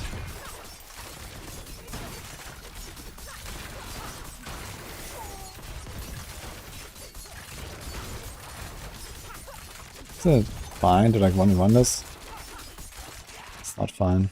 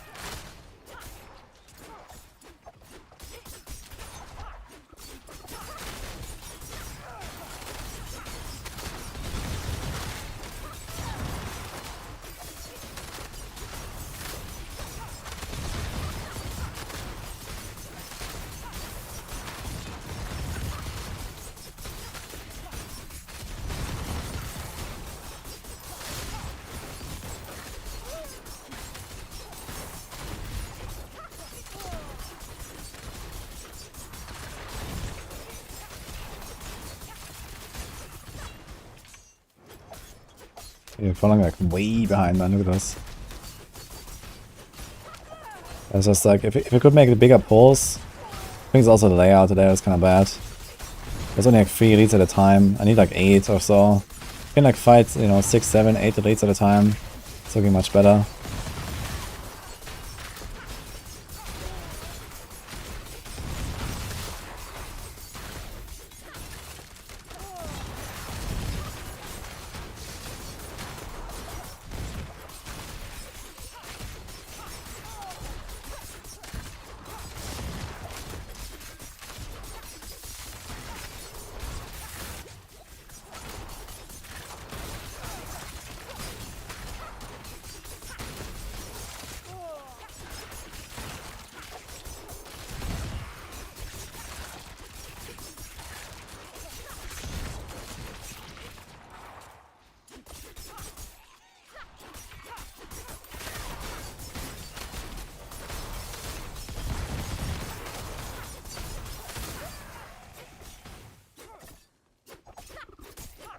Yeah, this is over. I'm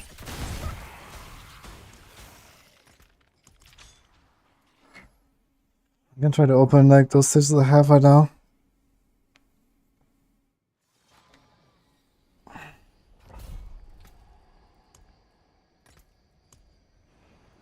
Still have the instance running.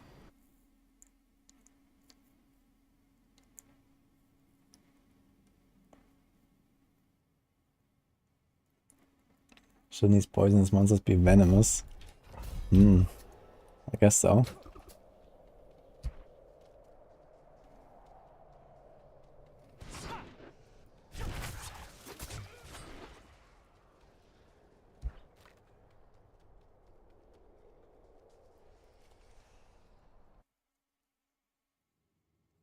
How come I left to run? This one here? Wasn't that good. We were just falling behind.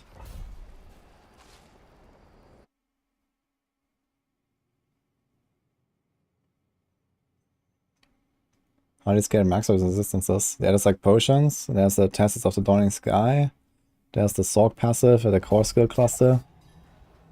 That's pretty much it, I think, in terms of maximum resistances. Not that much.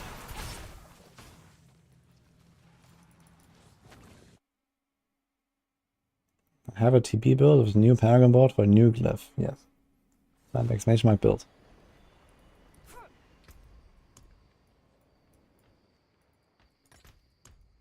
Okay, my instance is running out in like 7 minutes or so.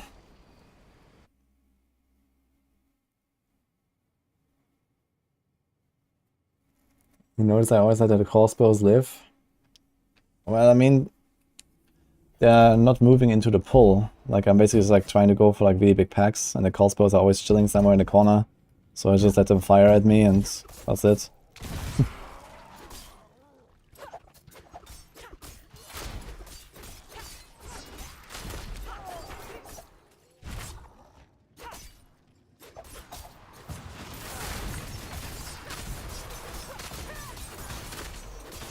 I'm not sure if this is gonna work out here.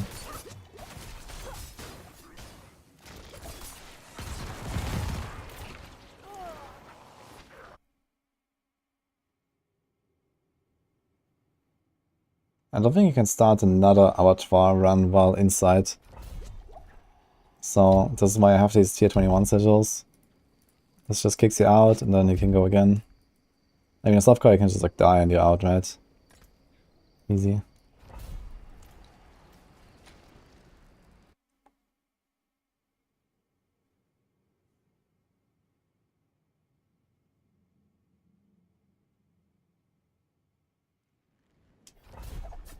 It's all 4, by the way. That's for the glyph. Just free.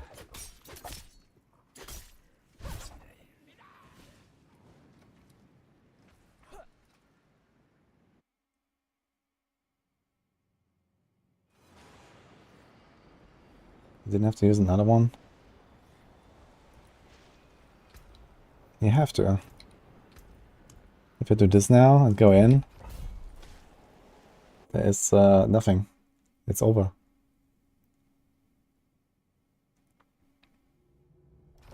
Yeah.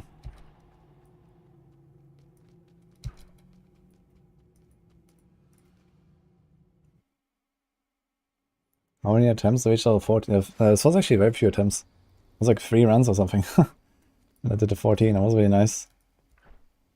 I got kind of lucky though.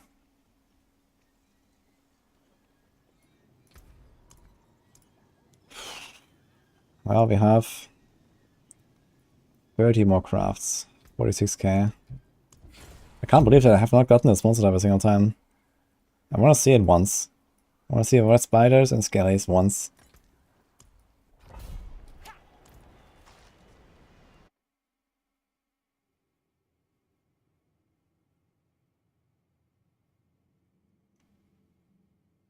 Let's just explain how you get resistances. You get 10% from the tests of Dawning Sky, and then you can get up to 6% from the Elixir, and like 3% from the Sword passive.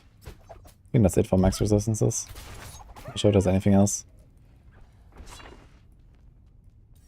Alright, let's try to like save this sigil a little bit. Gonna go with some more whispers.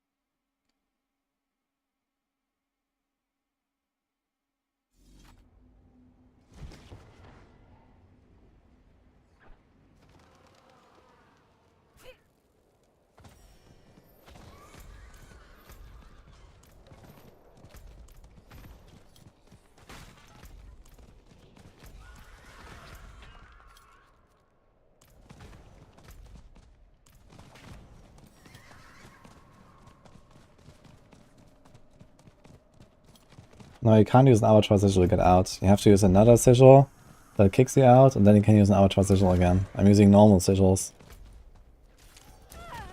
Yeah, I carry like some normal sigils around, and then I use those to get out.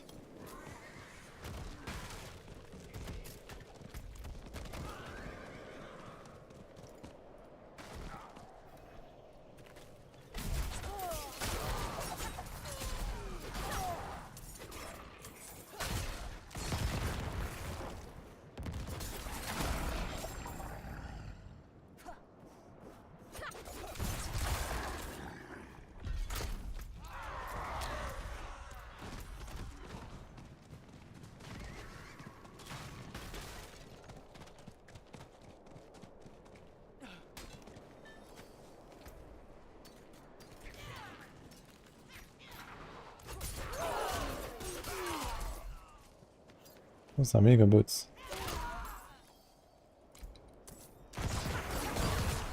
for this, I guess, but in general.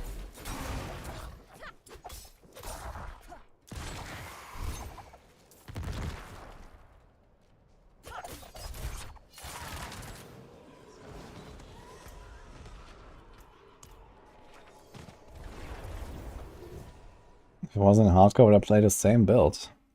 Yes. I don't think that the builds really change between hardcore and softcore, honestly. There's not really like many adjustments to make that make a build like, you know, more hardcore friendly, in my opinion. It is done.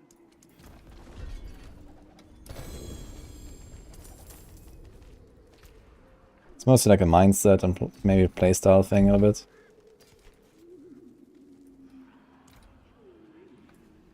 Oh, I forgot to start a timer. I'm not sure when it resets now. It's going to do like some more whispers.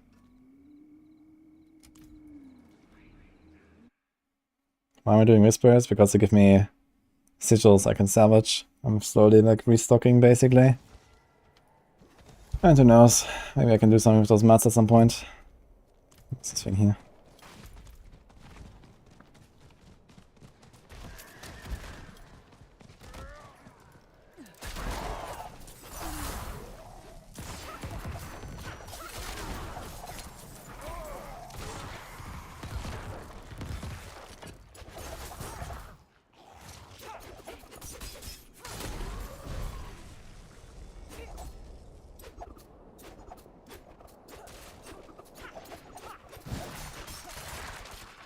Not to advise someone who's running hardcore for the first time. Don't get greedy, I guess. Cap your resists and your armor as soon as you can, like level 60, 70. And the rest, I guess you're chilling. Maybe run off the elixir.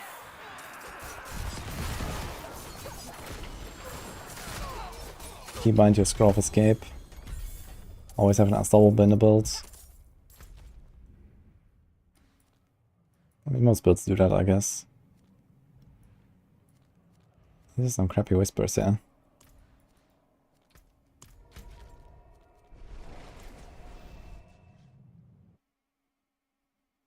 You just spam the exploit for infinite powder. Well, then powder to you, my friend.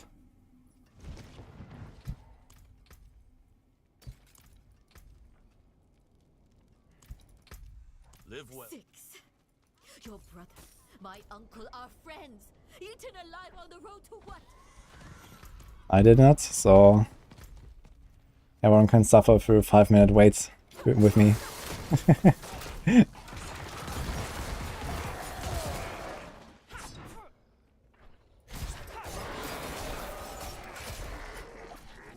We just do this like 1,000 times. How many hours, how many days would I collectively waste with, like, you know, a bunch of viewers waiting 5 minutes between every single attempt?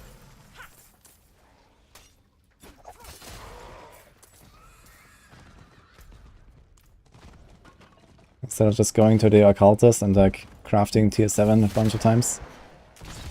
Then fish happily ever after.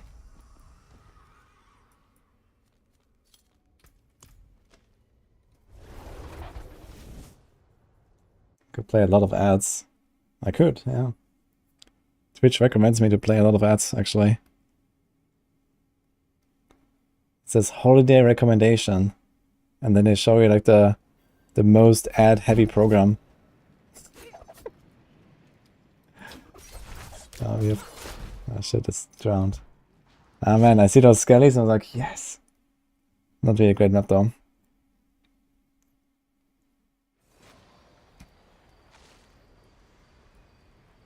Unfortunate, as a content creator, you can't just get the free stuff.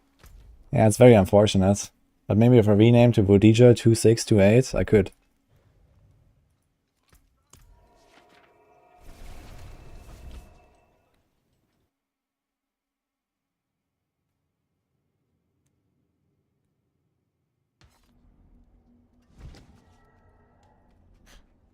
In the glyph level scaling is too high? Yeah, it's too high. On the other hand, you know, it makes it so that I actually don't feel like I need to grind this shit. So, I just go and push. And we ignore that so you can level this glyph. think I want to do these, yeah. Let's do this.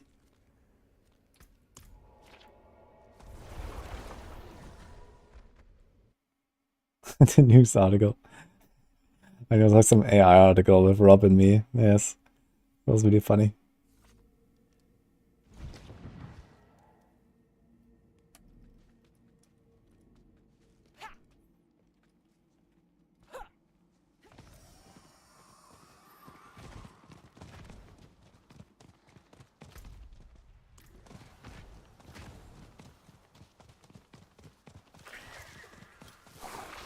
Made 1 billion from AoZ carries.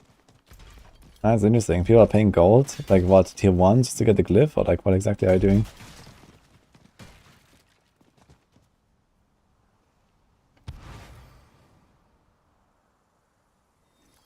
What's the problem with the Maxwell website? It prevents people from submitting their run as a Discord link?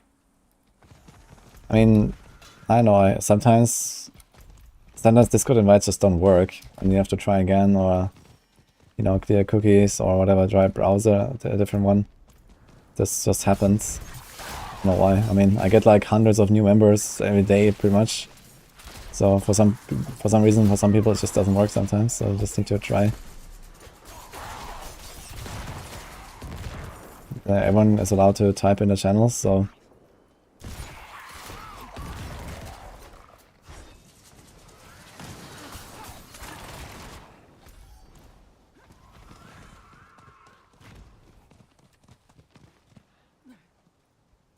Actually put the timer here somewhere. Maybe like this. So you guys can actually see when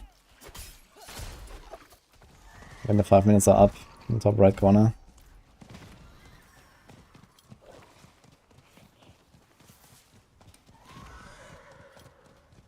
You want T5s for 40 mil. Wait, what's so special about T5s? Is like, are people just like leeching the glyph XP and they pay you 40 mil? Or like what exactly are you doing that for?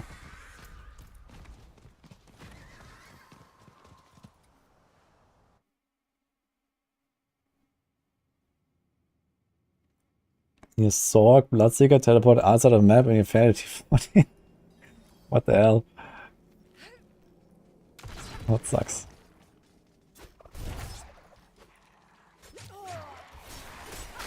Man, imagine playing a Sadic build. They literally cannot clear the cellar here.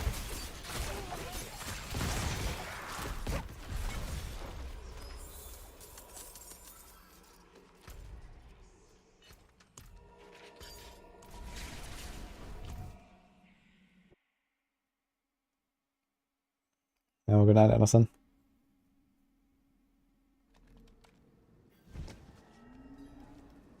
You have a close to level 15. What value do you gain by upgrading to 21?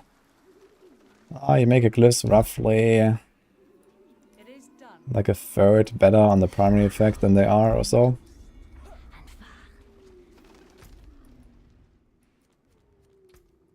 So that will probably mean in most cases somewhere in the range of like 2 to 4% DPS per glyph. Say 2 to 5 or so.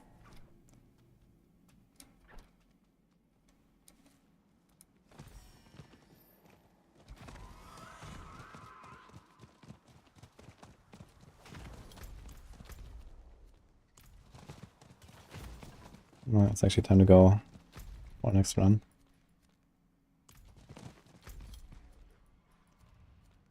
Let's see, if I TP in at like 4:55, is that fine?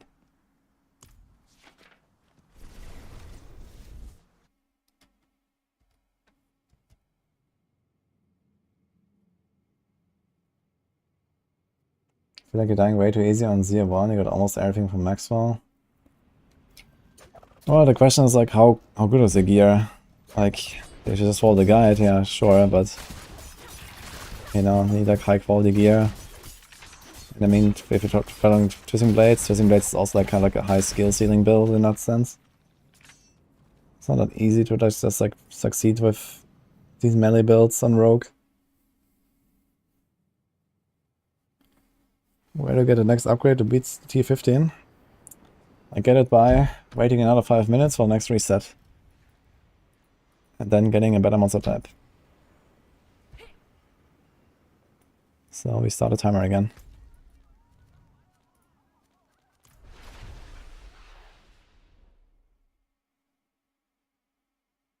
30%, no. Whereby I said around 2 to 5% DPS per glyph. If you level them from 15 to 21. No. My candle.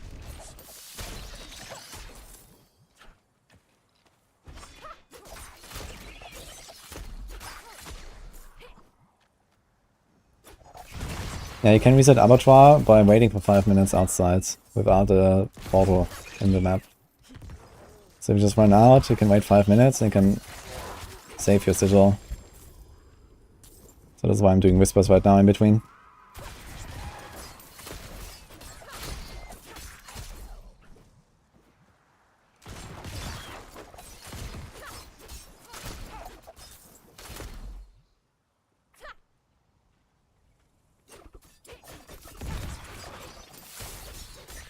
It's better to do a run on Sork or Druid for Barbarian. It's the same.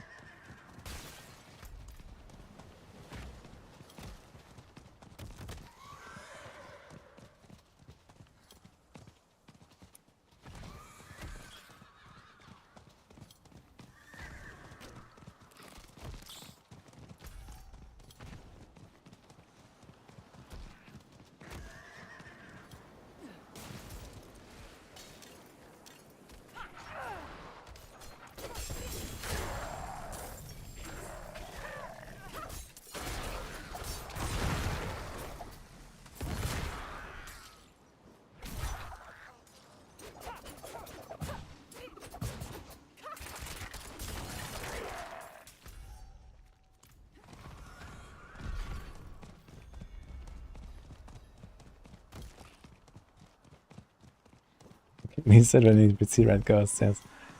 Yeah, reset it by waiting 5 minutes outside. See the timer on top right?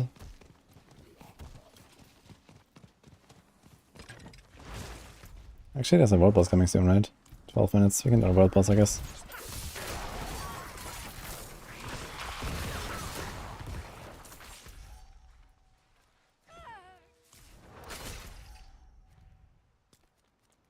I should get that stronghold there.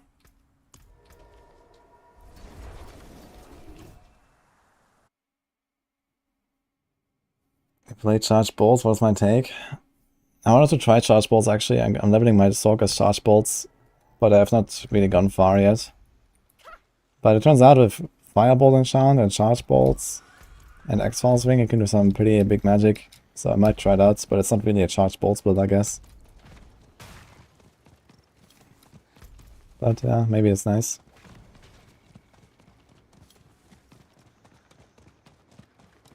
Now I go in, I check what it is.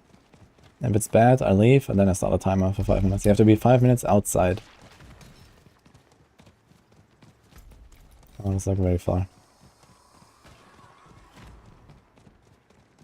What a thing about making hardcore triple or double XP permanently?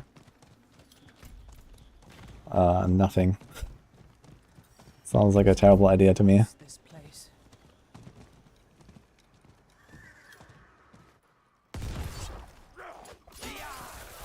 That must be hid for a reason.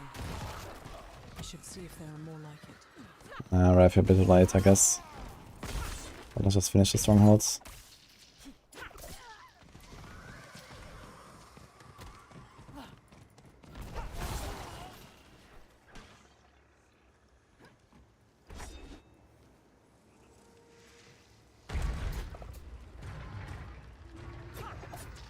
I'm waiting for a dungeon reset. Because every single time I don't wait for 5 minutes, I probably have to go grind sigil powder for, I don't know, 20 minutes, I guess, or so. So I guess we wait 5.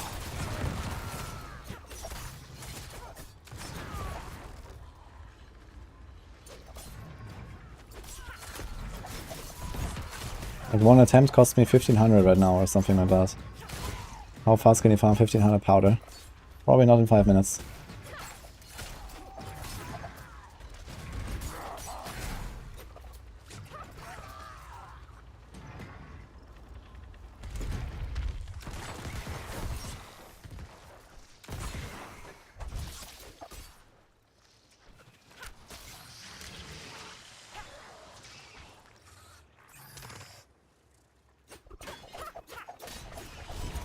It's over.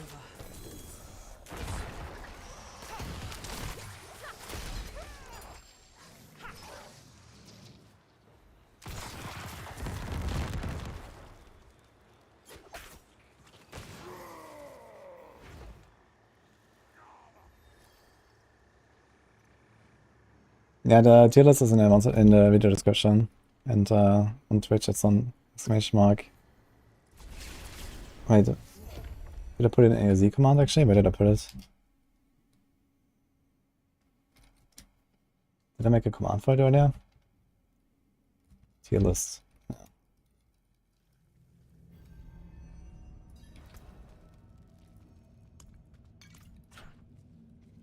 Let's see. Cold spiders. So close. It's the wrong color. So now we go out. And now we start a timer. Now we wait 5 minutes and we go in again. That's how it works. And we do whispers.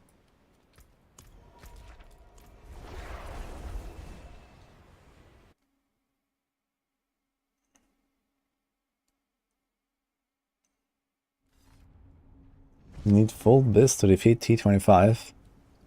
Yeah, that and at least 3 miracles.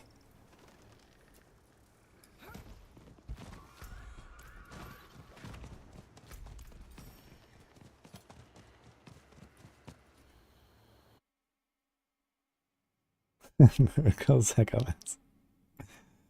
Can't you just log out and back in? Yeah, you can do that, but then your sigil is closed. We got separated. My friends were cut down. I won't last on my own.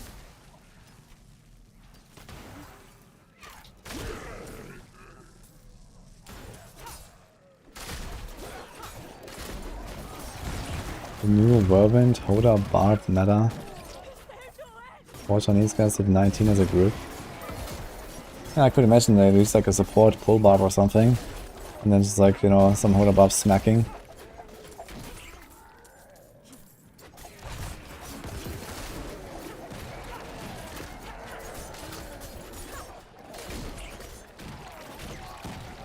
But I've not seen it. But yeah, I think like one of the weaknesses of Hoda Barb is definitely like their AoE size, I guess. And if you just like, you know, use something like the Whirlwind Grasp to like pull everything together, it can be pretty good. I think even on Hoda in general, if you can somehow fit in like a Tybalt and then Metamorphosis, you can probably play it a bit like the double swing, just with like way more damage. And then my double swing is like tanky enough. And then just with more damage, this can be really good if you just like include like a Steel Grasp, pull stuff over to you. The T1 on Druid, grasp people.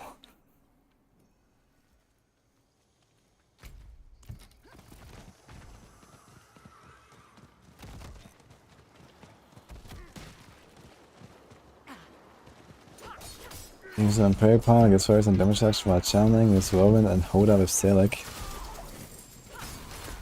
So you just like, they just tap Whirlwind? Okay, so they're actually like playing normal Hoda, so there's no support barb. They just like tap Whirlwind to make the thing. That's funny actually. Wait, does it actually work like this? I guess so, right? It just spawns the thing as soon as you channel. So I can just chill.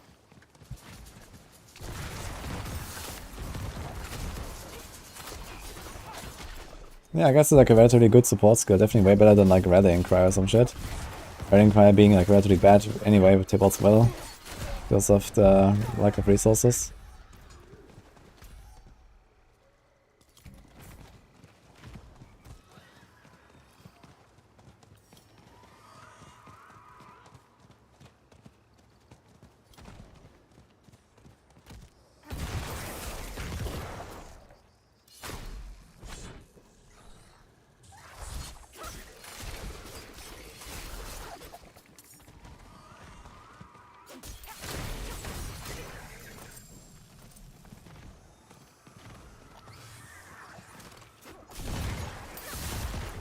I want to incorporate poison into your RF potential build and also your shadow. I say you drop shadow. And you just forget about that. You want to use something else.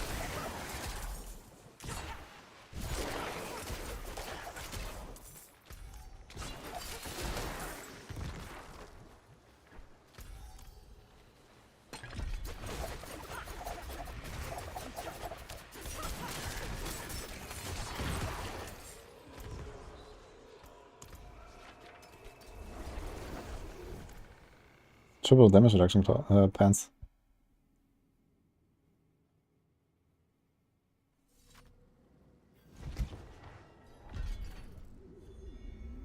Yo. It's actually really good pants. I actually bought something like this from the vendor earlier as well. Let me compare this. 14 close, 12 distant, 10 poison. And this is 12.5 close, 12 distant, 10 poison. But this has a bunch more armor. Got 2 of these now. What's going on? Okay, 5 minutes are up. Now we TP in.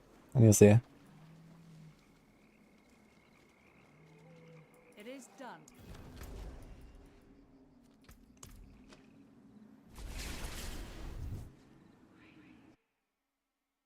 I would recommend my AoZ poison mid outside. And T100s, the poison variant is definitely fine.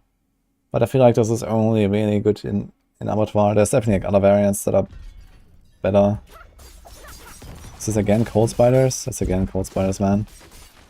Oh man, 2 times in a row. Almost.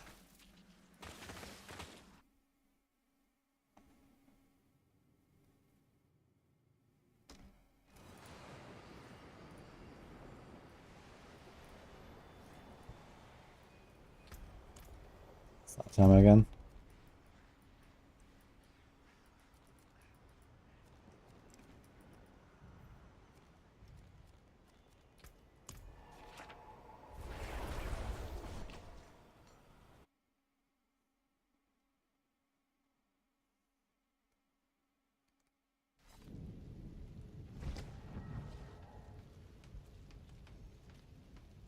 Verbals and free. Now we can do the verbals real quick actually. Where is it? 2.5 minutes? Alright.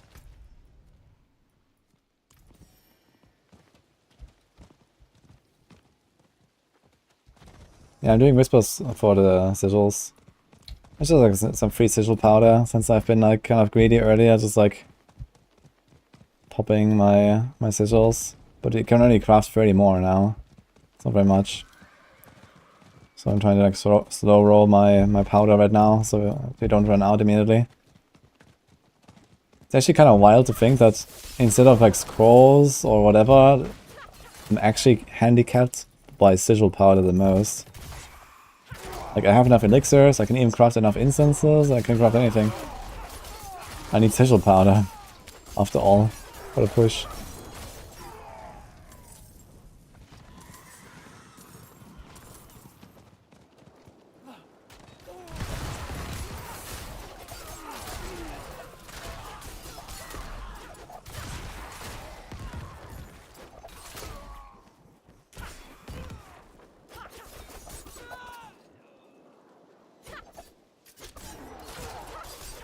I mean, if you just want to grind a glyph, you don't need to do what I'm doing. You don't need to grind sigil powder. You actually get sigil powder. If you grind a glyph, you get sigil powder. The thing is, I don't want to grind a fucking glyph. Like, you know.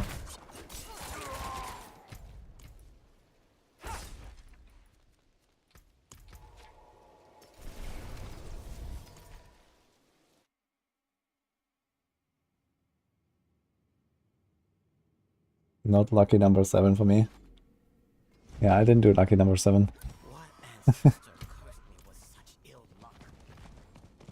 I had my ethically farmed 80k sigil powder.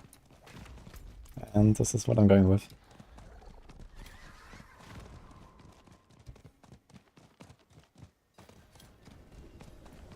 Wait.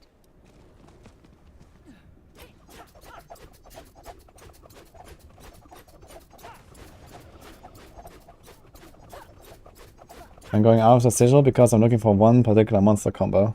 Hello. I'm looking for the skeletons with the red spiders. Greetings. which is by far the best. At least for my build.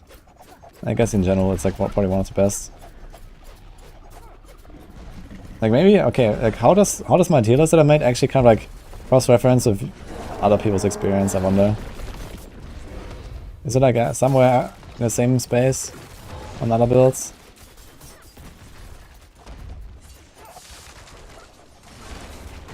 And these spiders are just crazy, right?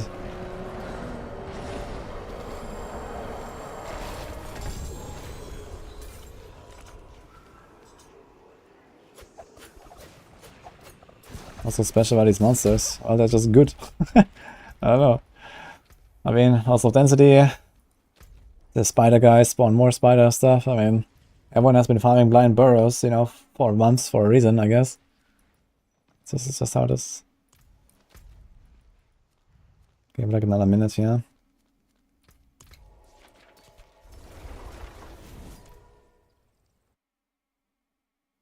Is the glyph nerfed? It looks nerfed, but it's actually buffed. So they made every single stat node a multiplicative damage bonus now. So I actually get more out of it, even though the scaling looks reduced. Previously, it was like one, like, you know, it was like all adding to the same multiplier, basically.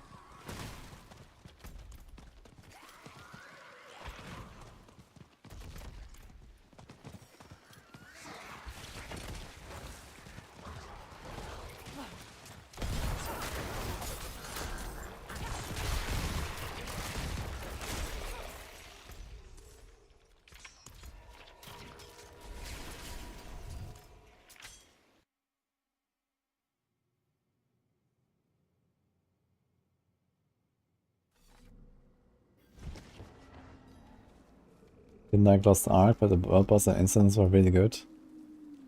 Yeah, I agree with that, actually. It's actually kind of the same for me. I didn't play Lost Ark very much. I played it for sponsorship a few times. But, yeah, it seems like pretty decent, actually, like, especially the raids. I just don't really like raiding in an RPG that much, I feel. Like in WoW and stuff, I'll enjoy it, but not really here.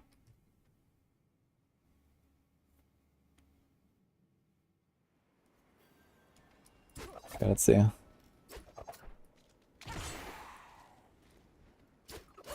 Nope.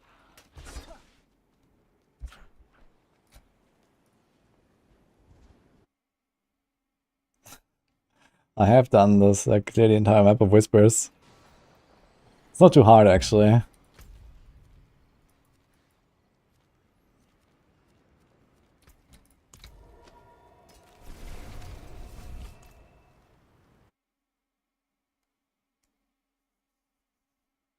Yeah, I'm fine for sigil powder from the Grim Favors, and I'm preserving my sigil powder. Every time I do a 5-minute break, I save 1500 sigil powder. That's a lot more than I can farm. So I still want to have, like, you know, some sigil powder for, like, you know, if I go my barb or if I change my build, you know, I'm gonna do like some lower tiers and might have to do like a few attempts there, but I don't wanna, like, you know, wait every time. Or for example, if I pop all my instances and I have, like, you know, 20 minutes of instance running, I might also like just pop new sigils. But yeah, we've kind of arrived at a point where I feel like I can't try anything that is not like exactly that one monster type as like an actual push attempt. It's like just way better than the rest, I feel.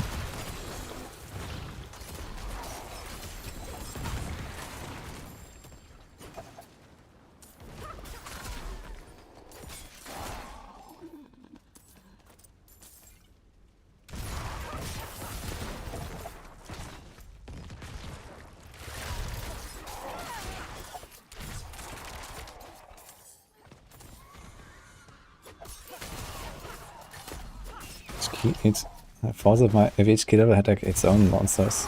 I think it wouldn't be that bad to have like a specific level that you have to push. I think the entire idea was though that they make it less like Diamond Dungeons and more like randomized rifts, basically, right? This was like the idea behind it. Like if you want to have like a certain dungeon with a certain monster set and everything, then you can just go Nightmare Dungeons. because this is, you know, what they are, and everyone hated that, right? But I think for like a benchmarking thing or like a pushing thing, it would actually make more sense because it reduces a lot of the RNG. And then you just know, okay, you have to defeat this thing and then this thing.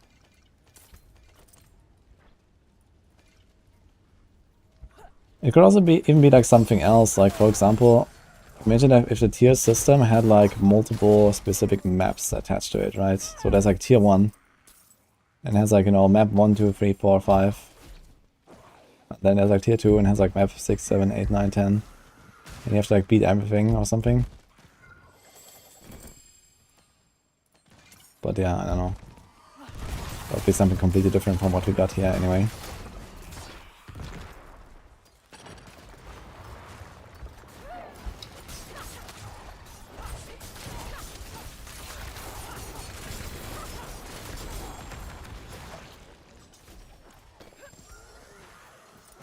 My god, man. Sorry for these items. Get so much loot here. Not used to that, man. I'm farming Abattoir.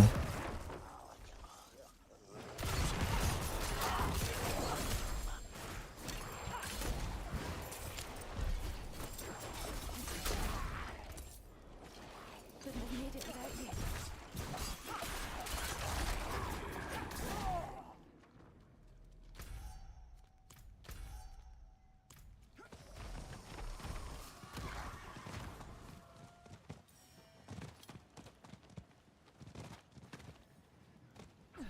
I mean, like instant resetting and fishing, you know, I'm kind of used to that from D3. But it's like way more punishing here. First of all, doing it, and second of all, not doing it. Like, both ways is way worse in D4 than it is in D3. Like in D3, like, you know, it's like somewhat streamlined. And also it's extremely fast and cheap to fish. And there's like usually more than just that one thing that you can actually try. Unless you go for like, you know, all in, like an Omega push or something, which I'm not doing right now anyway.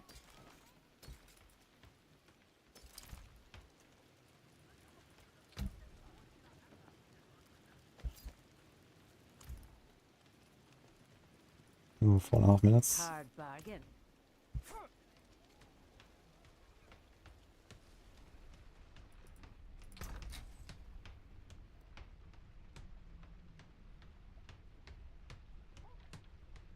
Yeah, that's exactly what I'm doing, HD White. If you, White Dragon, if you like, stay outside for 5 minutes, the dungeon is reset.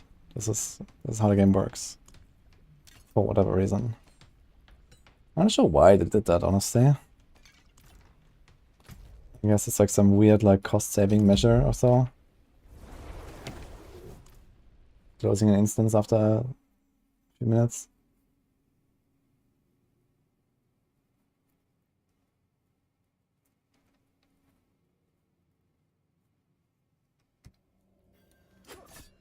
Okay, let's see.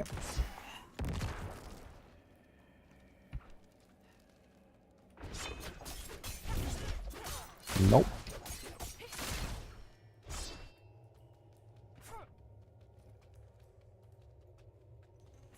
I'm not sure if I've been paying attention the last 3 hours, White Dragon.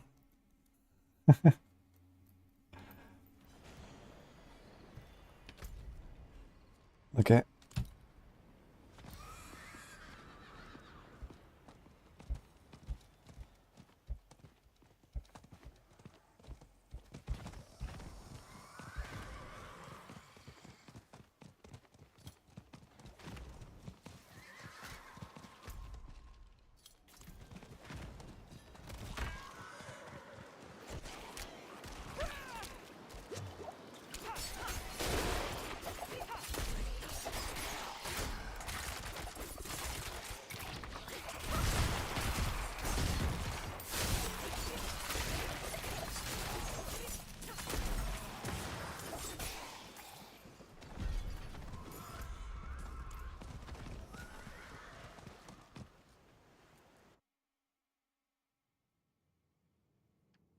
Got a Ring of Starless Sky, is it good for TB?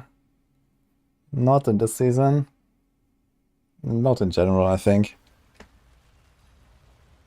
I think Starless Skies is a relatively weak item. There's like a few exceptions where this kind of does something.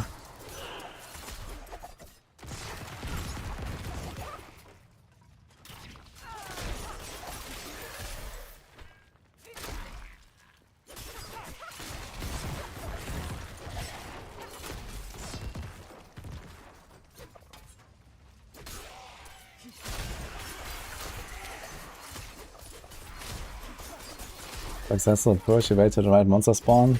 Yes. I made a little tier list. It may not be like perfectly accurate, but I think it's like somewhat in the right ballpark of like maps and monsters.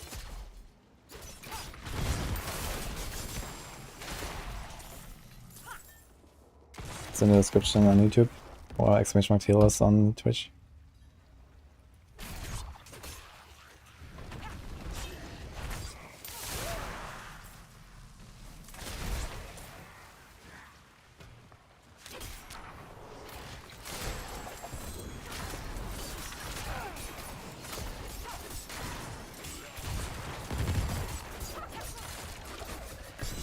Imagine I could kill Bloodseekers like this.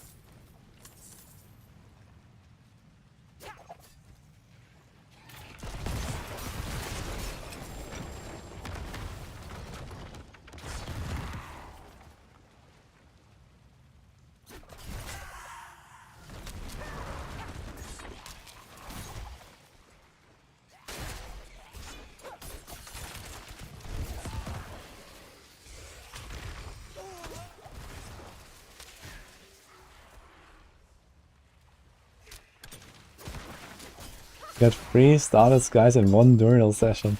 What? How many was that?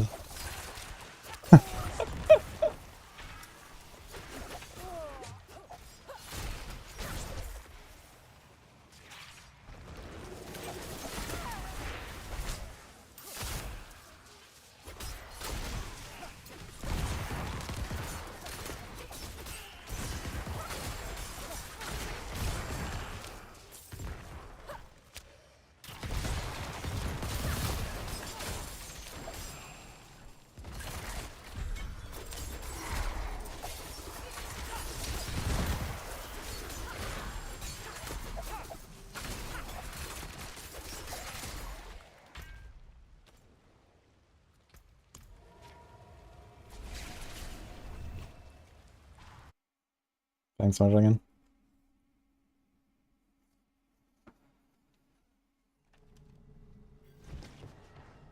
The Barbarian hold above looks really good. Barbarian stacks Earth Striker super fast. Earth Striker.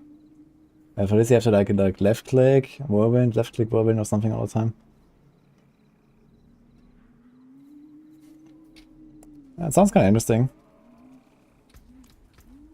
Is there Barbarian pull power in the codex? No, right? I don't think so. It is done.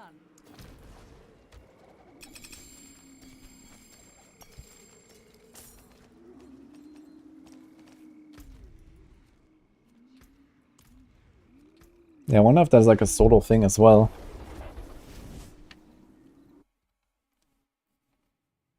With the Whirlwind. You're here for the gift subs? Perfect. Good luck.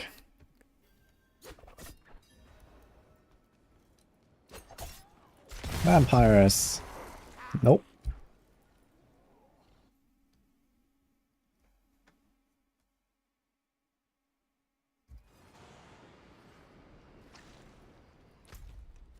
"30-hour non-stop duel." What the hell? Why do you do 30-hour non-stop?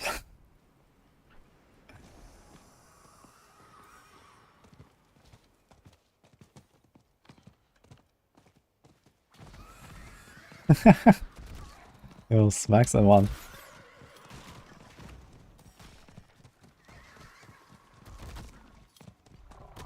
Thanks for the subgift, man. And do I have any? No. Okay, I think I'm gonna do one more reset, guys. It's almost 2 AM. I'm gonna stop then, and I'm gonna probably start again tomorrow quite early. Because Nini is coming back tomorrow.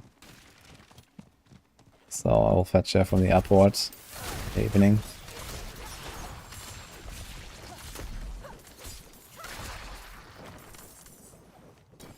So let's see. I wanted to get at least one run, man. On my pen shots on tier 15. I have not actually attempted like any real runs. This bad, man. Guess I'm gonna keep doing. I don't want to do fucking whispers, man. But what can I do? Yo, QTR. Thanks for the prime.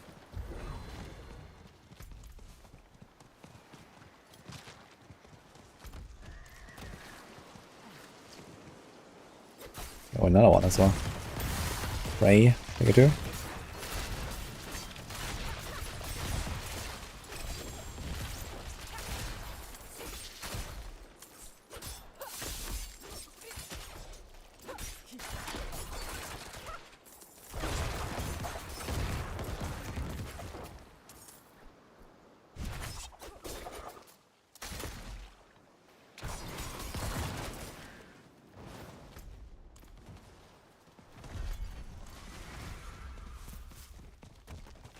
Will all the Maxwell builds be updated with the new glyphs? They are all updated. Or what exactly are you looking for?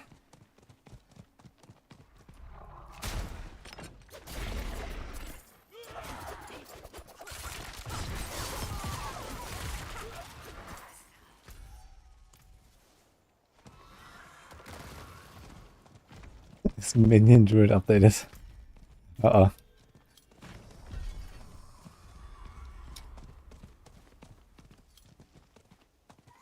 I'm not level 10 as on solo now. I stopped at 8 now. Well, I think if I do like one more successful clear, I might actually be at 9. Because I got a lot of XP today from like clearing 3 pushes. Yeah, we cleared 12, 13, 14 today.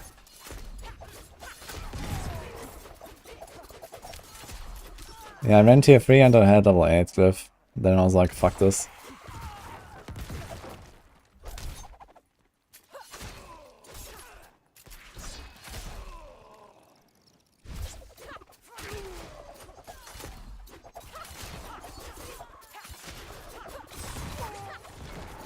This rogue. Which bit do you mean, Lawrence?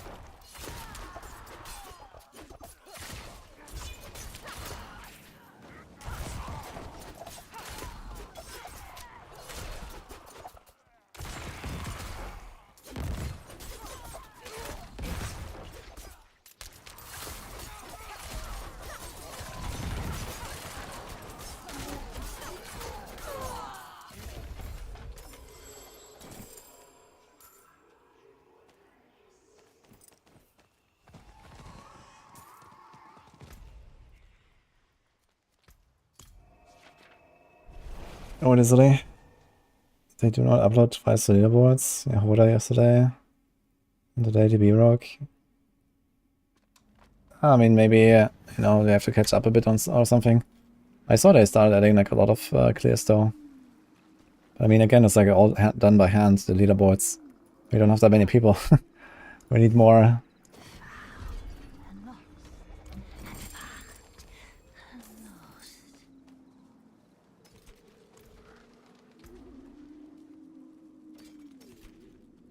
So yeah, it might be like the delay, like if you put your clear and then, you know, it might not appear immediately, like, or the next day. But we're gonna go through it slowly. Depends on like how many people are submitting the clears, I guess. Like these are just volunteers, so I can't really expect them to, you know, sit there like hours every day or something.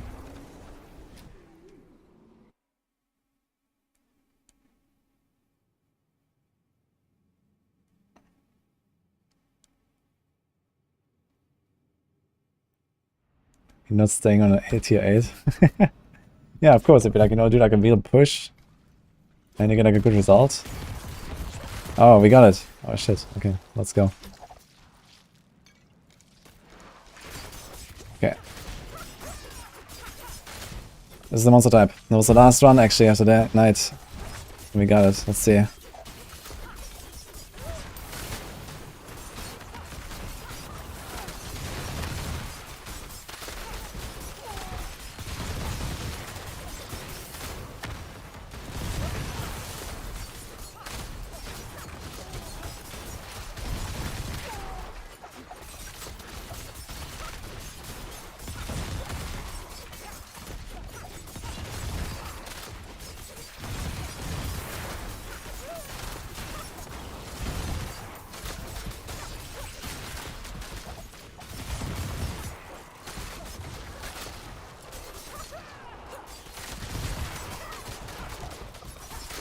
These champions really make it hard now. There's a nice explosions though.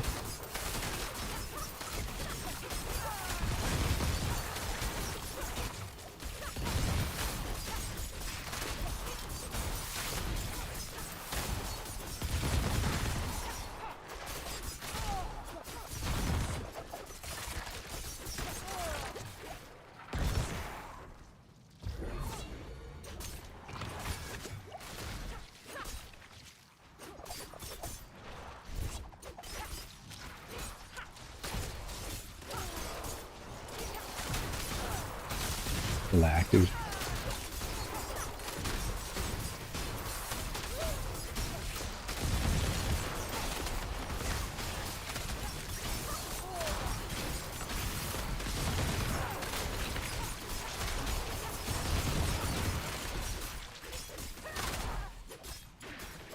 Okay, it's going better. Simplex. This guy reset. Like, two of them reset. What the? I didn't go very far.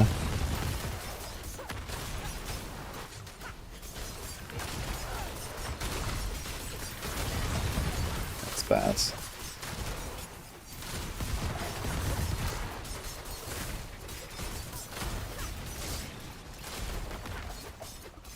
We are meant to shoot fast.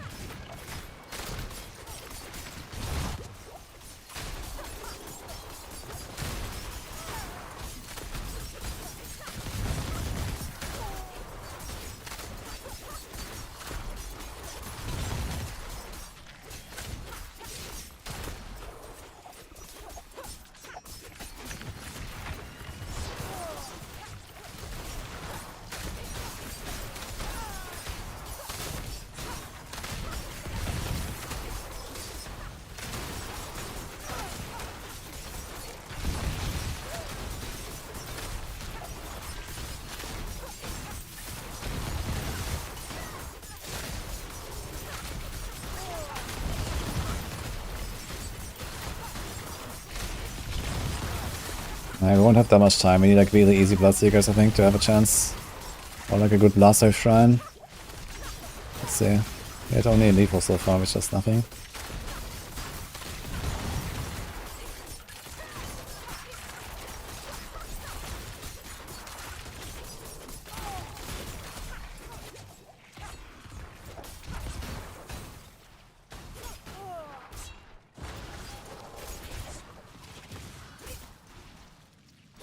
Hundreds. Could be worth.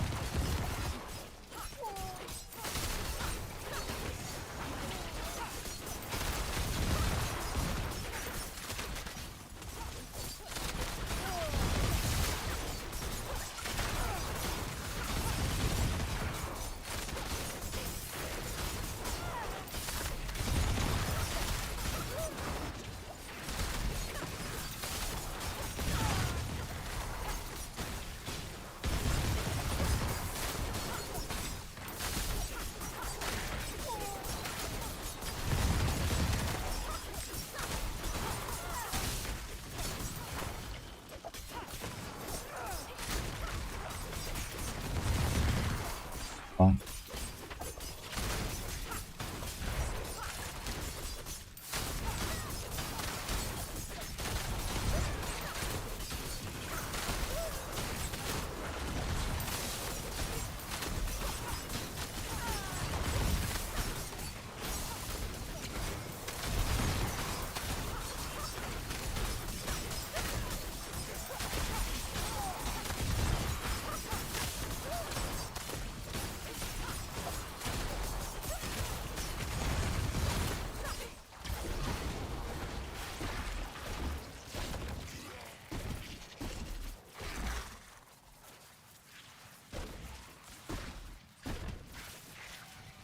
I delayed the cornet so I can use it to jump around.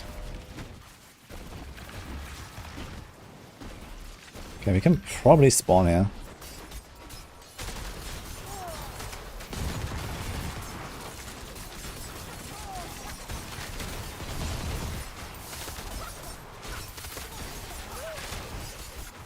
I might have like 3 minutes.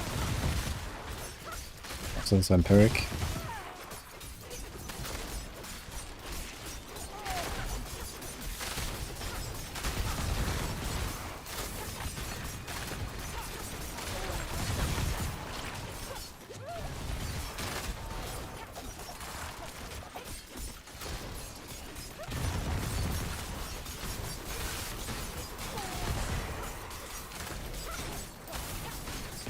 Yeah, I hope that these 3 elites are enough, and maybe some trash, worst case.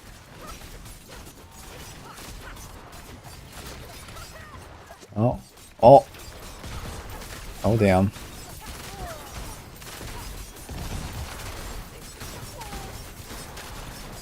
think I'm gonna 1v1 them though, so I can maybe kill one of them pretty fast.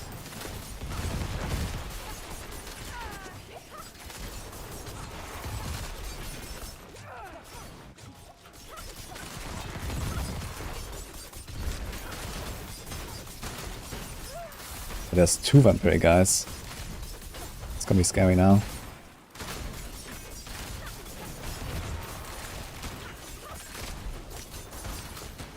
Maybe I should have just used the blast wave honestly, just to spawn.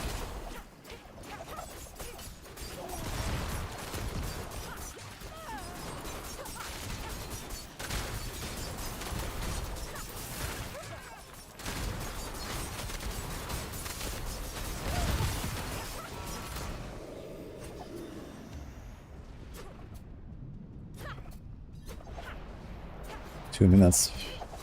Blast wave is a carry. Maybe I have to YOLO it. This guy's vampiric. F.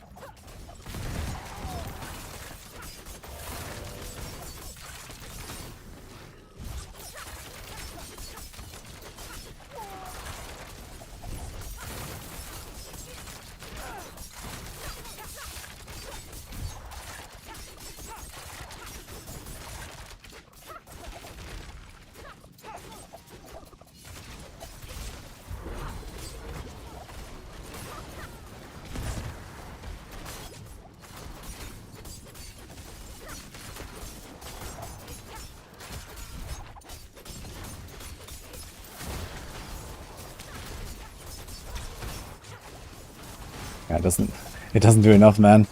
The shrine. There's no way. It's so weak, man. Like, it does like 5% per tick or something. Holy. Yeah. Okay, I was hopeful in the blaster shrine a bit.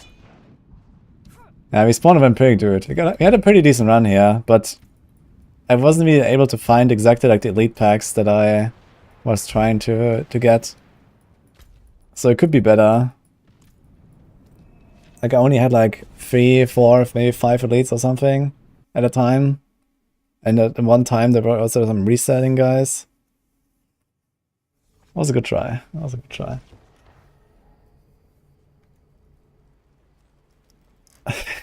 When you press the blast save, man, nothing happens. I didn't even see the ticks really.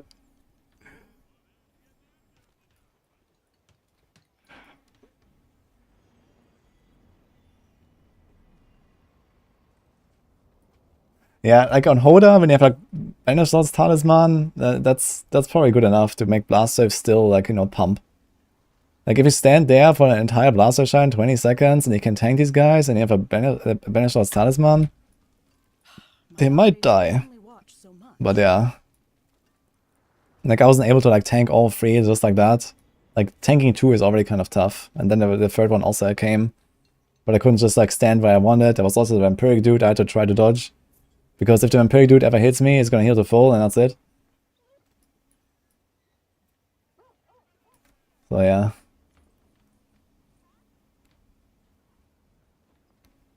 At least we got a good run. So I think tomorrow we're gonna respec the Twisting Blades. And see what happens, guys.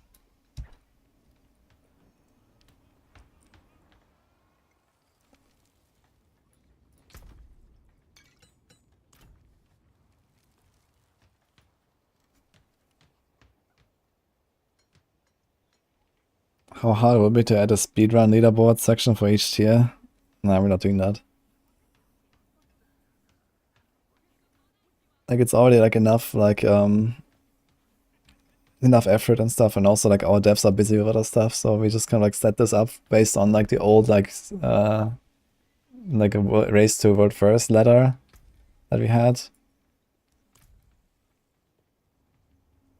Yeah, if there was like API and whatever, or like, you know, some way to automate this, but you know, that's not really a good way to do this.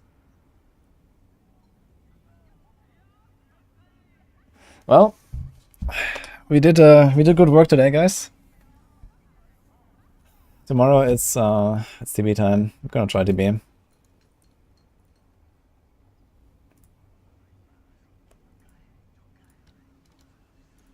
So I'm gonna say goodnight. YouTube, have a good night. The highest level done, yeah, I've seen also 18. Apparently some Chinese team has done like 19 or something, but I wanna see that. Hope you enjoyed the stream, everyone. I'll be back tomorrow, probably in something like 10 hours or so from now, actually. I'm gonna be quite early tomorrow. So see you then.